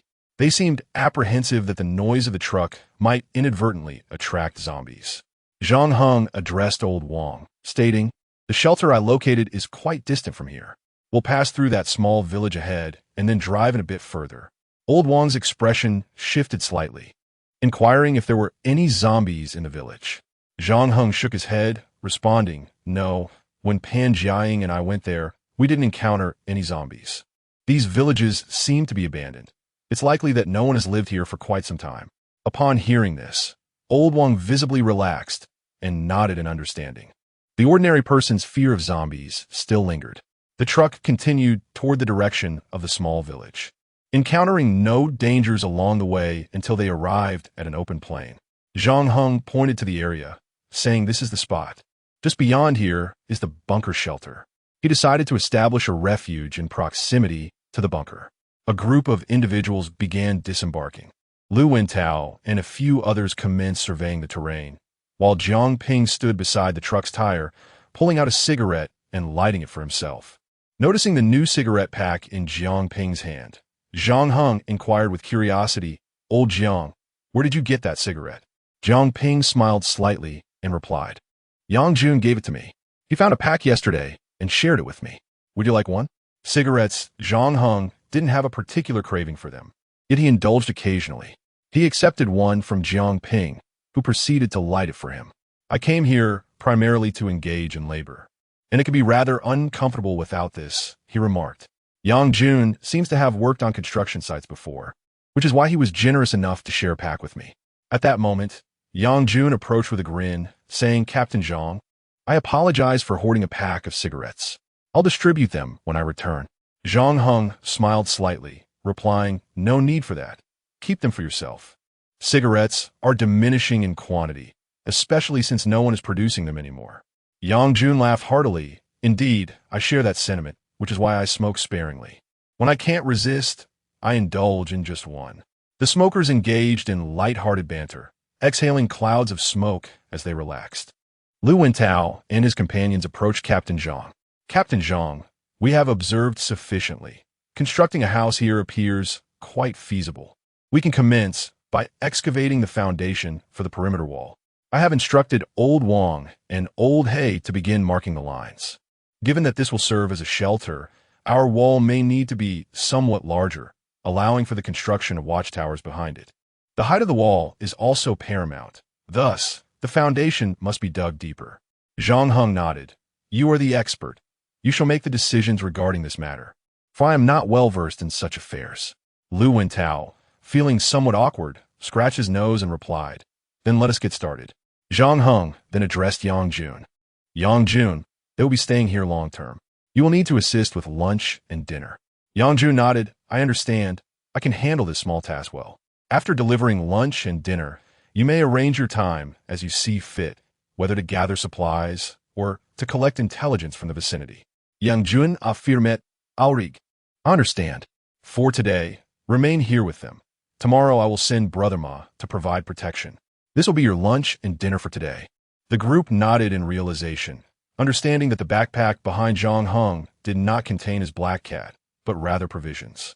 After concluding these matters, Zhang Heng decided to return on foot.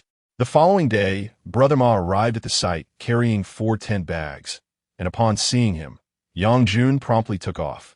Meanwhile, Zhang Heng was searching for something within a nearby building of the freezing plant. He was, of course, on the hunt for aberrant zombies. Brother Ma could only evolve by consuming the brains of these aberrant varieties. Once Brother Ma evolved, he too would undergo transformation. Perhaps upon unlocking the second genetic lock, he would awaken new abilities. After all, he was indeed an evolutionary, yet his powers had yet to manifest. The ability to control zombies was merely a gift from the system, as was the spatial vortex. His true powers had not yet awakened. Zhang Heng inquired of the system. System, has my ability not yet awakened? The host's ability has manifested. Your capability is to initiate the evolution of humanity in this era. Zhang Heng stretched his neck slightly. What about after I unlock the second genetic lock? Will new abilities emerge? Upon unlocking the second genetic lock, the abilities of all humanity will begin to evolve. Zhang Heng squinted. Wait. Thankfully, I asked for clarification. So to be clear, my abilities are not directly related to myself, but rather serve to benefit others? As the Harbinger, the abilities you unlock are meant to benefit humanity in this world. Your ability is that of the Harbinger. If the host requires specific abilities, they can be exchanged within the system's shop. However, the ability exchange will only unlock after the second genetic lock is initiated. Once the second genetic lock is unlocked, the combat exchange page will be fully accessible. Can abilities indeed be exchanged through the system shop?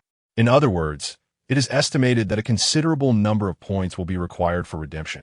Damn it, why didn't anyone inform him sooner? I must go slay some zombies. Zhang Heng retrieved the bicycle he had previously stored in his spatial backpack and began pedaling towards the heart of the city. Little did he anticipate that he was indeed an apocalyptic harbinger.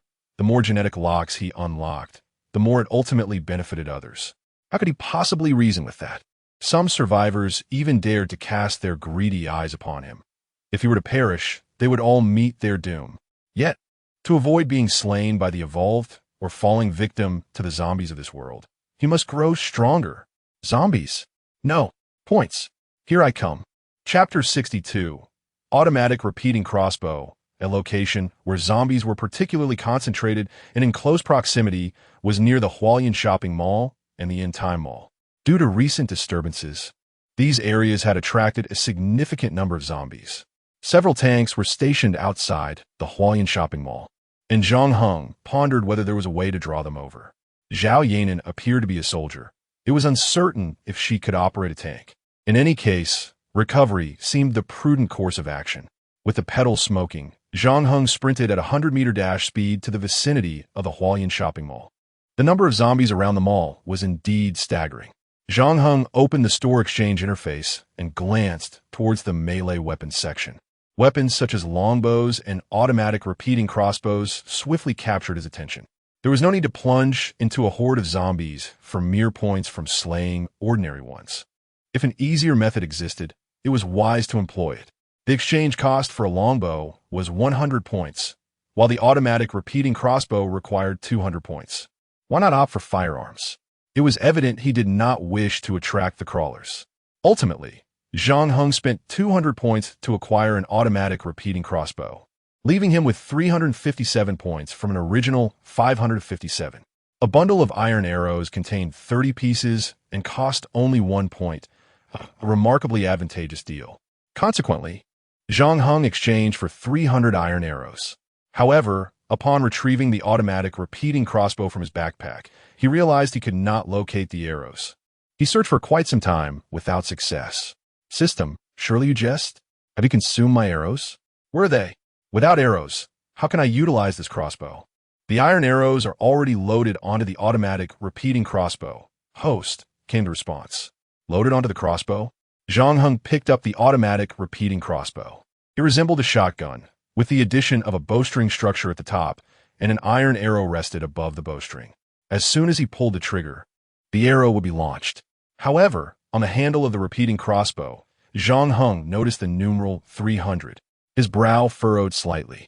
System, does this 300 indicate the number of iron arrows? I do not need to reload them. Can I fire until they're exhausted? Yes, host. What about other weapons? For instance, a gun. Will I not need to change the bullets? Correct, host. Zhang Heng narrowed his eyes, a smile involuntarily spreading across his face. Truly, this system was exceedingly convenient. Given this, he resolved to exchange for additional iron arrows. Consume 47 points to acquire 47 bundles of iron arrows. The quantity on the automatic repeating crossbow instantly surged from 300 to approximately 1,500 arrows. If this were to be wielded by other unevolved individuals, it would undoubtedly be a formidable weapon. Nay, it could be deemed a miraculous artifact. With the automatic repeating crossbow in hand, Zhang Heng ascended to the second floor of a nearby building. Finding a suitable vantage point, he began attempting to eliminate the zombies. Lacking shooting experience, he preferred to invest an extra 100 for an automatic crossbow rather than opting for a longbow. The automatic crossbow was decidedly different. It merely required aiming and pulling the trigger, devoid of recoil, thus demanding little skill from the user. Zhang Heng took aim at a distant, dazed zombie. For reasons unknown, stood still with its mouth agape, emitting a series of unintelligible sounds yet refusing to move. Was this not a provocation? Whoosh! The iron arrow swiftly struck the zombie's head, its formidable penetration power causing the tip to emerge from the other side, accompanied by a spray of red and white matter. At last, the zombie ceased its cacophony, collapsing lifelessly to the ground. A single shot sufficed. Perhaps it was merely a serendipitous encounter? Kill a common zombie, 1 point.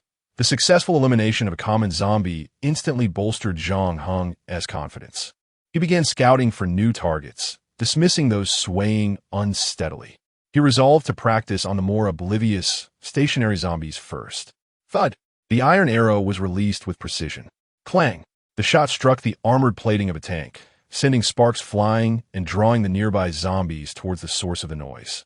Observing the throng of zombies below, an idea suddenly struck him. He accessed the shop for exchanges, beginning with combat consumables. Soon, he discovered what he sought. Molotov cocktail, 1 details a rudimentary incendiary device crafted from high-proof alcohol. Gas canister. 2 details a container filled with subpar gasoline.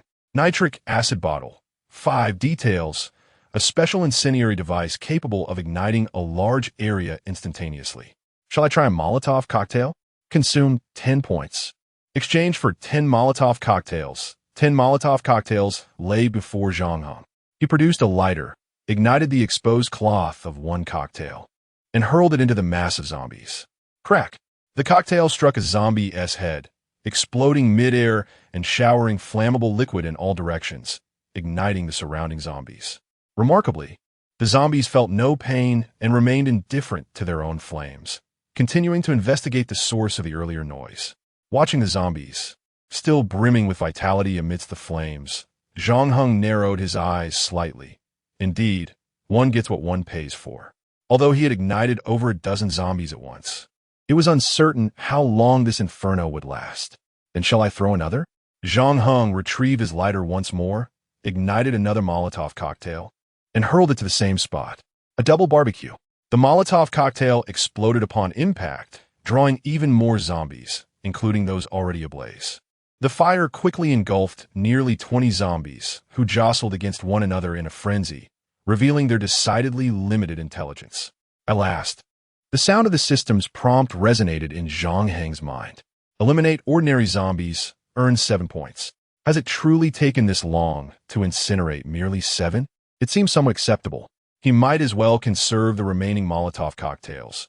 This method of extermination is scarcely more efficient than employing a rapid-fire crossbow against the undead. Zhang Heng stowed the remaining 7 Molotovs into his spatial backpack. He then resumed wielding the automatic crossbow, launching bolts into the throng of zombies huddled together. With a swift motion, he pressed the trigger twice in quick succession. 2 iron arrows soared forth, one after the other, into the mass of zombies.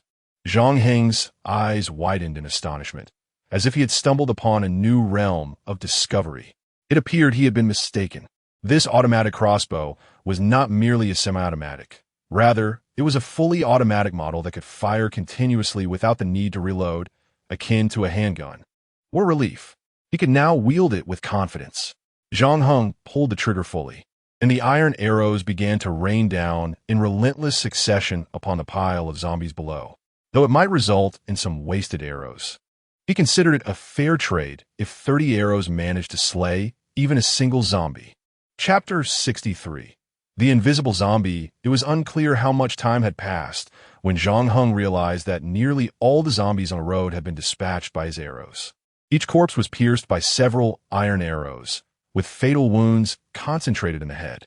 He glanced down at the quantity of arrows remaining in his automatic crossbow, approximately 500 had dwindled to around 300. The points accrued from slaying these zombies approached 500. Had he truly eliminated nearly 500 zombies in the vicinity of the Hualien shopping mall? While this number might seem trivial in the grand scheme of the city's undead population, it effectively cleared the area surrounding the mall. Zhang Heng then made his way toward the direction of the tank. As dusk enveloped the sky, he felt little concern for nearby threats. The multitude of zombies and the history of the area as a crawling ground had driven most survivors away. With a flash of blue light, a tank was drawn into his spatial backpack. Suddenly, a zombie fell from the position of the tank. Startled, Zhang Heng instinctively loosed an iron arrow, which pierced the zombie's skull. Was this a zombie transformed from a fallen soldier of the Dragon Army? It appeared that the spatial backpack could not contain moving beings, automatically expelling it. Despite the severe damage, he managed to stow away the other 2 tanks, reasoning that if he encountered someone skilled in operating tanks, they could dismantle the spare parts for repairs when needed. New items added to the shop. Zhang Heng glanced at the shop interface, noting the Tiger tank priced at 1,000.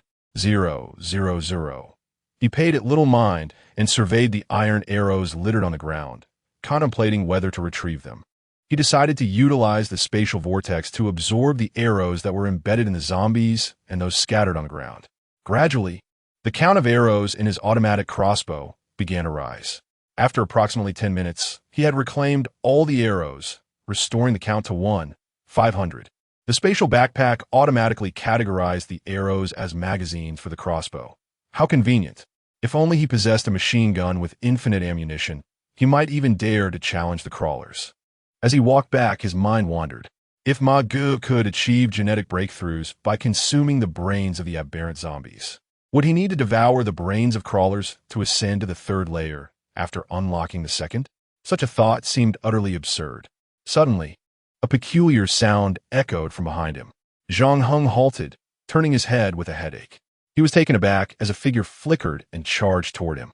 Instinctively, he raised his automatic crossbow for defense.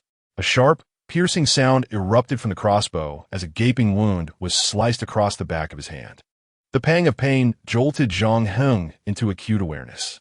He swiftly transitioned the automatic crossbow to his left hand, while his right grasped his long knife. A peculiar sound reverberated through the air, emanating from a certain extraordinary creature moving at high speed, enduring the intense agony coursing through the back of his right hand. Zhang Heng concentrated intently on his surroundings. What lurked nearby? A variant of the aberrant species? What kind of aberrant could vanish from sight? Suddenly, a voice erupted from behind him. Unable to ascertain the location of the threat, Zhang Heng opted for evasion. A flash of silver whizzed past him, leaving a fist-sized rift in its wake. As the light struck the fissure, Zhang Heng beheld the creature's form. It resembled a monster with an arm akin to a bone blade.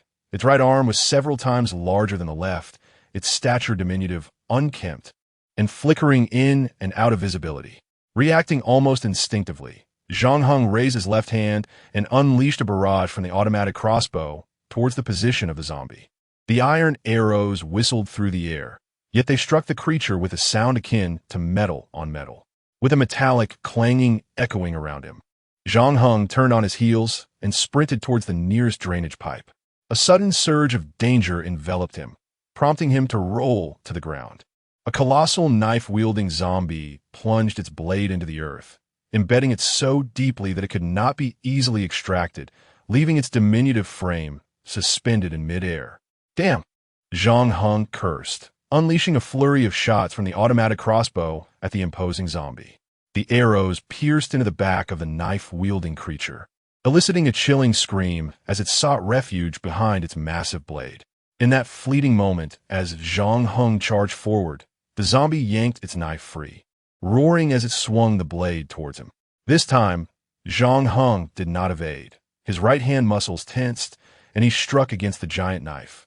The clash produced a sharp, resonant sound, akin to hitting a wall, sending a jolt through his arm. He quickly employed the automatic crossbow for cover. The knife-wielding zombie used its weapon to shield its body, effectively concealing itself behind the blade. Despite the high rate of fire from Zhang Heng's crossbow, he found it difficult to inflict damage upon the zombie concealed behind the knife. He decided to stow the crossbow into his spatial backpack and retrieved a Molotov cocktail. However, as he lit the bottle, the knife-wielding zombie vanished once more. Zhang Heng scrutinized the bloodstains on the ground, attempting to deduce the zombie's location. Yet, with the darkness enveloping him, even with the traces of blood, he could not discern the true position of the knife-wielding zombie. Moreover, he surmised that the creature had likely fled.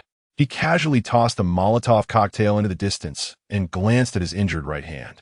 What on earth was that creature? Another aberrant species? The ordinary zombies have evolved into an exceedingly complex subspecies of aberrant beings, and he has encountered numerous varieties of these peculiar forms. If others were to face such a zombie, the likelihood of survival would undoubtedly diminish significantly. The wound on his right hand is gradually healing, albeit at a sluggish pace. Nevertheless, recovery is inevitable.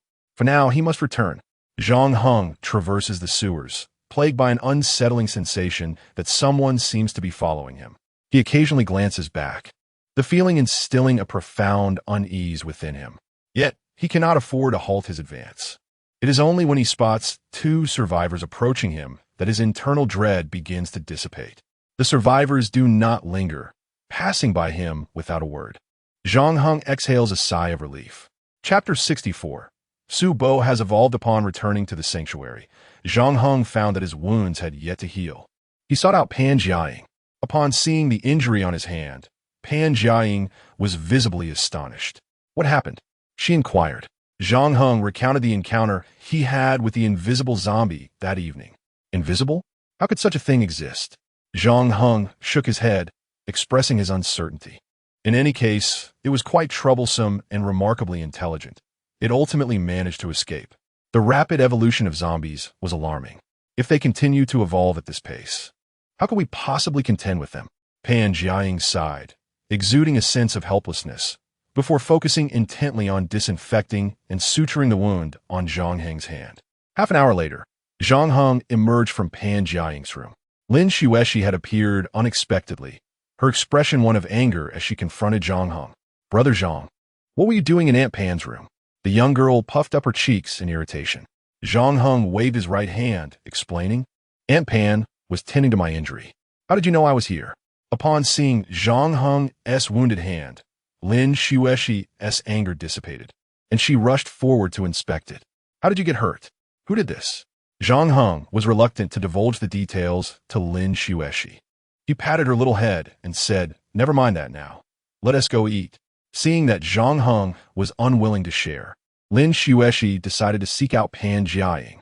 It was hard for Zhang Heng to believe that Lin Xueshi was merely 7 or 8 years old. She behaved more like a miniature adult. After dinner, Zhang Heng returned to his room. He had initially planned to venture out that night to hunt zombies for points. However, the emergence of the invisible zombie quashed that idea. During the day, visibility would be better, alleviating his concerns about the invisible threats. But at night, with poor visibility, he could not afford to take risks. He fell into a deep slumber until dawn.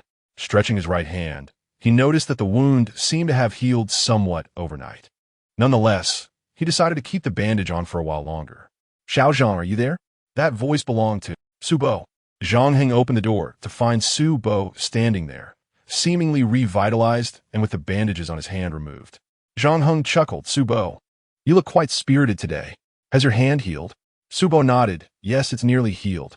I've come to inform you of something important. I might have evolved into a transcendent being. Zhang Heng was initially taken aback, his eyes widening in disbelief. Really? Su Bo, you have truly become a transcendent being? Su Bo affirmed with a nod. Yes, let me explain. Lin Xueshi appears to still be asleep. Su Bo entered quietly. Zhang Heng inquired, since you've evolved, do you know what abilities you've acquired? Su Bo frowned. It seems I possess abilities similar to Pan Jiaying, albeit with some distinctions. Su Bo slowly raised his right hand, and to his astonishment, countless black hairs sprouted from it. His palm instantly grew robust, and his fingers transformed into claws, reminiscent of a wolf's. Remarkably, after the awakening of this ability, my wounds healed overnight. Sharp claws and a remarkable recuperative ability? Zhang Heng nodded in understanding. Su Bo, congratulations. This seems to be an impressive ability. Su Bo gestured for silence. Sure, we mustn't let anyone else hear. Zhang Heng, puzzled, inquired, what is the matter? Su Bo, this is good news. Why keep a secret? Now that you've become an evolved one, we have another capable hand for scavenging outside. Su Bo sighed helplessly. I fear it might upset Cheng Chong. Cheng Chong? Zhang Heng pondered for a moment, suddenly grasping the reason. Cheng Chong was likely the most eager among them to become an evolved one, yet he had not achieved this milestone. Instead, it was Su Bo who surpassed him. If Cheng Chong were to find out, it would indeed dampen his spirits for a while. Zhang Heng couldn't help but chuckle. Rest assured, Su Bo, Cheng Chong will be fine. I will share this news with others and have him assign you some tasks. That way, you won't feel bored. Su Bo smiled slightly. Honestly, it's quite pleasant to watch over the children in the shelter, but seeing so many young ones striving outside makes my old bones restless. The two then shared a hearty laugh. That morning, Zhang Heng announced Su Bo's transformation into an evolved one to the others, who all expressed their congratulations. Su Bo instantly became the center of attention in the shelter. Cheng Chong, with a resigned expression, lit a cigarette and approached Su Bo, saying, Su Bo, since you are now an evolved one, you'll be included in the exploration teams going outside. Are you okay with that? Su Bo nodded. Yes, no problem. I've been resting for almost a month. If I continue to do so, my old bones will surely rust. Please assign me any tasks. Zhang Heng then found Ma Ge in a corner. Zombie number 1 has completed training for a total of 9 hours. Strength 3, Speed 3, Spirit 3. While checking his personal information, Zhang Heng was pleasantly surprised to find that the potatoes in his space farm seemed to have matured. A harvest prompt appeared, and he wondered how many potatoes he could collect. Harvested a total of 3,000 pounds of potatoes. They will be stored in the farm's warehouse. Would you like to plant new crops? In just under half a month, the yield was astonishingly 3,000 pounds. This was indeed an abundance. Potatoes are relatively easy to cook. Simply boiling them over a fire suffices. However, Zhang Heng decided to plant a different crop this time, sweet potatoes. After that, he left it to its own devices. There seems to be little need for concern regarding sustenance. He can now focus solely on confronting the zombies. Today, Zhang Heng plans to venture out with Brother Ma and Su Bo. Last night, without Brother Ma by his side, he narrowly escaped death at the hands of an invisible zombie. With Brother Ma present, things would likely be less daunting. Before that, he resolves to inform Brother Chong. Chong stands by the window of his dormitory, smoking and gazing out with a visibly troubled expression. Zhang Heng offers a faint smile and inquires, Brother Chong, what troubles you? Chong glances back at Zhang Heng, returning a slight smile, and replies, nothing much, just seeking some solitude. Are you not heading out yet? Zhang Heng nods. I'm about to leave. I came to say hello. Su Bo will accompany me today. I intend to help him acclimate to the outside. Chong responds, well, it's entirely your decision. Zhang Heng retrieves a cigarette from his pocket and places it on the table. All right then, I shall take my leave. Save that cigarette for later. It took me quite some effort to procure it. Chong glances at the cigarette on the table and shakes his head in resignation. Chapter 065. The terrifying painting. Zhang Heng cast a cursory glance at the overall situation of the shelter and observed that everyone was occupied with their respective tasks. The atmosphere was harmonious, devoid of quarrels or conflicts, which was indeed a blessing. Lin Xueshi watched as Zhang Heng and the others exited the shelter and turned to Pan Jiaying beside her, asking, Aunt Pan, does becoming an evolved one mean I can go out to play with Brother Zhang Heng? Upon hearing this, Pan Jiaying couldn't help but chuckle. Little Xueshi, Brother Zhang Heng goes out to gather food for us, not for play. The outside world is fraught with man-eating zombies, and even Brother Zhang Heng got injured yesterday. Lin Xueshi nodded in realization, understanding that Brother Zhang Heng needed someone formidable by his side to vanquish those monsters. Aunt Pan, why don't you accompany Brother Zhang Heng? I've never seen him get hurt when you went out with him before. Pan Jiaying seemed accustomed to being called Aunt by Lin Xueshi, recognizing that the latter, having lost Su Bo as a playmate, was now clinging to her. Naturally, she took on the role of a caretaker for Lin Xueshi. As long as there were no unusual occurrences in the shelter, she had ample time to spare. Pan Jiaying lifted Lin Xueshi and said with a smile, this time, with Su Bo by Brother Zhang Heng's side, he will definitely remain unscathed. You need not worry. As long as you are well, everything will be fine. Shall we go paint together, my dear? Lin Xueshi shook her head. No, I need to feed Little Black. Brother Zhang Heng asked me to take good care of it. She suddenly wriggled free from Pan Jiaying's embrace and dashed toward her room. She ran to her room and gazed at the little cat sprawled on the bed. Lin Xueshi approached Little Black and gently roused it. Little Black, wake up, it's time to eat. Little Black stretched lazily, turned around, and resumed its slumber.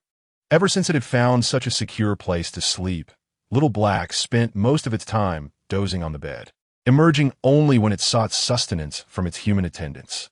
Perhaps, in Little Black's eyes, these foolish humans were merely its servants. Seeing that the cat was indifferent to her, Lin Xueshi sighed helplessly and looked out the window. Oh, how I long to go outside. Staying here all day is suffocating. At that moment, Little Black suddenly sprang up from the bed and leaped to the windowsill, glancing back at Lin Xueshi. Puzzled, Lin Xueshi inquired, Little Black, where are you going? Little Black then leaped out of the window. Little Black. Lin Xueshi hurriedly chased after it. When she circled around to the outside of the window, she found Little Black perched on the wall, observing her. Lin Xueshi approached the wall, reaching out to grab Little Black. Don't run off. It's dangerous out there. Come back with me. Just as her hand brushed against Little Black, it leapt away. Lin Xueshi sighed in exasperation. What has gotten into this silly cat today? Lin Xueshi glanced around and, noticing the absence of any onlookers, suddenly leapt up, her hands gripping the edge of the wall. With a deft flip, she vaulted over. She landed gracefully, her gaze locking with that of Xiao He. Xiao He tilted his head slightly, as if beckoning her to follow. Lin Xueshi surveyed her surroundings before discreetly retrieving a scalpel from beneath her skirt and began to trail after Xiao He. Xiao He, are you taking me there? Xiao He led the way, seemingly intent on reaching a particular destination. Meanwhile, Zhang Heng and Su Bo were making their way towards the city center. Ma Ge brought up the rear, while Zhang Heng strode ahead, with Su Bo, wielding a tang knife, positioned centrally. Su Bo cast a curious glance at the automatic crossbow in Zhang Heng's possession. Zhang Heng, where did you find his crossbow? Is it effective? Zhang Heng chuckled and replied, Of course it is, otherwise, I wouldn't be carrying it. Su Bo, if you see any zombies, just let me know, and I'll shoot a few arrows at them. Su Bo couldn't help but smile and nodded. All right, I'll tell you if I see one. Suddenly, Su Bo appeared to recall something. By the way, Zhang Heng, how much do you know about Xiao Xueshi? Zhang Heng laughed. Has the little girl been troublesome for you? Su Bo shook his head. Not troublesome per se, but having spent nearly a month with her, I've noticed she is rather different from typical little girls. She remains unusually calm, never cries or throws tantrums. Even when encountering zombies, she shows no fear. Sometimes she sits alone in a corner for an entire day, staring out the window, lost in thought for hours. I worry that she might be experiencing some psychological issues. Perhaps she feels she has nothing to say to me, which troubles me greatly. So, I suggested she take up drawing. Her usual drawings seem quite normal, yet the ones she secretly hides away are somewhat unsettling. Zhang Heng's expression turned contemplative. Su Bo, I'm not a doctor. Sharing this with me won't provide you with any solutions. Perhaps you should have Pan Jiang talk to her. Su Bo shook his head. It's not what you're thinking. Just take a look at this drawing first. He surprisingly revealed a few of Lin Xueshi's sketches from his pocket. Zhang Heng accepted one of the drawings, depicting a room where a little girl was hiding in an attic, peering down at a couple fighting on a bed. Outside the door, a line of men waited. Other rooms portrayed similar scenes, filled with violence and bloodshed. The colors were dark and muted, yet the image was permeated with a stark, ghastly red. Zhang Heng looked at Su Bo. Did Lin Xueshi create this? Su Bo nodded. Though Lin Xueshi is young and her verbal expression is limited, her drawings serve as a window into her inner thoughts. It's similar to how doctors often have autistic patients draw. Through their art, one can glean insights into their character and experiences. The central room in this painting has been magnified, and it appears to have been the initial focus of the artist's brush. Subsequently, she adorned the periphery of this abode with these strikingly vivid scenes. It is evident that Xueshi has seemingly been immersed in such an environment from a young age. Where the area is splattered with crimson, hues seem to symbolize death. She harbors an insatiable desire to extinguish the lives of these individuals, an urge she cannot suppress. The following piece offers a deeper insight into her psyche. Zhang Heng then gazes upon the second painting. In it, a young girl stands atop a pair of corpses, clutching a bloodied knife in one hand, her face adorned with a broad smile, while her other hand forms a peace sign. She exudes the demeanor of a conqueror. Zhang Heng's mouth turns bitter as he contemplates. Why does such a young girl's inner world yearn for bloodshed? What has become of Lin Xueshi? Is she unwell, or is it something else? Chapter 66. Lin Xueshi in the following moments. Zhang Heng merely cast a fleeting glance at the paintings before folding them away. He turned to Su Bo, acknowledging the unsettling transformation of their world. It was a jarring experience for anyone, and Xueshi might have been particularly affected by the circumstances. He contemplated inquiring with Pan Jiang about possibly administering some medication to Xueshi, hoping that it might alleviate her mood and dispel her unsettling thoughts. Su Bo nodded in agreement, expressing his belief that discussing Lin Xueshi's situation would be prudent, especially since she had been sharing a room with Zhang Heng. He added that should she ever succumb to madness and act violently towards Zhang Heng, he would be filled with regret. Was this Su Bo's intention? To prepare Zhang Heng psychologically? A faint smile graced Zhang Heng's lips as he opened his mouth to speak, but was interrupted by a sudden meow. Then came a familiar voice. Zhang Hengich. Lin Xueshi hurriedly dashed towards him, with the little black cat perched at his feet. Zhang Heng instinctively caught Lin Xueshi as she leaped into his arms, his mind spinning. How had they managed to escape? Zhang Hengich. The little cat came to find me. I thought it was leading me somewhere else. It's so wonderful to see you. Let us play together. Lin Xueshi beamed at him. Her spirits evidently lifted. Zhang Heng glanced at the little black cat on the ground. He couldn't very well scold it, as it was merely a cat. Could it be that Lin Xueshi had expressed her desire to seek him out, and the perceptive little creature had guided her to him? Thankfully, there were no zombies in the vicinity. Otherwise, Lin Xueshi might have found herself in peril. Zhang Heng looked at Su Bo, who wore a furrowed brow. Xueshi, how did you manage to get out? What about Aunt Pan? Didn't I ask her to look after you? I told Aunt Pan I was going to my room, and she didn't check on me. Then the little cat woke up, and I intended to feed it. After that, the cat led me to find you. Please don't send me away. Zhang Heng gidge. I can take care of myself. Zhang Heng couldn't help but chuckle. How can you take care of yourself? If there's zombies, I would have to look after you, and it could endanger both me and Su Bo. I'll go back with you. He insisted. Lin Xueshi took a decisive step back, exclaiming no. Her resolve was unwavering. She even brandished a surgical knife. I'm already an evolved one. I can take care of myself. Both Zhang Heng and Su Bo were taken aback. Su Bo hastily inquired, Little Xueshi, is that true? You are also an evolved one? Lin Xueshi nodded affirmatively. Yes, I became one quite some time ago. I just didn't know what it meant back then. It felt as if I had suddenly grown stronger. Could it be that when Zhang Heng first discovered her, she had already been an evolved one? Indeed, surviving without food or water for nearly a week. How could anyone accomplish such a feat without being evolved? Lin Xueshi remarked. Aunt Pan said that as long as I become an evolver, I can venture out with Brother Zhang Heng. Wasn't Uncle Su also in shelter before? Yet, after he became an evolver, he went on an adventure with Brother Zhang Heng the very next day. I'm also an evolver, and I wish to join Brother Zhang Heng on his adventures. Upon finishing her words, Lin Xueshi suddenly moved closer to Zhang Heng and gently embraced him. Brother Zhang Heng, you saved my life, and I want to repay you. Please don't send me away, okay? Zhang Heng was momentarily at a loss for words. Looking at Lin Xueshi, who was holding onto him, he acknowledged that she would indeed become an evolver, but he wondered what such a small girl could possibly do. At that moment, Uncle Su said, just take her along. I will take good care of her. Lin Xueshi giggled. Thank you, Uncle Su. I will protect you too. Un so su juka we li. All right, but Brother Zhang Heng must also protect her equally. Of course, I will take care of both of you, as well as the kitten. Lin Xueshi cradled the kitten, which promptly nestled in her arms and fell soundly asleep. Zhang Heng scratched his head in exasperation. Since that's the case, I won't send you back. Uncle Su and I plan to search for supplies in the building ahead, so stay close to us. Okay, got it.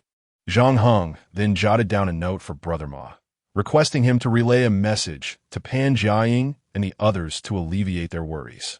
Zhang Heng's intentions were quite straightforward, to eliminate zombies. The rooftop provided an excellent vantage point, potentially allowing him to snipe zombies below. The trio arrived at the entrance of the building, where zombies were aimlessly wandering about. Numerous zombies could be seen moving on various floors. A slight smile crept across Zhang Heng's lips. Stay behind me. We will clear each floor, starting with the first. Understood. Zhang Heng effortlessly scaled the wall. Uncle Su grasped the wall with one hand, pushing himself up with ease. Just as Zhang Heng was about to reach for Lin Xueshi, she surprised him by leaping up with the little black cat in her arms, effortlessly landing on the wall and then flipping over it right in front of him. Both Zhang Heng and Uncle Su stared in astonishment. Wow, evolution truly enhances one's abilities beyond belief. Even a little girl like Lin Xueshi can exhibit such agility after evolving. They were both taken aback, while Lin Xueshi bore an expression of nonchalance. Stay close to me and remain silent to avoid attracting the attention of zombies on other floors. Being surrounded would not bode well for us. Zhang Heng cautioned, holding his automatic crossbow as he aimed at the nearest zombie. The iron arrow pierced through the zombie's skull. The surrounding zombies remained utterly oblivious. Thus, the three began to stealthily approach the first floor. They tiptoed to the door where the zombies were located. Zhang Heng prepared to strike. Lin Xueshi gripped the surgical knife firmly and charged directly towards the approaching zombie. Xueshi! Zhang Heng exclaimed in alarm, while Su Bo felt a surge of anxiety. Nevertheless, Lin Xueshi executed a powerful leap, landing squarely atop a zombie. The creature opened its mouth to bite, but Lin Xueshi deftly plunged her knife into its eye socket and yanked it back with a swift motion. After dispatching one zombie, she immediately sprinted toward another. Her speed and precision were astonishing, executing each movement without the slightest hesitation, akin to a scene from a film. Perhaps due to her petite stature, the zombies, despite hearing the commotion, failed to perceive her presence. In the blink of an eye, Lin Xueshi had eliminated 3 or 4 ordinary zombies. At that moment, Zhang Heng and Su Bo rushed forward, as they had not come merely to observe. Chapter 067. This girl is fierce. Lin Xueshi, eager to showcase her capabilities, clearly did not wish to be a burden to Zhang Heng and Su Bo, and she wanted to convey that she was quite capable herself. Before long, the trio had eradicated all the zombies on the first floor. However, Lin Xueshi found herself staring blankly at her surgical knife. Zhang Heng approached her, glancing at the knife with a look of curiosity. "Xueshi, what's wrong?"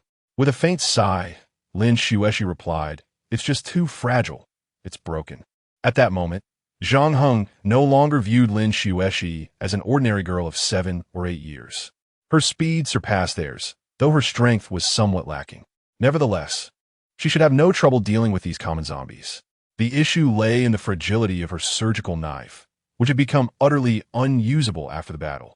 Consequently, Zhang Heng opened his shop's exchange system, browsing through the cold weapons section.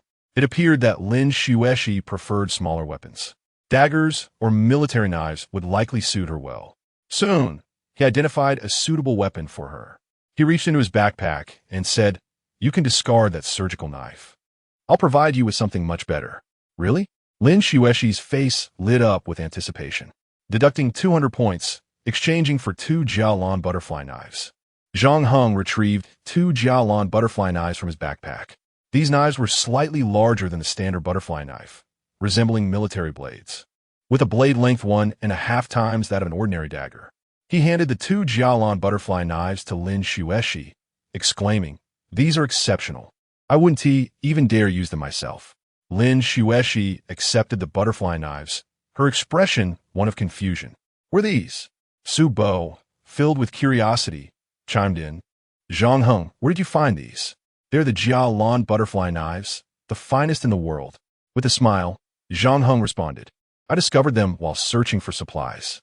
He then proceeded to explain how to open the Jialan butterfly knives to Lin Xueshi. Holding the 2 knives, Lin Xueshi's eyes sparkled with delight.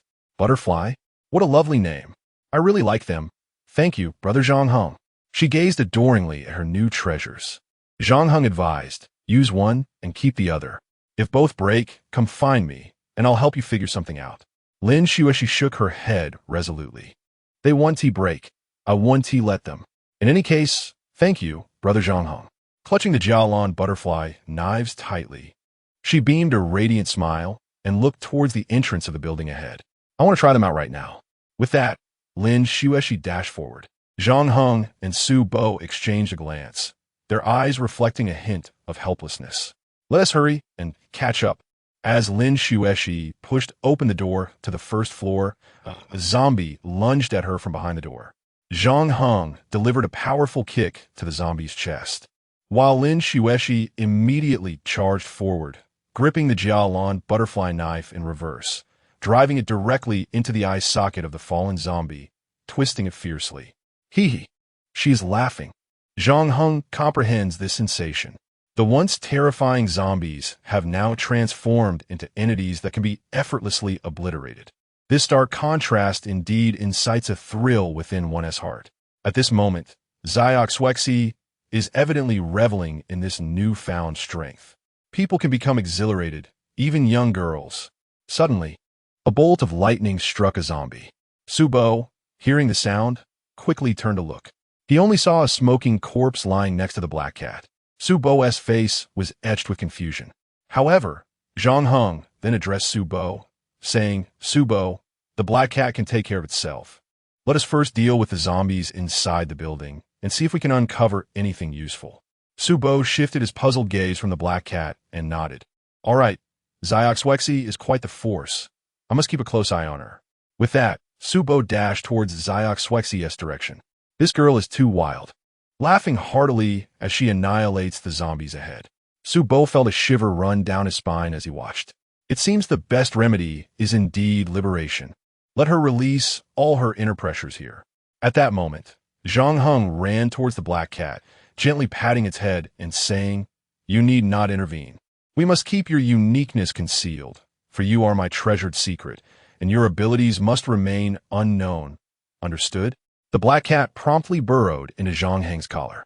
Lin Xioxwexi was on a rampage, ignoring it, leaving the cat no choice but to seek refuge with Zhang Heng. "Be careful," Subo suddenly shouted. Zhang Heng was startled, rushing towards the building. "Xiaoxue, come back." Subo stood rooted, hesitant to approach.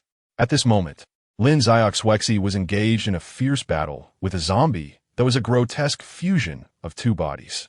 This zombie was conjoined, possessing 2 heads and 4 arms, each adorned with a bony spike. With 2 more, it would resemble a crab. The 4 arms flailed wildly at Lin Xioxwexi. Yet, she deftly evaded all attacks with her remarkable speed, the clash of her butterfly knife and the bone spikes resonating with a series of metallic clangs. This is an aberrant subspecies. At that instant, both Zhang Heng and Subo rushed towards Lin Xioxwexi without hesitation. "Don't come over," she suddenly exclaimed, her voice sweet yet commanding. Lin Xioxwexi cleaved through the advancing bone spike, rolling beneath the grotesque zombie's legs, then leaped up, wrapping her legs around its neck, driving her blades into its skull. With a fierce tug, the aberrant subspecies emitted a chilling wail, collapsing to the ground. Lin Xioxwexi let out a cold snort, grasping the creature's head tightly, twisting it violently, and with a powerful kick, she decapitated it. Thud! The lifeless body fell heavily to the ground. Lin Xioxwexi seized the hair of the severed head, triumphantly lifting it towards Zhang Heng, exclaiming with glee, "Zhang Heng, look! What an impressive display!" Zhang Heng and Subo felt a sense of embarrassment. Where did this girl acquire such combat skills? Zhang Heng approached Lin Xueshi and remarked, "Xueshi, splendid work. May I keep this head? Brother Ma has a penchant for such delicacies. But how would Brother Ma consume this? Well, let him have it then. By the way, Zhang Heng, how did I perform just now? Was I formidable? Will I still be able to accompany you on future adventures?" Before him stood Lin Xueshi, her body smeared with blood, her hands gripping the bloodied Jialan butterfly knife. Yet she appeared utterly unconcerned. Her sole focus was on Zhang Heng's perception of her. Zhang Heng nodded, offering Lin Xueshi an approving glance. "You are far more formidable than I. From now on, let us embark on adventures together." "Yay, that's wonderful," Lin Xueshi exclaimed, raising her hands in joyous celebration before leaping into Zhang Heng's embrace. Subo, observing the scene, could only shake his head in disbelief, realizing that he could no longer compete with the youthful vigor of a girl. Chapter 68. The new survivor. 3 individuals commenced their search of the ground floor. Given the abundance of zombies in the building, it was evident that this area had not been scouted. This was precisely why Zhang Heng sought such locations to procure supplies. The task of searching was entrusted to Lin Xueshi and Subo Lai. Although one was elderly and the other youthful, both were evolved beings transformed into superhumans, and thus he felt completely at ease. Especially Lin Xueshi, who, even when facing aberrant zombies, possessed formidable combat prowess, indeed surpassing his own capabilities. Zhang Heng resolved to ascend the building and clear the zombies on the upper floors. Do you understand the concept of firepower suppression? Positioned at the staircase, armed with a fully automatic crossbow, he faced a relentless onslaught of zombies. Yet, what awaited them were iron arrows capable of piercing their bodies. Zhang Heng remained steadfast, targeting those closest to him with precision while simultaneously surveying his surroundings. Within mere minutes, he had eradicated the zombies on the 2nd floor and continued his ascent to the 3rd. The situation on the 3rd floor proved to be more complex than he had anticipated. Zhang Heng observed that the zombies appeared to be clustered at the entrance of the room on the left, standing motionless as if in slumber. Peering through the crack beneath the door, he suddenly caught sight of a shadow flitting past the rear of the door. Could there be survivors within? Had someone been hiding in this very room for an entire month? However, Zhang Heng was not entirely certain, for that shadow might have already succumbed to the fate of zombification. He needed to ascertain the truth himself. Raising his automatic crossbow, Zhang Heng aimed at a nearby zombie. With a soft thwip, an iron arrow shot forth, piercing the creature's skull and sending it crashing to the ground. He continued to take aim. The near-silent operation of the crossbow, combined with his careful concealment and the zombies' backs turned to him, made the process of dispatching them remarkably convenient. A mere pull of the trigger sufficed. Once the last zombie fell, Zhang Heng stowed his crossbow, drew out his long knife, and approached the door. He knocked gently. "Is there anyone inside? I am a survivor from the nearby area. I have dealt with all the zombies outside." A heavy silence followed. Then a muffled voice replied, "Really? You've taken care of them all? Are you an evolved one?" Zhang Heng nodded. "Yes, indeed, I am an evolved being. What is your situation?" With a click, the door creaked open, revealing a young man clad in pajamas. The youth appeared gaunt, with pronounced dark circles under his eyes, and his overall demeanor suggested he was not in the best of spirits. However, upon seeing Zhang Heng, his eyes brimmed with tears, and he cried out, "Finally, I have seen someone else besides myself." Zhang Heng offered an awkward smile, and, as the door fully opened, he stepped inside. The young man threw himself into his embrace, exclaiming, "Thank you. You are my savior. Thank you." It was at this moment that Zhang Heng noticed the room was cluttered with cans and some animal bones, presumably from animals. He discerned that the cans appear to be dog food. "Calm yourself. Please tell me your name." "I am Zhang Heng. And you?" "My surname is Ho, and my name is Ho Tao." "Brother Zhang, do you have anything to eat?" Zhang Heng then unstrapped his backpack, retrieving a bottle of water and several loaves of bread. "This is all I have." Ho Tao's eyes lit up. "It's enough. Thank you." He took the bread and began to devour it hungrily. Zhang Heng surveyed the room's layout and noticed the kitchen's trash bin contained dog fur of varying colors. The building's electricity seemed to be operational. Curiously, he asked, "Ho Tao, how have you managed to survive this past month?" With a resigned sigh, Ho Tao replied, "I had 3 large dogs. At first, I couldn't bear to eat them until I finished their canned food and dog kibble. Then one of them starved to death." Zhang Heng felt a pang of discomfort. This man had survived solely on the company of those 3 dogs. Moreover, it appeared he was not an evolved being, merely an ordinary person. Turning to Ho Tao, Zhang Heng inquired, "Do you believe there are other survivors in this building?" Ho Tao eagerly nodded, "Of course. There is someone on the 7th floor, unit 703. I often chat with him in the owner-s group, but he responded to me in 3 days. He mentioned he had run out of supplies, so he might already." Hastily, Ho Tao produced his phone. "Let me try contacting him again." Zhang Heng nodded. "You reach out, I will call my teammates." Zhang Heng ascended to the 2nd floor, where he discovered Su Bo and Lin Xueshi searching for supplies. Su Bo's backpack was stuffed with various items, suggesting they had been fortunate. Zhang Heng called out to Lin Xueshi, "Xueshi, come here for a moment." "Huh, Brother Zhang. What is up? Has the 3rd floor been sorted out? You truly are amazing." Zhang Heng smiled slightly. "Such is the power of weaponry. But let us not dwell on that. I found an older brother on the 3rd floor. Could you please keep an eye on him?" Lin Xueshi frowned. "But he has an older brother. Why should I, a little girl, watch over him? I'd rather search for supplies, rummaging through everything. Hee." Zhang Heng completely understood her sentiment. The thrill of rummaging through someone else's belongings was something he was all too familiar with. He recognized the joy it brought to her youthful spirit. "You are now an evolved being. He is not your superior. Besides, I need to go to the 7th floor to rescue another person. If you wish to join me on future adventures, you must heed my words. Otherwise, I shall find someone willing to follow my lead." Upon hearing this, Lin Xueshi instantly grew anxious. "All right, I understand. I will keep an eye on him. But where has he gone?" Zhang Heng then led Lin Xueshi to meet Ho Tao. Ho Tao, gazing at the young girl before him, adorned in a petite dress and wielding 2 small knives, expressed his confusion. What is going on? Do you want me to look after her?" Lin Xueshi scoffed. "No, it is I who must keep an eye on you. Be good and do not provoke my anger." Ho Tao, utterly speechless, turned to Zhang Heng for clarification. Zhang Heng smiled gently. "You both stay here and do not wander off. I shall go check on the 7th floor now." Chapter 069, The skeleton monster Hotao's mental state was rather unstable, prompting Zhang Heng to ask Lin Xueshi to keep an eye on him for the time being. Meanwhile, he hastened along the safety corridor towards the 7th floor. Encountering zombies along the way, he dealt with them swiftly. Upon reaching the 7th floor in one breath, Zhang Heng peered out through the window, observing that the zombies on this level were still quite numerous. However, there seemed to be no sign of the anomalous subspecies. Zhang Heng then pushed open the door and retrieved his automatic crossbow, proceeding to eliminate the zombies with efficiency. Before long, the majority of the zombies on the 7th floor had been dispatched. He approached the door of room 703 and tentatively knocked. "Hello, I'm a survivor from the vicinity. I've dealt with the zombies outside, and someone from the 3rd floor click." The door lock sprang open abruptly. Before Zhang Heng could finish his sentence, the door was swung wide by an individual.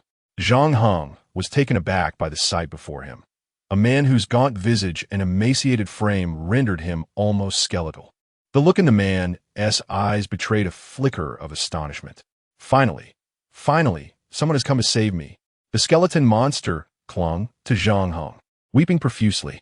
At that moment, Zhang Heng inquired, "Would you like something to eat? I have some water and bread." The skeleton monster nodded eagerly. "Yes, of course. Thank you. Let's go inside first." He hastily blocked Zhang Heng's path. "No, don't go in there. It's a complete mess. It stinks. I'll come with you right now. Just take me away." Zhang Heng forcefully pushed the door open, startling the skeleton monster, who quickly moved to obstruct him. "What are you doing? Didn't I say not to go in?" Yet, the skeleton monster was no match for Zhang Heng's determination. He stepped inside, surveying the chaotic and filthy room, where the floor was stained with blood and the walls bore handprints of crimson. Approaching a pot that was bubbling ominously, Zhang Heng furrowed his brow in disbelief. There, within the pot, lay a hand. "This isn't my fault. I didn't want this either. I merely wished to survive. It was she who sought to kill me. I discovered that my sleeping pills had vanished, only to find her pouring them into my water, by the handful. What more is there to say? She wanted to kill me, to consume me. Thus, I had to strike first. Surely you can understand that?" Zhang Heng regarded the skeleton monster thoughtfully before responding. "I find it difficult to understand, for I cannot fathom your experience, but I shall not cast blame upon you. I will leave you some food. You may do as you please. I cannot permit anyone who has resorted to cannibalism to remain within my survival team." The skeleton monster regarded Zhang Heng with a sardonic smile. "Indeed, how could you possibly understand? For a month, we have consumed everything edible around us. My only regret is that I took in a dog. It provided us with a glimmer of hope for survival. Yet, humans require sustenance. One cannot survive without food. Once the dog has been consumed, what remains? If one does not eat, one perishes. Have you ever known hunger? Have you ever experienced hunger to the extent I have? Each time I gaze into the mirror, I perceive myself as a monstrous being. I am merely acting in self-defense. I am only striving to survive. What right do you possess to regard me with such a condescending gaze?" Zhang Heng began to extract items from his backpack, a bottle of water, some bread, and the jerky that Pan Jie had sun-dried. Having completed these tasks, he commenced to step outside. The skeletal creature abruptly obstructed his path, brandishing a rusted knife. "Hey, you shall not pass. Take me to your shelter." Zhang Heng confronted the skeletal being. "I am an evolved one. Do you dare to threaten me with a knife? Do you not wish to survive? Yet you're courting death." The skeletal creature's eye sockets flared with crimson. "I am merely safeguarding myself. Why will you not accept me? I have endured so much to reach this point. Cannot you take me with you? I implore you. I wish to live. I beseech you. I kneel before you." Zhang Heng observed the skeletal creature repeatedly bowing on the ground. He empathized, pondering if he were in the creature's position, discovering that his girlfriend, if one could call her that, intended to drug him to death and consume him. Would he resist fiercely, turning the tables and transforming her into a mere heap of flesh in a pot? Or would he sacrifice himself for her sake? Zhang Heng might indeed choose to fight back and slay her. The skeletal creature had not committed any wrongdoing. Perhaps he truly deserved a chance. Nevertheless, one aspect perplexed Zhang Heng. He needed to ascertain the truth.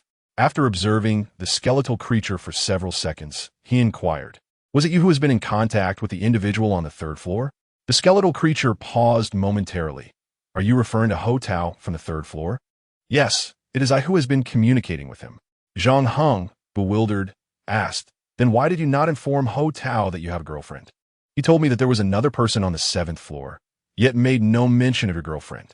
You have been conversing with him for a month. Surely, you did not intend to conceal the fact that you have another person surviving alongside you? Why choose to hide this information? Or is it that you do not wish for Ho Tao to know that besides you, there exists another individual? Could it be that from the very beginning, you regarded your girlfriend merely as your emergency food supply? The skeletal creature met Zhang Heng's gaze and replied, what significance would it hold if I told him? Zhang Heng scratched the back of his head, perplexed. Throughout this month, you have been unable to leave your rooms. Is it not entirely normal for everyone to show concern for one another, sharing information about their respective circumstances? What is there to hide? You have committed an act that is rather abnormal. Do you truly believe that concealing your girlfriend's existence from Ho Tao is a normal behavior? The skeletal creature let out a weary sigh. In essence, you simply do not wish to take me to the shelter. Zhang Heng responded, I shall escort every survivor to the shelter, provided they pass my assessment. After all, those within the shelter are quite decent people. We all function as partners, aiding and benefiting one another. If I were to allow an unfamiliar individual to join the shelter, who could predict the outcome? Unless you elucidate the reasons behind concealing your girlfriend's presence, I shall maintain my previous stance. The skeleton creature inhaled deeply and remarked, she is not my girlfriend. Rather, she is an escort. An escort? The kind that costs 1,000 per encounter. That evening, I arranged for her online. She arrived, and the next day, the world ended just like that. The skeleton creature retrieved his phone, locating the transaction details, 1,000, and her head is still preserved in my refrigerator. Would you care to see it? Zhang Heng's lips curled into a faint smile. You certainly excel in dramatics, weeping so sorrowfully while asserting she was your girlfriend. Was the tale of her administering sleeping pills also a fabrication, or was it? The skeleton creature responded with a bitter smile. That too was a fabrication. She is actually starved to death. Not consuming her would be wasteful. I am quite famished myself, yet at least I did not kill her. At the very least, I allowed her to coexist with me for a month. I have already shown my utmost mercy. Were it not for him, I could have endured for at least another month. I would not have fallen into such despair. Zhang Heng sighed helplessly. Truth be told, I cannot discern whether you are lying. However, you do appear rather pitiable. I can escort you to the shelter. Let us proceed. The skeleton creature sighed resignedly and followed Zhang Heng out. Chapter 070. New members. Zhang Heng skillfully wielded the automatic crossbow as he descended, leading the skeletal creature behind him. The skeletal being, cowering in Zhang Heng's shadow, gazed wide-eyed at their surroundings. Meanwhile, Zhang Heng's mind lingered on the words exchanged with the skeletal creature during their time together. It was evident from the creature's emaciated form that it had suffered from prolonged hunger. Otherwise, it would not have withered to such a degree. The fate of the woman, lying lifeless nearby, remained uncertain. Whether she succumbed to starvation or fell victim to the skeletal creature's hand was a mystery only it could unravel. Regardless, Zhang Heng resolved to bring her back for further observation. If necessary, she could be expelled later. For the time being, an additional companion could prove beneficial. Zhang Heng fought his way to the 3rd floor, where he finally encountered Ho Tao, with whom the skeletal creature had conversed for a month. Aside from his frail appearance, Ho Tao seemed relatively normal, bolstered by the sustenance provided by 3 large dogs. In stark contrast, the skeletal creature was nothing but skin and bones. Upon seeing the skeletal figure, Ho Tao couldn't help but furrow his brow. You must be Lu Shuangjiang? The skeletal creature nodded, acknowledging yes. And you must be Ho Tao. After a month of conversation, I finally see your true form. Lin Xueshi appeared startled by the skeletal creature's appearance and instinctively hid behind Zhang Heng. Subo, with a look of concern, inquired, Do you wish to eat something first? The skeletal creature waved dismissively. I had a little something earlier. I'm not hungry now. Subo sighed in disbelief. You're not hungry? You're in such a pitiful state. He shook his head. It's truly a tragedy. I've never seen anyone so emaciated. I shall ensure you receive a larger share of food in the future. Lu Shuangjiang chuckled heartily. Seeing that the moment was ripe, Zhang Heng suggested, Su Bo, why don't you escort Lu Shuangjiang and Ho Tao back to our shelter? Xueshi and I will continue searching the building for any edible provisions. Su Bo nodded in agreement. That seems prudent, but concerning these supplies, should I carry them back myself? I fear that encountering other survivors in the sewer might lead to trouble. Zhang Heng felt a headache coming on. Su Bo's concerns were valid. If he ventured back burdened with a large sack of supplies, other survivors might indeed become envious and act recklessly. Never mind, I'll accompany you back. Let us return to the shelter, and I shall resume my search tonight. Lin Xueshi embraced Zhang Heng, giggling. Meanwhile, Ho Tao appeared awkward, expressing, I truly apologize for the trouble we caused. While it seems others are preoccupied with their own survival, you have chosen to lend us your assistance. Zhang Heng smiled faintly, reassuring the group that the majority would lend a hand without hesitation. You need not overthink it. Simply follow us, he said. Su Bo and Xueshi took the lead, while he remained at the rear, ever vigilant against the lurking, invisible zombies. A misstep could lead to an embarrassing ambush from behind. The group soon discovered a drainage pipe, where Su Bo commenced guiding them forward. They proceeded in silence until several survivors unexpectedly appeared before them. Observing Zhang Heng and his companions advancing, the survivors gradually slowed their pace. A palpable tension filled the air, and no one dared to extend a greeting. It was only after they passed the group that a collective sigh of relief was released. Suddenly, a swift rush of wind sliced through the air behind them. Zhang Heng was startled, instinctively lunging toward the front, shouting, Get down. The skeleton creature, albeit sluggish in its response, was swiftly pierced through the skull by a metal spike, collapsing lifelessly to the ground. Everyone scrambled to their feet and began to flee. Zhang Heng swiftly drew his automatic crossbow, ready to retaliate. He squeezed the trigger, sending iron arrows whizzing toward the assailants. The three who had attempted to ambush him soon lay motionless in a pool of blood. Lu Shuangjiang. Hey, are you all right? Zhang Heng called out as he hurried toward the fallen attackers, one of whom clutched a gas-powered gun, using nails as makeshift ammunition. After confirming their demise, he retrieved the iron arrows. It seemed Su Bo's concerns were indeed justified. They had unexpectedly encountered such treachery. The trio had cunningly allowed them to lower their guard before launching their attack. Had Zhang Heng not reacted swiftly, he might have fallen victim to their scheme. Ho Tao, rising to his feet, regarded Zhang Heng approaching him and remarked, They are dead. Zhang Heng glanced at the lifeless skeleton creature on the ground, attributing its misfortune to bad luck. Let's hasten our journey to avoid further encounters with survivors, he urged. Ho Tao, initially relieved to have been saved, was now struck by the grim reality of the outside world, which was far more terrifying than he had anticipated. The three attackers had evidently targeted them for the travel bag slung over Su Bo's shoulder, intent on seizing their supplies. Upon returning to the shelter, Zhang Heng brought back an additional companion. The others offered no objections. This was simply Zhang Heng's way. Without him, they likely would not have reached this refuge. Su Bo handed the travel bag over to Li Chunhua. At that moment, Pan Jiaying approached, exclaiming, Xueshi, where have you been? I've been searching for you everywhere. Lin Xueshi smiled gently.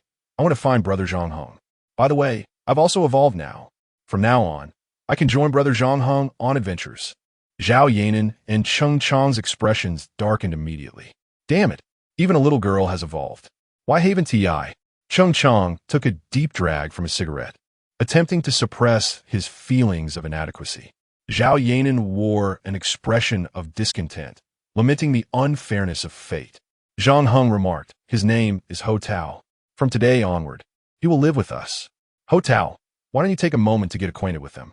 Xueshi interjected, we should continue our adventure. Fan Jing hurriedly objected. Is it all right for the two of you? Especially Xueshi. Zhang Heng couldn't help but chuckle. She's far more formidable than I am. Don't underestimate her. With a proud expression, Lin Xueshi declared, I just defeated a bizarre subspecies. That creature was quite formidable, yet I managed to subdue it. Really? How did you accomplish that? Well, Zhang Heng, holding the head of the bizarre subspecies, approached Ma Gu. Ma Gu took the head and retreated to a corner to indulge in it. Before long, Zhang Heng heard a notification echoing in his mind. Gene unlock progress, 10, currently. The gene unlock progress stands at 80. Just 2 more to go. If I can procure 2 more heads of the bizarre subspecies, Ma Gu will be able to unlock it.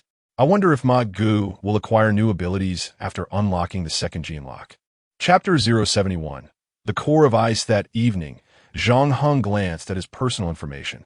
Host, Zhang Heng, strength, 43 speed, 42 mentality, 43 gene, LV183 abilities, self-healing LV1, longsword mastery LV1, close combat LV1, crossbow mastery LV1 points, 1240 indeed. He had heard correctly.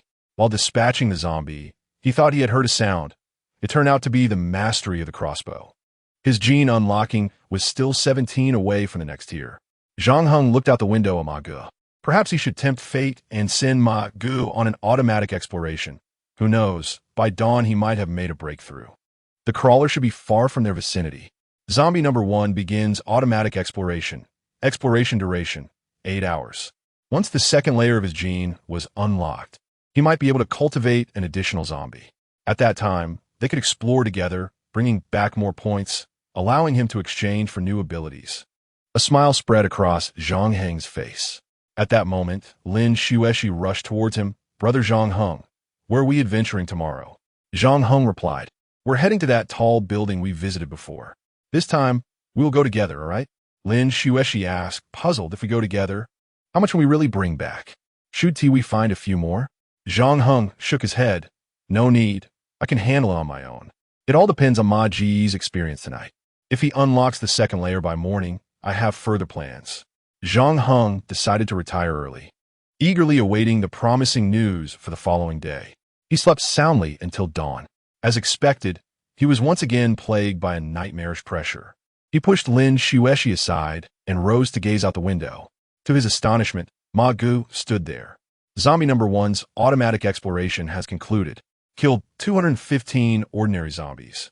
2 aberrant variants, earning 415 points, plus 5 strength, 5 speed, 5 mentality, and unlocking the second layer of genes. Effects. Same rewards and effects achieved. Zhang Heng nearly exclaimed in joy, but managed to contain himself. Before him appeared a choice. Zombie number 1 can evolve. Do you wish to proceed with the evolution? Evolution?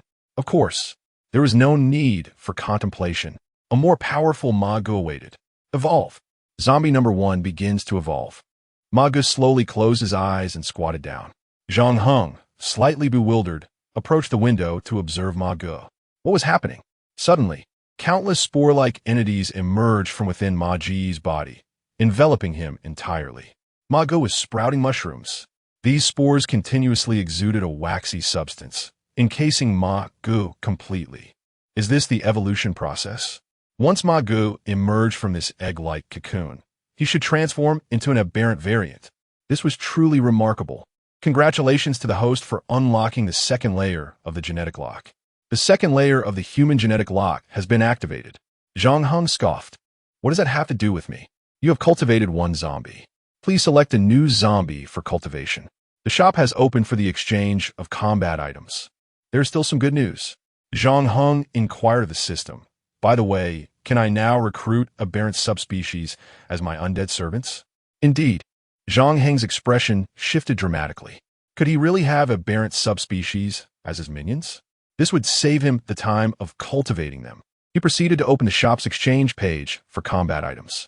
Upon entering the combat item exchange page, he noticed an array of firearms and technological weapons, most notably the ability of an evolver. To his astonishment, there was only one option for the exchange of evolver abilities: random. The initial price was a mere 1,000 points. Zhang Heng questioned the system. System, can I not choose the ability myself? The data is too vast to display.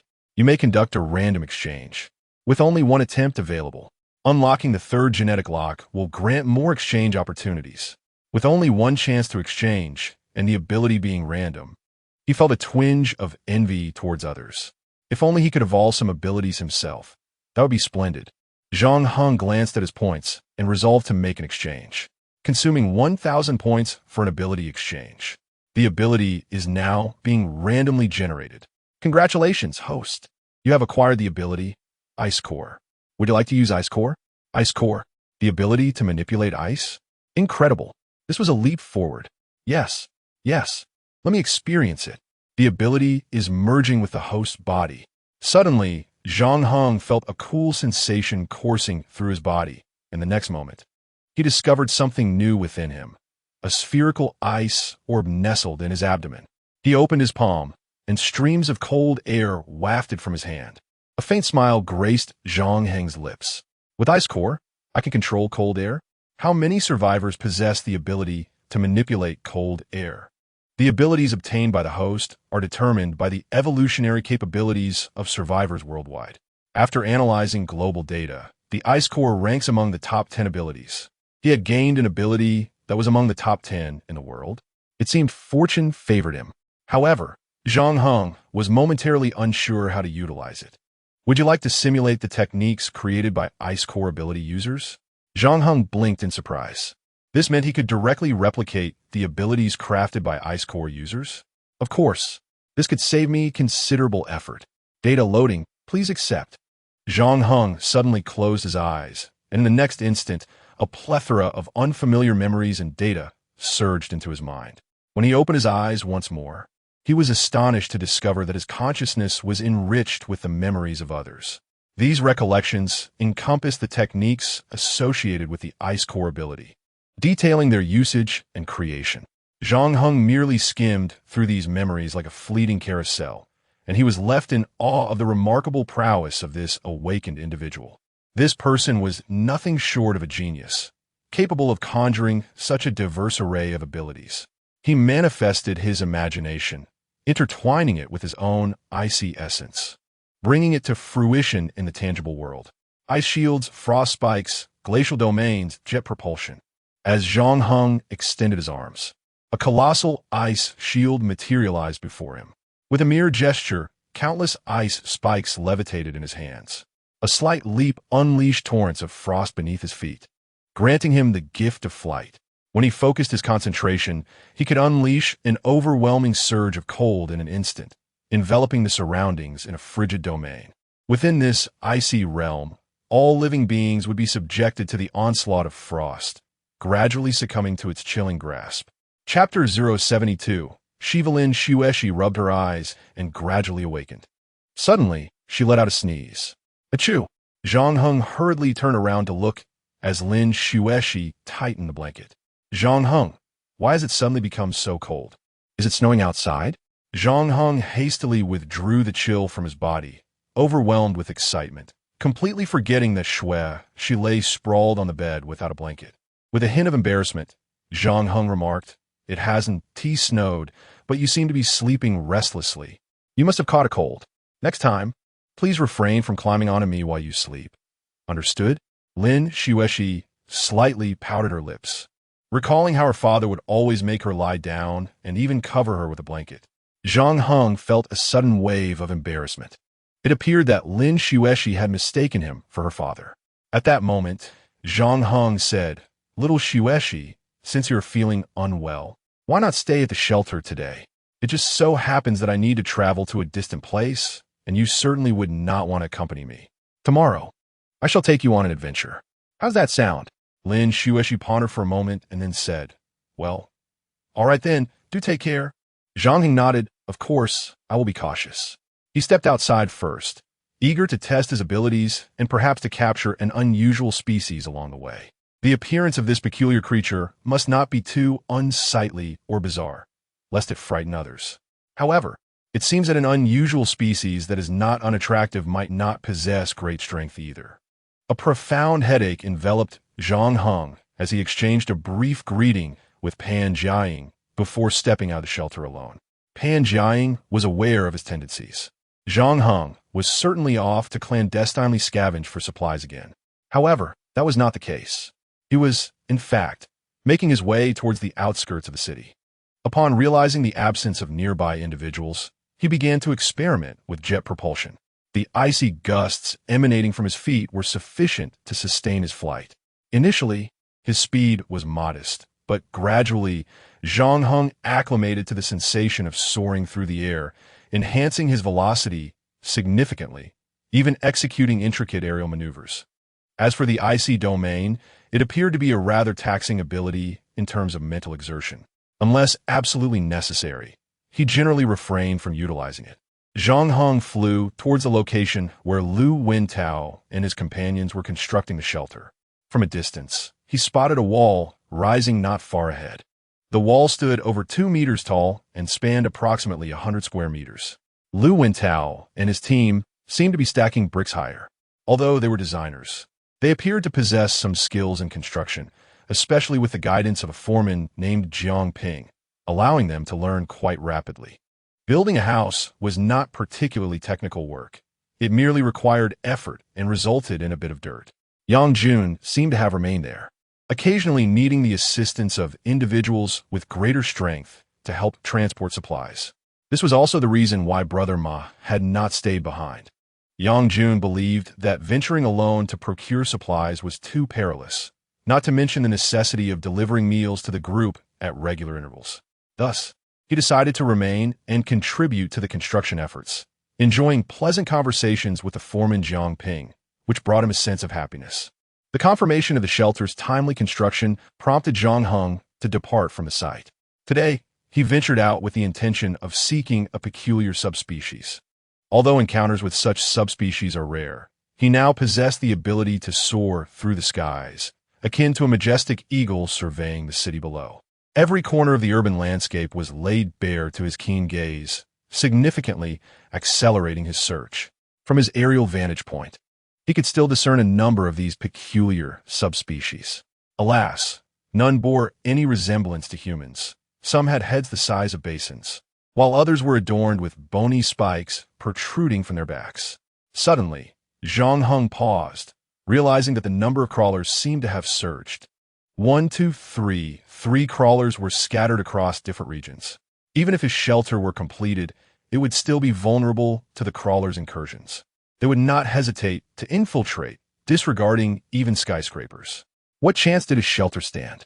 Yet, the crawlers appeared disinclined to venture outside the city, likely due to the scarcity of sustenance beyond its borders. They would consume anything meat-like, and the city housed many survivors. A single misstep could lead to becoming a meal for the crawlers. Indeed, his bunker remained the safest refuge. It could be considered his sanctuary. Once the shelter was compromised, the bunker would serve as his ultimate line of defense. For now, he resolved to put aside his concerns. The increase in crawlers would pose an immediate threat to him. His primary objective remained the search for a suitable peculiar subspecies. Just then, a female zombie adorned in a striking red qipao, her long black hair cascading down her back, emerged before Zhang Heng. This female zombie was evidently distinct from ordinary zombies. She was likely a peculiar subspecies and appeared rather appealing, with the exception of her slightly pale skin, which bore no significant wounds. The red qipao had some basic tear, yet it hardly detracted from her allure. He wondered what her abilities might be. Zhang Heng had been keen on locating the stealthy zombie that had ambushed him previously, though he had not glimpsed it for some time. Perhaps it had gone into hiding after sustaining injuries from their last encounter. He considered taking a chance. Suddenly, a multitude of ice spikes rained down, toppling all the ordinary zombies surrounding the female zombie. Following this, a man descended from the sky. The female zombie turned her gaze, her milky white eyes fixated on Zhang Heng. Upon realizing he was human, dark veins erupted around her eyes, and she emitted a ghastly scream. In an instant, her black hair transformed into a blood-red cascade, extending infinitely. Zhang Heng was momentarily taken aback. Was this a manifestation of Kali? Kali, a deity often referred to as the goddess of destruction, is characterized by her blood-red hair. When she dances, mountains tremble, the earth splits, and the very fabric of existence faces annihilation. Thus, the name of the goddess of destruction is aptly derived. However, the female zombie before him was not Kali. She merely bore a striking resemblance. Zhang Heng had no time for further contemplation and hurriedly distanced himself from Shiva, initially merely probing the adversary's capabilities. The blood-red hair instantly danced in the wind, each strand seemingly imbued with life, relentlessly swirling towards Zhang Heng in the air. In response, Zhang Heng unleashed a flurry of ice spikes towards the hair. The sound of shattering echoed, yet the force of the ice spikes was not particularly formidable. His primary concern was to avoid injuring the female zombie. However, to his astonishment, the hair of the female zombie proved as hard as iron, and upon impact, the ice spikes shattered completely. Though his ice spikes lacked significant power, their hardness was still considerable, only slightly softer than iron, yet they disintegrated upon contact with her hair. In that moment, a resolute decision crystallized in Zhang Heng's mind. She was the one. Chapter 073. An incident occurs. Countless strands of crimson hair encircled Zhang Heng like a web. Without hesitation, Zhang Heng confirmed with the system. System, I choose her. Confirmation complete. Instantly, the surrounding hair came to a halt and began to retract. Zhang Heng gently descended towards the ground, while the female zombie knelt before him, displaying an expression of submission. Zhang Heng glanced at the personal information of the female zombie. Zombie number 2, strength, 87 speed, 90 mentality, 128 gene, LV20 ability, self-healing LV3. Her only documented ability was self-healing, albeit at level 3. The prowess of her steel hair was conspicuously absent from the record. Observing the striking, indeed beautiful, appearance of this aberrant species, Zhang Heng mused that she might indeed make a suitable companion for Ma Ge. Zombie number 2, there are numerous zombies ahead. Show me your abilities. No. 2 nodded and turned towards the horde of zombies. Suddenly, her hair transformed into a deep scarlet hue, elongating into slender tendrils that surged towards the distant zombies. Zhang Heng found himself airborne at that moment. The blood-red strands pierced through the bodies of ordinary zombies, advancing relentlessly. A series of score acquisition notifications echoed in Zhang Heng's mind. In mere seconds, zombie number 2 had annihilated nearly 100 zombies. The ordinary zombies had no opportunity to react before they fell lifelessly to the ground. As the hair coiled back, zombie number 2 lifted her gaze towards Zhang Heng. He stared in awe, exclaiming, "You are astonishing. I can't tell whether you are more formidable or the crawlers." The crawler skin could withstand even the might of a tank's cannon. Yet, that did not imply they were without vulnerabilities. The steel-haired number 2 was so resilient. It effortlessly pierced the skulls of ordinary zombies, akin to piercing through tofu. Perhaps number 2 could even contend with a crawler. At that moment, an ordinary zombie suddenly appeared behind them. Zhang Heng witnessed number 2's steel hair twitch as if it possessed sight, racing directly towards the ordinary zombie. The fine strands were nearly imperceptible to the untrained eye. Had Zhang Heng not claimed number 2 as a zombie servant, he would have hesitated to confront her in battle. He rummaged through his spatial ring and retrieved a casual outfit, instructing number 2 to find a place to change. Without any modesty, no. 2 tore her garments before his eyes and donned the athletic attire Zhang Heng provided. He then found a black cap for her, partially concealing her fierce gaze. Having completed these preparations, Zhang Heng led number 2 towards the large building they had previously visited. Number 2 offered Zhang Heng no opportunity to engage. Her steel hair transformed into sharp spikes and slashing blades, reducing every zombie in sight to mere fragments. The points are steadily rising. Just now, he glanced at his score, which was nearing 1,500. This meant that in less than half an hour, the second zombie had slain nearly 300 ordinary zombies. He found himself eagerly anticipating an encounter with a peculiar variant. He wondered if the combat prowess of the second zombie would remain as astonishing when facing such a creature. Indeed, it seems that what one speaks of may soon come to pass. Zhang Heng suddenly sensed something unusual in the vicinity. He caught sight of a transparent entity moving slowly through the air. Could it be the invisible zombie he had encountered before? To his surprise, it had followed him. He was uncertain if it was the same one. The steel hair of the second zombie stood on end, and it launched itself into the air.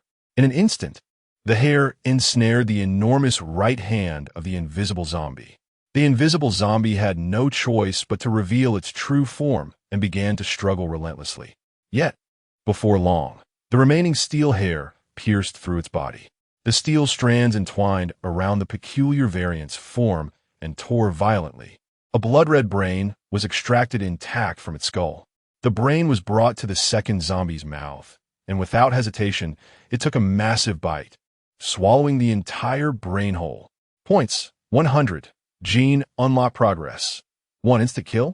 It actually achieved an instant kill? Could it be that the second zombie was among the more formidable types of peculiar variants? It was indeed far superior to other peculiar variants.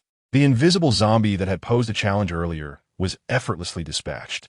Its brain had even been extracted and consumed. The second zombie licked its lips and resumed its rampage. This woman seemed utterly deranged. Even without his command, she would annihilate every zombie in sight. One could only imagine how unfortunate the survivors would have been had she still been a zombie when she encountered them. As dusk gradually fell, Zhang Heng decided to return the second zombie to the shelter. Today, he had truly grasped the meaning of resource gathering. He had thoroughly searched an entire building in a single afternoon, with the second zombie leaving no trace of the undead behind. His points had soared to an unprecedented height, exceeding 2,000. The final search for resources had consumed considerable time. Otherwise, his score could have increased even further. Zhang Heng resolved to let the second zombie hunt zombies on its own that night. By the next morning, he anticipated seeing a significant increase in his points displayed on his panel. That evening, Zhang Heng returned to the shelter alone, only to find everyone wearing gloomy expressions. When Cheng Chang saw Zhang Heng had returned, he hurried over, saying, "Something has happened. Follow me." Zhang Heng, puzzled, inquired what happened. He suddenly noticed that many people were missing from the shelter. Had they encountered a formidable peculiar variant? Zhang Heng quickly followed Cheng Chang inside. Cheng Chang led him to a secluded corner and then remarked, "This afternoon, a group of individuals arrived, taking away Pan Jiaying and Su Bo, demanding that we relinquish this sanctuary to them. Otherwise, they threatened to execute Su Bo and Pan Jiaying." Zhang Heng's expression shifted dramatically. They must also be evolvers, he thought. Cheng Chang nodded in affirmation. Indeed, they are all evolvers and quite powerful. One of the bald men seems to have a personal vendetta against Pan Jiaying. They left an address for me. Once you return, you should seek them out at the South Shanghai production base. The South Shanghai production base? This was the first Zhang Heng had heard of such a place. Where exactly is it located? Cheng Chang produced his phone, stating, "I checked the map. It is approximately 3 kilometers away, not far at all." Zhang Heng then took out his own phone. The cold storage facility still had electricity, allowing for mobile usage. He conducted a search as well, and the navigation system activated seamlessly. He gazed at the location of the South Shanghai production base, pondering whether one of the bald men bore a grudge against Pan Jiaying. Could it be that the bald man was the very leader from Yintai Shopping Mall? Had he already discovered his identity as a spatial evolver? Chapter 074. The Southern Shanghai production base. Suddenly, a figure descended from the sky. It was Yang Jun. Upon landing, Yang Jun greeted everyone with a smile. "Hi. Good evening." Zhang Heng, noticing Yang Jun's arrival, thought to himself, just in time. However, seeing the peculiar expressions on everyone's faces, Yang Jun could not help but inquire, "What is happening? You all seem rather upset." At that moment, Cheng Chang spoke up. "A small team has taken our people captive, and we plan to rescue them. Your arrival is indeed timely." Yang Jun was taken aback. "Other teams? How could they have captured our people?" Cheng Chang took a deep breath and replied, "They are armed. Pan Jiaying and Su Bo had to cooperate with them to prevent further injuries." Armed. Yang Jun felt a chill run down his spine. How could there be firearms involved? Lin Xueshi emerged from the shelter, cradling a kitten. "Brother Zhang, you're back. Several people came this afternoon and even took Aunt Pan and Uncle Su away." It seemed Lin Xueshi was aware of the afternoon's events. Thankfully, she had not acted recklessly. Zhang Heng said, "Very well, Yang Jun, Xueshi. We must go retrieve Pan Jiaying and Su Bo. Are you both prepared? If so, we shall set off immediately." Yang Jun hurriedly interjected, Wait. What exactly provoked them to target us? And how do you intend to rescue them?" "They are armed." Zhang Heng regarded Yang Jun solemnly. "They desire our shelter. And it is likely not just the shelter, but also our supplies, since they have already taken the initiative against us and abducted our people. We must confront them and ascertain their intentions. Yang Jun's expression turned grim. Damn it, these people are infuriating. Wait here for me. I'll grab a weapon from my room and join you. With that, Yang Jun dashed towards the staff dormitory. The others wore worried expressions, clearly anxious about what was to come. At that moment, Zhao Yanan declared, "You three cannot go alone. I will accompany you." Cheng Chang glanced at Zhao Yanan. "What can you do? Unless you possess a firearm like me." Cheng Chang seemed resolute, retrieving a gun from behind him and assuming an aiming stance. Zhao Yanan then produced an automatic pistol. "Indeed, I have a gun as well, so I will go with you." She had discovered this firearm while searching through rooms in the Mingdu garden and had hidden it away, never anticipating it would be needed at such a juncture. Zhang Heng hesitated, uncertain whether it was safe for them to proceed together. If chaos ensued, he would have little time to concern himself with anyone else. "Wait, upon reflection, I believe it might be best if I go alone." Cheng Chang exclaimed in astonishment. "Are you going alone? They will not regard you highly due to your youth. In this world, numbers and weaponry are essential for meaningful interaction. If you venture forth alone, you may not return, and you could end up sacrificing yourself." Cheng Chang's concerns were not lost on Zhang Heng. However, he was not truly going solo. After all, he had Xiao He with him. Zhang Heng took Xiao He from Lin Xuexi's embrace and reassured them, "Rest assured, my solo endeavor allows for greater agility. If negotiations falter, I can simply turn and flee.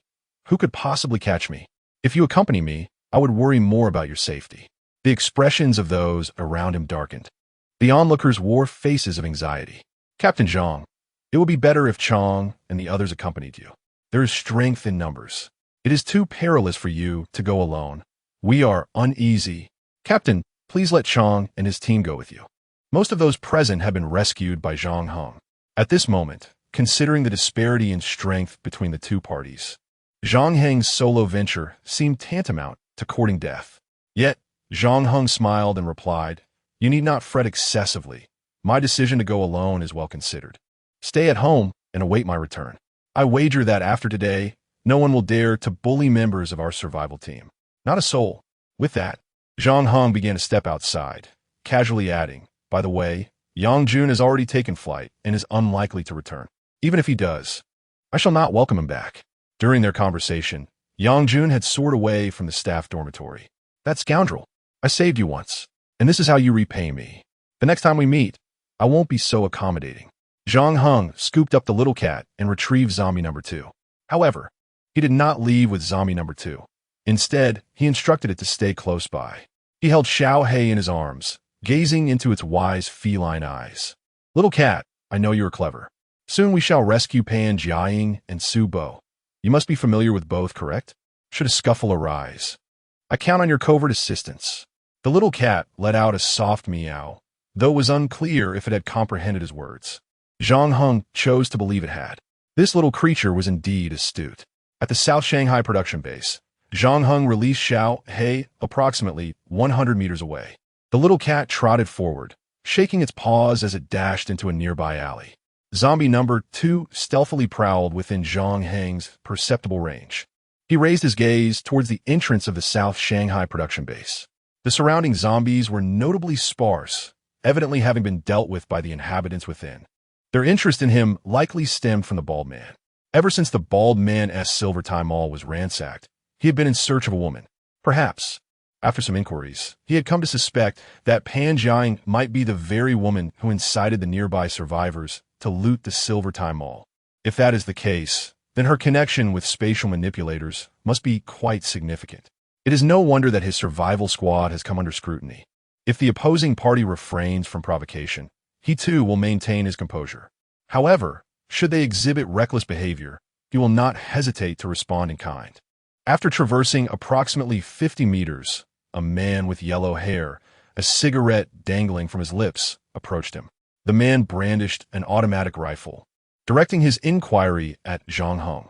"You are the leader of the survival squad, Zhang Heng, correct? Answer me, yes or no." The firearm appeared familiar, reminiscent of those previously used by the military. It seems they have confiscated the military's weapons. Were it not for his inability to operate a tank, it is likely that would have been commandeered as well. Zhang Heng replied, I am indeed Zhang Heng. Please take me to meet your leader. The yellow-haired man exchanged a glance with him, prompting Zhang Heng to move ahead, while the man kept his rifle trained on him, ready to unleash a barrage should he dare to act recklessly. Chapter 075. The emergence of Malice. The production base in southern Shanghai is a 7-story edifice, housing a survival team that likely exceeds 100 individuals. Almost every floor has been entirely occupied. Zhang Heng ascended to the 7th floor via the elevator. Within a particular room on this floor, he approached a grand crimson desk, under the watchful gaze of a group of intimidating armed personnel. Seated at the desk was a man in his 40s, sporting a slick hairstyle, clad in a white shirt and suspenders, a cigar in hand as he exhaled clouds of smoke. Zhang Heng scanned the surroundings but did not spot Pan Jiaying or Su Bo, prompting him to inquire, Where are my people? The man, named Yang Kong, was the captain of the Bald Eagle team. Yang Kong chuckled, I admire your audacity in coming here alone. Before you meet your companions, one of my subordinates wishes to pose a few questions, and it seems you might provide honest answers. A bald man stepped forward from the crowd. Zhang Heng recognized him as the captain of a team from the Yintai Mall. Upon arriving here, he had surprisingly become one of their subordinates. The bald man scrutinized Zhang Heng and asked, Tell me, what is your ability? All eyes were fixed on Zhang Heng, as the bald man speculated that Zhang Heng might indeed possess spatial abilities. This individual had meticulously detailed several malls, supermarkets, and buildings across various locales, suggesting that his supplies could sustain them for several years, considering their numbers. Yet, despite their size, the amassed resources would eventually dwindle, necessitating continual searches for provisions to alleviate the pressure of food scarcity. Zhang Heng replied, My ability is to control zombies. The bald man paused, momentarily taken aback, before exclaiming, Control zombies? You must be lying. Your ability is spatial manipulation. Isn't it? Zhang Heng countered, Spatial manipulation? Do you know me? Have you witnessed my spatial abilities? I assert that my power is to command zombies. If you doubt me, I can demonstrate it by controlling a zombie for you. Zhang Heng's confident assertion seemed to unsettle the bald man. Struggling to regain his composure, the bald man continued. Initially, Pan Jiaying incited others to steal our supplies while we were absent from the Yintai Mall. Ultimately, the resources were taken by a spatial ability user. If you're not a spatial ability user, why would you encourage others to pilfer supplies?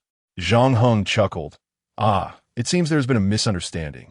In truth, I instructed Pan Jiaying to rally them to assist in acquiring the resources from the Yintai Mall. After all, you had blocked all the sewer routes and prevented our entry. Was this not a blatant attempt to monopolize the resources? When you attacked the Hualien Mall, an excellent opportunity presented itself, and naturally, I seized it.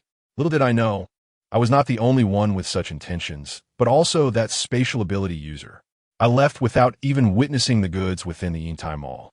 If I were a spatial ability wielder, would I still need to rise early and toil every day in search of resources? After much effort, I discovered a frozen warehouse, only to find it utterly vacant, not a trace left behind. Were I a spatial ability wielder, I would have sought a place to indulge in leisure rather than endure such hardships. Zhang Heng spoke with a resonant conviction, his words striking with sincerity, seemingly devoid of deceit. The bald man found himself momentarily at a loss. He cast a glance towards Yang Kong. Yang Kong, filled with skepticism, remarked, Then showcase your control over the zombies for me. Otherwise, I cannot place my trust in you. Zhang Heng shrugged, moved to the window, and peered down at a female zombie before declaring, Observe for yourselves. Run. The female zombie suddenly sprinted forth. Return, he commanded, and she swiftly dashed back. By heavens, you can truly manipulate zombies. How many can you command? Currently, only one. What uses such a power? They laughed. Is this the extent of the survival squad leader's ability? Yang Kong, witnessing the female zombie's movement, realized the boy was not lying. With a resigned sigh, Yang Kong said, Let him go. Zhang Heng blinked in surprise. Really? Yang Kong nodded. We initially thought you were a spatial ability wielder. Since you are not, we have no choice. Keeping you would only squander our resources. Killing you? That seems unnecessary, for we harbor no deep-seated enmity. Our true foes are the zombies and the spatial ability wielder who robs us of our supplies. Yang Kong proved to be quite reasonable. Zhang Heng felt a wave of relief wash over him. Moments later, Pan Jiaying and Su Bo emerged from the adjacent room, both tightly bound and gagged with cloth. The group approached to untie them. Zhang Heng inquired, "So we may leave now?" Yang Kong nodded, "Indeed, let us go." Zhang Heng, accompanied by Pan Jiaying and Su Bo, exited the marine base. The bald man, observing their departure, appeared perplexed. "Boss, didn't you say you would have him killed? This seems rather different from what you initially stated." Yang Kong smiled faintly. "If we were to kill them, how would we ascertain the whereabouts of the spatial ability wielder?" He approached the window, gazing at Zhang Heng and his companions as they vanished into the distance. Such a unique existence as a spatial ability wielder is likely unknown even to their own kind. Yet, I believe this Zhang Heng lad must possess knowledge of it. Of course, it is equally possible that he bears no connection whatsoever. In any case, dispatch someone to monitor them and report any findings to me by morning. I see. No wonder you are the boss. Your foresight is remarkable. Yang Kong chuckled. Without a measure of foresight, how could I assume the role of your leader? On the way back, Su Bo and Pan Jiaying wore expressions of confusion. Pan Jiaying remarked, "They just let us go like that?" Su Bo shook his head. "I fear the situation is not so straightforward. We must remain vigilant moving forward." Zhang Heng wore a deeply troubled expression, realizing that we had attracted unwanted attention. "Henceforth, we must exercise caution in our actions. Otherwise, a group of armed individuals may burst into our sanctuary. I must devise a means to eliminate this threat. You all should return for now." Su Bo and Pan Jiaying were taken aback. With a worried look, Pan Jiaying inquired, "What do you intend to do?" Zhang Heng could not help but chuckle, replying, "What do I intend to do? I wish for their disappearance.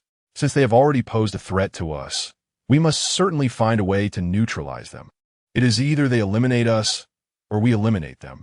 Do you genuinely believe they would allow me to leave out of kindness? Until they obtain what they desire, we still hold value to them. That is the reason they have permitted our departure." Chapter 76. Bloodbath at the Southern Shanghai production base. Zhang Heng first sent Su Bo and Pan Jiaying back. Although they were deeply concerned for his safety, they chose to trust him in that moment. Uncertain of Zhang Heng's intentions, they decided it was best to return for now. Zhang Heng concealed himself in the nearby floors until darkness enveloped the area. Once the night had fully descended, he emerged from the stairwell. Utilizing jet propulsion, he ascended to the rooftop of the building. A small cat slipped from his collar and stretched languidly on the ground. The second zombie, having impaled itself with its steel hair, also made its way to the rooftop. As Zhang Heng sat atop the building, facing the chilling wind, his mind became significantly clearer. They dare to invade my sanctuary and abduct my people? A glint of cold determination flashed in his eyes. It seemed these intruders were oblivious to the gravity of their actions. It was time to teach them a lesson. He turned to the second zombie. "Tonight, I rely on you." He instructed the creature, "Go and sabotage their power system. Release a surge of high voltage to destabilize the electrical grid of this building. You're clever enough to understand my intent, aren't you?" The second zombie ambled to a corner, nonchalantly defecating before promptly leaping from the 7th floor skylight, presumably to execute his orders. Zhang Heng then exerted his control over the second zombie. As he entered its body, a wealth of new knowledge flooded his mind. He swiftly began processing this information and prepared for action. His dark hair transformed into strands of crimson, each filament under his command. After acclimating to the second zombie's abilities atop the rooftop, he patiently awaited the building's power outage. Time slipped by unnoticed, and suddenly the entire building's voltage flickered. The air was filled with a series of faint sounds emanating from below. The second zombie leapt from the skylight, and, at the moment of landing, its long hair surged outward in all directions. Ear-piercing screams echoed from every corner. The second zombie forcefully kicked open the office door, startling Yang Kong, who gaped in disbelief. Taking a deep drag from his cigar, he unleashed a torrent of flames directly at the second zombie. Zhang Heng was taken aback and swiftly employed his steel hair to shield against the oncoming inferno. A spiral of steel formed in front of him, successfully intercepting the fireball. However, despite its formidable resilience, the steel hair was highly susceptible to flames. To Zhang Heng's alarm, the second zombie's hair ignited. It violently whipped its hair towards the ground, extinguishing the flames, and, as it rolled, the strands fanned out dramatically. In a swift and merciless sweep, the steel hair pierced through the bodies of nearly all standing individuals in the room before they could even react with their abilities. At that moment, those outside rushed in, bewildered. What manner of creature is this? A zombie? A mutant? A mutant is attacking. Did the lookout not see this? Protect the boss. Under the protection of several team members, Yang Kong intended to leave the room. However, how could Zhang Heng allow him to succeed? Thousands of strands of hair, sharp as blades, began to whirl frantically throughout the room. The chilling screams echoed incessantly. The furniture within the room was swiftly shredded into countless pieces, not to mention the remaining individuals. Yang Kong forcefully pushed aside a teammate in front of him and unleashed a torrent of flames towards zombie number 2. Yet, as the flames erupted, countless fine lines of blood appeared on his face and neck in an instant. His head and body fragmented into innumerable pieces, collapsing to the ground as a puddle of flesh. At that moment, individuals from outside rushed in. Their rifles unleashed a barrage of gunfire aimed at zombie number 2. Instantly, a net of hair formed before the zombie, a protective barrier of strands. Layer upon layer of hair ensnared the bullets, rendering them ineffective. Moreover, the remaining strands began to assault the armed individuals at the entrance. The fine hairs penetrated their bodies, initially causing merely a prickling sensation. However, these strands seemed to possess a life of their own, weaving through their insides and ensnaring their hearts. Zombie number 2 tightened its grip. The strands constricting their hearts suddenly tightened with ferocity. The armed individuals at the entrance emitted muffled groans before collapsing to the ground. A subsequent wave of armed individuals surged forward. Zombie number 2 was the first to launch an attack, charging towards the elevator. As the elevator doors opened, thousands of strands of hair launched a merciless assault within, shredding those inside into hundreds of pieces. Zhang Heng stood atop the building, gazing downwards. Many had chosen to flee, shouting about their leader's death and urging each other to escape. They were merely survivors gathered together for the sake of food, and naturally, they would not fight desperately. Their flight was anticipated by Zhang Heng. Let fear spread.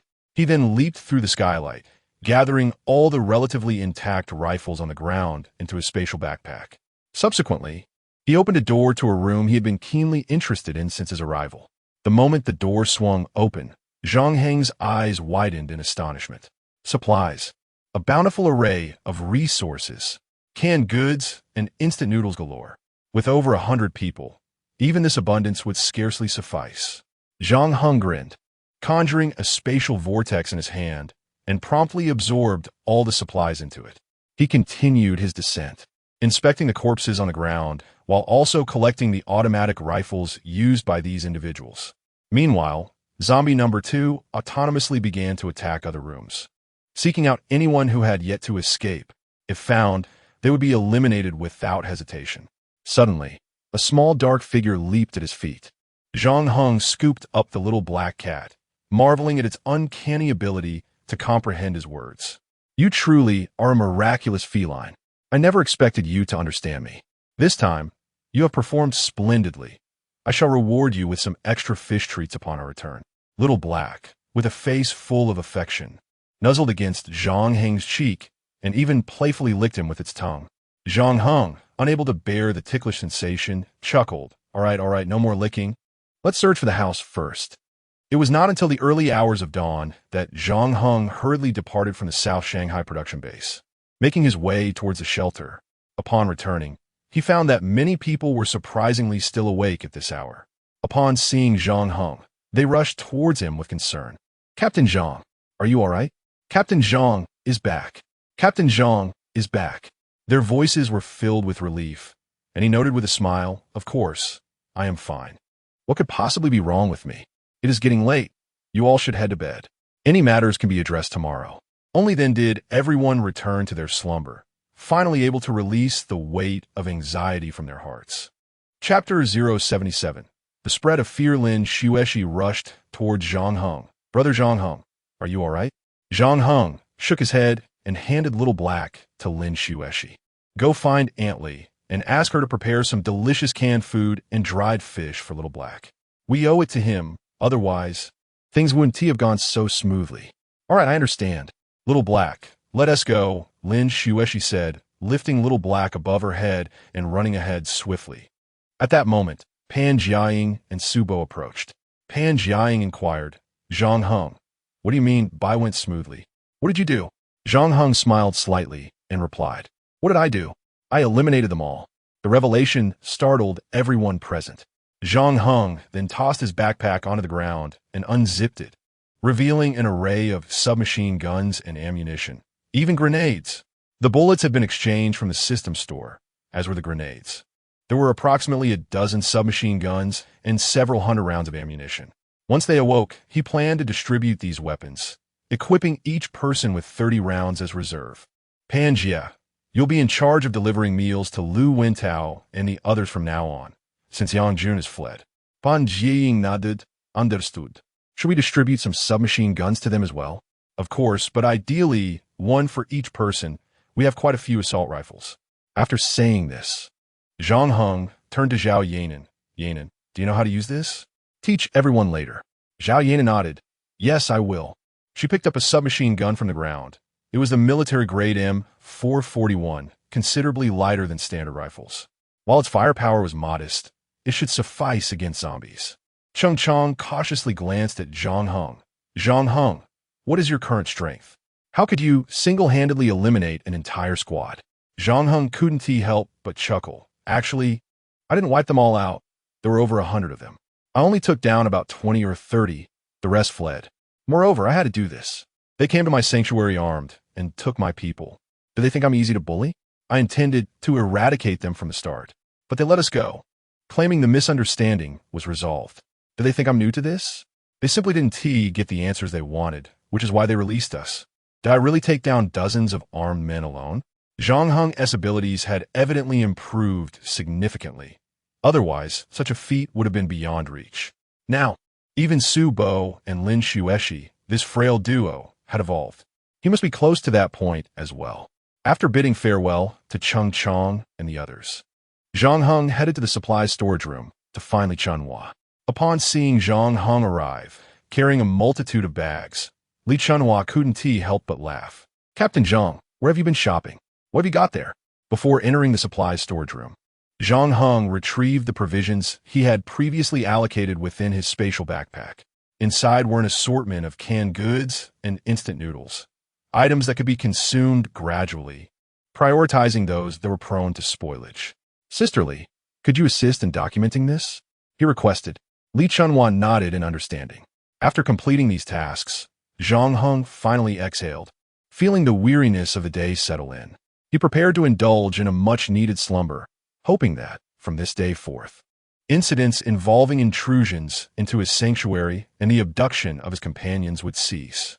As he fell into a deep sleep, he was awakened by the sight of an individual standing outside his window.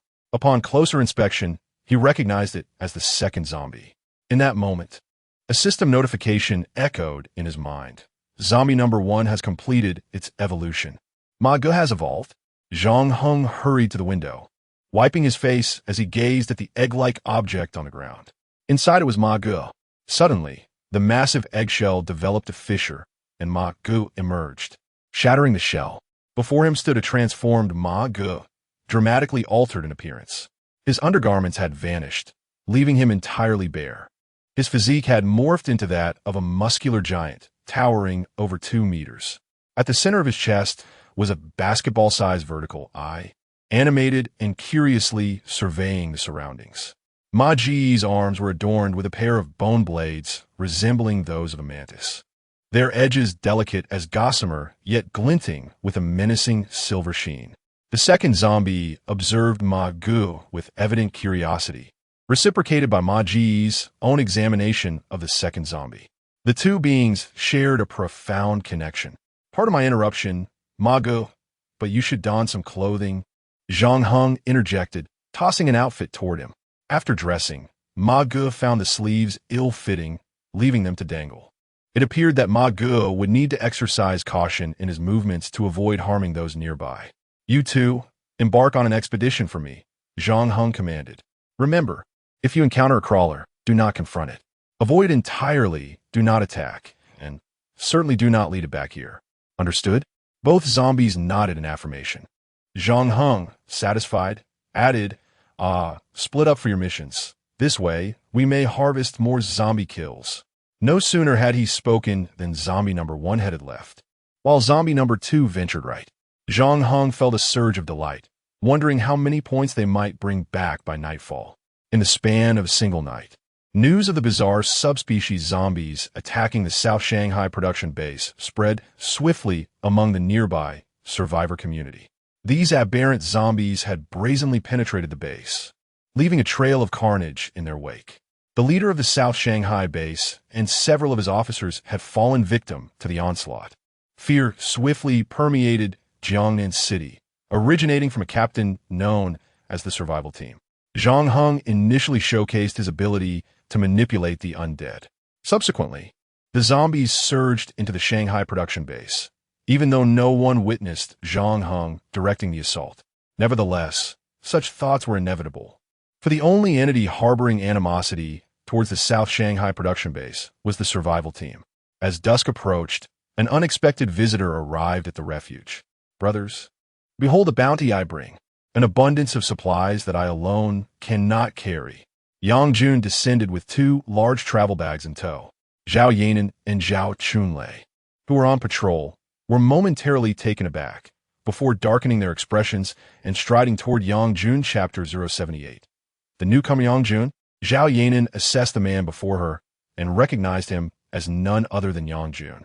How dare he return? Yang Jun, looking at Zhao Yanan, remarked, "Yanan, Uncle Zhao, I'll just leave these things here for now. I need to head out." With that, he attempted to depart. At this moment, Zhao Yanan interjected, "Yang Jun, Captain Zhang has made it clear that if you return, you will be driven away. Moreover, you cannot simply act as if nothing has occurred, can you? Last night, Captain Zhang intended to request personnel from the South Shanghai production base, but you fled at the last moment, did you not?" Yang Jun had already concocted an excuse upon his arrival. "I was there. I was observing from above. When I planned to descend to rendezvous with Captain Zhang suddenly, Zhang Heng emerged with a group. It seemed someone had informed him." Zhang Heng, taken aback that he was summoned less than an hour after lying down, felt utterly speechless. Even more disheartening was the fact that Yang Jun had the audacity to return. Zhang Heng regarded Yang Jun and stated, "You are no longer a member of my survival team. Keep these supplies for yourself. From this point forward, do not come back to this place. Let us respect each other." Yang Jun felt a bitter taste in his mouth. When Zhang Heng announced his intention to rescue people from the South Shanghai production base, he had bolted without hesitation. What was he to do? Stay and await death. He had heard of the South Shanghai production base. It housed a team of over 100 individuals, many of whom were evolved beings, a recently emerged group of some repute. Being targeted by such a team was tantamount to courting death, although there was little pressure within this survival team. And Captain Zhang was amiable enough not to let him starve. He had no inclination to risk his life for them. "Captain Zhang, please hear me out. I want to head to scout for them." Zhang Heng scoffed. "Enough. Off you go. It's not as if you can't find another team. You are still an evolved being. Just know that you are no longer welcome here." With a resigned sigh, Yang Jun looked at Zhang Heng and asked, "Are you truly this heartless?" "Heartless? Where's my blade?" Zhang Heng's gaze turned icy. "Heartless? Yesterday, when we went to the South Shanghai production base to save people, you had the audacity to run off on your own. Do you think I am unaware of your actions? If you don't leave, don't blame me for being unkind." Realizing that Zhang Heng would not accept him back, Yang Jun felt a wave of despondency wash over him. He sighed helplessly and picked up the 2 bags of supplies, making his way out. As the iron door closed behind him, a flicker of resignation flashed in his eyes. At that moment, a figure suddenly appeared before him. It was a man wearing an eye patch. The eye patch man leaned against the wall, striking a rather dashing pose. Cigarette in hand, smoking leisurely. Upon seeing Yang Jun, a smirk crept across his face. "How pitiful. cast out from the team. But then again, out with the old and in with the new. Yang Jun's expression shifted slightly. Do you find this amusing? Show me your prowess and smile in front of me. The masked man remarked, flicking away his cigarette but before striding toward Yang Jun. Upon reaching Yang Jun, he gazed into his eyes and offered a faint smile. Yang Jun's eyes widened in shock. This man was outright provoking him. His face flushed with rage, and he thought, "You are truly despicable. I shall send you to." Just then, the masked man abruptly seized Yang Jun's heart, causing him to collapse to the ground. Yet, the masked man supported him, presenting the heart back to him. Do you comprehend the effort and countless attempts I endured to precisely grasp a person's heart, achieving such accuracy? Yang Jun, fixated on the masked man's ebony hand, which seemed forged from steel, realized that he was also an evolver. In the next instant, Yang Jun's legs buckled, plunging him into oblivion. The masked man wiped the blood from his hands and carelessly discarded Yang Jun's lifeless body into the wilderness behind him, before carrying 2 travel bags and knocking on the shelter's door. Zhang Heng had barely settled into his room when someone sought him out again. Zhao Yanin approached with a wry smile, saying, "Captain Zhang, an evolver wishes to join us." Zhang Heng's expression shifted. Joining us? Male or female? What abilities do they possess? Zhao Yanin shook his head. We don't know yet. We plan to wait for you to assess them. Zhang Heng nodded. Very well, I shall go and see. Stepping out of the staff dormitory, Zhang Heng's gaze fell upon a towering one-eyed man, standing nearly 6 feet 3 inches tall, startling him slightly. The masked man smiled upon seeing Zhang Heng. You must be the captain of this survival team. I am Shan Ji. It is a pleasure to meet you. Zhang Heng extended his hand for a brief shake, then inquired, What compels you to join our survival team? Surely, there must be a reason? Shan Ji chuckled. Isn't it rather straightforward? Your survival team has garnered quite a reputation lately. I suspect I am not the only one drawn to you. There will likely be more evolvers seeking to join. I intend to ride this wave to greater heights. I wonder if the captain is satisfied with my presence? Zhang Heng smiled mildly. What is your ability? Shan Ji raised his right hand, stating, It is not an extraordinary power. I possess the ability of localized steelification, currently limited to my hands. Zhang Heng observed Shan Ji's steel-like hands, a flicker of surprise in his eyes. Such a power could surely land a precise blow against zombies. Shan Ji continued, You should recognize me. I gained fame on various online platforms since last year. I starred in a campus idol drama, Blazing Basketball. Have you seen it? A celebrity, you say? Zhang Heng glanced at Zhao Yanin, who shook his head in response. Just then, Lin Xueshi interjected, I've seen it. I almost thought I was mistaken, but it truly is you, Xianan. Xianan gazed at the visibly excited Lin Xueshi, surprised that only a young girl had watched his performances in idol dramas. Feeling somewhat awkward, he rubbed his nose and remarked, Now, I am referred to as Shanji. In any case, Captain Zhang, what are your thoughts on me? I barely eat. Once an idol drama actor, his abilities had become somewhat specialized, though he was uncertain how he had lost an eye. It must have been an injury sustained during the apocalypse. If he were indeed a one-eyed dragon, it was unlikely he would have been sought after for idol dramas. Currently, Zhang Heng was indeed in need of manpower, especially after Yang Jun was dismissed. After careful consideration, he replied, That is acceptable. However, we already have individuals designated for resource searching. Should you join us, I intend to assign you as a bodyguard for others at the shelter outside the city. Shan Ji was taken aback. Are you still constructing shelters? Chapter 79, The New Bodyguard. The sanctuary outside the city as Shan Ji gazed at the towering city walls. Standing at 6 or 7 meters high, a glimmer of astonishment flickered in his eyes. Captain Zhang, I thought you were jesting. Are you truly constructing a sanctuary? Zhang Heng nodded, explaining that the development zone nearby housed ample materials, and fortuitously, his team included 4 designers and a contractor. In a mere span of 2 or 3 days, the walls and gates had been erected. The next step, he surmised, would be the construction of watchtowers. With that, Zhang Heng stepped through the door, followed closely by Pan Jiaying. Dinner is ready. Lu Wentao and the others promptly halted their activities, converging towards the entrance. The gatekeeper, Guan Xiaoling, noticed a newcomer among the group and inquired, Who is this handsome gentleman? I don't believe I've seen him before. Is he new? Zhang Heng confirmed yes. He's new. Yang Jun was dismissed from the team. I will share the reasons with you later.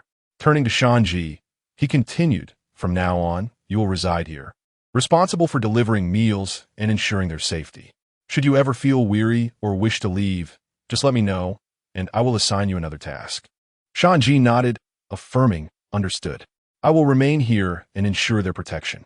He offered a slight smile to Lu Wintao and the others, reassuring them, with me around, your safety is guaranteed. A hint of skepticism flickered in Lu Wintao's eyes, yet he managed to smile, replying, then we shall rely on you. Zhang Heng stayed to share a meal with the others, afterward inquiring about the progress of the sanctuary's construction, before departing with Pan Jiaying. On the road, Pan Jiaying smiled softly. That new guy is quite handsome. No wonder he can star in idol dramas. It's a pity I haven't seen many. Zhang Heng chuckled. It seems Shan Ji's appearance is to your liking, Sister Pan. Shall I play matchmaker for you? Pan Jiaying shot him an exasperated glance. Who asked you to play matchmaker? I already have someone in mind. Women are like that. Even if they have someone special, they can't help but admire attractive men. Understanding dawned on Zhang Heng as he nodded. Indeed, women can be quite fickle. I, however, am different. Once I have someone in my heart, I will not look at other women. Pan Jiaying laughed. I didn't realize Captain Zhang was such a devoted romantic. Whoever captures your heart will indeed be fortunate. With a light chuckle, Zhang Heng remarked, on a serious note, Sister Pan, as Shan Ji mentioned, we may soon welcome many more who are drawn to us. Our little team is truly in need of more hands, especially to construct the sanctuary and gather supplies. More people would certainly expedite our progress. At that moment, Pan Jiaying lowered her voice. Zhang Heng, when will you tell them about your spatial abilities?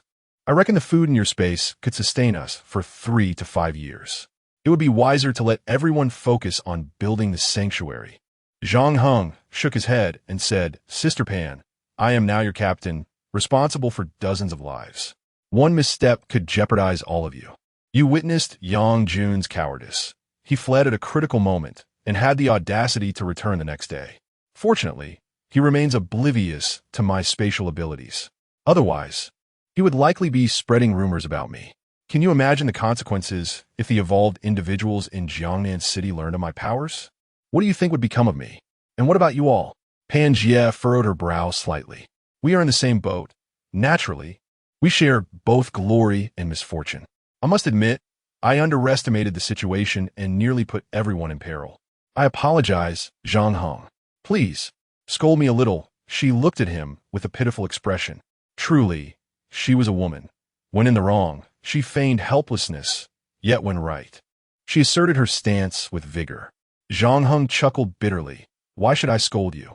After all, you were just trying to contribute. Your intentions were commendable. Regarding supplies, the resources we currently possess are indeed sufficient for a while. He continued, next, I will gather a few individuals to assist Lu Wintao and his team in constructing their shelter. They have been working hard without complaints. Once we establish our own refuge, we will feel a sense of security. Pan Jiaying smiled gently. I can stay in the bunker. Zhang Heng glanced around and made a shushing motion towards her. That's a secret. Pan Jiaying burst into laughter. Outside the shelter, after Shan Ji finished his self-heating rice, he twisted open a bottle of mineral water and drank heartily, sighing with relief. I can't believe I can still enjoy self-heating rice. Lu Wintao asked in confusion, what did you eat before? Shan Ji shrugged. As you know, there's a spatial ability user in Jiangnan City who has scavenged food supplies from all over. Supermarkets, malls, even frozen food storage. What's left for us are merely some snacks. Lu Wintao's eyes reflected dissatisfaction. That fellow's actions are indeed despicable. If those supplies remained, we could be living more comfortably. Shan Ji shook his head. My perspective is quite the opposite. The fact that the spatial ability user took all those resources may actually be beneficial for us survivors. At this moment, Guan Xiaoling asked curiously, why do you say that? Shan Ji couldn't help but laugh. You've seen the fates of Hualya Mall and Yintai Mall. These places, rich in supplies, attracted numerous survivors. But what happened to the teams guarding these locations? They all vanished from Jiangnan City. The same goes for the team from the Nan Shanghai production base last night. They too disappeared. This illustrates that without strength, one should not hoard resources and make themselves known. The spatial ability user took these supplies while concealing their identity. Such a strategy is undeniably clever. He did not utilize these supplies to attract other evolved beings to join them. Therein lies his intelligence. After all, the previous groups met a dire fate. With everyone depleted of resources, individuals dispersed to various regions in search of provisions, thus diminishing conflict. Would you not agree that this is a favorable outcome? A few individuals exchanged glances, still perplexed as to why this could be considered a positive development. At that moment, Shanji remarked that even if these items had not been seized by space manipulators, it was unlikely that they would be able to partake in them. Do you understand my point now? Only then did the others nod in realization. It appeared they had underestimated the situation. Even in the absence of space manipulators, other teams would be guarding these supplies. It was far from being within their reach. Chapter 80. Continuous talent Zhang Heng returned to the shelter, finally managing to enjoy a good night's sleep. Upon awakening, Bai Jing, the chef's daughter, brought him a bowl of richly prepared noodles. Zhang Heng noticed her reddened, scalded hands, and hurriedly reached out to take the bowl. How hot is this? Why didn't you let it cool down a bit before bringing it? Bai Jing looked at her hands, still steaming despite being wrapped in a damp cloth. I didn't anticipate it would be this hot, but it's fine, just a little warm. Please eat quickly. If it's not enough, there's more. Zhang Heng nodded, placing the noodles on the table before turning to her. Is there anything else you wish to discuss? Your mother surely didn't send you just to serve me noodles. Bai Jing paused slightly before replying. Actually, I've been suffering from asthma for a long time. I was wondering if, the next time Captain Zhang goes out and passes by the hospital, he could bring back some asthma medication for me. Asthma? Zhang Heng couldn't help but chuckle. That's no problem. Is there anything else you need? Bai Jing suddenly looked at Zhang Heng. I would like to ask, can I also become an evolved being? Zhang Heng nodded. Of course. It's merely a matter of time. As long as you are alive, one day you will become an evolved being. Bai Jing's face lit up with joy. Thank you. I feel like there is a bit of hope in living now. Zhang Heng smiled awkwardly. We have women like Sister Pan and Zhao Yanin in our team. If you have any questions, you can always ask them. They're quite nice. Bai Jing nodded. I understand, Captain Zhang. Please eat while it's hot. As for the asthma medication, I'll have Sister Pan bring it to you. All right. Zhang Heng approached the table, gazing at the steaming bowl of noodles. It is vital to consume noodles while they are hot. To eat them cold would be a disrespect to the dish. He picked up his chopsticks and, with a swift motion, began to devour the noodles. Later that evening, a few individuals arrived outside the shelter, expressing their desire to join their survival team, all of them being evolved beings. Zhang Heng set aside his bowl of noodles to review their applications. Indeed, as Shanji had mentioned, their survival team was gaining a reputation, and the number of individuals wishing to join them would likely continue to grow. Among the newcomers were a pair of twin brothers, both in their 20s. I am Lin Qi, and this is my younger brother Lin Lei. We are twins.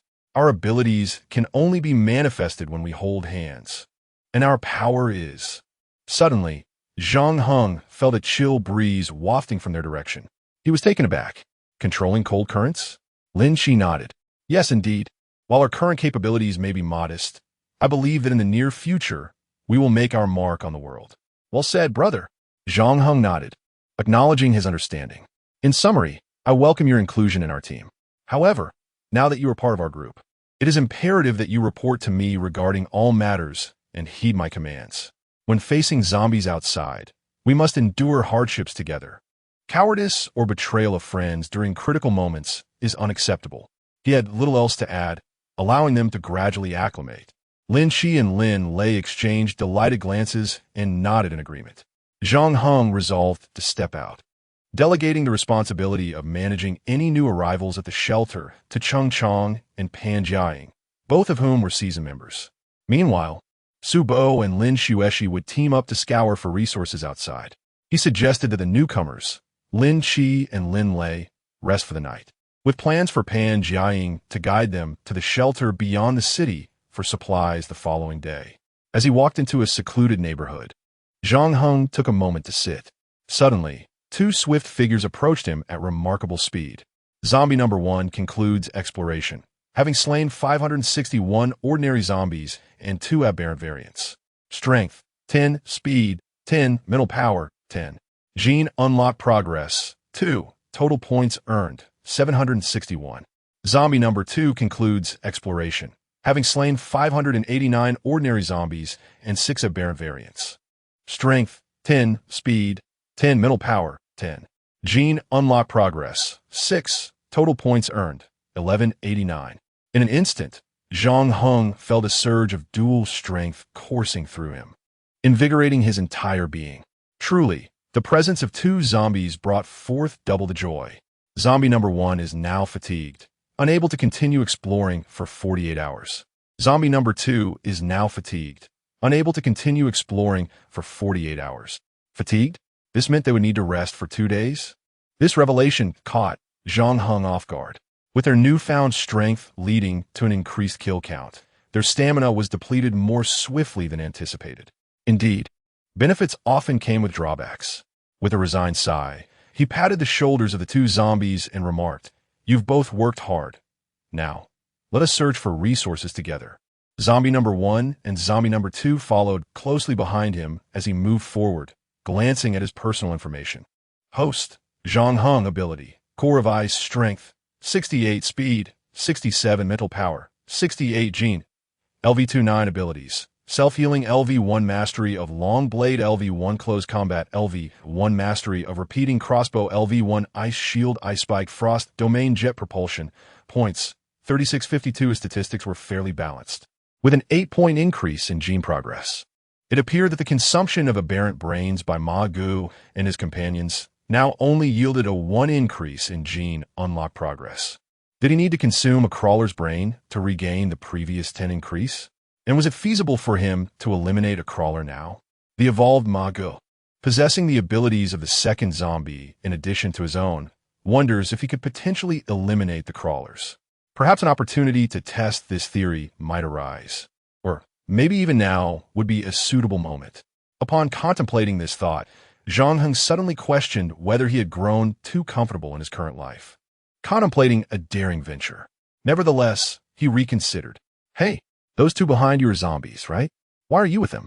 Are you the renowned leader of the survival team, Zhang Heng?" Zhang Heng paused in surprise and looked up to see a middle-aged man clad in a white coat.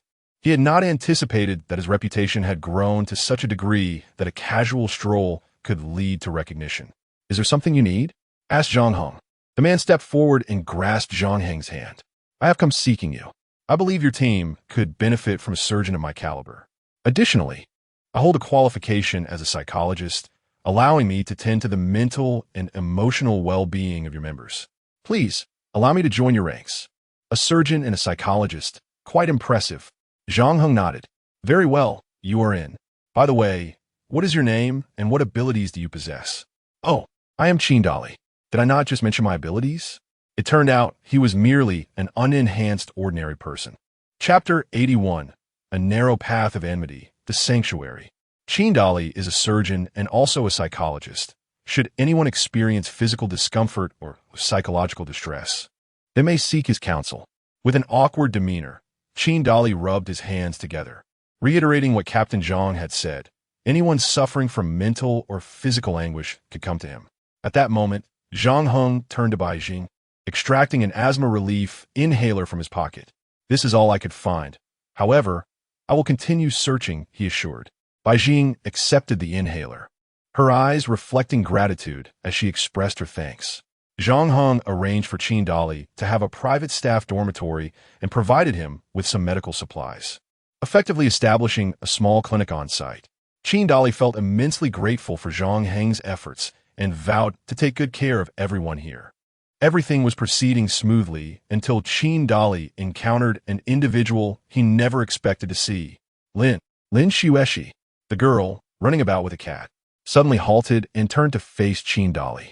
Upon spotting him, her beautiful eyes widened in astonishment. She recognized this doctor. "Why was he here?" Zhang Heng smiled slightly. "Dr. Qin, you know Lin Xueshi? How did you come to know her?" A serious expression crossed Qin Dali's face as he replied, "She is one of my patients." Lin Xueshi approached, cradling her little black cat, and exclaimed, "So it's you, Dr. Qin? I never imagined you were still alive. Your survival is quite remarkable." Qin Dali's lips twitched slightly as he responded, "I also didn't expect to see you alive. Who would have thought we would meet again in this survival team?" Lin Xueshi beamed. "Dr. Qin, I'm fully recovered now, and I've become an evolver. I can protect you from now on." An evolver? She had actually become one? How could such a perilous individual attain such a status? Zhang Heng noticed that Qin Dali's complexion seemed to drain of color, as if he had been struck by a profound terror. He gently patted Qin Dali's shoulder. "Dr. Qin, are you all right?" Qin Dali shook his head. "Mifine. Are you all okay?" Zhang Heng raised an eyebrow and couldn't help but chuckle. What could possibly be wrong with us? At that moment, Lin Xueshi interjected, "Brother Zhang Heng, I've been having trouble sleeping at night lately. May I ask Dr. Qin to take a look?" Zhang Heng smiled lightly. "You can't sleep? You climb all over me every night and sleep like a pig. Yet you claim you can't sleep?"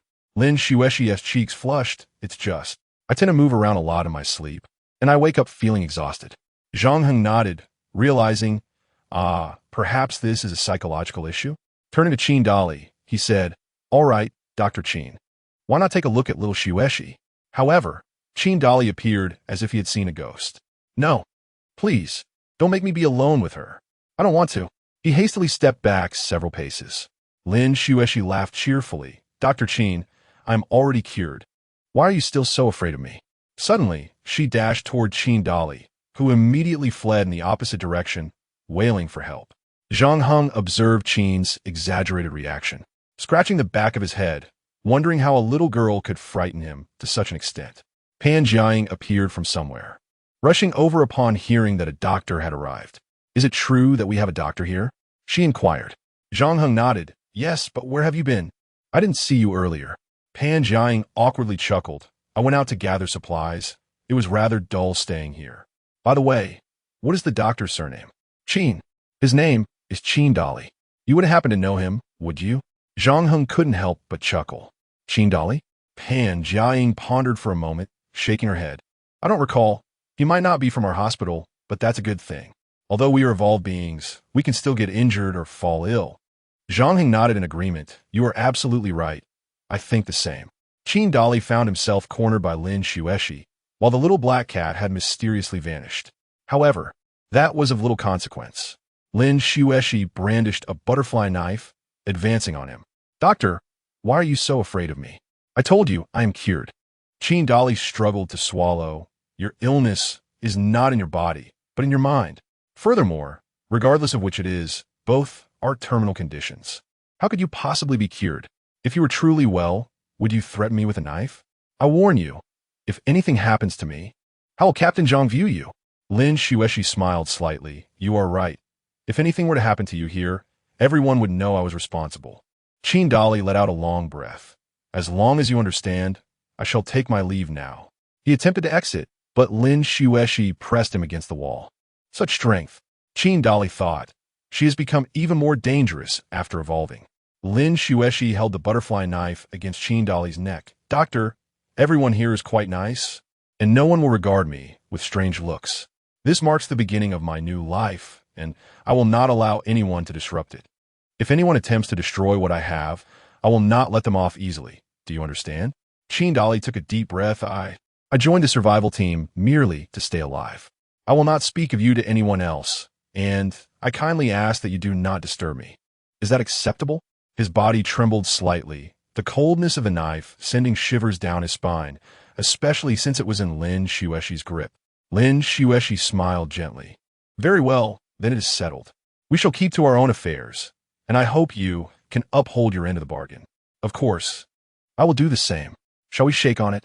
Lin Xueshi retracted her blue knife and extended her right hand towards Qin Dali.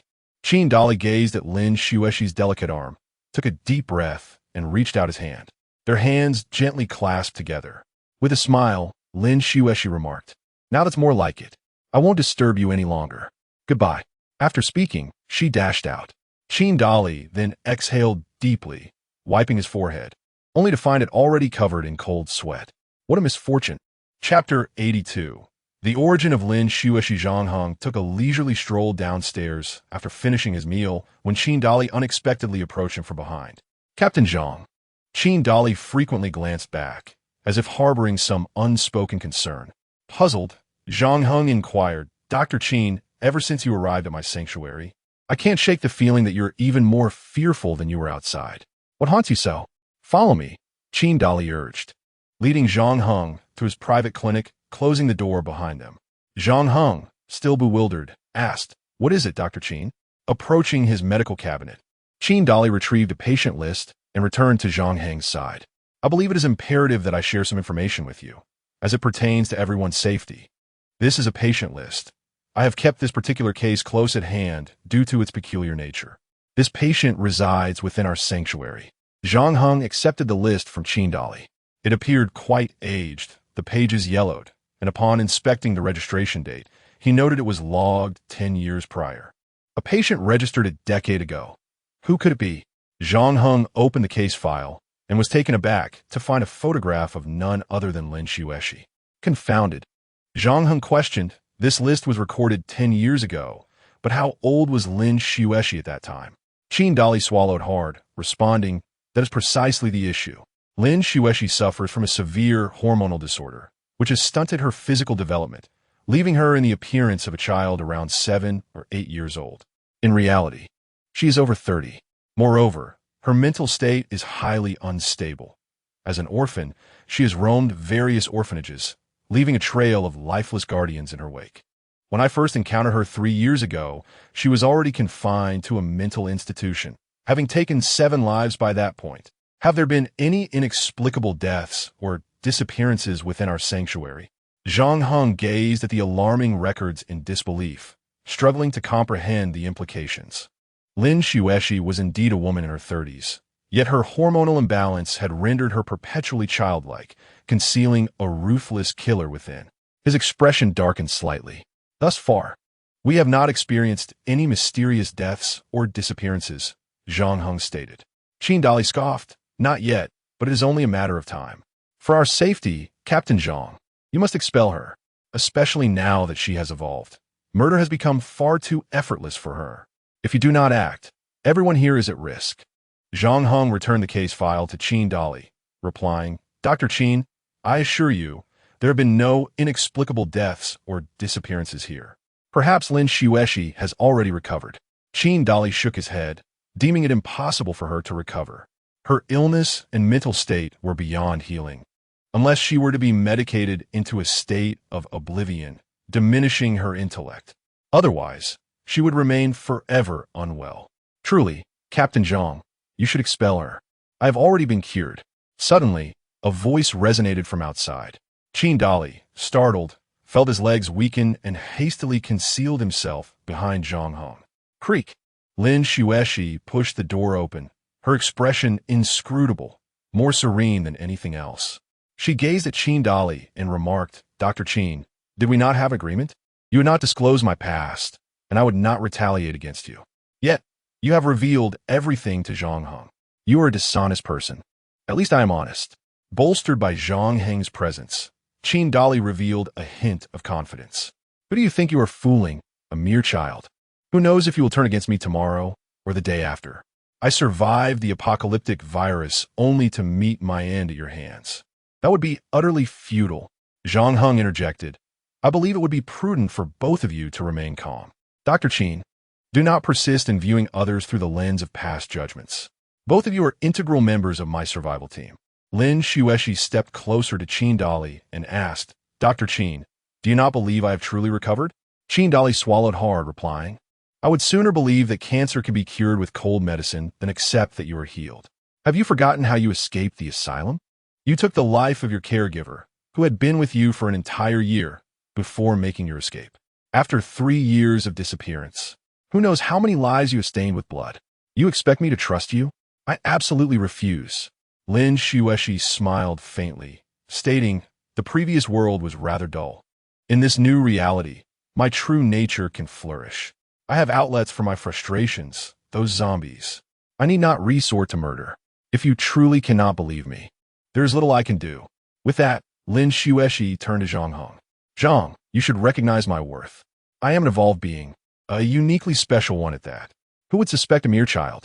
I will undoubtedly be of great assistance to you. Zhang Heng regarded Lin Xueshi thoughtfully.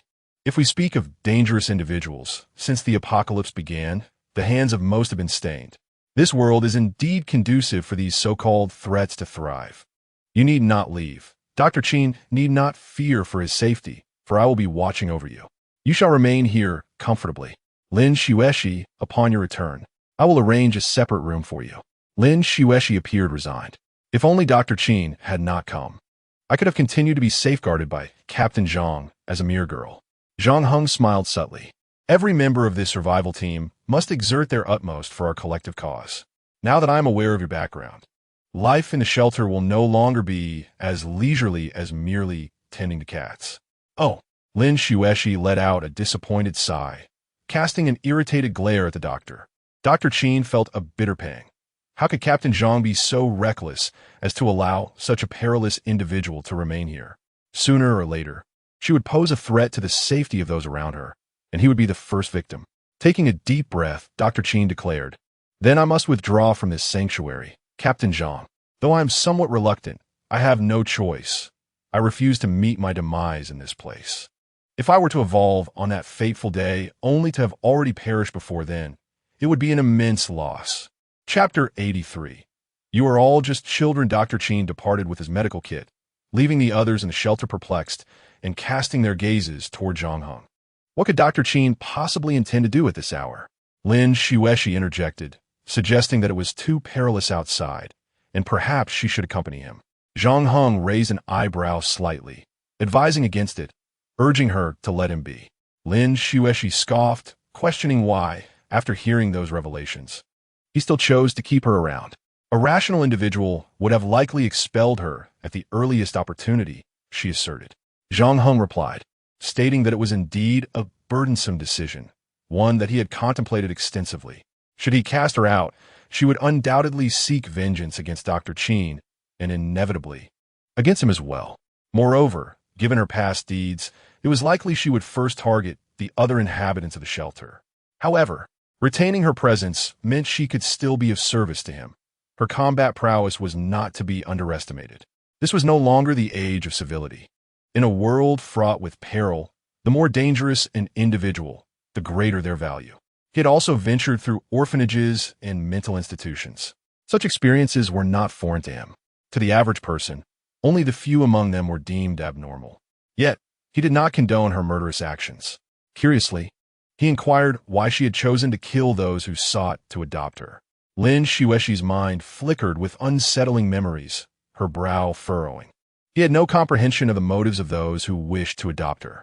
A typical 7-year-old girl, appearing naked before a camera, might be bewildered and unaware. Yet, her mind was undeniably lucid. She was acutely aware of her experiences and her actions. Zhang Heng's brow knitted slightly. Her story mirrored his own to some extent, though he had not endured the same severity. His stepfather was a deviant, a pedophile. In his youth, when he was blissfully ignorant, he was nearly subjected to unspeakable horrors until his biological mother intervened, unleashing a torrent of invective against his stepfather with fatal consequences. This was why he had consistently chosen to hide away at home, not as a deranged individual, but rather as one who sought solace in the safety of his abode. Emerging from his reverie, he observed Lin Xueshi, whose experiences resonated with his own. He even found her braver than himself. At least she dared to resist and seek retribution. While he remained confined, shut away from the world, Dr. Qin's departure did not incite much discussion, perhaps due to the brevity of his visit. The following morning, everyone was preoccupied with their respective tasks. Lin Xueshi and Su Bo set out to scavenge for supplies, as per their routine. Zhang Heng's 2 zombies remained incapable of autonomous exploration, so he took them along, deciding to venture outside. As was customary, he first inspected the progress of repairs within the shelter, followed by a search for resources in the city, with the added opportunity to eliminate zombies along the way. Although zombie number 1 and zombie number 2 are incapable of embarking on autonomous adventures, it does not imply that they are entirely devoid of utility. Following closely behind him, driven by his commands and guided by his mental control, they can still prove to be quite effective. Currently, the resources from the two major shopping malls in Jiangnan City, along with the surrounding supermarkets, are largely under his dominion, including the frozen meat stored in the cold storage. The amassed resources are considerably substantial. Now, all that remains is for the shelter outside the city to be established, thereby forming a genuine societal system, allowing for a prolonged existence on this land. However, the purpose of the system is not merely to ensure his stable survival in this world, but rather to unlock more genetic locks, empowering humanity with greater strength to eradicate more zombies, potentially exterminating all the zombies in this world. Zhang Heng believes it prudent to seek out a location teeming with zombies to accumulate more points, enabling zombie number 1 and zombie number 2 to unlock additional genetic locks. In a secluded corner of Jiangnan City, Lin Xueshi and Su Bo traverse an area strewn with the corpses of numerous zombies. Su Bo expresses his concerns. Xueshi, the presence of so many dead zombies suggests that this area has likely been claimed and searched by others. We should consider moving elsewhere. Lin Xueshi offers a slight smile and replies, Su Bo, wandering aimlessly like headless flies in search of resources yields only meager findings, insufficient even for our own sustenance. What a tedious endeavor. Su Bo seems to grasp the implication of Lin Xueshi's words. Xueshi, you aren't contemplating robbing other teams for their resources, are you? Lin Xueshi bursts into laughter. Isn't that rather obvious? What other purpose could I have for being here? Su Bo quickly positions himself in front of her. Xueshi, do not act recklessly. Such actions will only tarnish the reputation of our survival team and create trouble. We are a survival team, not a slaughter team. And you should understand why Zhang Heng named us the survival team in the first place. Gazing at Su Bo's serious demeanor, Lin Xueshi responds, Su Bo, I hold great respect for you as an elder, but you clinging to a lady's hand does seem a tad disrespectful for your age. Su Bo hastily releases her. Xueshi, I overheard your conversation at the clinic. How can you justify your actions in light of Captain Zhang's kindness towards you? Lin Xueshi smiles faintly. I am well aware that you eavesdropped, and what of it? The world has transformed into this state. Out there, people are willing to turn against each other for mere scraps of food. If I were to walk down the street with a bag of food, they would not only seize it, but may very well take my life. This world has become one where strength dictates authority and the right to exist. Su Bo, I advise you not to hinder me. After all, my time with you has been quite pleasant. Su Bo said, Child, there is no need for us to resort to the tactics of those who seize resources. We have not yet reached that point. Yes, you. I will not disclose your situation to others, and I trust that Captain Zhang will remain discreet as well. Please do not burden him further. While you have indeed grown stronger, you are not alone in this regard. I believe you do not wish to trouble Zhang Heng either. Lin Xueshi gazed into Su Bo's sincere eyes and ultimately relinquished her intention to confront the nearby survivors. Very well, for your sake, let us depart from this place. Su Bo smiled gently. Good child. Lin Xueshi retorted, I am no longer a child. Su Bo chuckled in response. In my eyes, you are all still children, including yourself and Zhang Heng. The two walked out together, one following the other. Suddenly, a series of footsteps echoed ahead, and they nearly collided with 3 individuals approaching them. Chapter 84. The pursuing Dr. Qin at the forefront stood a middle-aged man in his 40s, wielding a rusted steel pipe, his gaze scrutinizing the elderly and the young before him. You old fool, have you come to search for something here? Su Bo shielded Lin Xueshi behind him and lowered his head, stating, We shall take our leave. Wait a moment, interjected a stout man beside the middle-aged man, who abruptly seized the bulging bag on Su Bo's back. This bag seems to be filled with quite a few items. Leave it here. And a little girl, too. How about it, brothers? Upon hearing this, the middle-aged man retorted, Have you lost your wits? What use is a child this small? What else would she be good for? True, she is small, but... The 3 men suddenly burst into laughter. Su Bo's expression darkened considerably as he snatched the bag back, exclaiming, This bag is not for you to touch. The stout man was taken aback. You old relic. What are you pretending for? I could kick you to death. Do you believe me? As soon as the stout man finished his sentence, a shadow darted past Su Bo. In an instant, it lunged at one of the men, and before he could react, a crimson line appeared across his neck. The other two men snapped back to reality, bracing themselves for a fight as they hastily grabbed their weapons. In that moment, Su Bo raised his tang knife and swung it towards one of them. Lin Xueshi took down another, and both assailants fell into a pool of blood. Su Bo gazed at the lifeless body he had slain, a flicker of reluctance in his eyes. Had we not come here, we would not have encountered them, he sighed helplessly. Lin Xueshi, twirling her butterfly knife, chuckled, Su Bo, you remain so naive. Such individuals are everywhere. It was only a matter of time before we crossed paths. We have merely been sheltered in the sanctuary, oblivious to the darker aspects of humanity in this apocalyptic world. Surely, some people must be living in dire conditions. Moreover, have you noticed? The zombies around here have dwindled recently. It's uncertain where they have all gone. This has emboldened many survivors to roam the streets and expand their search. Su Bo nodded in agreement, indeed. In any case, we must search elsewhere. The blood here will soon attract the zombies. After the two had moved on, a man clad in a white coat emerged from a narrow alley. Observing Lin Xueshi in the distance, he produced a scalpel and began to stealthily follow their path. Unbeknownst to Su Bo and Lin Xueshi, they were being tracked. Suddenly, Su Bo seemed to recall something and asked Lin Xueshi, "That Dr. Qin seems to be quite extraordinary." Lin Xueshi, puzzled, inquired, "What makes you say that? Besides, hasn't he already left?" Su Bo shook his head and remarked, "It has been over a month since the apocalypse began, yet it seems he is alone, a solitary individual surviving in this world. Can one truly consider such a person ordinary? Unless, of course, he too is an evolved being." Lin Xueshi raised a delicate brow. An evolved being? Su Bo nodded, indeed. How else could he have survived to this day? Do you recall how you nearly starved while hiding alone in that room? Lin Xueshi's cheeks flushed slightly. I was merely feigning, trying to appear a bit pitiful. Otherwise, how would Zhang Hong have taken me in? Nevertheless, it was undeniably a difficult time. Su Bo couldn't help but chuckle. Exactly. That is why I assert that this Dr. Qin is no ordinary man. Lin Xueshi smiled faintly. He is indeed remarkable. He made me endure quite a bit of hardship. When I escaped that place, I was searching for him, yet I found no news. Suddenly, Su Bo seemed to sense something and abruptly pushed Lin Xueshi to the ground. A surgical knife whizzed just above their heads, embedding itself into the body of a nearby vehicle. The car's alarm blared, piercing the air.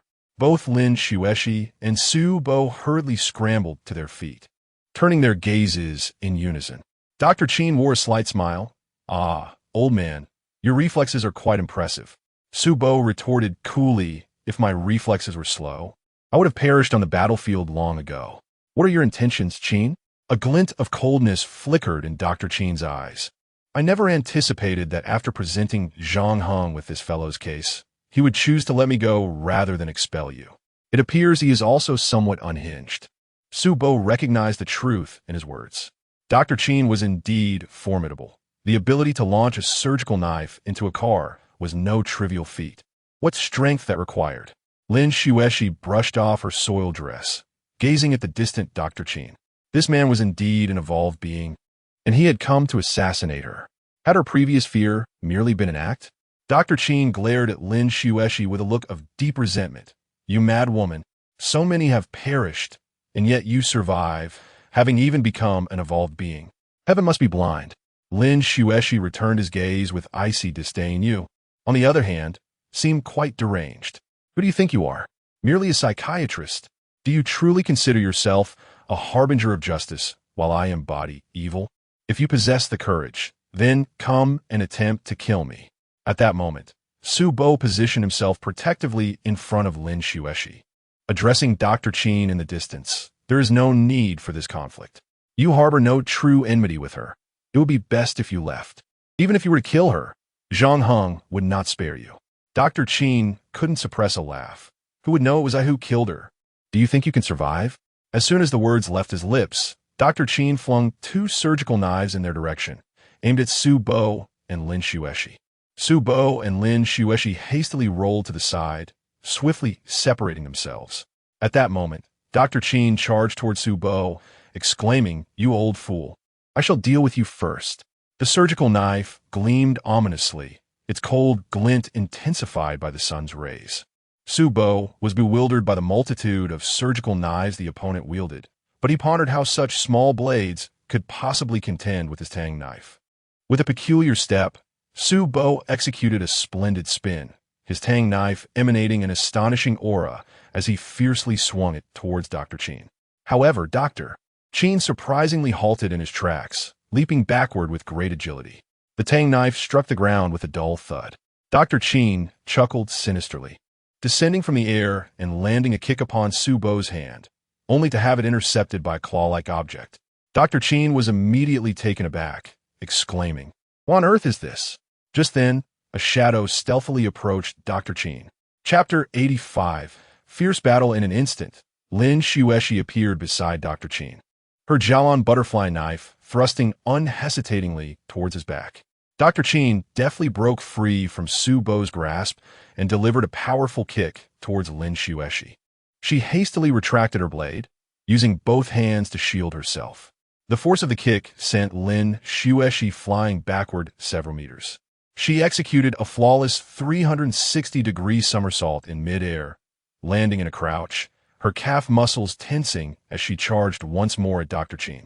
Su Bo, transformed into a werewolf, remained undeterred, wielding his tang knife with enhanced strength and speed. Amidst their chaotic and forceful assaults, Dr. Qin managed to hold his ground with merely a surgical knife. Su Bo and Lin Xueshi were increasingly astonished. How could this man be so formidable? Suddenly, Dr. Qin let out an eerie cry, cleaving through the two of them with a swift strike. The surgical knife in his hand shattered instantly. Unfazed, he produced another surgical knife from his pocket, remarking, "It seems you haven't even noticed when I drew blood." Su Bo and Lin Xueshi quickly glanced down at themselves. Su Bo was startled to discover multiple wounds on his body, initially imperceptible but now throbbing painfully, causing him to furrow his brow. Lin Xueshi felt a sharp pain in her abdomen. A deep crimson stain marked her midriff. Fortunately, her skin remained intact, or the consequences would have been dire. Dr. Qin smiled slightly, stating, "I've had my fun. It's time to send you on your way. Old man, given your age, I'll let you depart first. As for you, Lin Xueshi, you were quite formidable back in the day, outpacing 3 or 4 doctors while clad in your constricting outfit. Now, let us see if you still possess that prowess." No sooner had Dr. Qin finished speaking than he transformed into a shadow, hurtling towards Su Bo with astonishing speed. Su Bo was momentarily taken aback. This man moved so swiftly that his eyes struggled to keep pace. In the blink of an eye, Dr. Qin was upon him, seemingly unable to control his momentum, skidding across the ground before lunging with his surgical knife aimed at Su Bo's throat. "Die, old fool!" Su Bo snapped back to reality just in time to bite down on Dr. Qin's surgical knife. The blade pierced through his cheek, and as Dr. Qin yanked it to the side, several teeth tumbled from Su Bo's mouth. In that fleeting moment, Su Bo seized Dr. Qin in a bear hug. Dr. Qin's eyes widened in shock, and he leapt into the air, but Su Bo's legs ensnared him tightly around the abdomen. "Damn it, old fool, what are you doing holding on to me? Damn it, Xueshi!" Despite the searing pain from her abdominal wound, Lin Xueshi pressed onward, her butterfly knife firmly gripped in hand. Rushing towards Su Bo, in the fleeting moment when Dr. Qin was confronted with the butterfly knife aimed at his cheek, he instinctively recoiled, prompting Lin Xueshi to hastily retract her hand. Dr. Qin retaliated with a forceful kick, sending Lin Xueshi hurtling like a cannonball into a nearby vehicle. The surrounding cars erupted with shrill alarm sounds. Seizing a surgical knife, Dr. Qin thrust it backward. However, Su Bo adeptly evaded the attack. "Clever of you," Dr. Qin sneered, advancing towards Lin Xueshi with an unsettling buoyancy in his steps. "Xueshi, rest assured, I shall relish tormenting you." At that moment, one of Lin Xueshi's hands pressed against her abdomen as she slowly rose from the ground. Fixing her gaze on Dr. Qin, she retorted with a cold smile. "Do you comprehend the extent of my abilities, Qin?" Dr. Qin raised an eyebrow, intrigued. "Oh, what clandestine power could you possibly possess that is yet to manifest?" A glimmer of frostiness flashed in Lin Xueshi's eyes. "Once unleashed, my abilities will resonate with tremendous force. However, at this juncture, it matters not." With a disdainful huff, she tore a strand of her hair. Dr. Qin, puzzled, inquired, "What are you doing?" Lin Xueshi clenched her hair tightly, transforming it into a rigid form before flicking it away. Dr. Qin, observing the strand adhere to his attire, couldn't suppress a laugh. Could it be a bacterial assault? Suddenly, the hair ignited into a brilliant crimson, and in the next instant, it detonated. A deafening explosion drowned out the cacophony of car alarms. Dr. Qin was propelled backward, lying charred and motionless on the ground. The force of the blast also sent Lin Xueshi flying. Subo rushed towards Lin Xueshi's direction, calling out, "Xueshi." He helped her to her feet, and she shook her head, saying, "I'm fine. Please check if that Qin fellow is dead." Subo glanced at Dr. Qin, slumped against a wall with scorched eyes, and replied, "He is utterly finished. Your powers are terrifying." Lin Xueshi huffed, "This is my first time using them." With that, she lifted her clothing to reveal a wound on her abdomen, which appeared to have reopened, and despite the searing pain, she asked, "Can you take me back to find Pan Jiaying?" Just then, a white foot abruptly appeared atop a vehicle behind them. Both Subo and Lin Xueshi froze momentarily before slowly looking up, only to see a bizarre subspecies covered in red tentacles materializing on the car's roof. Subo swiftly scooped Lin Xueshi into his arms. With a resounding crash, countless tentacles smashed down where she had just lain. Subo retrieved a tang knife from the ground, hoisting Lin Xueshi onto his back while securing her with one arm. "Hold on tight. I'm about to sprint," he declared, clenching the tang knife in his mouth, and, like a wild beast, began to crawl on all fours. However, the pursuing tentacle zombie relentlessly followed, using its appendages to grasp nearby objects, propelling itself forward with alarming speed until it stood directly before Subo. Subo hurriedly turned around to flee, only to discover that several bizarre, aberrant creatures had appeared behind him, drawn by the scent of blood. In an instant, the two found themselves encircled by 5 of these strange entities. Subo bent down, gripping the tang knife tightly in his hand, realizing that he could not match their speed. These aberrant creatures were far too swift and numerous. Lin Xueshi, clinging to Subo's back, suddenly fell. He quickly reached out to catch her. Had Lin Xueshi succumbed to unconsciousness? With one arm cradling her, Subo gazed upon the 5 terrifying, expressionless faces before him. And for a moment, he felt a sense of resignation. "You have endured much suffering, and I have lived long enough. Perhaps we might consider this our final destination." Chapter 86. Rescue the 5 peculiar subspecies emitted piercing cries. Subo, cradling Lin Xueshi, kept his eyes tightly shut. However, in the next instant, a cacophony of objects crashing to the ground resonated around them. "Subo, are you all right?" A familiar voice sounded beside him. Subo slowly opened his eyes, gazing in disbelief at Zhang Heng, who stood before him. "Xiao Zhang." Zhang Heng nodded. "Yes, it's me. Is Xueshi all right?" Subo hurriedly lifted Lin Xueshi. She had sustained severe injuries and required immediate medical attention. Zhang Heng glanced at Lin Xueshi and said, "Leave her to me. Number 2, you ensure Subo gets home safely." Number 2 nodded and then turned to Subo. It was then that Subo noticed the 5 peculiar subspecies surrounding him had all perished, while Number 2, the zombie, was methodically peeling back the skulls of the peculiar subspecies, extracting their brains. Subo swallowed hard. Was this zombie indeed Zhang Heng's Number 2? Remarkable.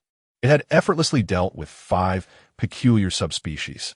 Even more astonishing was Zhang Heng, who, to Subo's amazement, unleashed a mist-like substance from beneath his feet and ascended into the sky. When did he acquire the ability to fly? In the cold storage shelter, Zhang Heng descended from the heavens, calling out loudly, "Sister Pan." Pan Jiaying rushed out from the clinic. Since Dr. Qin's departure, the clinic had become Pan Jiaying's responsibility. She felt her medical skills were inadequate for such a position and worried it might be inappropriate for her to oversee the clinic. "Zhang Heng, what happened to Xueshi?" Zhang Heng dashed towards Pan Jiaying, explaining, "Her abdomen has been slashed open. I don't know if any internal organs are damaged." Pan Jiaying, taken aback, urgently instructed, "To the clinic." A throng of people surged forward but found nothing. Zhang Heng brought Lin Xueshi into the clinic, placing her on the examination table, and unveiled the wound on her abdomen. A gash, about the length of a finger, marred Lin Xuexi's belly. The center appeared smooth, while the surrounding edges were jagged, likely from violent movement. Pan Jiaying then said, You should step outside. I'll take care of this. Zhang Heng nodded and exited the clinic. Meanwhile, Su Bo, suspended by his hair, was cradled back to the shelter by number 2. Upon landing, Su Bo hurried over to Zhang Heng, asking, How is she? Is Xuexi all right? Zhang Heng nodded. She should be fine. After all, she is an evolved being with a robust physique. I examined the wound, and it's one that an ordinary person could endure for a while, let alone her. The main concern is whether her internal organs are affected, and we cannot rule out the possibility of her possessing self-healing abilities. Su Bo, indeed an evolved being with self-healing capabilities, would gradually recover from his injuries without intervention. Zhang Heng, with self-healing at level 2, healed even more swiftly than Su Bo. A group waited anxiously outside the clinic, clearly indicating that Lin Xuexi was well-liked in this shelter.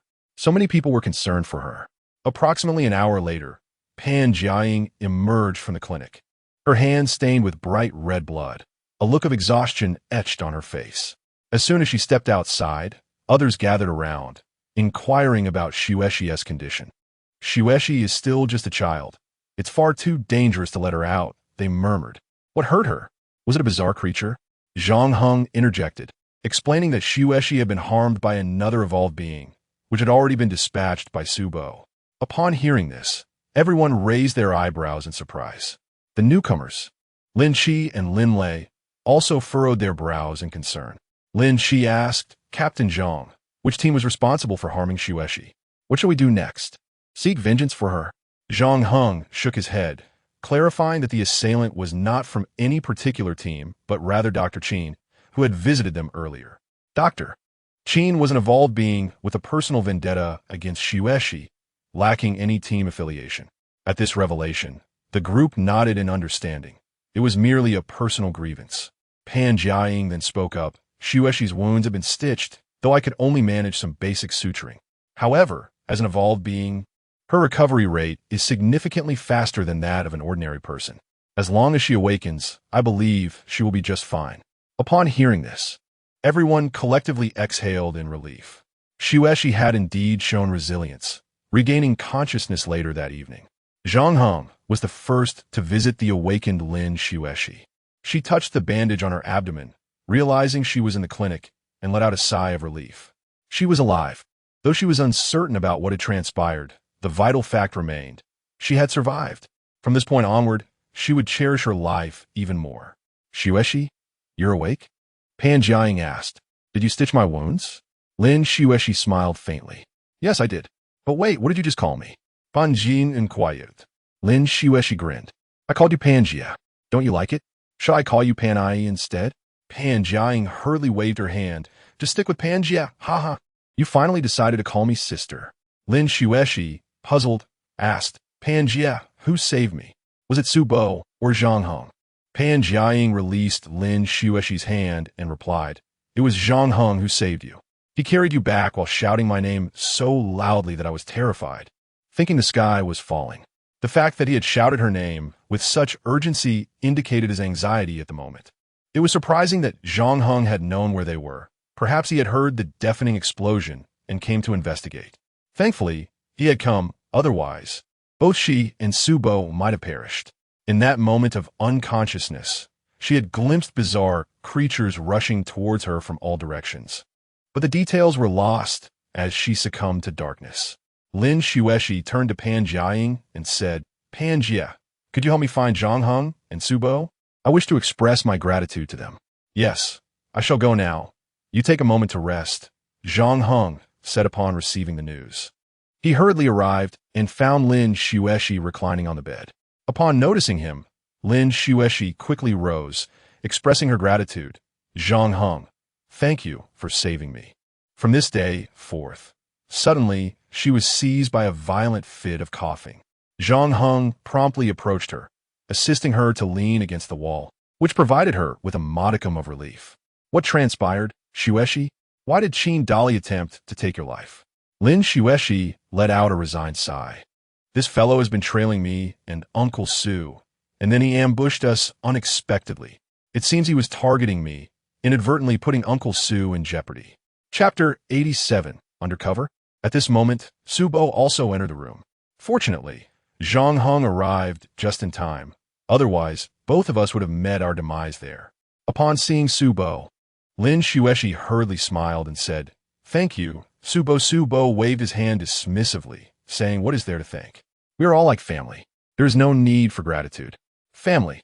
Upon hearing this word, Lin Xueshi's eyes glistened slightly with unshed tears. Yes, a familial bond indeed. I have family now. Zhang Heng couldn't help but chuckle. Haven't you always had them? How could you be so oblivious to this until now? Lin Xueshi was amused by Zhang Heng's words, chuckling softly. Zhang Heng couldn't help but laugh as he said, "All right, you should rest well, Su Bo. During this period, you both should take the time to recuperate. As for the matter of foraging for food, let Lin Qi and Lin Lei handle it. Of course, I will also assist in the search." At that moment, Shanji arrived at the shelter to collect today's lunchboxes. Observing a crowd gathered, he looked at Zhao Chunlei, who stood outside the throng with a puzzled expression and inquired, "What has transpired?" Zhao Chunlei glanced at the pheasant and said, "One of our companions has sustained an injury, but should be fine now. How is everything at the shelter?" The mountain chicken couldn't help but chuckle. "Still under construction, are we? What is the matter? Do you find this place unsafe?" Zhao Chunlei shook his head, remarking that there was no place devoid of danger. Peril lurked everywhere. He mused that it would be wonderful if he too could become an evolver. Shanji, hearing this, chuckled and replied, "Becoming an evolver merely grants a slight increase in strength and speed compared to ordinary individuals. However, true combat skills cannot be acquired solely through evolution. You are underestimating the complexity of matter." With that, Shanji walked past Zhao Chunlei. Bai Jing approached Shanji, holding a plastic bag. "Brother Shanji, this is your dinner." Shanji accepted the bag and said, "Xiao Bai, please convey to your mother that her cooking is exceptionally delightful. I can never get enough of it." Bai Jing couldn't help but laugh at this, replying, "I understand. Next time, I will ask my mother to serve you a larger portion." Xiao Bai is truly astute. You've picked up on that. But do keep it to yourself to avoid stirring envy among others, he joked. Understood, Bai Jing said, watching Shanji as he exited the shelter. Once outside, Shanji suddenly took out his phone and dialed a number. "Hello, boss. Here is the report. The survival team has not exhibited any significant activity. They remain engaged in the construction of shelters. I, on the other hand, am indulging in fragrant meals daily to the point where I feel I may gain weight." A resigned laughter emanated from the other end of the phone. "Well, you may as well stay there. I shall arrange for my sister to marry someone else." Upon hearing this, Shanji couldn't help but chuckle. "Boss, I was merely jesting. Although the food here is quite delightful, each day is a torment, as I miss you and Xiaojia dearly. However, boss, based on my observations over these past few days, it appears that this survival team harbors little ambition. I merely wish to construct a sanctuary, allowing others to reside within its embrace. The individuals within this refuge coexist harmoniously, devoid of any discord. Today, however, one among them has sustained an injury, prompting a collective display of concern from the others. Witnessing this scene stirs within me an undeniable urge. The mere fact that such a small group can endure is nothing short of miraculous. I must urgently ascertain the details regarding personnel, supplies, and overall strength. Your prolonged absence necessitates a swift resolution. Understood. Inform Xiaojia that I shall return in a few days." After concluding the call, Shanji cast a glance back at the location of the cold storage facility, then, with an impassive demeanor, proceeded towards the outskirts where the sanctuary lay. Within the sanctuary, numerous individuals, after their evening meal, began to visit Lin Xueshi one by one. Lin Xueshi maintained a smile, seemingly unfazed by the pain of her wound. Once all had departed, she exhaled deeply, suddenly lifting her gaze towards the window. Zhang Heng, nodding, he entered, remarking that he had merely wanted to check on her before sleep. However, the crowd had been too dense for him to intrude. "Are you feeling better?" he inquired. Lin Xueshi nodded. "Yes, much improved. Everyone has been so caring." Zhang Heng couldn't help but chuckle. "Of course, you ventured out to gather supplies and were injured. Naturally, they are concerned for you." Lin Xueshi replied, I shall not cause them further worry. Brother Zhang Heng, I promise to be more cautious in the future and not to trouble you again.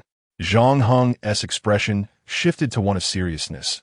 You truly must exercise caution. I cannot always be there to save you. There shouldn't be another ambush like that from Dr. Qin, I hope.